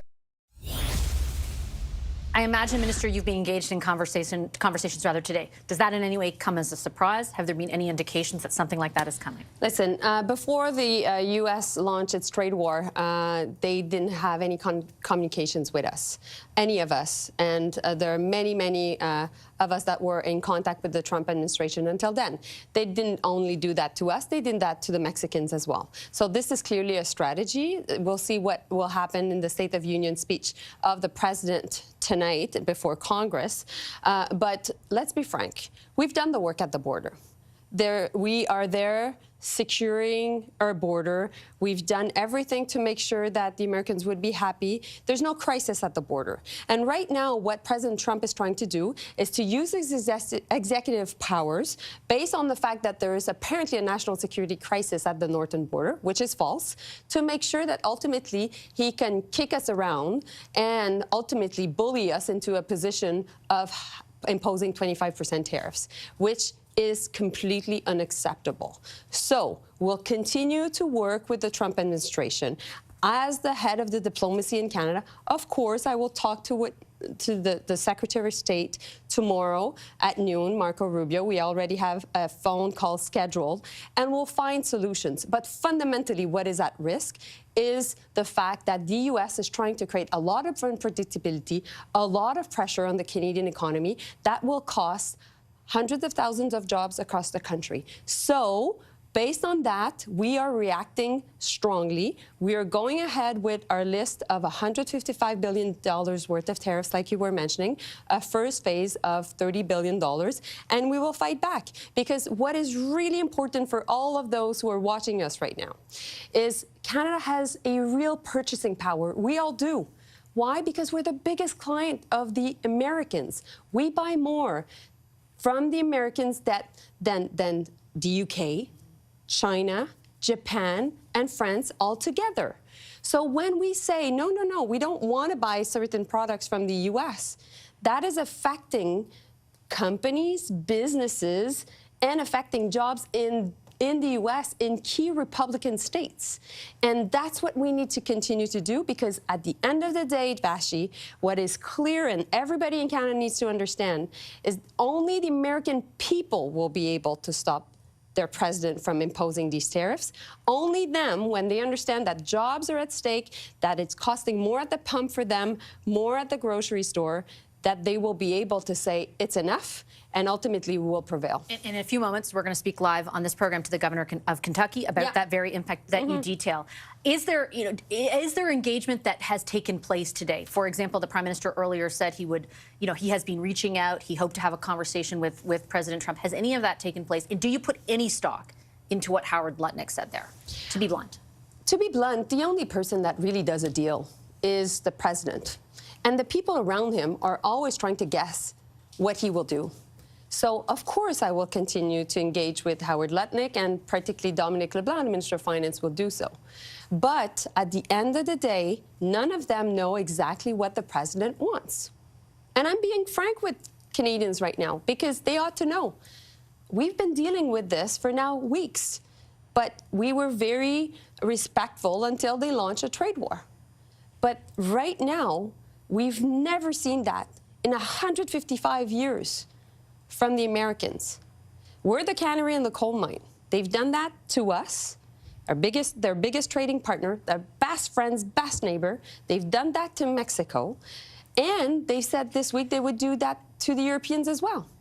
Today in the Prime Minister's comments, there didn't seem to be a lot of ambiguity about what he felt the motivation behind this was. And I think a lot of Canadians would have listened to, in particular, the comments about crushing Canada's economy in the name of annexation, and stopped in their tracks. I think a lot of people are full of anxiety. thinking about the Prime Minister for the first time directly saying, that's what I think is behind this. What is your message to them right now? Well, two things. First, the Americans have said that to us in private conversations. But you thought it was a joke a few months ago. No. From the moment that President Trump said himself that he wanted to use the economic power to make sure that he would really weaken the Canadian economy, you have to take the president to his word.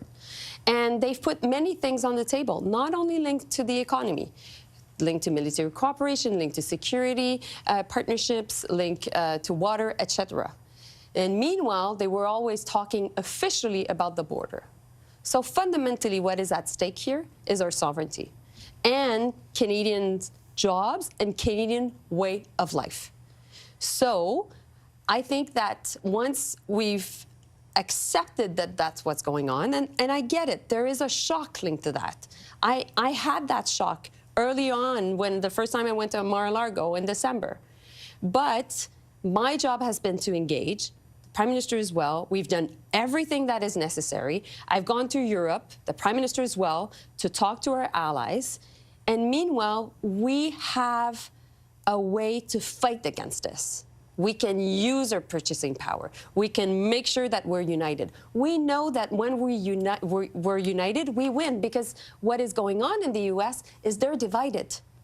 We know that Republican states and Democrats, the Democratic state, they don't agree necessarily. We know that a lot of people within the Republican Party don't agree with the imposition of tariffs. We've heard that. What we need to do is to be united, use our purchasing power, make sure we buy Canadian, send a clear message. Meanwhile, for all of those also that have American families and friends at home, please talk to them. They need to engage. They need to make sure they send a message to the governors, the senators, the lawmakers, everybody. It is important because that's how we will be able to prevail. On the question of unity, I did want to talk about something else that the Prime Minister mentioned, and you have as well. The prospect of a response that is not necessarily counter tariffs, that is different in nature.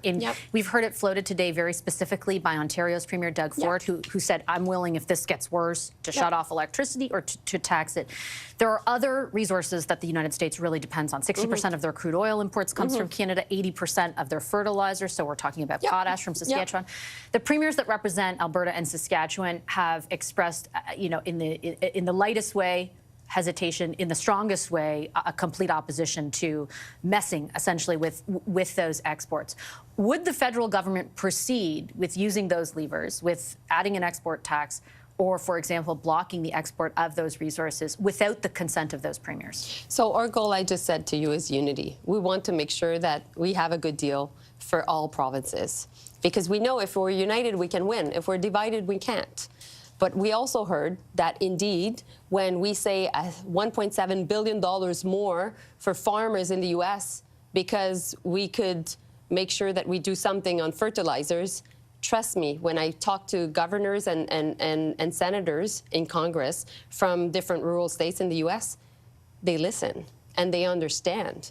So we can do different things. We can make sure that we put everything on the table, but meanwhile, we work on having a fair deal.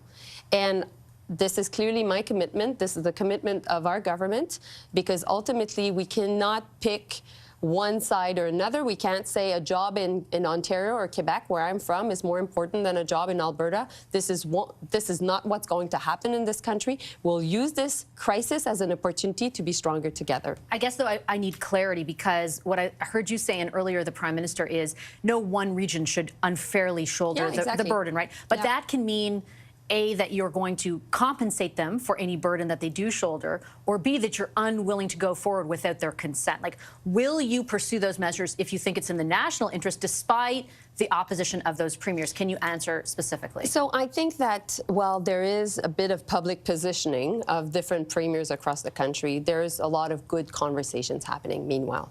Because I think everybody is in solution mode. Yes, oil and gas is affected by 10%, but all the rest of the economy in Alberta is affected by 25%. All the economy in everything that is, exported to the U.S. from Saskatchewan is also affected. So we will continue to have these conversations. I know that the Prime Minister was meeting with the premiers this afternoon. I have not had the chance yet to talk to him since that meeting. I think it was an important one because, Vashi, this is the first time that the U.S. is not only saying that they will be imposing 25% tariffs against us, they're actually doing it. And so that's, I think, a pivotal moment also in the relationship. I did also want to ask you about the counter tariffs and what your government plans to do with the revenue. Can you be explicit with Canadians tonight? Is that going to go back to people who are impacted by these tariffs and sectors, or will it be put into general revenue and used for whatever purpose the government wants? Because I think there is a discernment for Canadians. Yeah, well, for sure, we want to make sure that Canadians are supported, clearly, because it's not true that the government will make money out of this. No, because Canadians will be affected by this. This will have an impact on prices. And so we need to make sure that we have a fair way to give back money to Canadians and also to different sectors that are supported. That conversation needs to happen. And I know that not only the Prime Minister will be having that conversation, but also the future leader of the Liberal Party that will be elected over the weekend, which will become Prime Minister, will have to take that decision. But again, like, does that mean that that's exclusively what you're going to spend it on? Can you guarantee to Canadians tonight it's not going to go to other program spending? There's various ways of supporting Canadians, and we need to decide how.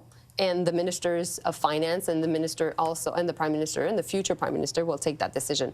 But the very principle behind it will be to make sure that we support Canadians and that ultimately the sectors that are most impacted, like I was saying, will be supported. We did that when Trump, during his first mandate, imposed tariffs on steel and aluminum. And we were there to support workers, but also businesses that were more affected in that sector. Doesn't Parliament, though, need to endorse, for example, if in 10 days, as the Premier says, the auto sector collapses, any kind of bailout that your government would be considering putting forward? Doesn't it need to be in session, as both leaders of the opposition are asking your government to do? Well, that's definitely a decision that the Prime Minister and also the future Prime Minister, as of Monday, will have to take.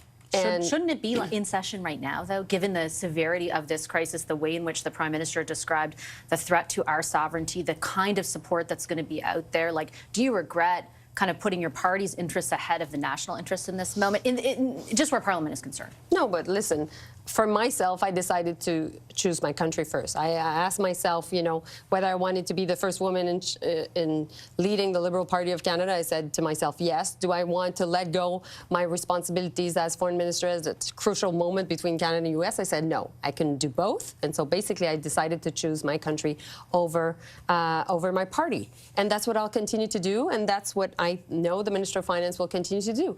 And so you have a really team of seasoned negotiators, leaders of the government that are doing the work. And also, I think that the Prime Minister sent a clear message today. And he was addressing in a very clear way, I think one of the clearest way that any politician in the past decades have said to Canadians what was really going on. And that's true political leadership. All right, I'm going to leave it on that note. I'm out of time. I appreciate your time as always, Minister. Thank you So much, Foreign Affairs Minister Melanie Joly. These Trump tariffs will also have an impact in the U.S., where they're expected to cause prices to rise. Counter tariffs should also pack a punch. The latest data shows 34 states count Canada as their biggest export destination. Among those states is the state of Kentucky. And Kentucky's Governor Andy Beshear is with us live now. Governor, good to have you here. Thank you very much for making the time. Thanks for having me on. What is your estimation of the, I've heard you call these the Trump tariffs. What is your estimation of the impact on Kentucky's economy? It is going to be incredibly difficult and challenging for our people. These tariffs, which are the result of one individual, are going to cause our prices of gas to go up, are going to cause our prices of groceries to go up, are going to raise the cost of housing all across the United States. And in every one of those instances, the amount that it has increased those costs should be called the Trump tax, because he and he alone has started this trade war. Let me tell you, the vast majority of Americans view Canada as one of our closest allies and friends. They think that this treatment is wrong, and we all certainly hope that there is a way that our leaders will move past this, because this relationship is far too important to have a trade war that ultimately raises prices and difficulties on both of our people. Let me ask you to expand on the point you made about the sentiment among Americans, because the vast majority of people in your state did vote for Donald Trump. Is this what they thought they were voting for? Like, are they drawing an explicit link between these kinds of policies and increasing prices? Because so far, at least in our estimation here in Canada, he seems to avoid blame fairly easily. This is not what they voted for. And as prices go up, I believe that the people of Kentucky and the United States are going to feel betrayal. Now, Donald Trump is president because the last group of movable voters were convinced that he was more focused on prices and the economy, and that his opponent was distracted with other issues. But since Donald Trump has become president, he's focused on anything but prices or the economy. All of these actions are going to hurt my people at the grocery store, where things already cost too much, are going to hurt them at the pump, where gas already costs too much. And we're having a huge issue, especially with our young people buying their very first home. This is going to make it that much harder for that couple to be able to buy their starter or their forever home. This is bad for the people of Kentucky. It's bad for the people of the United States, and we shouldn't be doing it. The Prime Minister today of this country said that essentially the only rationale we're left with is that the president wants to crush Canada's economy in order to essentially annex us. Is it your impression that, you know, the true impetus behind this is a desire to see, for example, all of manufacturing move to the United States, or to grow the manufacturing sector in the United States and be able to count that as a win? And do Trump supporters not, in effect, support that? Because that was a message, not the crushing Canada part, but the boosting manufacturing part. That was a message during his campaign. Now, listen, Canada, again, has been one of our closest allies and friends. We should want a strong Canada and never have positions that would crush or harm our neighbor to the north. When you think about increasing manufacturing, listen, my state's on the best economic development roll in our history. More private sector investment, more new jobs, better wages, highest exports for 2 straight years, and you all are our #1 trading partner, about 23% of our exports. So these tariffs will cause significant harm to my people and potentially to the manufacturers. The way to bring in manufacturing is through incentives. It's through creating a good business climate. And it's understanding that if you want to move manufacturing, it takes years to build advanced manufacturing facilities, and an immediate tariff isn't going to create that new factory overnight, but it is going to drive up prices overnight. And for Americans who've been hit by inflation, who are having trouble paying the bills at the end of the month, again, I think this is a betrayal because they voted for lower prices. They voted for someone focused on their economic interests right now, and that's not what they're getting. Governor, have you heard anything to the effect of what Howard Lutnick just moments ago told Fox, which is that there might be some quote-unquote rollback of this, or a meeting in the middle announced tomorrow? I haven't heard anything like that. And this month-to-month or deal-to-deal, we can't have the American economy or the Canadian economy put through that, every 30 days. We've already seen impacts to our stock market. We're already seeing potentially less buying, less consumer confidence among the American people. We're already seeing fiscal impacts that hit our families directly. We should want stability for both of our countries, which means no trade wars, no tariffs, and no silly comments about annexation of a proud country that has stood with the United States in virtually every moment that we've asked.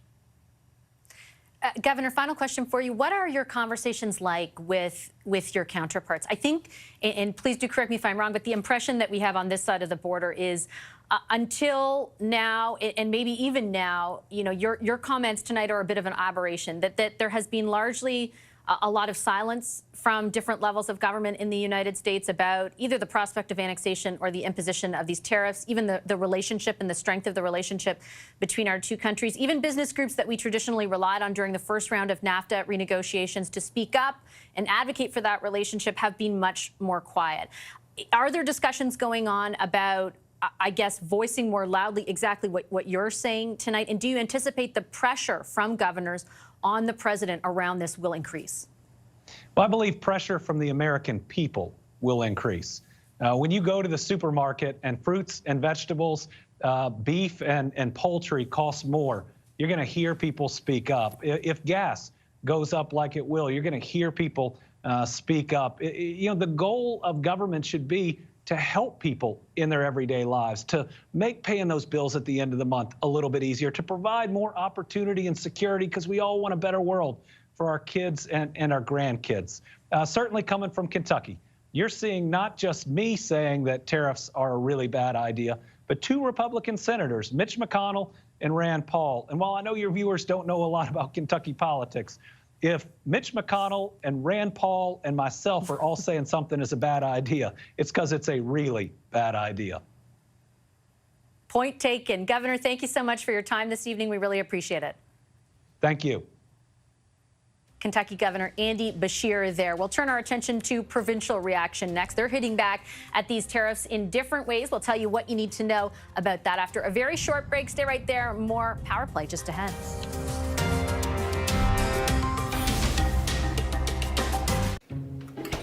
Forgetting something? Curry? The other thing. Spicy curry. I'll give you a clue. Balding.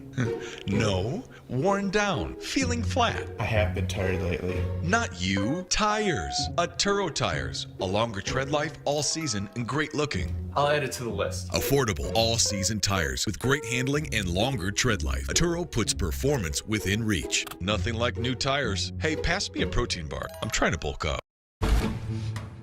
We've got nothing to hide, have you? I chose to do what I did. I don't regret it.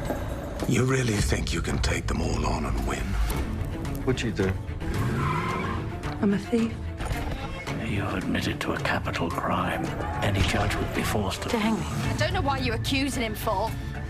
Not just a pretty face.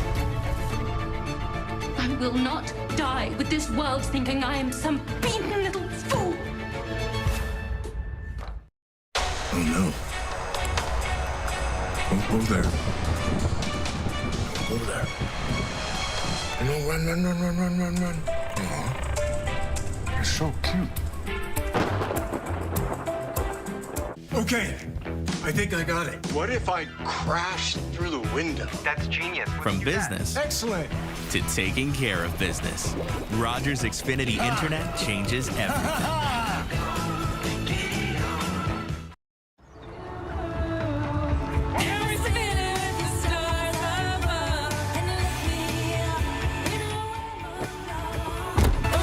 We insure your car so you can enjoy the ride.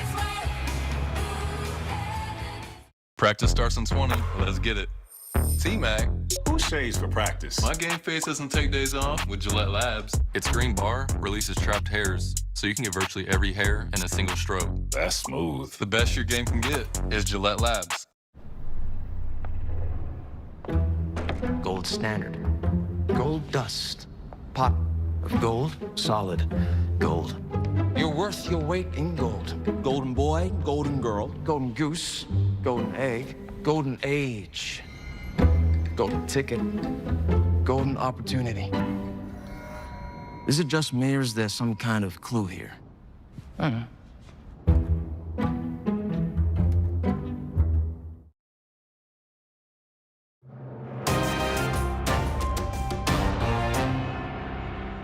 I'm writing to every senator, every congressman and woman, and the governors from New York State, Michigan, and Minnesota, telling them that these tariffs persist.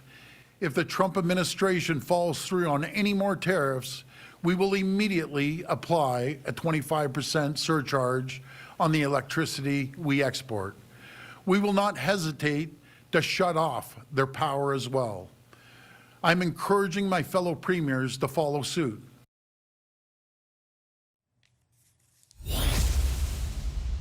Ontario Premier Doug Ford's response there to U.S. tariffs, saying he's going to slap 25% export taxes on his province's electricity exports if the U.S. follows through on any more tariffs, which is a real live issue. At midnight, 25% tariffs on Canadian imports started, with energy products facing a reduced 10% tax. But next week, An additional set of 25% tariffs for steel and aluminum products are scheduled to begin.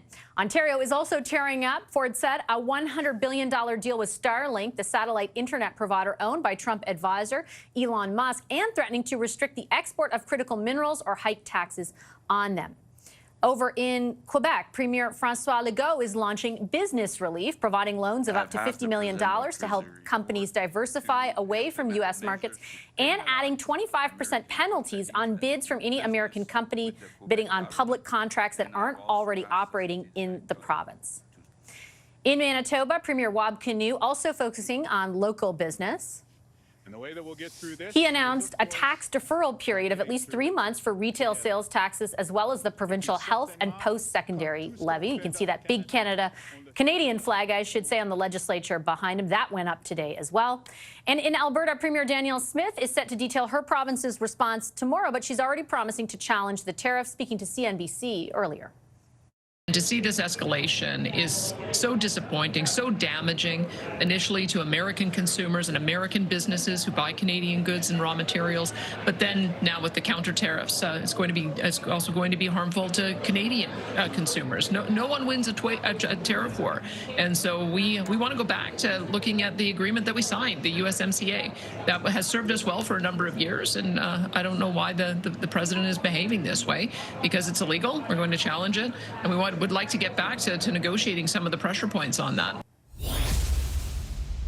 Alberta's Premier Danielle Smith there. In the aggregate, almost every province is pulling American alcohol from provincial store shelves. Most are axing all American booze, while British Columbia's Premier David Eby says that province will keep alcohols from blue states. Alberta and Saskatchewan have yet to pull any American products from their shelves when it comes to alcohol. Meanwhile, I want to take a look now at how markets responded today, because it was a bit volatile. Here's where things closed. The Dow shed 670 points after a midday rally. They ended up closing quite a bit down. The S&P 500 rather fell about 1.22%, and the TSX sunk nearly 430 points at close just about an hour ago. It is not just Canada Trump is targeting. The U.S. president also imposed a 25% blanket tariff on all Mexican imports. Mexico's President Claudia Sheinbaum said there's no justification for the tariffs and is promising retaliation that will include counter tariffs in a package she says she will announce Sunday. And there's also China. With the same executive order, Trump doubled the tariffs on Chinese imports from 10 to 20%. In response, China launched 15% counter tariffs on chicken, wheat, corn, and cotton imports from the United States. We're going to take a quick break. When we come back, there's so much to unpack with our front bench. The Prime Minister says this is about annexing Canada. So what does that mean for how we respond moving forward? Brian Gallant, Lisa Raitt, Tom Mulcair, and Rob Benzie will be with me. There they are on the other side of a very short break. We're back in just a moment. Feel the clarity of non-drowsy Claritin. Get fast relief from symptoms caused by over 200 outdoor and indoor allergens associated with types of pets, dust, and pollen. So you can enjoy every moment. Live Claritin Clear. Want to get more fiber and enjoy it? Restore Fiber is naturally sourced prebiotic fiber in a delicious gummy and 6 tasty fruit flavors. Choose Restore Fiber. It's fiber made fun. And now, try new Restore Fiber Plus with 6-in-1 health support. Did you know there's a fresh chicken option raised completely free of antibiotics? Try Maple Leaf Prime raised without antibiotics chicken. Maple Leaf Prime RWA chickens have never been treated with added hormones or antibiotics for their full lifetime. The chickens are humanely raised on Canadian farms and grain-fed. Plus, they're packaged in recyclable trays. Choose a Canadian brand you trust. Try Maple Leaf Prime raised without antibiotics chicken. Brand power helping you buy better. Purina One True Instinct unlocked her true instincts. From day one, it's high-protein nutrition with real meat #1, supporting her healthy energy and strong muscles, and the life she was born to live. Purina One True Instinct, a difference from day one. 1877 Cars for Kids. KARS Cars for Kids. 1877 Cars for Kids. Donate your car today. Donate online at carsforkids.ca. That's cars with a K. Pickup is quick and easy. You will benefit a child and get a maximum tax credit. 1877 Cars for Kids. Donate your car today. You really think you can get me to like dark chocolate? Without a doubt. Won't it taste bitter? Not this dark chocolate. It's delicious. I told you it wasn't bitter. From the Lindt Maitre Chocolatier, discover new Excellence Mild. Expect delicious. Now I'm in my 50s, I'm all about making the right choices, like eating right and staying healthy. And another thing I can choose is how to look after my family if anything ever happened to me. Welcome to Senior's Choice, the #1 direct choice for Canadians over 50. How can I help? Hi, I'd like a quick quote for Canadian seniors life insurance, please. If you're a Canadian resident, age 50 to 80, you can choose the right amount of coverage for you and your family up to $250,000. That kind of money would help a lot. You can choose to apply over the phone now in just minutes with no medicals or blood tests. Just a few health and lifestyle questions. Wow, that easy. Depending on the coverage you choose, it could be as little as $14.88 a month. That's just 49 cents a day. That's less than I thought. And that money could help my family cover my funeral costs, support my husband's retirement planning, or even pay off loans. I'll do it. To get a free, no-obligation quote, call one of our trusted insurance advisors today at 1-844-820-8006 or visit seniorschoice.ca. Now is the time to book your ultimate voyage to Antarctica on Scenic Eclipse. With up to 10 dining experiences, rejuvenating wellness facilities, spacious suites, and unrivaled exploration. Choose to soar above or dive below for memories that last a lifetime. Enjoy exclusive savings on our 2025 to 2027 worldwide collection.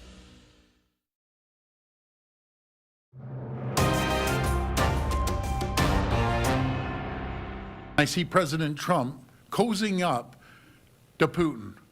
What a disaster that is. He attacks his closest friends and neighbors, stood shoulder to shoulder with them in wars and other crises. And who does he cozy up to? But Putin. You got to be kidding me. Today, the United States launched a trade war against Canada, their closest partner and ally, their closest friend. At the same time, they're talking about working positively with Russia, appeasing Vladimir Putin, a lying, murderous dictator. Make that make sense. Make that make sense. Prime Minister Justin Trudeau and Ontario Premier Doug Ford trying to square the circle that is Donald Trump coming after this country, imposing punishing tariffs on Canada, tariffs that were initially billed as border security related, that are now being rebranded by the U.S. administration with a clear goal to move manufacturing to America. This country did hit back today with counter tariffs, and Doug Ford is threatening to cut off electricity exports. Take a listen. I'm writing to every senator, every congressman and woman, and the governors from New York State, Michigan, and Minnesota, telling them that these tariffs persist. If the Trump administration follows through on any more tariffs, we will immediately apply a 25% surcharge on the electricity we export. We will not hesitate to shut off their power as well. I'm encouraging my fellow premiers to follow suit. So where does this all go from here? Let's talk about that with our front bench. With me this evening, former New Brunswick Liberal Premier Brian Gallant. He's now the CEO of Space Canada. Former Conservative Deputy Leader Lisa Raitt is here. She's the Vice Chair and Managing Director of Global Investment Banking at CIBC. CTV News political analyst and former NDP leader Tom Mulcair is with us. And so is the Toronto Star's Queen's Park Bureau Chief Rob Benzie. Hi, everybody. It's great to see you. Rob, I'll start with you because Howard Lutnick, the Commerce Secretary for Donald Trump, was just on Fox, like all of a sudden saying there's an announcement coming tomorrow and that there'll be a meeting in the middle and perhaps a rollback. Like those are all terms that were used. How do we figure out whether to put any stock into that? And what do you make of how we respond kind of in the interim?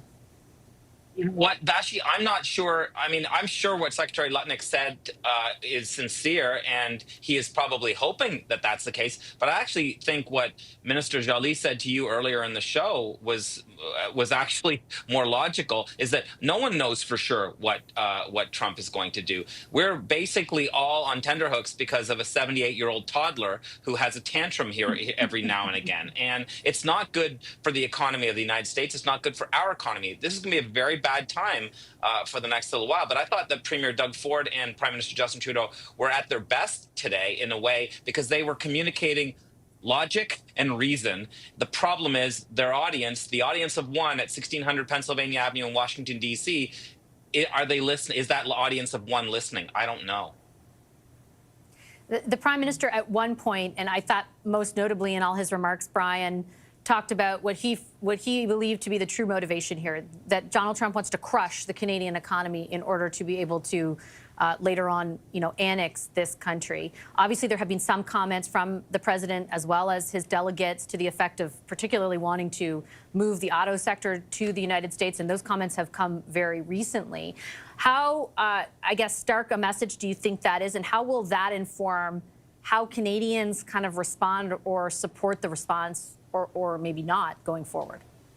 Yeah, on annexation, they'd be up for a fight, that's for sure. I mean, I think we should take it seriously. I don't think we should make moves based on that, but take it seriously nevertheless. And what we can 100% conclude is that he is trying to bully us repeatedly. He's mocking us. But it's not only us. Obviously, Mexico as well. There's been no comments of annexing Mexico, and they're sort of getting the same treatment. So that also leads me to believe that take it seriously, yes, but don't make decisions based on that. The challenge that I see is the following. The economic repercussions, everybody's talking about it. They're terrible for Canada, terrible for the U.S., and the U.S. is doing it with many countries, so it's going to be a few times over with their trading relationships. But I'll park that aside for a sec. Obviously terrible, people are talking about that. What I'm incredibly worried about as well is the idea that this guy who's in charge of the most important country in the history of humankind doesn't seem to understand the role and responsibilities. He doesn't seem to understand that these economic ties with trading partners, with allies, help the U.S. have influence. Very, very evident and direct influence, or at times soft influence. And by doing things like this, even if tomorrow it comes off or somewhat comes off, or in a month or in a year or whatever the case is, damage is done. And if we feel the way that we feel here in Canada, we're their best friends. We've been their best friends for so long. Imagine how other countries are going to feel if and when they go through something similar. I mean, they're just going to lose all credibility on the international stage at a time when a year ago I was already worried about the U.S.'s ability to be able to push back on some of the other blocs that are forming. Now, when they're weakening their allies and they're making their allies not trust them, I'm incredibly concerned about all of this moving forward. Yeah, it doesn't seem to be coming to a conclusion anytime soon, particularly when you look to their comments on Russia, the display in the Oval Office on Friday. Like there is a realignment taking place. The degree to which it affects us obviously remains, I think, to be seen. Lisa, your thoughts on where things go from here, and in particular the discussion between premiers and the federal government about blocking things like oil and gas, electricity, putting extra taxes on them, potash. There are, tonight, or today rather, I felt like every premier and the federal government sounded the same. They were on message and certainly unified. But the discussion behind the scenes, could see some cleavages in that area. What do you think about how that unfolds? Well, there are two different routes that have to be thought about. The first is one that we're talking about now, the retaliatory stuff, whether or not it's going to be a tariff or if it's going to be a surtax at the border. Provinces are going to make those decisions themselves, I think. I think it'd be very dangerous for a federal government to start imposing their thought on what a province should do. So what the meeting tomorrow should be is a consensus on where they can go and how far they can go and who's comfortable doing what and supporting one another in that path. The second road that has to be dealt with, which is important as well, is how do we make sure that Canada's economy is going to rev itself up and continue to grow over the next 4 years as we deal with President Trump, who may pull this stunt every 6 weeks. We're on, we're off, we're on, we're off. So I would say that at the same time as we're trying to deal with Trump, let's get a little real in that room as to what it is we have in Canada. What can we sell? What are we good at? Who do we have to do this work? Put a plan together and execute on it. And that's what I'll be looking for when I hear from whoever is going to be running in the next election.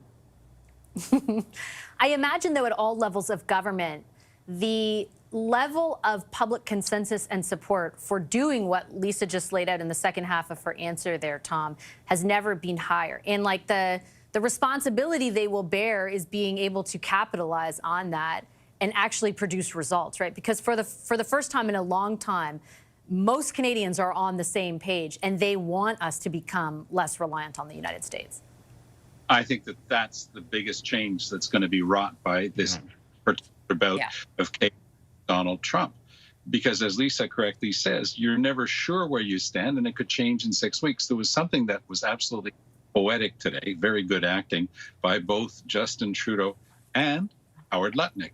Trudeau's best line was when he looked at the camera and said, "Donald, you're a smart guy," but the Wall Street Journal says this is a really dumb move. When he said you're a smart guy, it was almost as if you could sense that he was smiling, knowing, here's the game that I have to play. I've got to give this guy a compliment, and nobody believes it because I'm smiling. Lutnick did the exact same thing a couple of hours ago on Fox News. He said, the president's a fair man, and he's going to announce that we're backing off from this. So it's the classic Trump. He's going to declare victory for himself and for his brilliant move on tariffs. But in the meantime, real companies in the real world are making real decisions that are going to affect things long term. I spoke for 1 hour today with a guy who has 3 branches, 3 factories in the United States, 3 in Canada. His Canadian supplier of one thing that gets used here and in the States is applying immediately the 25% for what goes to the States. He turned around and found another supplier in Italy where there are no tariffs. So that's going to mean that that company is client back. These types of real things are happening. This is the chaos of Donald Trump. And long-term, what is being wrought is not going to disappear, even if he finally realizes the obvious, that the main target of his tariffs are American consumers. This is Donald Trump's tax on everything, including your pickup truck. That's finally starting to make it through, because the first people who increase based on the price change are the oil companies, and it's hitting Americans at the tank right away. Okay, I've got to take a quick commercial break. We've got lots more to discuss about this developing news. Lisa, Tom, Brian, and Rob will be back with me on the other end of that break. Stay right there. Being a dad and granddad means ensuring I've got all the tools to make the right choice. And now I'm in my 50s. That's more important than ever. That's why I'm choosing to look after my family, just in case. Welcome to Senior's Choice, the #1 direct choice for Canadians over 50. How can I help?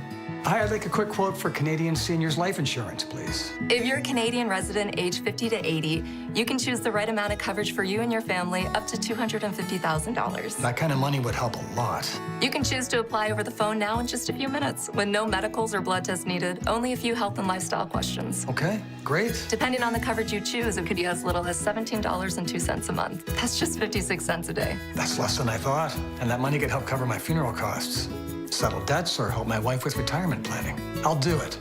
Now that's done, I can get on with something much more interesting. To get a free, no-obligation quote, call one of our trusted insurance advisors today at 1-844-808-7120 or visit seniorschoice.ca.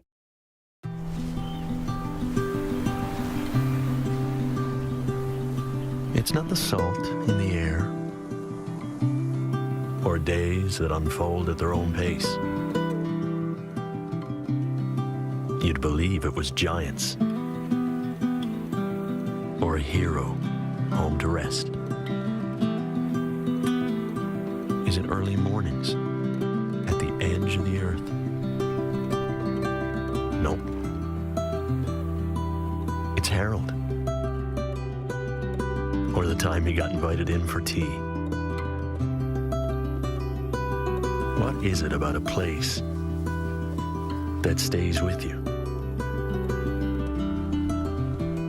Truth is, it's never what at all.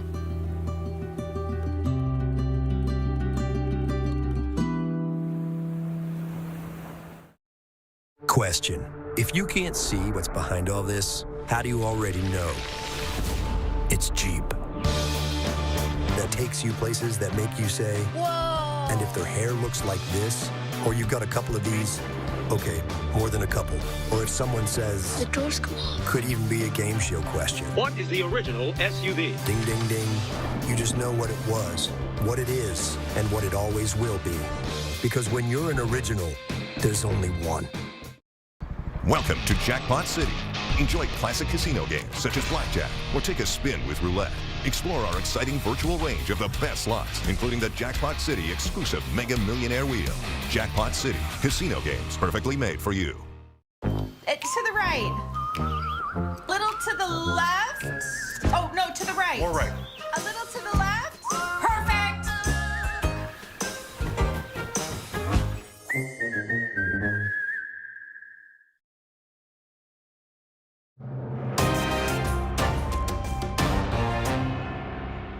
Now, it's not in my habit to agree with the Wall Street Journal.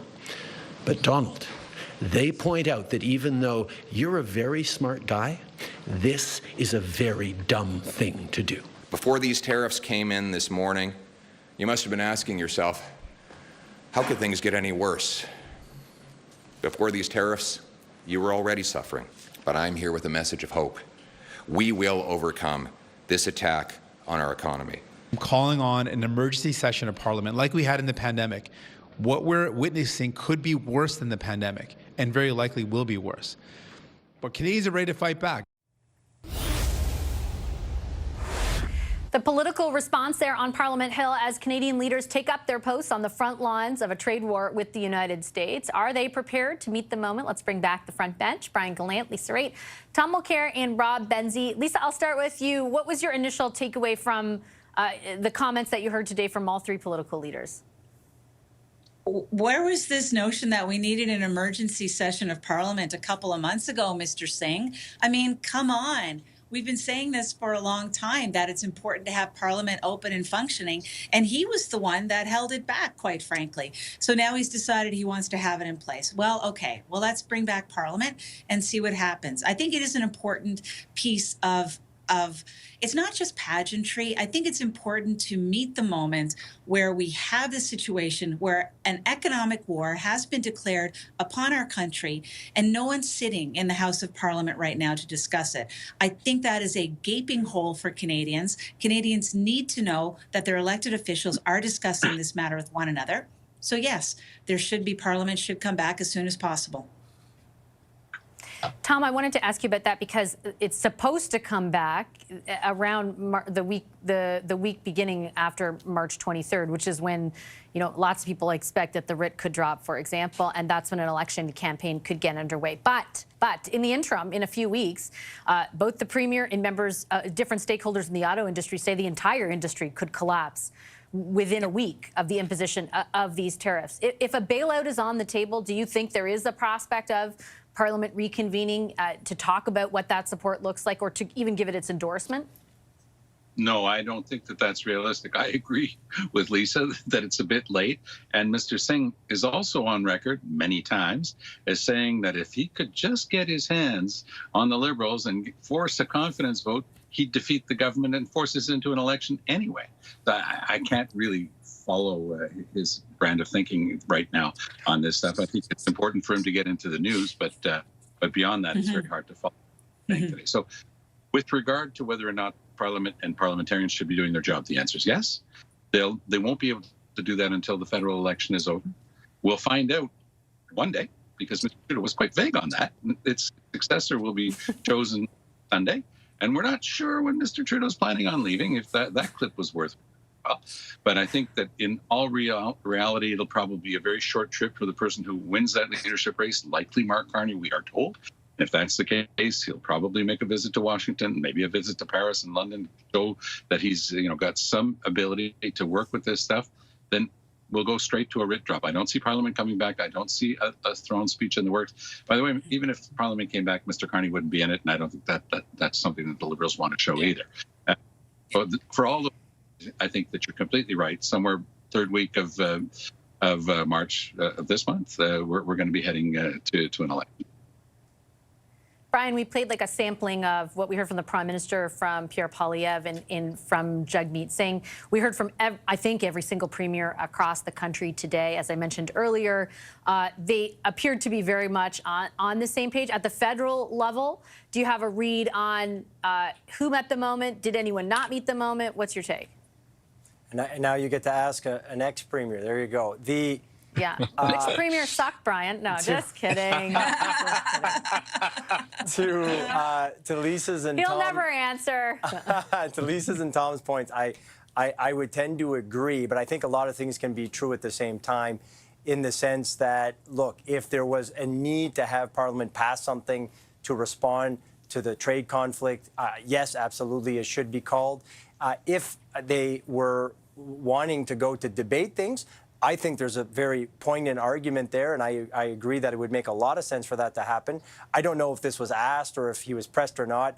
Speaking about not necessarily meeting the moment, I mean, Singh should have flat out said, let's call an emergency Parliament sitting, and I will prop up the government for the time in which we will have that debate, because this is not about launching us into an election. This is about us being able to discuss those issues. That could have obviously alleviated an unfortunate situation that's happening at the same time as this trade conflict. And I've said before on this panel, ideally, what we know right now, ideally, Prime Minister Trudeau would have picked a date to resign that was much earlier than this. That would have been the ideal situation, but we're sort of left with what we have, and the circumstances have to be dealt with as they are. So with that, I think it makes sense for the next leader to then decide. I think they'll decide when the transition is, as much as Trudeau might want to, and they'll decide the transition, and I would think they will launch into an election right away, not only because maybe they judge that to be better for their circumstances, but also, look, we have a major thing going on. Let's get somebody a mandate. The campaign will serve as a great way to discuss how we respond to this. So I think it makes a lot of sense in a lot of directions. Rob, the last word goes to you. Yeah, I mean, I think I felt kind of bad for Mr. Poilievre and Mr. Singh today, because it's very difficult for opposition leaders on a day like today, when the people in government, whether it's Premier Doug Ford or Prime Minister Justin Trudeau, they're taking up all the oxygen, because they're the deciders. They're actually making decisions. It's not about rhetoric for people who are in government. It's about actually implementing policy. And I agree with Brian and Tom and Lisa. I think we're all headed in. I think we all concur that we're headed into an election sooner rather than later. If Carney wins on Sunday, I presume he will want to trigger it while his polls are still high, because he's been watching the conservative polls go down like the Donald Trump stock market. So I think if I were him, I'd want to go sooner rather than later. Remember, Kim Campbell in 1993, she won in June, and initially took the Tories to within striking distance of Jean Chrétien's Liberals. People forget that.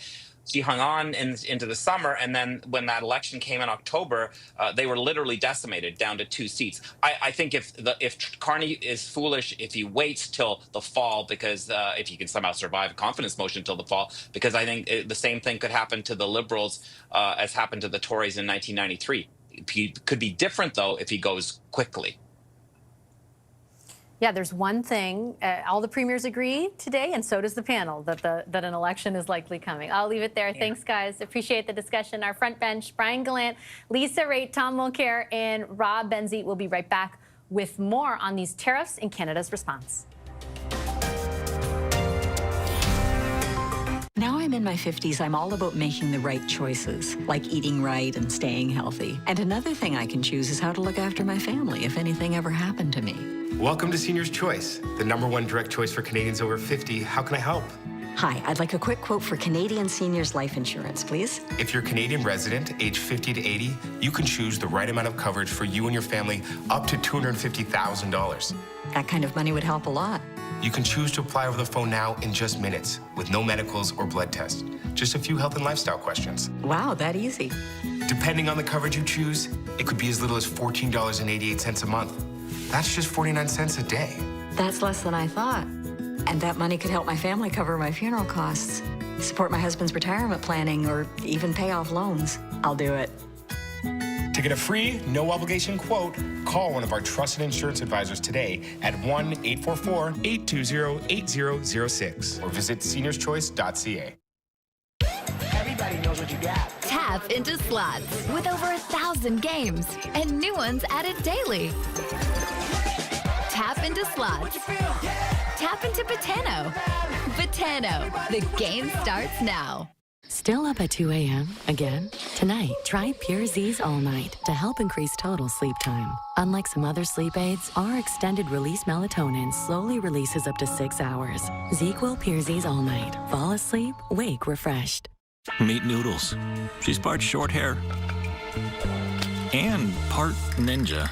Meet the Bissell Crosswave Hydro Steam. It's part vacuum, mop, steamer, and ninja nemesis. Bissell, a new breed of clean. You brush and floss, but did you know?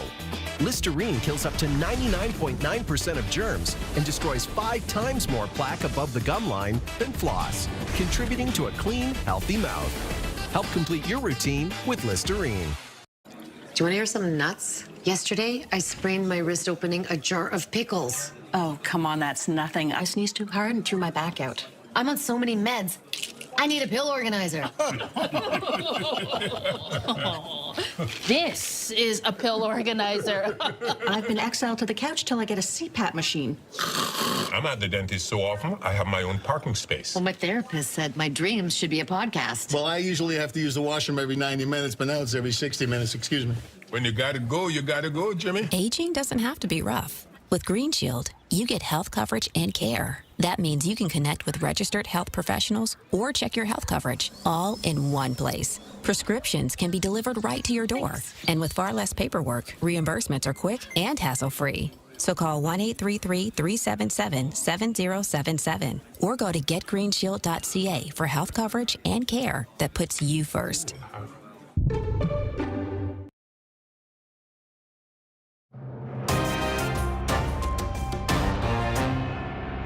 He's going to come out today angry that Americans are still being killed. Now, both the Mexicans and the Canadians were on the phone with me all day today trying to show that they'll do better. And the president's listening because, you know, he's very, very fair and very reasonable. So I think he's going to work something out with them. It's not going to be a pause, none of that pause stuff.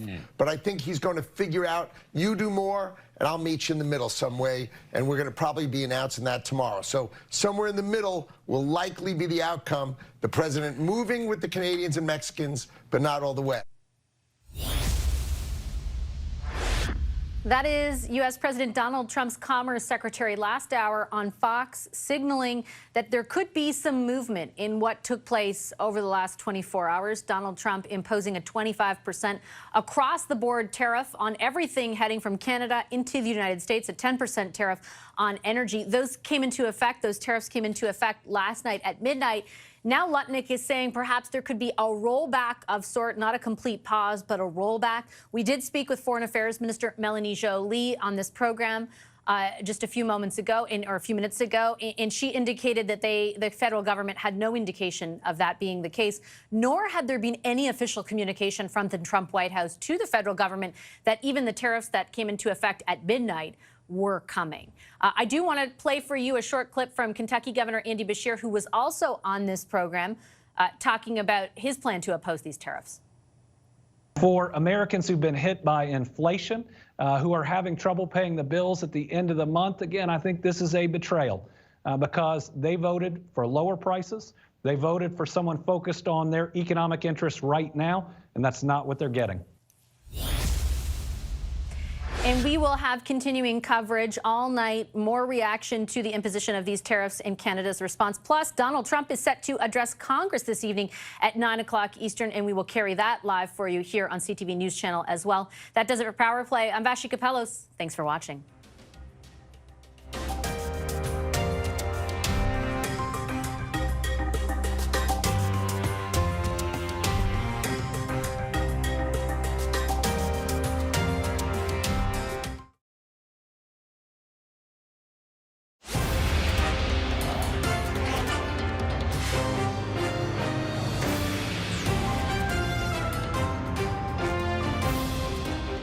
It's not in my habit to agree with the Wall Street Journal.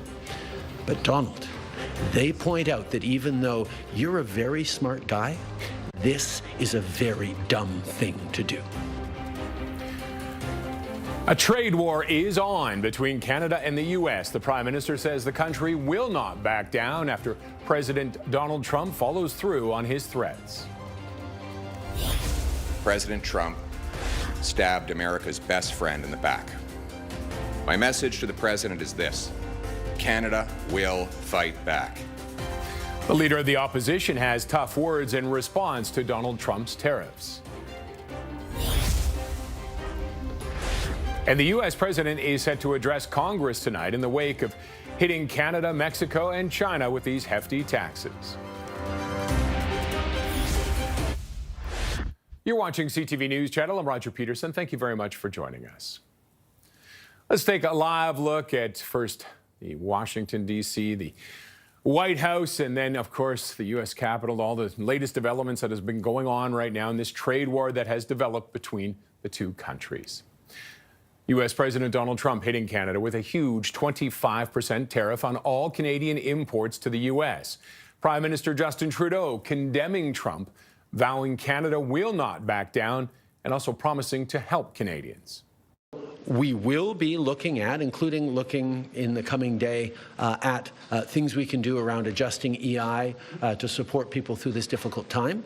But our priority has to be not on figuring out how to manage through these tariffs over the coming days and weeks and months, but on doing everything we can to get them lifted and put an end to this unjustified trade war that hurts American families and Canadian families. Trump is determined in his mind to help his country's economy at the cost of Canada. No room left for Mexico or for Canada. No, the tariffs, they're all set. Trump says Canada's efforts to stop the smuggling of fentanyl across the border fell short. So as of today, all imports from Canada and Mexico are now subject to a 25% tax. Canadian energy products, 10%. And now, little twist, the U.S. Secretary of Commerce is saying Trump might meet Canada in the middle as soon as tomorrow. Here's what he told Fox Business News. Both the Mexicans and the Canadians were on the phone with me all day today, trying to show that they'll do better. And the president's listening because he's very, very fair and very reasonable. So I think he's going to work something out with them. It's not going to be a pause, none of that pause stuff. But I think he's going to figure out, you do more, and I'll meet you in the middle some way. And we're going to probably be announcing that tomorrow. So somewhere in the middle will likely be the outcome. The president moving with the Canadians and Mexicans, but not all the way. Now, Foreign Affairs Minister Melanie Joly was speaking with Power Play's Vassy Kapelos today, and here's what she had to say about Lutnick's comments. Before the U.S. launched its trade war, they didn't have any communications with us, any of us. And there are many of us that were in contact with the Trump administration until then. They didn't only do that to us, they did that to the Mexicans as well. So this is clearly a strategy. We'll see what will happen in the State of Union speech of the president tonight before Congress. But let's be frank, we've done the work at the border. We are there securing our border. We've done everything to make sure that the Americans would be happy. There's no crisis at the border. And right now, what President Trump is trying to do is to use his executive powers based on the fact that there is apparently a national security crisis at the northern border, which is false, to make sure that ultimately he can kick us around and ultimately bully us into a position of imposing 25% tariffs, which is completely unacceptable. So we'll continue to work with the Trump administration. As the head of the diplomacy in Canada, of course, I will talk to the Secretary of State tomorrow at noon, Marco Rubio. We already have a phone call scheduled, and we'll find solutions. But fundamentally, what is at risk is the fact that the U.S. is trying to create a lot of unpredictability, a lot of pressure on the Canadian economy that will cost hundreds of thousands of jobs across the country. And CTV's Judy Trin is in Washington and joins us now with more on this trade war and more twists and turns. Judy, what's the latest from the Trump administration? Well, you heard the minister reference the joint Congress speech in which President Donald Trump will be addressing tonight. His theme for that speech, Roger, is renewing the American dream.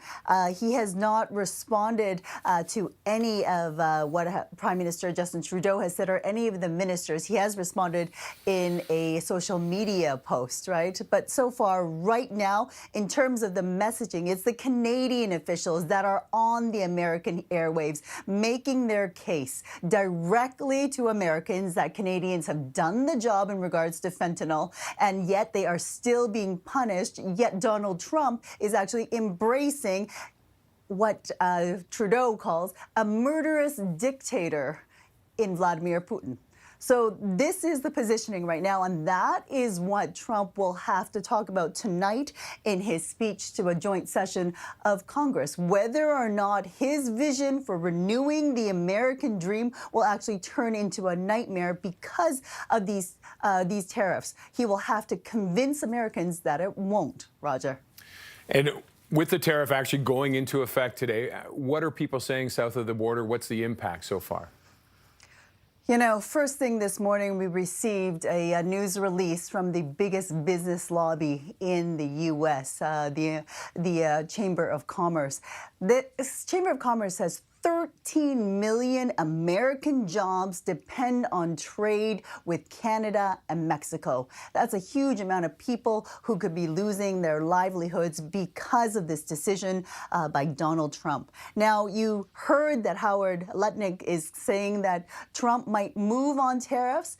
Could a reversal happen? Take a listen. I spoke to trade lobbyist Eric Miller in Washington, and this is what he says it will take. It will require politicians in the U.S., congressmen and Republicans and Democrats, senators, to basically take control of the trade agenda. Take a listen.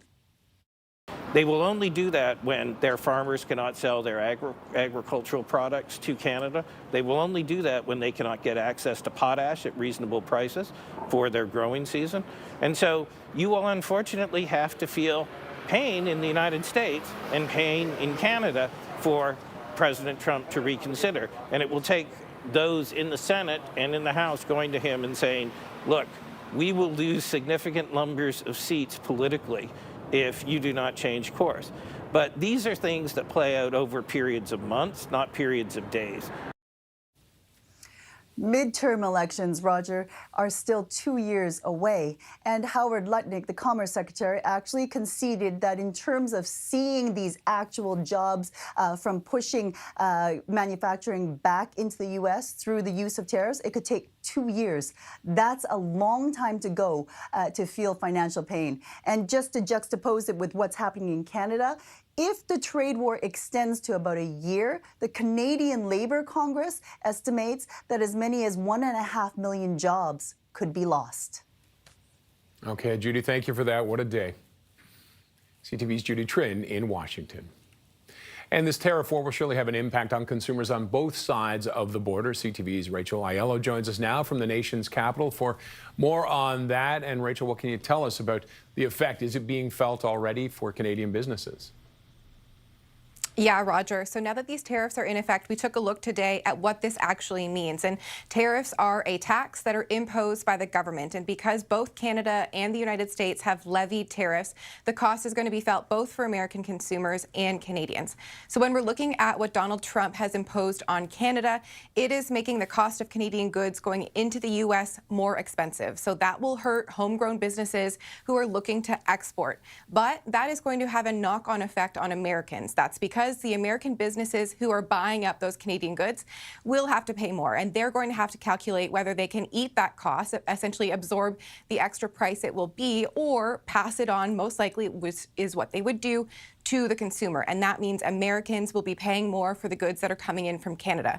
Now, it goes both ways because similarly, Canada has targeted a whole list of U.S. products. But that means that Canadians, when you go to the grocery store, if you're looking to buy those items, it'll cost you more. So it's a two-way thing here that we're talking about in terms of the impacts for Canadians and Americans because of the way the economies are so closely linked and how tariffs on one country means prices go up when they come in and then up on the other end for those who are picking them up at the grocery store, for example.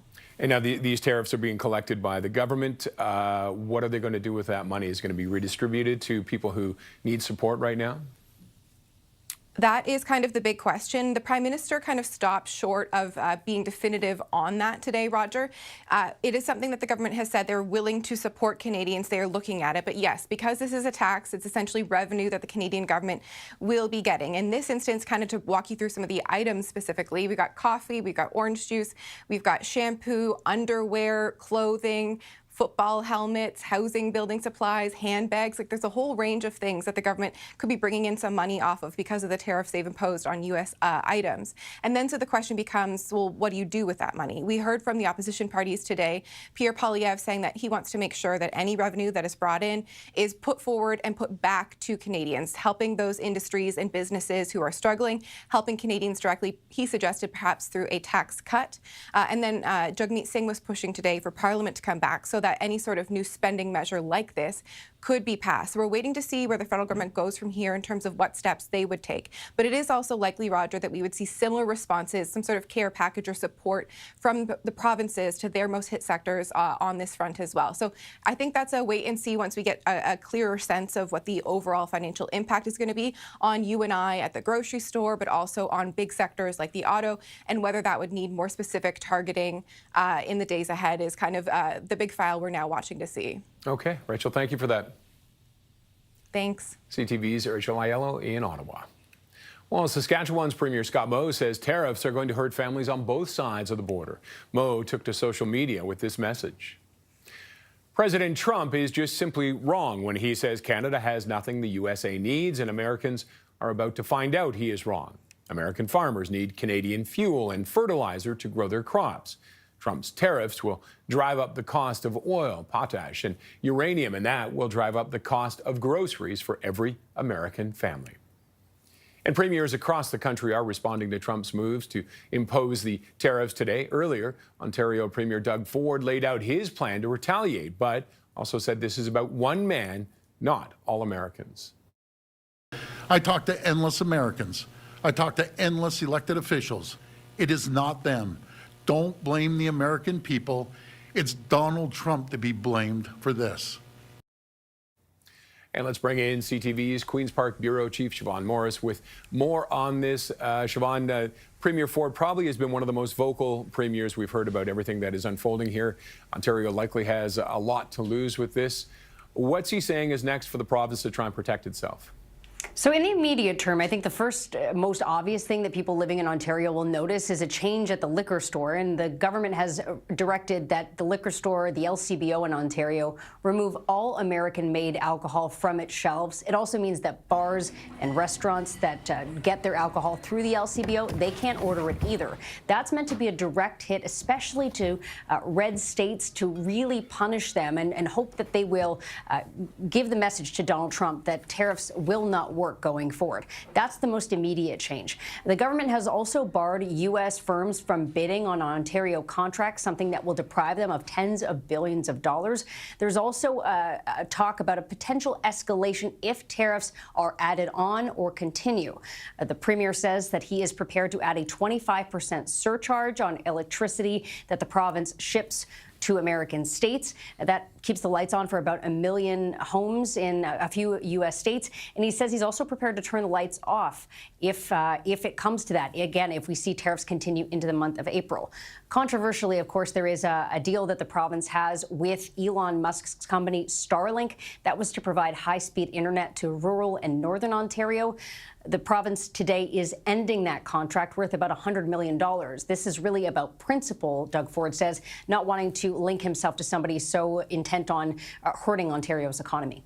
And of course, all this is unfolding not long after a provincial election that Ford's Conservatives won quite handily. What kind of an impact is that having on everything that's unfolding? I think it's raised a lot of questions about exactly what the government can do in response to tariffs, whether they can deploy aid packages if these tariffs do continue for weeks and months ahead. The PCs over the course of the Progressive Conservatives, that is, over the course of the campaign, promised $5 billion in relief for affected workers, industries, businesses. How they could unleash that is a little unclear. It's also unclear at this point whether the government would need legislation to add that surcharge on electricity.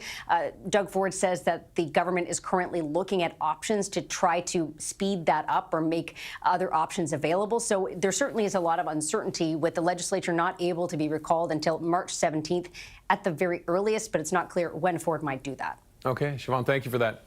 You're welcome. CTV's Queen's Park Bureau Chief Siobhan Morris. Well, Trump will address a joint session of Congress tonight, 6 weeks into his tumultuous second term. The speech, while not technically a State of the Union address because Trump was only inaugurated in January, carries the weight of one.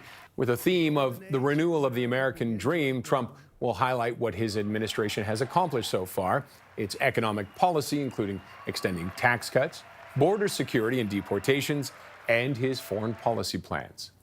We will bring you Trump's address live right here on CTV News Channel and on ctvnews.ca at 9 p.m. Eastern. And as we head to break, a look at the nation's capital as we continue to follow Canada's reaction to Donald Trump's trade war. Stay with us. We'll be speaking with the mayor of Niagara Falls, Ontario, next. Vengeance has no timeline with the mafia.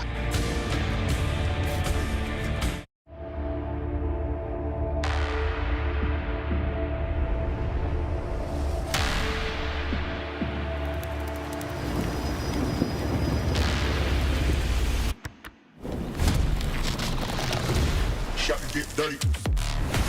Get dirty. Get dirty. Get dirty. Shop and get dirty. What's next in pain relief? Salon Pas Roll-On and Cream, the only products with 2 clinically studied anesthetics, lidocaine and benzyl alcohol. Salon Pas starts to work on contact to numb pain away. Salon Pas, it's good medicine. Don't let nausea and vomiting interrupt your travel plans. Trust Gravol for long-lasting relief with just 1 tablet. Releasing medicine for up to 12 hours.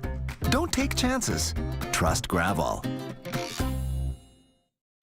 Everybody knows what you got. Tap into slots with over 1,000 games and new ones added daily. Tap into slots. Tap into Botano. Botano. The game starts now.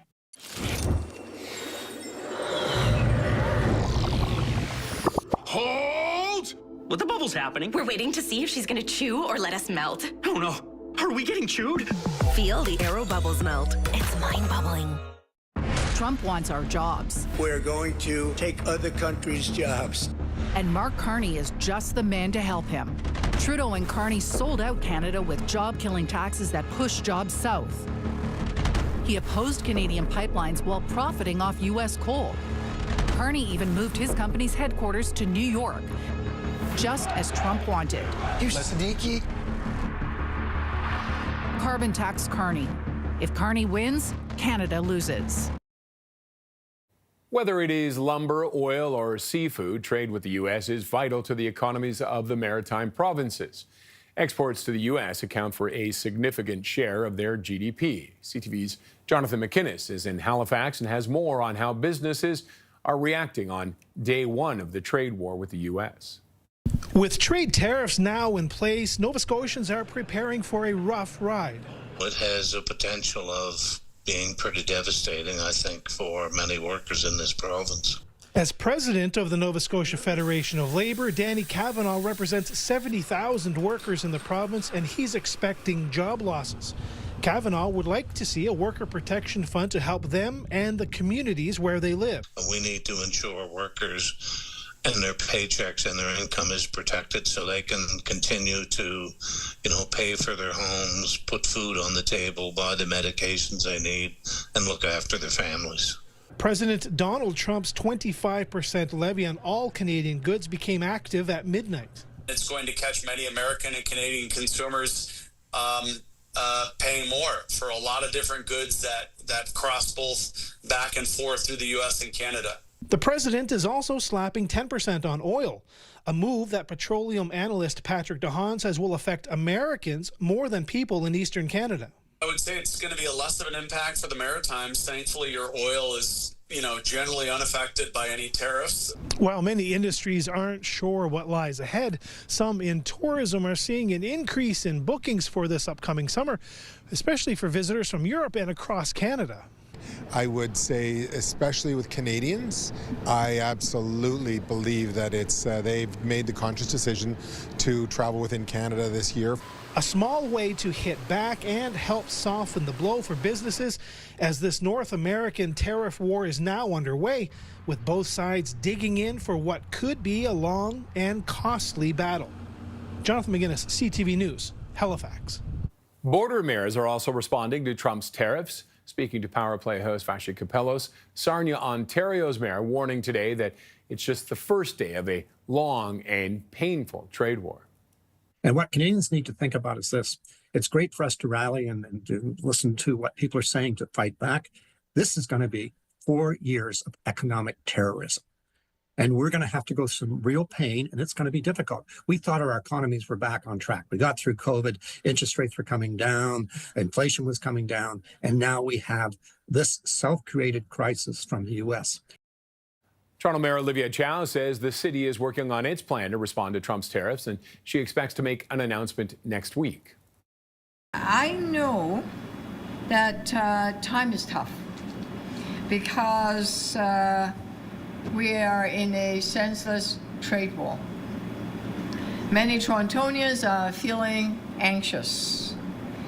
I know when we stand united as Canadians, we can defend our country, and Toronto will emerge stronger than ever. And Canada will never be the 51 state. And as we head to break, a look at how Canadians across the country are reacting to the trade war. Our coverage continues in a moment. It's annoying to be bullied by Mr. Trump. I really do think it's a negotiating tactic. It's only going to get worse. Trade Center, presented by Harvey's, Friday on TSN. First, we won J.D. Power, ranking Ram the #1 brand in new vehicle quality. Then we won 2025 Motor Trend Truck of the Year. Now, we're throwing our weight around even more with the new Ram Heavy Duty. Well, you know what they say. You win some, you'll win some. And every win is inspired by the ones who drive us. Ram, built to serve. It was absolutely amazingly divine. I thought I was going to heaven. Breathtaking. It is absolutely stunning. I feel better about the world. I feel uplifted. I have never seen a production any better than this, anywhere. This has just been therapy for the soul. It's a must-see. Must-see. Make sure you see it. Make sure you see it. Returning to 9 cities across Canada, starting March 21st. Tickets at shenyun.com. You've got a Pepto predicament, Ace. You overdid it on your poutine routine. Undo it with Pepto Caplets. When you have nausea, heartburn, indigestion, upset stomach, diarrhea. When you overdo it, undo it with Pepto-Bismol. Whether you're starting your adventure, seat buddies, or coming back from it, we know the flight isn't the whole story. It's where your story takes off.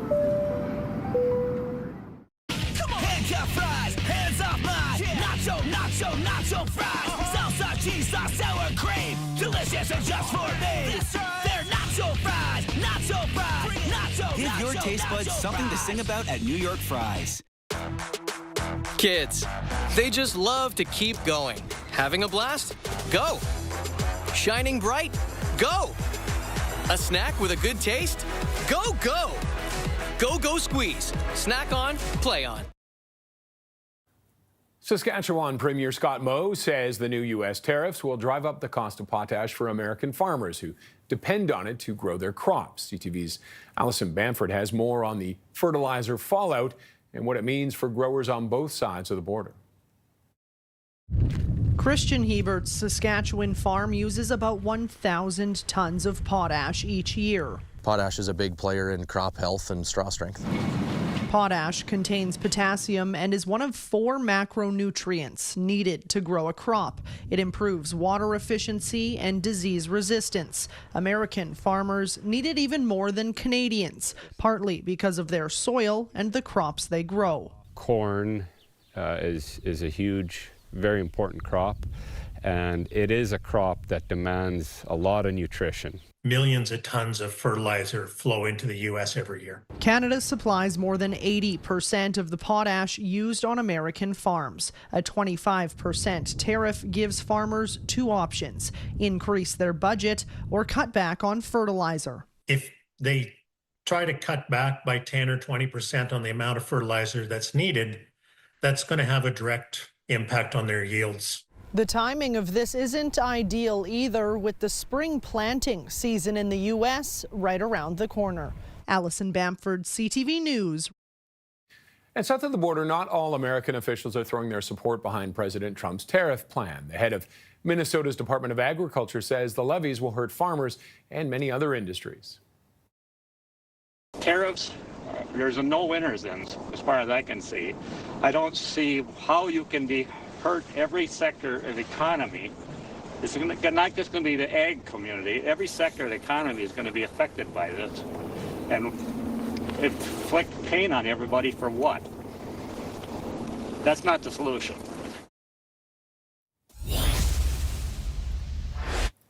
And of course, our continuing coverage continues. There's a look at the capitals of Canada and the U.S. as we are embroiled in a trade war between the two countries. Stay with us. We'll have more on this right after the break. You're watching CTV News Channel.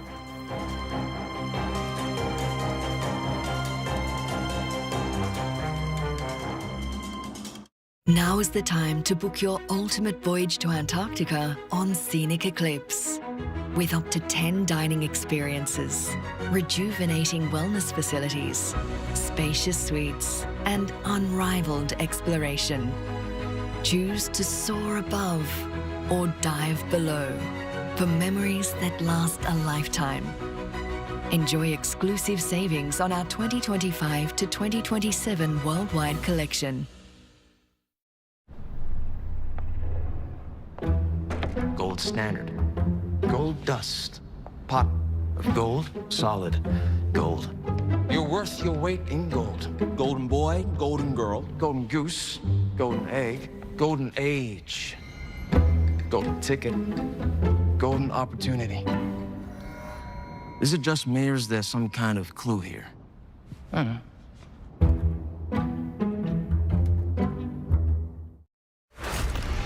Cookies. Or cream. Crunchy cookies or smooth cream. How about both? Your skin renews every 27 days. It's in your nature to glow. Help supplement your healthy hair, skin, and nails with 2 times the biotin. You are bountiful. Nature's bounty. It's in your nature. Tenement. Hi. Now we're comfortable. Let's talk urine leakage.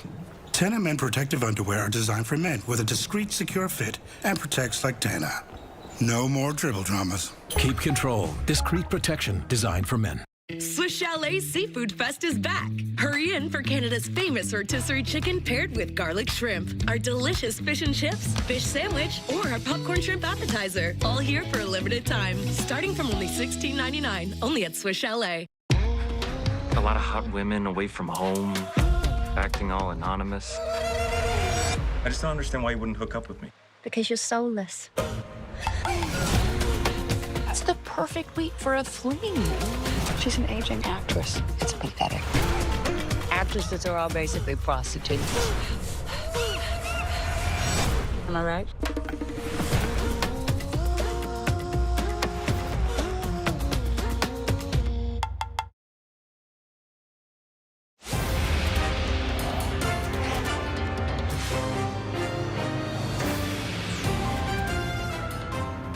Well, after months of threats, Donald Trump has imposed sweeping tariffs on Canadian goods. The federal government and several provinces are responding with retaliatory tariffs. CTV's Judy Trin in Washington and has more on how the trade war is being felt south of the border. Donald Trump's decision to push 25% tariffs on Canadian goods was brought in under the guise of stopping the flow of illegal fentanyl. But its primary aim is to drive manufacturing back to the United States. We're going to try to start bringing cars back. We're going to bring back those great jobs. We're going to bring back production of enormous amounts of things. The U.S. also imposed tariffs on Mexico and China. Both countries are also retaliating. Tariffs are usually passed on from companies to consumers, driving up the price of products from home building to cars to fruits and vegetables. We depend on Mexico for a significant amount of supply. Those are categories where we'll try to protect pricing, but the consumer will likely see price increases over the next couple of days. The jobs of 13 million Americans depend on trade with its northern allies. But instead of reconsidering, Trump called Justin Trudeau governor and posted that the U.S. will counter Canada's retaliation with more tariffs. So today, the United States launched a trade war against Canada. At the same time, they're talking about working positively with Russia, appeasing Vladimir Putin, a lying, murderous dictator. America first or America alone?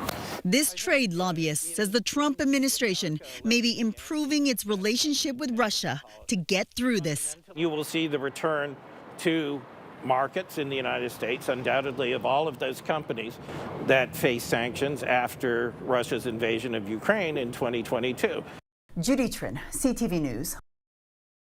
Joining me now for insight into how governments in border towns are responding to the tariffs is the Mayor of Niagara Falls, Ontario, Jim Diodati. Mayor, thank you very much for joining us. Thanks for having me, Scott. It's Roger. I'll just let you know.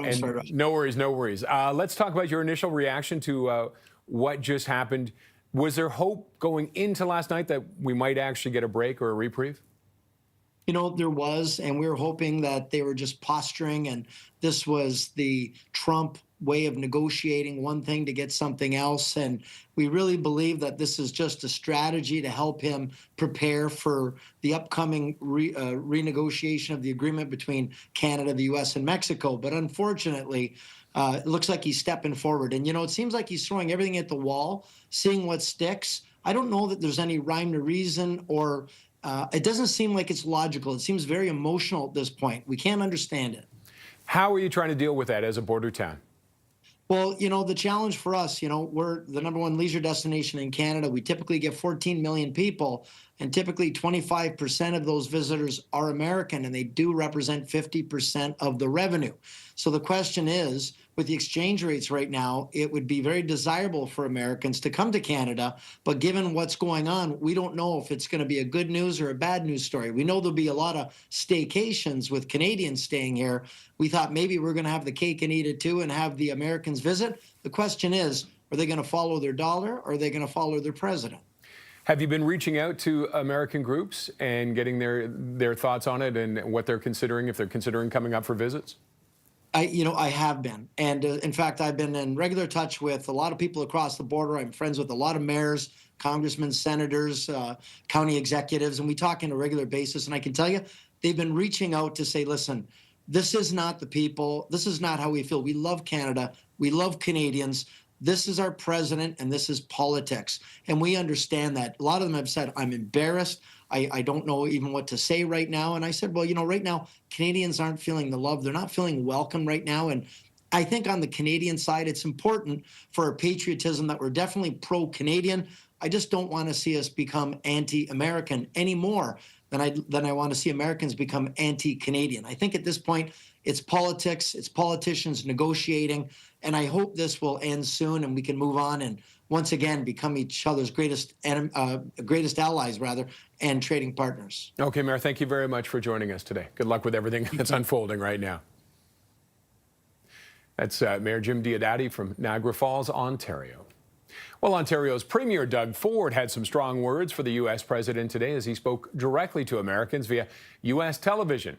Ford also held a news conference at Queen's Park in Toronto where he took direct shots at Donald Trump's decision. CTV's Queen's Park Bureau Chief Siobhan Morris has more on what the Premier had to say. As stone-faced Doug Ford aimed to level with Ontarians. Today's a tough day. A day that the United States hit its neighbor and ally with tariffs. A day that began with the Premier explaining to American TV viewers, we do have to retaliate, and I apologize to the American people. It's not you, it's your president. At home, making the goal of that retaliation plan clear. I want to inflict as much pain as we possibly can until we get to a deal of the USMCA.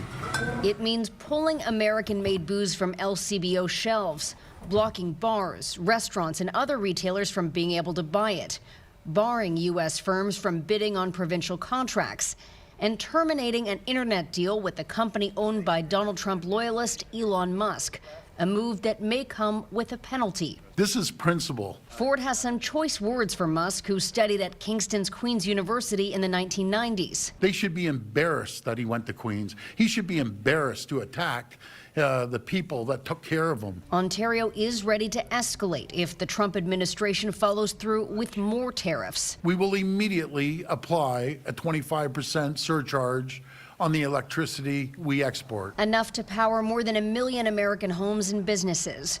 If tariffs stretch into April, Ford says he's ready to turn the supply off. I'm highly recommending to President Trump, don't force our hand. You underestimate Canadians, you're making a massive mistake. Warning Ontarians the road ahead may get rocky, Ford repeated a campaign promise to help. We'll retrain impacted workers for new jobs.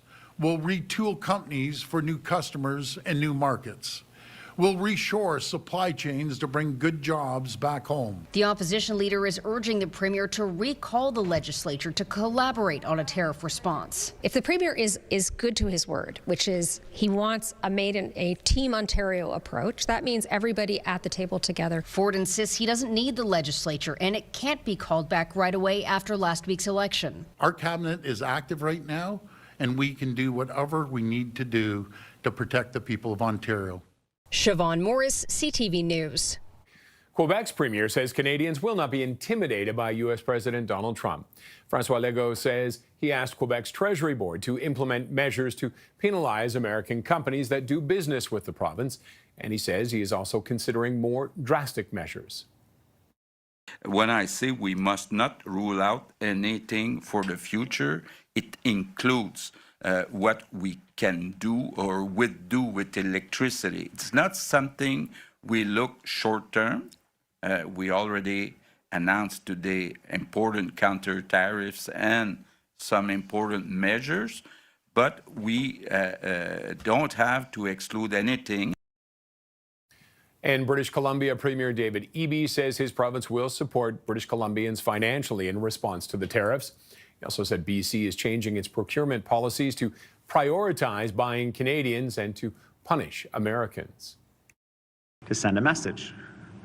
We're not as big and a powerful market as the United States, but there are many American jobs that depend on the purchases made by British Columbians and by Canadians.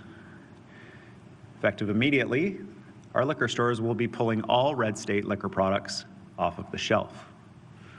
This is a deliberate decision to target red state liquor products. There's a bit of a message in it. We understand who's attacking us. The Premier of New Brunswick is joining the chorus of provincial leaders condemning the newly imposed tariffs. Susan Holt says the people of her province see the levies as an insult and a betrayal. 92% of our exports go to the U.S. These tariffs are an attack on Canada and on who we are, and they mark a turning point for our province and our country.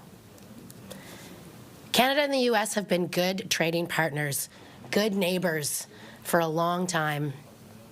Here in New Brunswick, we know this better than anyone. We share 17 border crossings with Maine, and many New Brunswickers and Mainers alike consider themselves neighbors, cousins. You don't treat your neighbors like this. The federal government is pledging to respond to the tariffs and support Canadians. CTV's Rachel Aiello is in Ottawa and has more on the impact. With both the U.S. and Canadian governments imposing tariffs, which are a tax on imported goods, consumers on both sides of the border will be paying more. Trump's 25% tariffs make Canadian products going into the U.S. more expensive. This will hurt homegrown businesses who export, but also everyday Americans, as U.S. companies that buy Canadian will be paying more, and they'll then have to decide if they can afford to absorb the cost or pass it down to consumers. It goes both ways, though. Canada's retaliation targets key U.S. sectors, but consumers on this side of the border will see prices rise. Among what the trade war is making cost more, your morning coffee or orange juice, the ingredients that make meals taste better, such as butter and spices, as well as the appliances that you cook them in. Cocktail essentials such as liquor and bitters, shampoo, deodorant, underwear, and the clothing you put on top. Plus, handbags, helmets, and home building materials. Federal officials say these items were chosen to minimize the cost on this side of the border, as there are made-in-Canada alternatives. And this is just phase one. Canada plans to impose another round of tariffs on U.S. products in 21 days. That list is expected to include cars, boats, steel, and aluminum. Rachel Aiello, CTV News, Ottawa. Well, the president will address Congress tonight, and 6 weeks into his tumultuous term. The speech is similar to a State of the Union address, but not called that because Trump was only inaugurated in January. It's coming just hours after the tariffs were slapped on Canada and Mexico. The speech also follows a pause in U.S. military aid to Ukraine. Tonight's agenda includes extending tax cuts, tightening border security, and deportations. And we will bring you Trump's address live right here on CTV News Channel and on ctvnews.ca at 9 p.m. Eastern. And as we head to break, a live look at Parliament Hill in the snow. We are following Canada's reaction to Donald Trump's trade war. It started. We will be speaking with the mayor and other officials coming up ahead.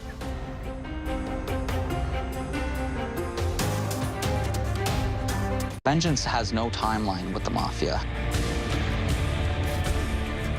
Swiss Chalet Seafood Fest is back. Hurry in for Canada's famous rotisserie chicken paired with garlic shrimp, our delicious fish and chips, fish sandwich, or our popcorn shrimp appetizer. All here for a limited time, starting from only $16.99, only at Swiss Chalet.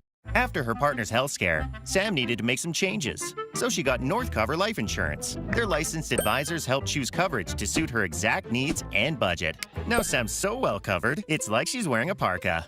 Her family will be looked after with a cash payout of up to $1.5 million. Or she could receive 100% of the benefit up front if diagnosed with a terminal illness. Northcover. Comfort in being protected. Get a quote today. Call 1-844-657-1010 now or visit northcover.ca.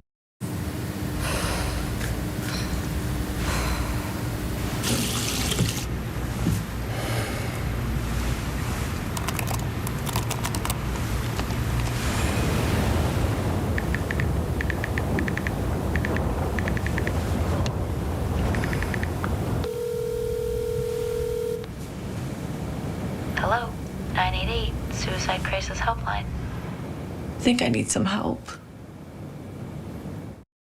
Thousands of entrepreneurs don't have access to the support they need. Breaking down doors for entrepreneurs. We're on it. BDC, financing, advising, know-how. It's not always easy to eat enough of what I should. Ensure has 25 vitamins and minerals and is high in protein to help build muscles. So I get nutrients to help me keep doing the things I love with the people I love. Ensure, the #1 doctor-recommended brand. ProPlan is always advancing with game-changing formulas that promote mental sharpness and help extend lives. See what nutrition can do. Purina ProPlan, always advancing. Well, these steep U.S. tariffs will no doubt hurt Canada's economy. There may be a silver lining, or perhaps a red and white one, as they've inspired a renewed sense of national pride. CTV's Tyler Fleming has a look at how communities are showing their support by raising the flag, shopping local, and for one company, building a symbol of unity. Here at the Best Muskoka Chair Company in Kemptville, Ontario, Canadian pride isn't just a sentiment. This will. For 70 years, it's been built into every piece. Being able to manufacture a product from our hands and being able to ship around the world is an honor for me. Passed down to Francois Bruneau by his father. The chair's synonymous with cottage life, relaxation, freedom, and now sovereignty, with a lounger that features a carved-out maple leaf backrest. It symbolizes hope, unity, love for each other, and we decided to post it on Made in Canada, which is a new site that just got created because of these tariffs. And the interaction and the explosion in 3 days. With nearly 10,000 views, this quintessentially Canadian showpiece booms in popularity. It kind of gives me goosebumps, and just sitting in the chair, it's very special. It seems more than ever, Canadians like Daryl Johnson are embracing their identity. I'm proud to be a Canadian. Red and white on display all around her community. There's a few of us that always do flags for Canada Day, but this is the first time I've seen flags out at this time of year. We just filled up again. At World of Maps, flags are flying off the shelves. Everyone's very happy that we can display the Canadian flag proudly. It's also a reminder to shop local. When I'm shopping, I can actually tell people, I can see people reading labels, looking for that Canadian flag or the Made in Canada on their products, so that's good. Canada is a rich, beautiful country. And in tough economic times, it gives the Best Muskoka Chair Company something to celebrate. And as Canadians, we can grow, we can be strong, and we'll get through this. Tyler Fleming, CTV News. Joining me now is Barbara Barrett, the Executive Director of the Frontier Duty Free Association. Barbara, thank you very much for joining us today. Thank you for having me. How are these tariffs affecting your independently owned Canadian stores? And just give us a quick little explainer of who these stores are, where you find them. Yes, thank you. So our land border duty-free stores are all independently owned, mostly family-run Canadian businesses on the Canadian side of the land border between Canada and the U.S. Once you enter into a land border duty-free store, you have to exit out into the United States. Our stores showcase uniquely Canadian goods and often locally made goods. Our only competition is U.S. retailers and U.S. duty-free stores 100 meters down the road. It's really important to remember that these stores were set up as the last opportunity to spend dollars in Canada before going into the United States. And what are you noticing, I mean, especially today, but have you heard from people coming through? Are they hesitating to shop? So as an export industry that's 100% reliant on that land border duty free or on that land border traffic, we have been seeing even before the tariffs were implemented, just at the threat of the tariffs, this boycott of travel. So folks are not traveling over to the U.S. And yes, we understand, but we're hearing from stores across Canada that they've been seeing up to an 80% decline of traffic and sales since even the threat of the tariffs. Wow. And now it's been a crazy day because we've heard talk possibly that Trump may meet in the middle somewhere. Does that help you at all and your stores? Yeah, any regulation or thickening of the border or sticky point on the border creates an issue for our stores, for our businesses, and ultimately border communities. It creates a stickiness that prevents people from wanting to travel over the border. So of course we're in support of that pullback on the tariffs, but again, any of that stickiness at the border creates an issue. And is there more Ottawa could do to help you? Absolutely. There are a couple of things that we've been talking to the government about, and a couple of things that could be done immediately that are revenue neutral that would help us survive this and weather this new storm. So we're asking the Minister of Finance to issue a directive that would ensure that duty-free across all departments are treated as export without exception. That's one. And then two is we're asking for excise tax to be removed as we are a duty-free industry, and that would help us be more competitive with our U.S. counterparts. Okay, Barbara, thank you very much for joining us. Good luck with everything. Thank you for having me. Barbara Barrett is the Executive Director of the Frontier Duty Free Association. Well, Mexico has also been targeted by Donald Trump. And Mexico's President, Claudia Sheinbaum, says there is no justification for the tariffs and says her government will respond. We are still waiting to hear what that response will look like. Sheinbaum says she will be providing more details this weekend. And China has responded to the tariffs, saying it will impose additional tariffs of up to 15% on imports of key U.S. farm products, including chicken, pork, soy, and beef. And as we head to break, a live look at the nation's capital. Lots of activity there as we deal with the fallout from the tariffs going into effect from Donald Trump. Trade war is here. Stay with us. Trade Center, presented by Harvey's, Friday on TSN. I'm death gonna miss my class if I try and pack my lunch. Oh no, spilled coffee on myself again. I really shouldn't drop $25 on a sandwich. These nails weren't cheap. More coffee, stat. If you know, you know. Slate that exam, treat yourself, right? I could cook, but no. We're here for you 24/7. So if you didn't know, now you know. Trump wants our jobs. We're going to take other countries' jobs. And Mark Carney is just the man to help him. Trudeau and Carney sold out Canada with job-killing taxes that push jobs south. He opposed Canadian pipelines while profiting off U.S. coal. Carney even moved his company's headquarters to New York, just as Trump wanted. You're sneaky. Carbon tax Carney. If Carney wins, Canada loses. Cough and cold symptoms? Buckley's knows you'll try anything for relief. It's not that we don't believe in the near mythical powers of chicken noodle soup. We just believe in Buckley's more. Buckley's. It tastes awful and it works. You brush and floss, but did you know? Listerine kills up to 99.9% of germs and destroys 5 times more plaque above the gum line than floss, contributing to a clean, healthy mouth. Help complete your routine with Listerine.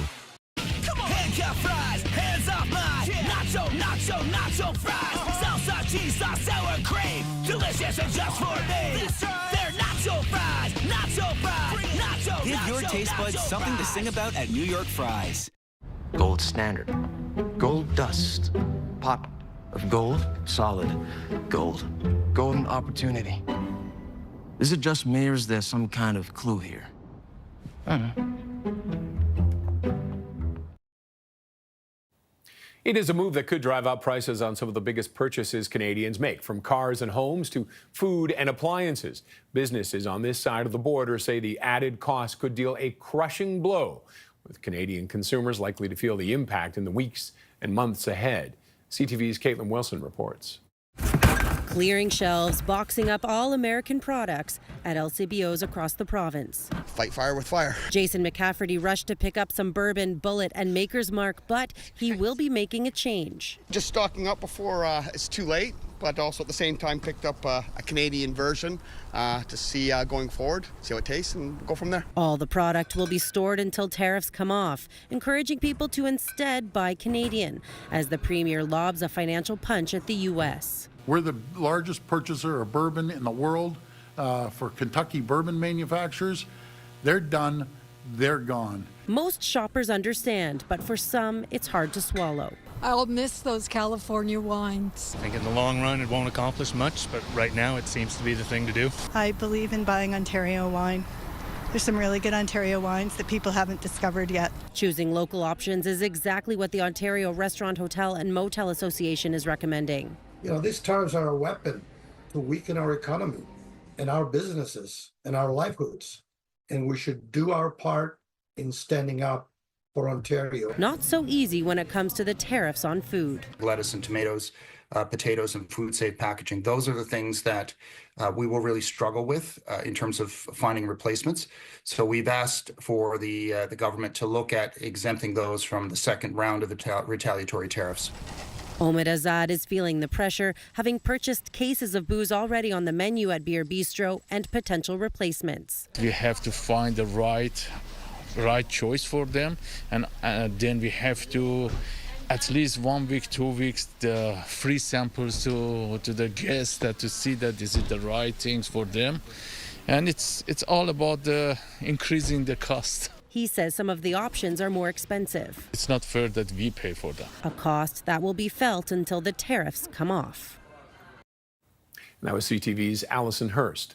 Donald Trump's tariffs have riled up people across the country. In the nation's capital, more than 100 protesters rallied outside the U.S. Embassy, speaking out against the American administration. CTV's Austin Lee has more. As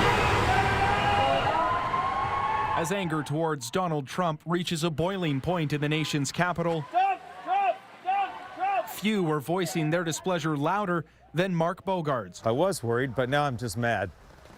And I'm going to be out for every protest I can get to and make sure that Trump doesn't cross our border. He drove 2 hours from Kingston to join a riled-up group of protesters in front of the U.S. Embassy in Ottawa on Tuesday, just 12 hours after Donald Trump imposed sweeping 25% tariffs on Canada and continues his calls to annex the country. It's beyond my wildest dreams. If my mother was still alive, she'd be freaking in her boots. She'd be here beside me. Many here still wrapping their heads around the deteriorating state of Canada-U.S. relations. If you had mentioned this to me like 6 months ago, I'd have probably told you were crazy. It takes a lot to rile Canadians up. And I think Canadians are riled up and they're speaking out, which they need to do. At the Ottawa airport, Elizabeth and James Knight are returning home from Florida. They planned the trip months ago and say now, as the trade dispute deepens, their travel plans are changing. We're not going back to the United States very soon. We were traveling with friends who in fact changed their travel plans so that they wouldn't stay there, and they flew right home to Toronto. As for what they heard from some Americans during their time south of the border, they were apologizing and very upset. So that was encouraging. Back in front of the U.S. Embassy, protesters say this will not be their last rally. We are in for a bit of a rough ride and bad weather, and I think we need to look out for one another. Austin Lee, CTV News. As we head to break, a live look at the capital of Canada, the capital of the United States, and we are in the middle of a tariff war, trade war with them right now.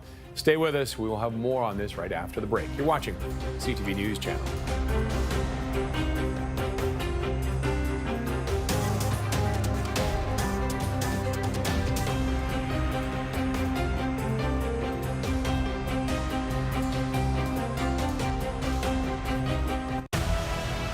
There's no halfway with this.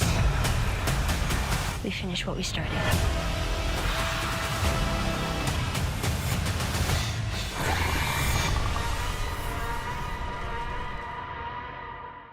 What do Canadians know when their tires are low? They reach for Pocket Air Pro by Bullseye, the compact compressor that goes anywhere to fill it up with air. Now at our best Canadian dollar price ever. It puts the power of a full-size air compressor in your pocket, equipped with a 4,500 milliamp rechargeable lithium-ion battery. That's enough power to fill 4 car tires on a single charge, and the whole family's bike tires in no time. Low pressure warning? Fill it up with Pocket Air. Motorcycle tire flat? Pocket Air Pro can fill that. Take it with you to class to fill it up fast. Whether inflating basketballs or soccer balls, Pocket Air can do it all. Featuring an advanced smart pressure sensor, it automatically stops when your set tire pressure is reached. Simply set it and let it inflate, completely hands-free. Pocket Air Pro is lightweight, durable, and is powerful enough to lift all that weight. Even a trailer loaded with thousands of pounds of equipment is no match for Pocket Air Pro. Pocket Air is powerful enough to inflate this giant truck. With an ultra-bright LED light and a large display screen, it's safe to use even at night. And with 4 custom air nozzles on board, it's perfect for pool toys, exercise balls, and more. Gas station air out of order? Fill it up anytime, anywhere with Pocket Air. Call or go online now and get the complete Pocket Air Pro system for just $79.99 Canadian. That's our best Canadian dollar price. It comes with the carry case, car charger, and a 90-day money-back guarantee. And for a limited time, we'll give you a 50% discount on a second one. Plus, we'll ship your entire order free direct from our Canada warehouse. You get it all at incredible Canadian dollar value. Order now. To order, call 1-800-474-9295. That's 1-800-474-9295, or go online to pocketair.ca. That's 1-800-474-9295, or go to pocketair.ca. Don't move! Joe Wilson, 38-year-old female. Help me get her to OB. Grey's Anatomy returns Thursday, 10, 8 Mountain on CTV.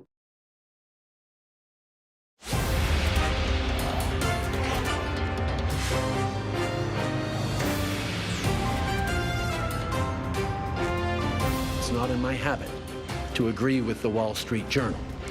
But Donald, they point out that even though you're a very smart guy, this is a very dumb thing to do. Prime Minister Trudeau saying the country will not back down as the U.S. launches a trade war. President Trump stabbed America's best friend in the back. My message to the president is this: Canada will fight back. The leader of the opposition has tough words in response to Donald Trump's tariffs. And the U.S. president will address Congress tonight in the wake of him hitting Canada, Mexico, and China with hefty taxes.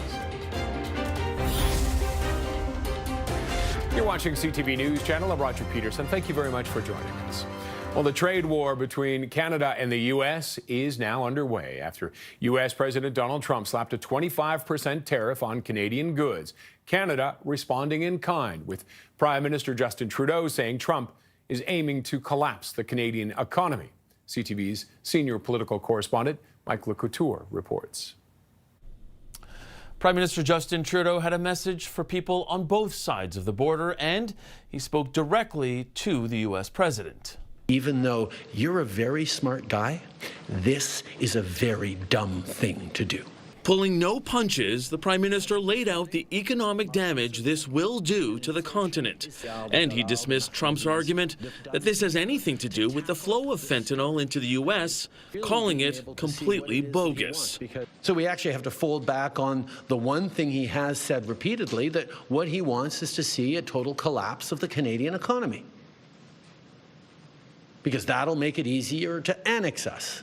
Vowing not to back down, Trudeau announced counter tariffs on $30 billion worth of American goods. In 3 weeks, another $125 billion worth of U.S. imports could also face levies. Governments across the country are also looking at non-tariff measures. Ontario is one of several provinces removing American alcohol from province-run liquor stores, and the Premier is willing to go even further. If the Trump administration falls through on any more tariffs, we will immediately apply a 25% surcharge on the electricity we export. We will not hesitate to shut off their power as well. Danielle Smith is also upset, but she's ruled out export tariffs on Alberta energy. I've already said that we're not going to retaliate on energy. That is such an essential product for American consumers and American businesses. Opposition leaders also stood firm against the U.S. trade action, but had their own suggestions for how Canada should help respond to help Canadians. Counter tariffs must not be a cash cow for the government. Almost every penny of the tariffs collected should go to tax cuts, with a small sum set aside for targeted relief to workers hardest hit by the trade war. I'm calling on an emergency session of Parliament like we had in the pandemic. What we're witnessing could be worse than the pandemic, and very likely will be worse. The Prime Minister says instead of a relief package, the focus right now is to get American tariffs lifted as quickly as possible. And we're insulted, and we're angry, but we're Canadian, which means we're going to stand up for each other. We're going to fight, and we're going to win. But in order to get that win, Trudeau is calling for continued unity and for people to buy Canadian. Mike LeCouture, CTV News, Ottawa. And are you ready for a new twist? The U.S. Secretary of Commerce is saying that the president might meet Canada in the middle as soon as tomorrow. Here's what he told Fox Business News. Both the Mexicans and the Canadians were on the phone with me all day today, trying to show that they'll do better. And the president's listening because, you know, he's very, very fair and very reasonable. So I think he's going to work something out with them. It's not going to be a pause, none of that pause stuff. But I think he's going to figure out, you do more, and I'll meet you in the middle some way. And we're going to probably be announcing that tomorrow. So somewhere in the middle will likely be the outcome. The president moving with the Canadians and Mexicans, but not all the way. And Foreign Affairs Minister Melanie Joly spoke with Power Play's Vashi Capellos today, and here's what she had to say about Lutnick's comments. Before the U.S. launched its trade war, they didn't have any communications with us, any of us. And there are many of us that were in contact with the Trump administration until then. They didn't only do that to us, they did that to the Mexicans as well. So this is clearly a strategy. We'll see what will happen in the State of Union speech of the president tonight before Congress. But let's be frank, we've done the work at the border. We are there securing our border. We've done everything to make sure that the Americans would be happy. There's no crisis at the border. And right now, what President Trump is trying to do is to use his executive powers based on the fact that there is apparently a national security crisis at the northern border, which is false, to make sure that ultimately he can kick us around and ultimately bully us into a position of imposing 25% tariffs, which is completely unacceptable. So we'll continue to work with the Trump administration. As the head of the diplomacy in Canada, of course, I will talk to the Secretary of State tomorrow at noon, Marco Rubio. We already have a phone call scheduled, and we'll find solutions. But fundamentally, what is at risk is the fact that the U.S. is trying to create a lot of unpredictability, a lot of pressure on the Canadian economy that will cost hundreds of thousands of jobs across the country. Joining me now is Eric Ham, our CTV News U.S. political analyst. And Eric, just another day in Washington, right? It certainly is. Another day of chaos, another day of bedlam. I mean, the latest, we have to talk about this off the top. Lutnick's comments that maybe tomorrow it'll be a different day, that we might get a break on this tariff. Yeah, that was very interesting to say that Canada and Mexico will meet in the middle, but we don't know where the middle is with Donald Trump on these tariffs, because the post has moved for more than 3 months in terms of what Donald Trump wants. And we know that Canada has met every metric when it comes to securing the border. In fact, we've heard from governors here in the United States, from Michigan to New York, 2 border states with Canada, who have said there is very little fentanyl at all coming in through the U.S.-Canada side. And so clearly what we're seeing here is this is a crisis of Donald Trump's own making, and it's going to have to be a solution that somehow Donald Trump finds a way where he can actually agree to a deal. But again, no one, including Donald Trump's own cabinet, knows exactly what that is. Now, and Lutnick mentioned, I believe, that it would involve everything that's part of the agreement, the trade agreement with Mexico and Canada. But would that leave things outside of it still exposed to the 25%? It's such a guessing game right now.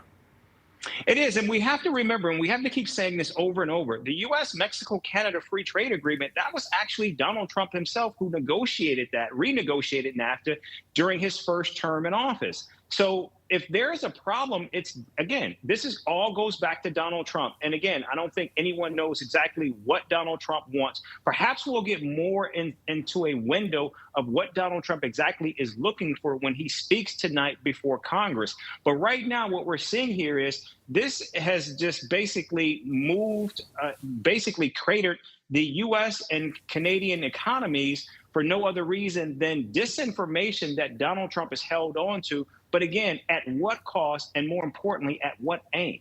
And before you go, what do you expect from the speech tonight? I think this will be a lot of bluster. I think this will be Donald Trump making a victory lap. But again, I think for those in the room watching, I think they will be cheering, knowing that it's simply a false misnomer. Okay. Short and sweet. Eric, thank you very much, sir, as always. You bet. Thank you. Eric Ham is our CTV News U.S. political analyst.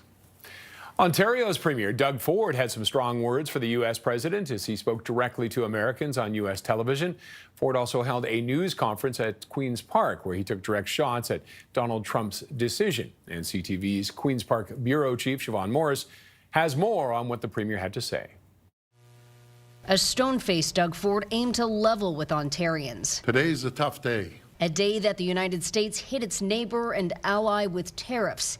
A day that began with the Premier explaining to American TV viewers, we do have to retaliate, and I apologize to the American people. It's not you, it's your president. At home, making the goal of that retaliation plan clear. I want to inflict as much pain as we possibly can until we get to a deal of the USMCA.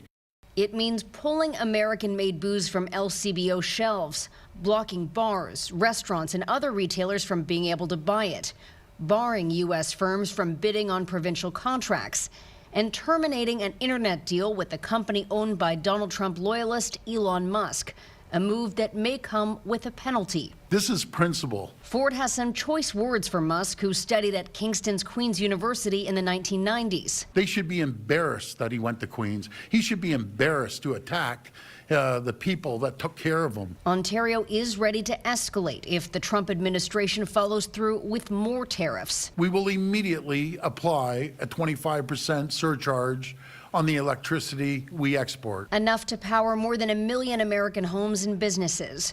If tariffs stretch into April, Ford says he's ready to turn the supply off. I'm highly recommending to President Trump, don't force our hand. You underestimate Canadians, you're making a massive mistake. Warning Ontarians the road ahead may get rocky, Ford repeated a campaign promise to help. We'll retrain impacted workers for new jobs. We'll retool companies for new customers and new markets. We'll reshore supply chains to bring good jobs back home. The opposition leader is urging the Premier to recall the legislature to collaborate on a tariff response. If the Premier is good to his word, which is he wants a Team Ontario approach, that means everybody at the table together. Ford insists he doesn't need the legislature and it can't be called back right away after last week's election. Our cabinet is active right now, and we can do whatever we need to do to protect the people of Ontario. Siobhan Morris, CTV News. And the president will address a joint session of Congress tonight, 6 weeks into his tumultuous second term. The speech, while not technically a State of the Union address because Trump was only inaugurated in January, carries the weight of one. With a theme of the renewal of the American dream, Trump will highlight what his administration has accomplished so far, its economic policy, including extending tax cuts, border security and deportations, and his foreign policy plans. And we will bring you Trump's address tonight live right here on CTV News Channel and on ctvnews.ca starting at 9 Eastern. And on Parliament Hill today, the leader of the official opposition insisted Canada must fight back and outlined what should be done. We must retaliate, targeting American goods in the following order. A, goods that we can make ourselves. B, goods we don't need. And C, goods we can get from elsewhere. Pierre Poilievre also believes Canada needs to cut taxes to counteract the domestic impact of tariffs, and funds collected through retaliatory Canadian duties on U.S. goods should go to tax cuts, not government programs. The Conservative leader also insists new pipeline projects must be quickly approved to get Canadian energy products to non-American markets. And as we head to break, a live look at a snowy national capital, Ottawa, as we continue to follow Canada's reaction to Donald Trump's trade war. Stay with us.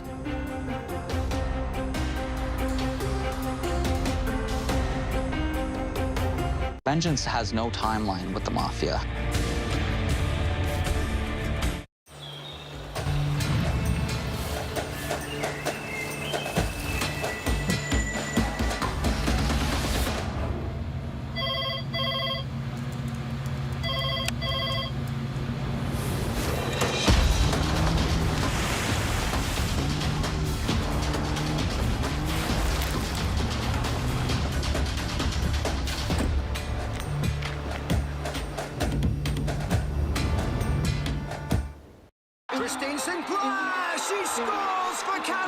For 23 years, I was proud to represent Canada on the world stage. Canada's landscape has made me who I am, and that makes me want to protect it. Recycling your batteries helps protect the environment and prevent fires by keeping batteries out of the trash. So collect, protect, and drop off your used batteries. Learn more at recycleyourbatteries.ca. So join my team and recycle your batteries, Canada! What's next in pain relief? Salonpas Roll-On and Cream, the only products with 2 clinically studied anesthetics, lidocaine and benzyl alcohol. Salonpas starts to work on contact to numb pain away. Salonpas, it's good medicine. Come on! Handcuff fries, hands off mine. Nacho, nacho, nacho fries. Salsa, cheese sauce, sour cream. Delicious and just for me. That's right. They're not nacho fries, nacho fries, nacho. Give your taste buds something to sing about at New York Fries.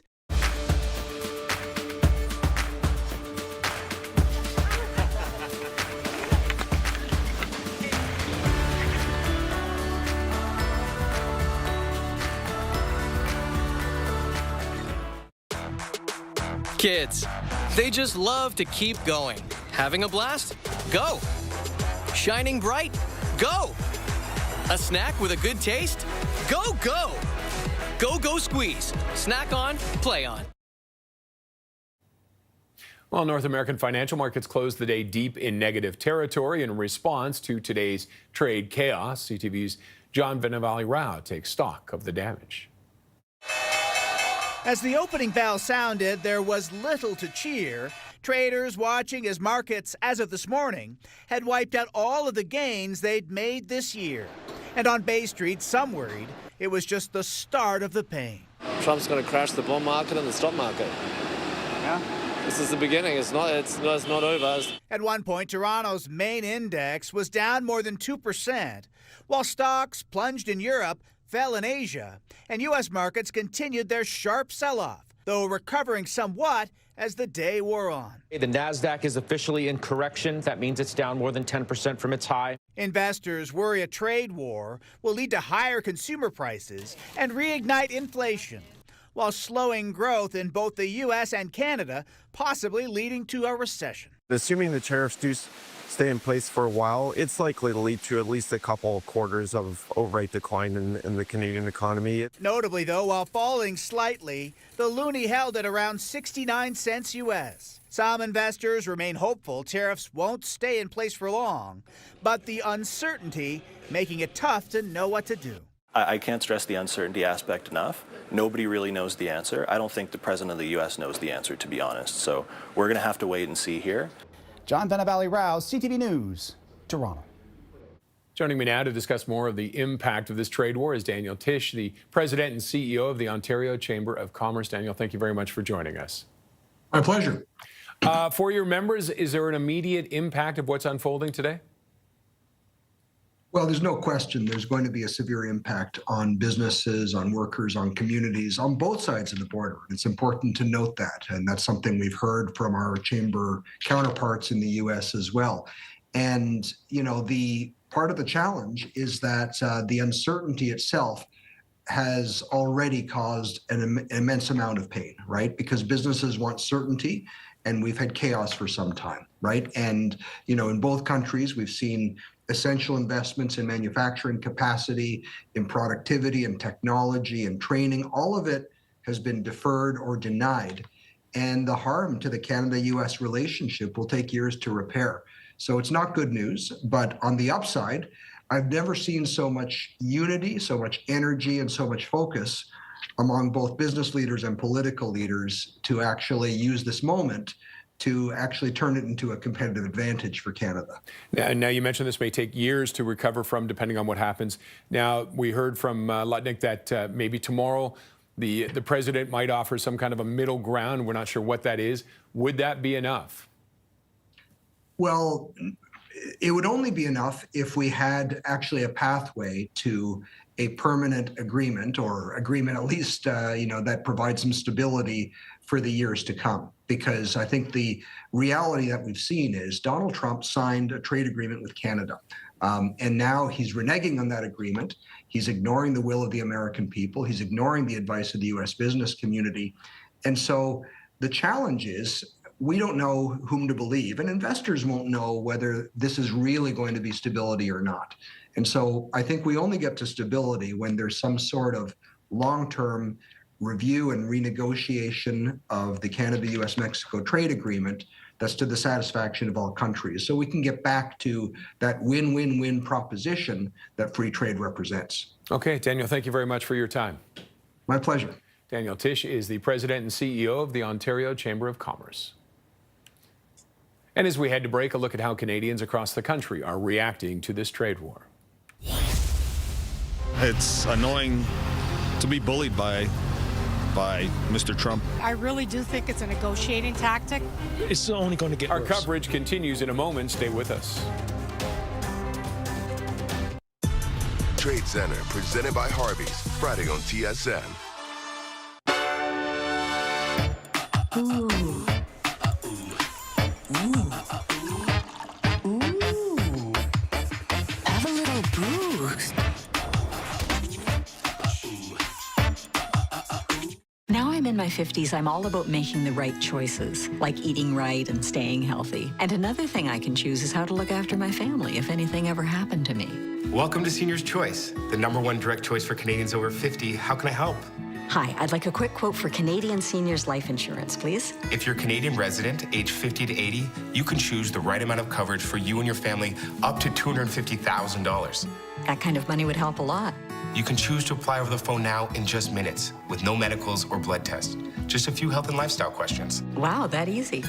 Depending on the coverage you choose, it could be as little as $14.88 a month. That's just 49 cents a day. That's less than I thought. And that money could help my family cover my funeral costs, support my husband's retirement planning, or even pay off loans. I'll do it. To get a free, no-obligation quote, call one of our trusted insurance advisors today at 1-844-820-8006 or visit seniorschoice.ca. Swiss Chalet's Seafood Fest is back. Hurry in for Canada's famous rotisserie chicken paired with garlic shrimp, our delicious fish and chips, fish sandwich, or our popcorn shrimp appetizer. All here for a limited time, starting from only $16.99, only at Swiss Chalet. Meet Noodles. She's part short hair and part ninja. Meet the Bissell Crosswave Hydro Steam. It's part vacuum, mop, steamer, and ninja nemesis. Bissell, a new breed of clean. You've got a Pepto predicament, Ace. You overdid it on your poutine routine. Undo it with Pepto Caplets. When you have nausea, heartburn, indigestion, upset stomach, diarrhea. When you overdo it, undo it with Pepto-Bismol. Well, American booze started coming off LCBO shelves in Ontario today in retaliation against the tariffs. The move has generated plenty of reaction from people. CTV's Allison Hurst reports. Clearing shelves, boxing up all American products at LCBOs across the province. Fight fire with fire. Jason McCafferty rushed to pick up some bourbon, Bullet, and Maker's Mark, but he will be making a change. Just stocking up before it's too late, but also at the same time picked up a Canadian version to see going forward, see how it tastes, and go from there. All the product will be stored until tariffs come off, encouraging people to instead buy Canadian, as the Premier lobs a financial punch at the U.S. We're the largest purchaser of bourbon in the world for Kentucky bourbon manufacturers. They're done. They're gone. Most shoppers understand, but for some, it's hard to swallow. I'll miss those California wines. I think in the long run it won't accomplish much, but right now it seems to be the thing to do. I believe in buying Ontario wine. There's some really good Ontario wines that people haven't discovered yet. Choosing local options is exactly what the Ontario Restaurant, Hotel and Motel Association is recommending. You know, these tariffs are a weapon to weaken our economy and our businesses and our livelihoods. And we should do our part in standing up for Ontario. Not so easy when it comes to the tariffs on food. Lettuce and tomatoes, potatoes and food safe packaging. Those are the things that we will really struggle with in terms of finding replacements. So we've asked for the government to look at exempting those from the second round of the retaliatory tariffs. Omid Azad is feeling the pressure, having purchased cases of booze already on the menu at Beer Bistro and potential replacements. We have to find the right choice for them, and then we have to at least 1 week, 2 weeks, the free samples to the guests to see that this is the right things for them. And it's all about increasing the cost. He says some of the options are more expensive. It's not fair that we pay for them. A cost that will be felt until the tariffs come off. That was CTV's Allison Hurst. Well, Donald Trump's tariffs have riled up people across the country. In the nation's capital, more than 100 protesters rallied outside the U.S. Embassy, speaking out against the American administration. CTV's Austin Lee has this report. As anger towards Donald Trump reaches a boiling point in the nation's capital, few were voicing their displeasure louder than Mark Bogarts. I was worried, but now I'm just mad. And I'm going to be out for every protest I can get to. and make sure that Trump doesn't cross our border. He drove 2 hours from Kingston to join a riled-up group of protesters in front of the U.S. Embassy in Ottawa on Tuesday, just 12 hours after Donald Trump imposed sweeping 25% tariffs on Canada and continues his calls to annex the country. It's beyond my wildest dreams. If my mother was still alive, she'd be freaking in her boots. She'd be here beside me. Many here still wrapping their heads around the deteriorating state of Canada-U.S. relations. If you had mentioned this to me like 6 months ago, I'd have probably told you were crazy. It takes a lot to rile Canadians up. And I think Canadians are riled up and they're speaking out, which they need to do. At the Ottawa airport, Elizabeth and James Knight are returning home from Florida. They planned the trip months ago and say now, as the trade dispute deepens, their travel plans are changing. We're not going back to the United States very soon. We were traveling with friends who in fact changed their travel plans so that they wouldn't stay there, and they flew right home to Toronto. As for what they heard from some Americans during their time south of the border, they were apologizing and very upset. So that was encouraging. Back in front of the U.S. Embassy, protesters say this will not be their last rally. We are in for a bit of a rough ride and bad weather, and I think we need to look out for one another. Austin Lee, CTV News.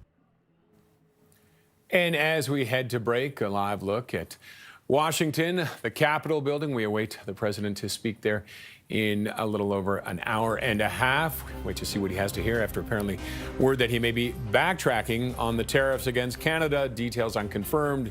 We're not sure what may happen, but we may hear more tonight or tomorrow on that. And of course, the other side there, you're looking at Ottawa, the snow deadening the sounds probably of phones ringing off the hook as Canada tries to figure out how to respond. What's the next move for them in this trade war between the two countries? Stay with us. We will have more on this right after the break. You're watching CTV News Channel.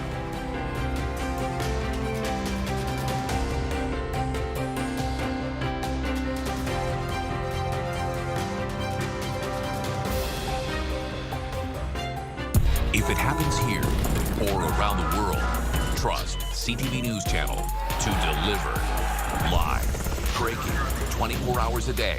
Download the CTV News app or stream anytime at ctvnews.ca. Are you looking for a walk-in tub for you or someone you love? Well, look no further. A Safe Step walk-in tub is the best in its class. Now, for a limited time, when you purchase your brand new Safe Step walk-in tub, you'll receive a free safety package. And if you call today, you'll also receive $1,500 off your entire order. Yes, $1,500 off. Call today and receive a free safety package plus $1,500 off. It was absolutely amazingly divine. I thought I was going to heaven. Breathtaking. It is absolutely stunning. I feel better about the world. I feel uplifted. I have never seen a production any better than this, anywhere. This has just been therapy for the soul. It's a must-see. Must see it. Make sure you see it. Make sure you see it. Returning to 9 cities across Canada, starting March 21st. Tickets at shenyun.com. Your dream vacation plans probably don't include hepatitis A or B, but many common travel activities can put you at risk of acquiring these two serious liver diseases. So plan on talking to your doctor about Twinrix, because you are a traveler.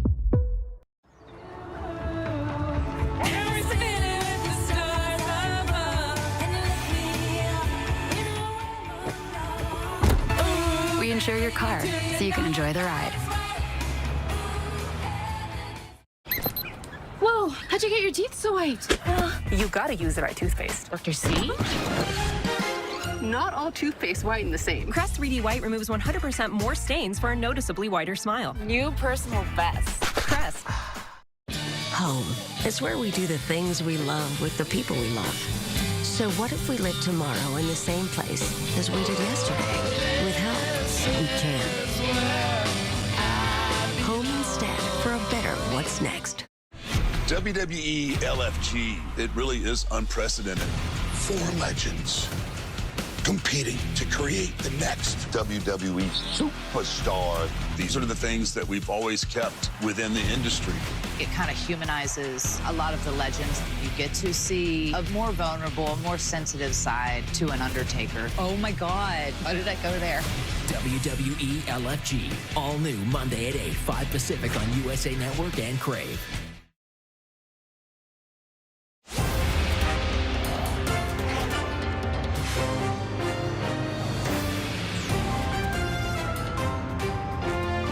It's not in my habit to agree with the Wall Street Journal. But Donald, they point out that even though you're a very smart guy, this is a very dumb thing to do. Prime Minister Trudeau saying the country will not back down as the U.S. launches a trade war. President Trump stabbed America's best friend in the back. My message to the president is this: Canada will fight back.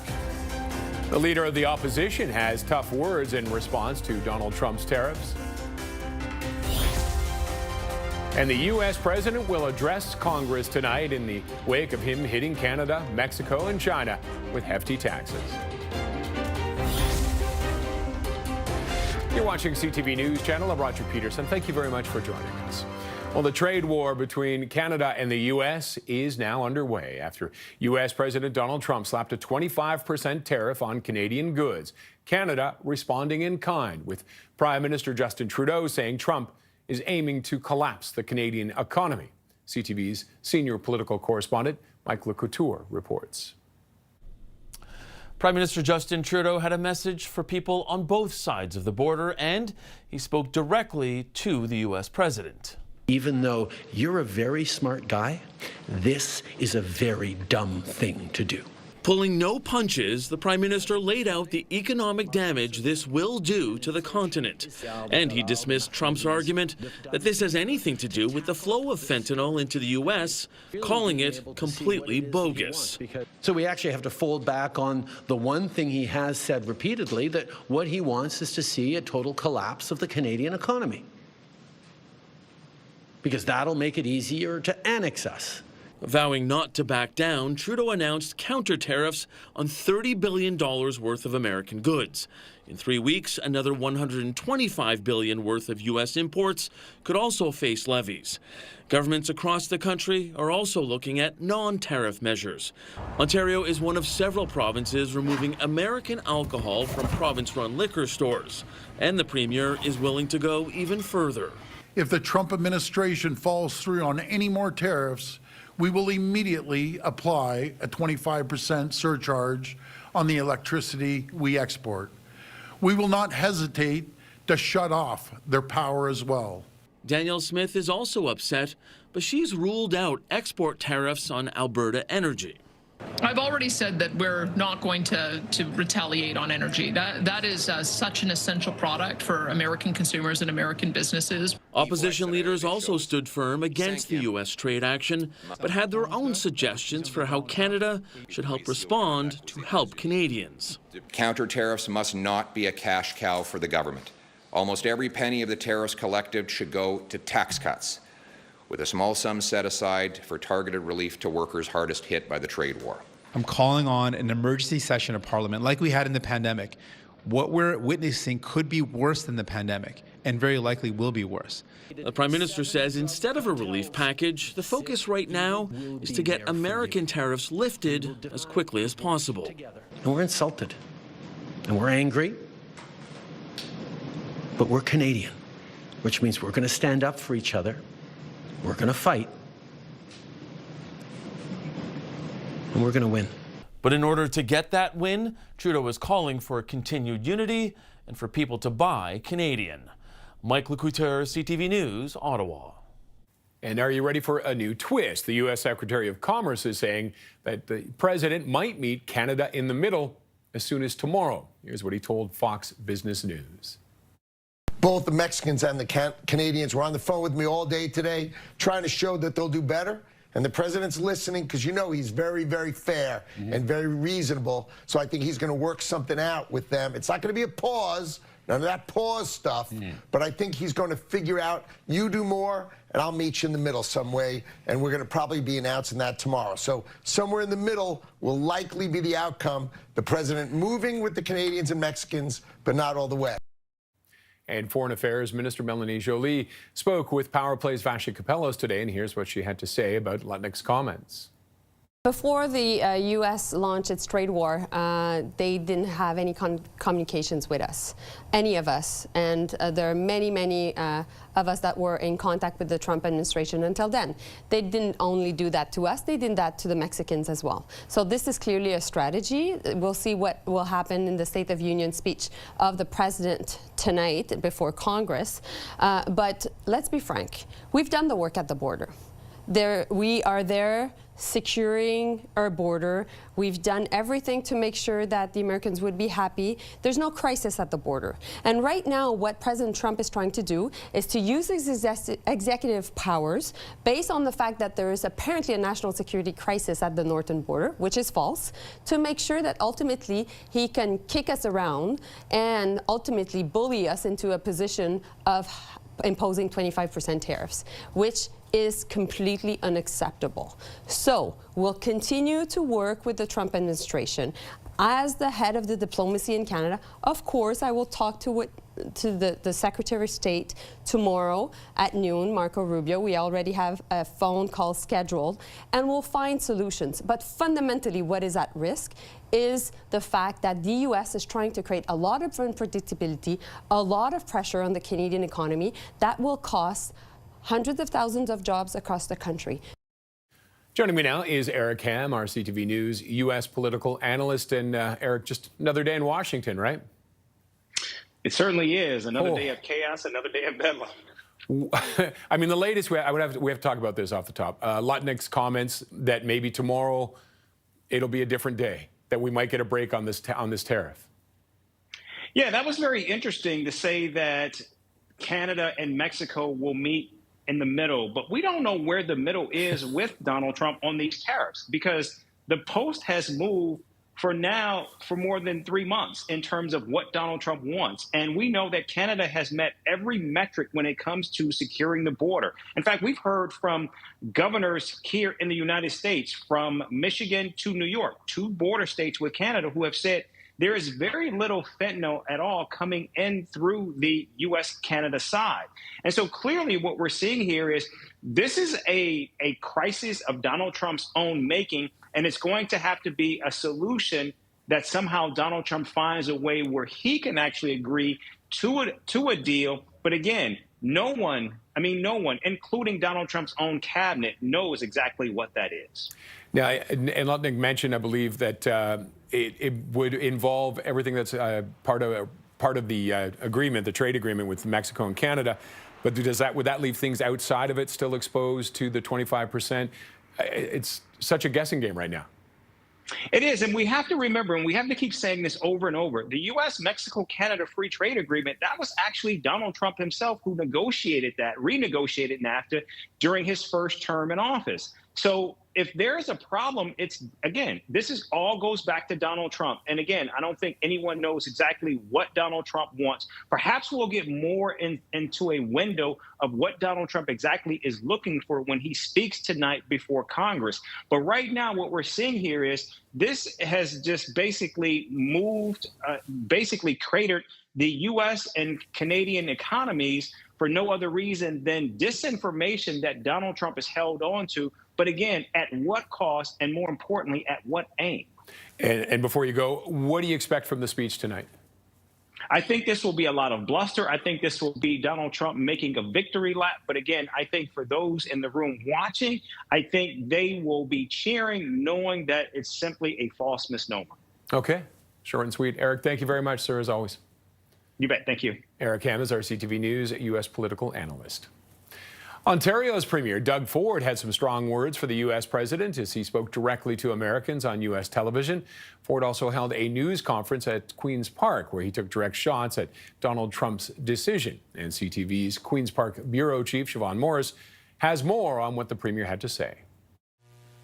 A stone-faced Doug Ford aimed to level with Ontarians. Today's a tough day. A day that the United States hit its neighbor and ally with tariffs.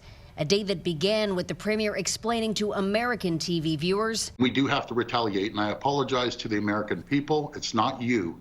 It's your president." At home, making the goal of that retaliation plan clear. I want to inflict as much pain as we possibly can until we get to a deal of the USMCA.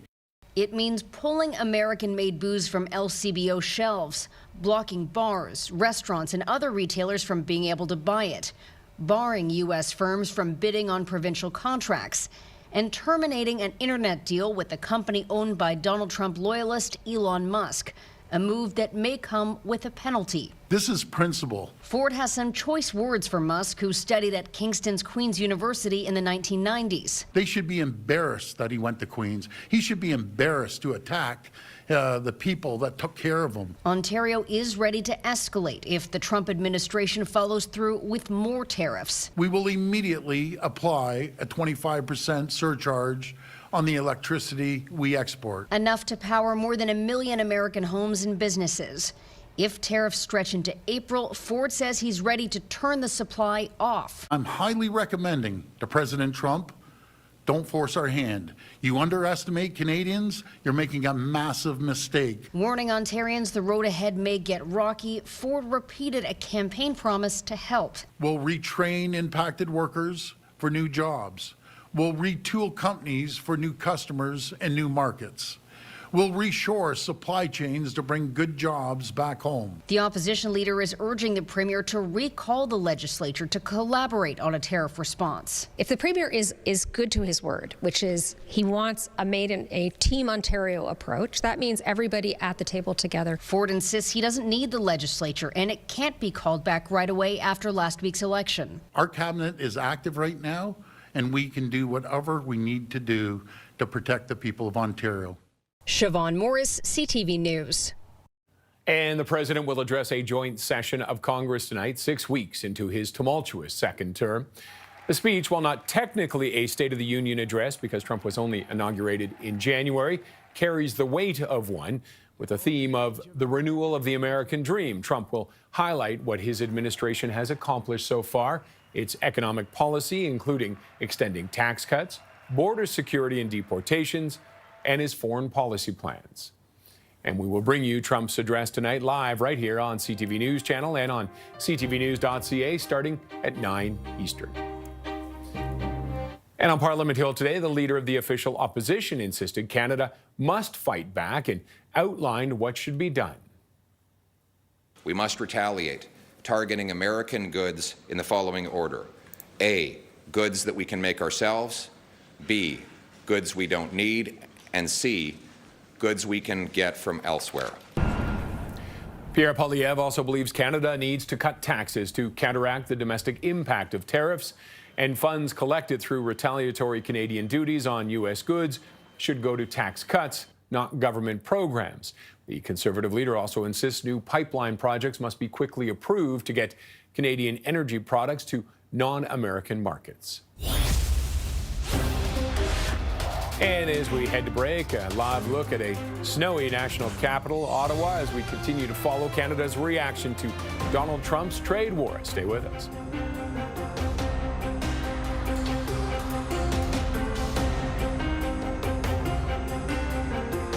Vengeance has no timeline with the mafia. Now is the time to book your ultimate voyage to Antarctica on Scenic Eclipse. With up to 10 dining experiences, rejuvenating wellness facilities, spacious suites, and unrivaled exploration. Choose to soar above or dive below for memories that last a lifetime. Enjoy exclusive savings on our 2025 to 2027 worldwide collection. After her partner's health scare, Sam needed to make some changes, so she got Northcover Life Insurance. Their licensed advisors helped choose coverage to suit her exact needs and budget. Now Sam's so well covered, it's like she's wearing a parka. Her family will be looked after with a cash payout of up to $1.5 million. Or she could receive 100% of the benefit up front if diagnosed with a terminal illness. Northcover. Comfort in being protected. Get a quote today. Call 1-844-657-1010 now or visit northcover.ca. What's next in pain relief? Salonpas Roll-On and Cream, the only products with 2 clinically studied anesthetics, lidocaine and benzyl alcohol. Salonpas starts to work on contact to numb pain away. Salonpas, it's good medicine. Come on. Handcuff fries, hands off mine. Nacho, nacho, nacho fries. Salsa, cheese sauce, sour cream. Delicious and just for me. They're nacho fries, nacho fries, nacho. Give your taste buds something to sing about at New York Fries. Mark Carney is back from Europe. Speaking as a European. To finish what he started. As Justin Trudeau's economic advisor, he's been pushing a steady increase in the price of carbon. On you for years. Now he's planning to hit you with effectively a shadow carbon price after the election. And that will cost you even more because he thinks carbon prices have been applied sparingly. They've been set far too low. You sneaky. Carbon tax Carney. He's just like Justin. Well, North American financial markets closed the day deep in negative territory in response to today's trade chaos. CTV's John Venevali-Rao takes stock of the damage. As the opening bell sounded, there was little to cheer. Traders watching as markets, as of this morning, had wiped out all of the gains they'd made this year. And on Bay Street, some worried it was just the start of the pain. Trump's going to crash the bond market and the stock market. Yeah. This is the beginning. It's not over. At one point, Toronto's main index was down more than 2%, while stocks plunged in Europe, fell in Asia, and U.S. markets continued their sharp sell-off, though recovering somewhat as the day wore on. The NASDAQ is officially in correction. That means it's down more than 10% from its high. Investors worry a trade war will lead to higher consumer prices and reignite inflation, while slowing growth in both the U.S. and Canada, possibly leading to a recession. Assuming the tariffs do stay in place for a while, it's likely to lead to at least a couple of quarters of outright decline in the Canadian economy. Notably, though, while falling slightly, the loonie held at around 69 cents U.S. Some investors remain hopeful tariffs won't stay in place for long, but the uncertainty making it tough to know what to do. I can't stress the uncertainty aspect enough. Nobody really knows the answer. I don't think the president of the U.S. knows the answer, to be honest. So we're going to have to wait and see here. John Venevali-Rao, CTV News, Toronto. Joining me now to discuss more of the impact of this trade war is Daniel Tisch, the president and CEO of the Ontario Chamber of Commerce. Daniel, thank you very much for joining us. My pleasure. For your members, is there an immediate impact of what's unfolding today? Well, there's no question there's going to be a severe impact on businesses, on workers, on communities, on both sides of the border. It's important to note that, and that's something we've heard from our chamber counterparts in the U.S. as well. And, you know, the part of the challenge is that the uncertainty itself has already caused an immense amount of pain, right? Because businesses want certainty, and we've had chaos for some time, right? And, you know, in both countries, we've seen essential investments in manufacturing capacity, in productivity and technology and training. All of it has been deferred or denied. And the harm to the Canada-U.S. relationship will take years to repair. So it's not good news. But on the upside, I've never seen so much unity, so much energy, and so much focus among both business leaders and political leaders to actually use this moment to actually turn it into a competitive advantage for Canada. Now you mentioned this may take years to recover from, depending on what happens. Now, we heard from Lutnick that maybe tomorrow the president might offer some kind of a middle ground. We're not sure what that is. Would that be enough?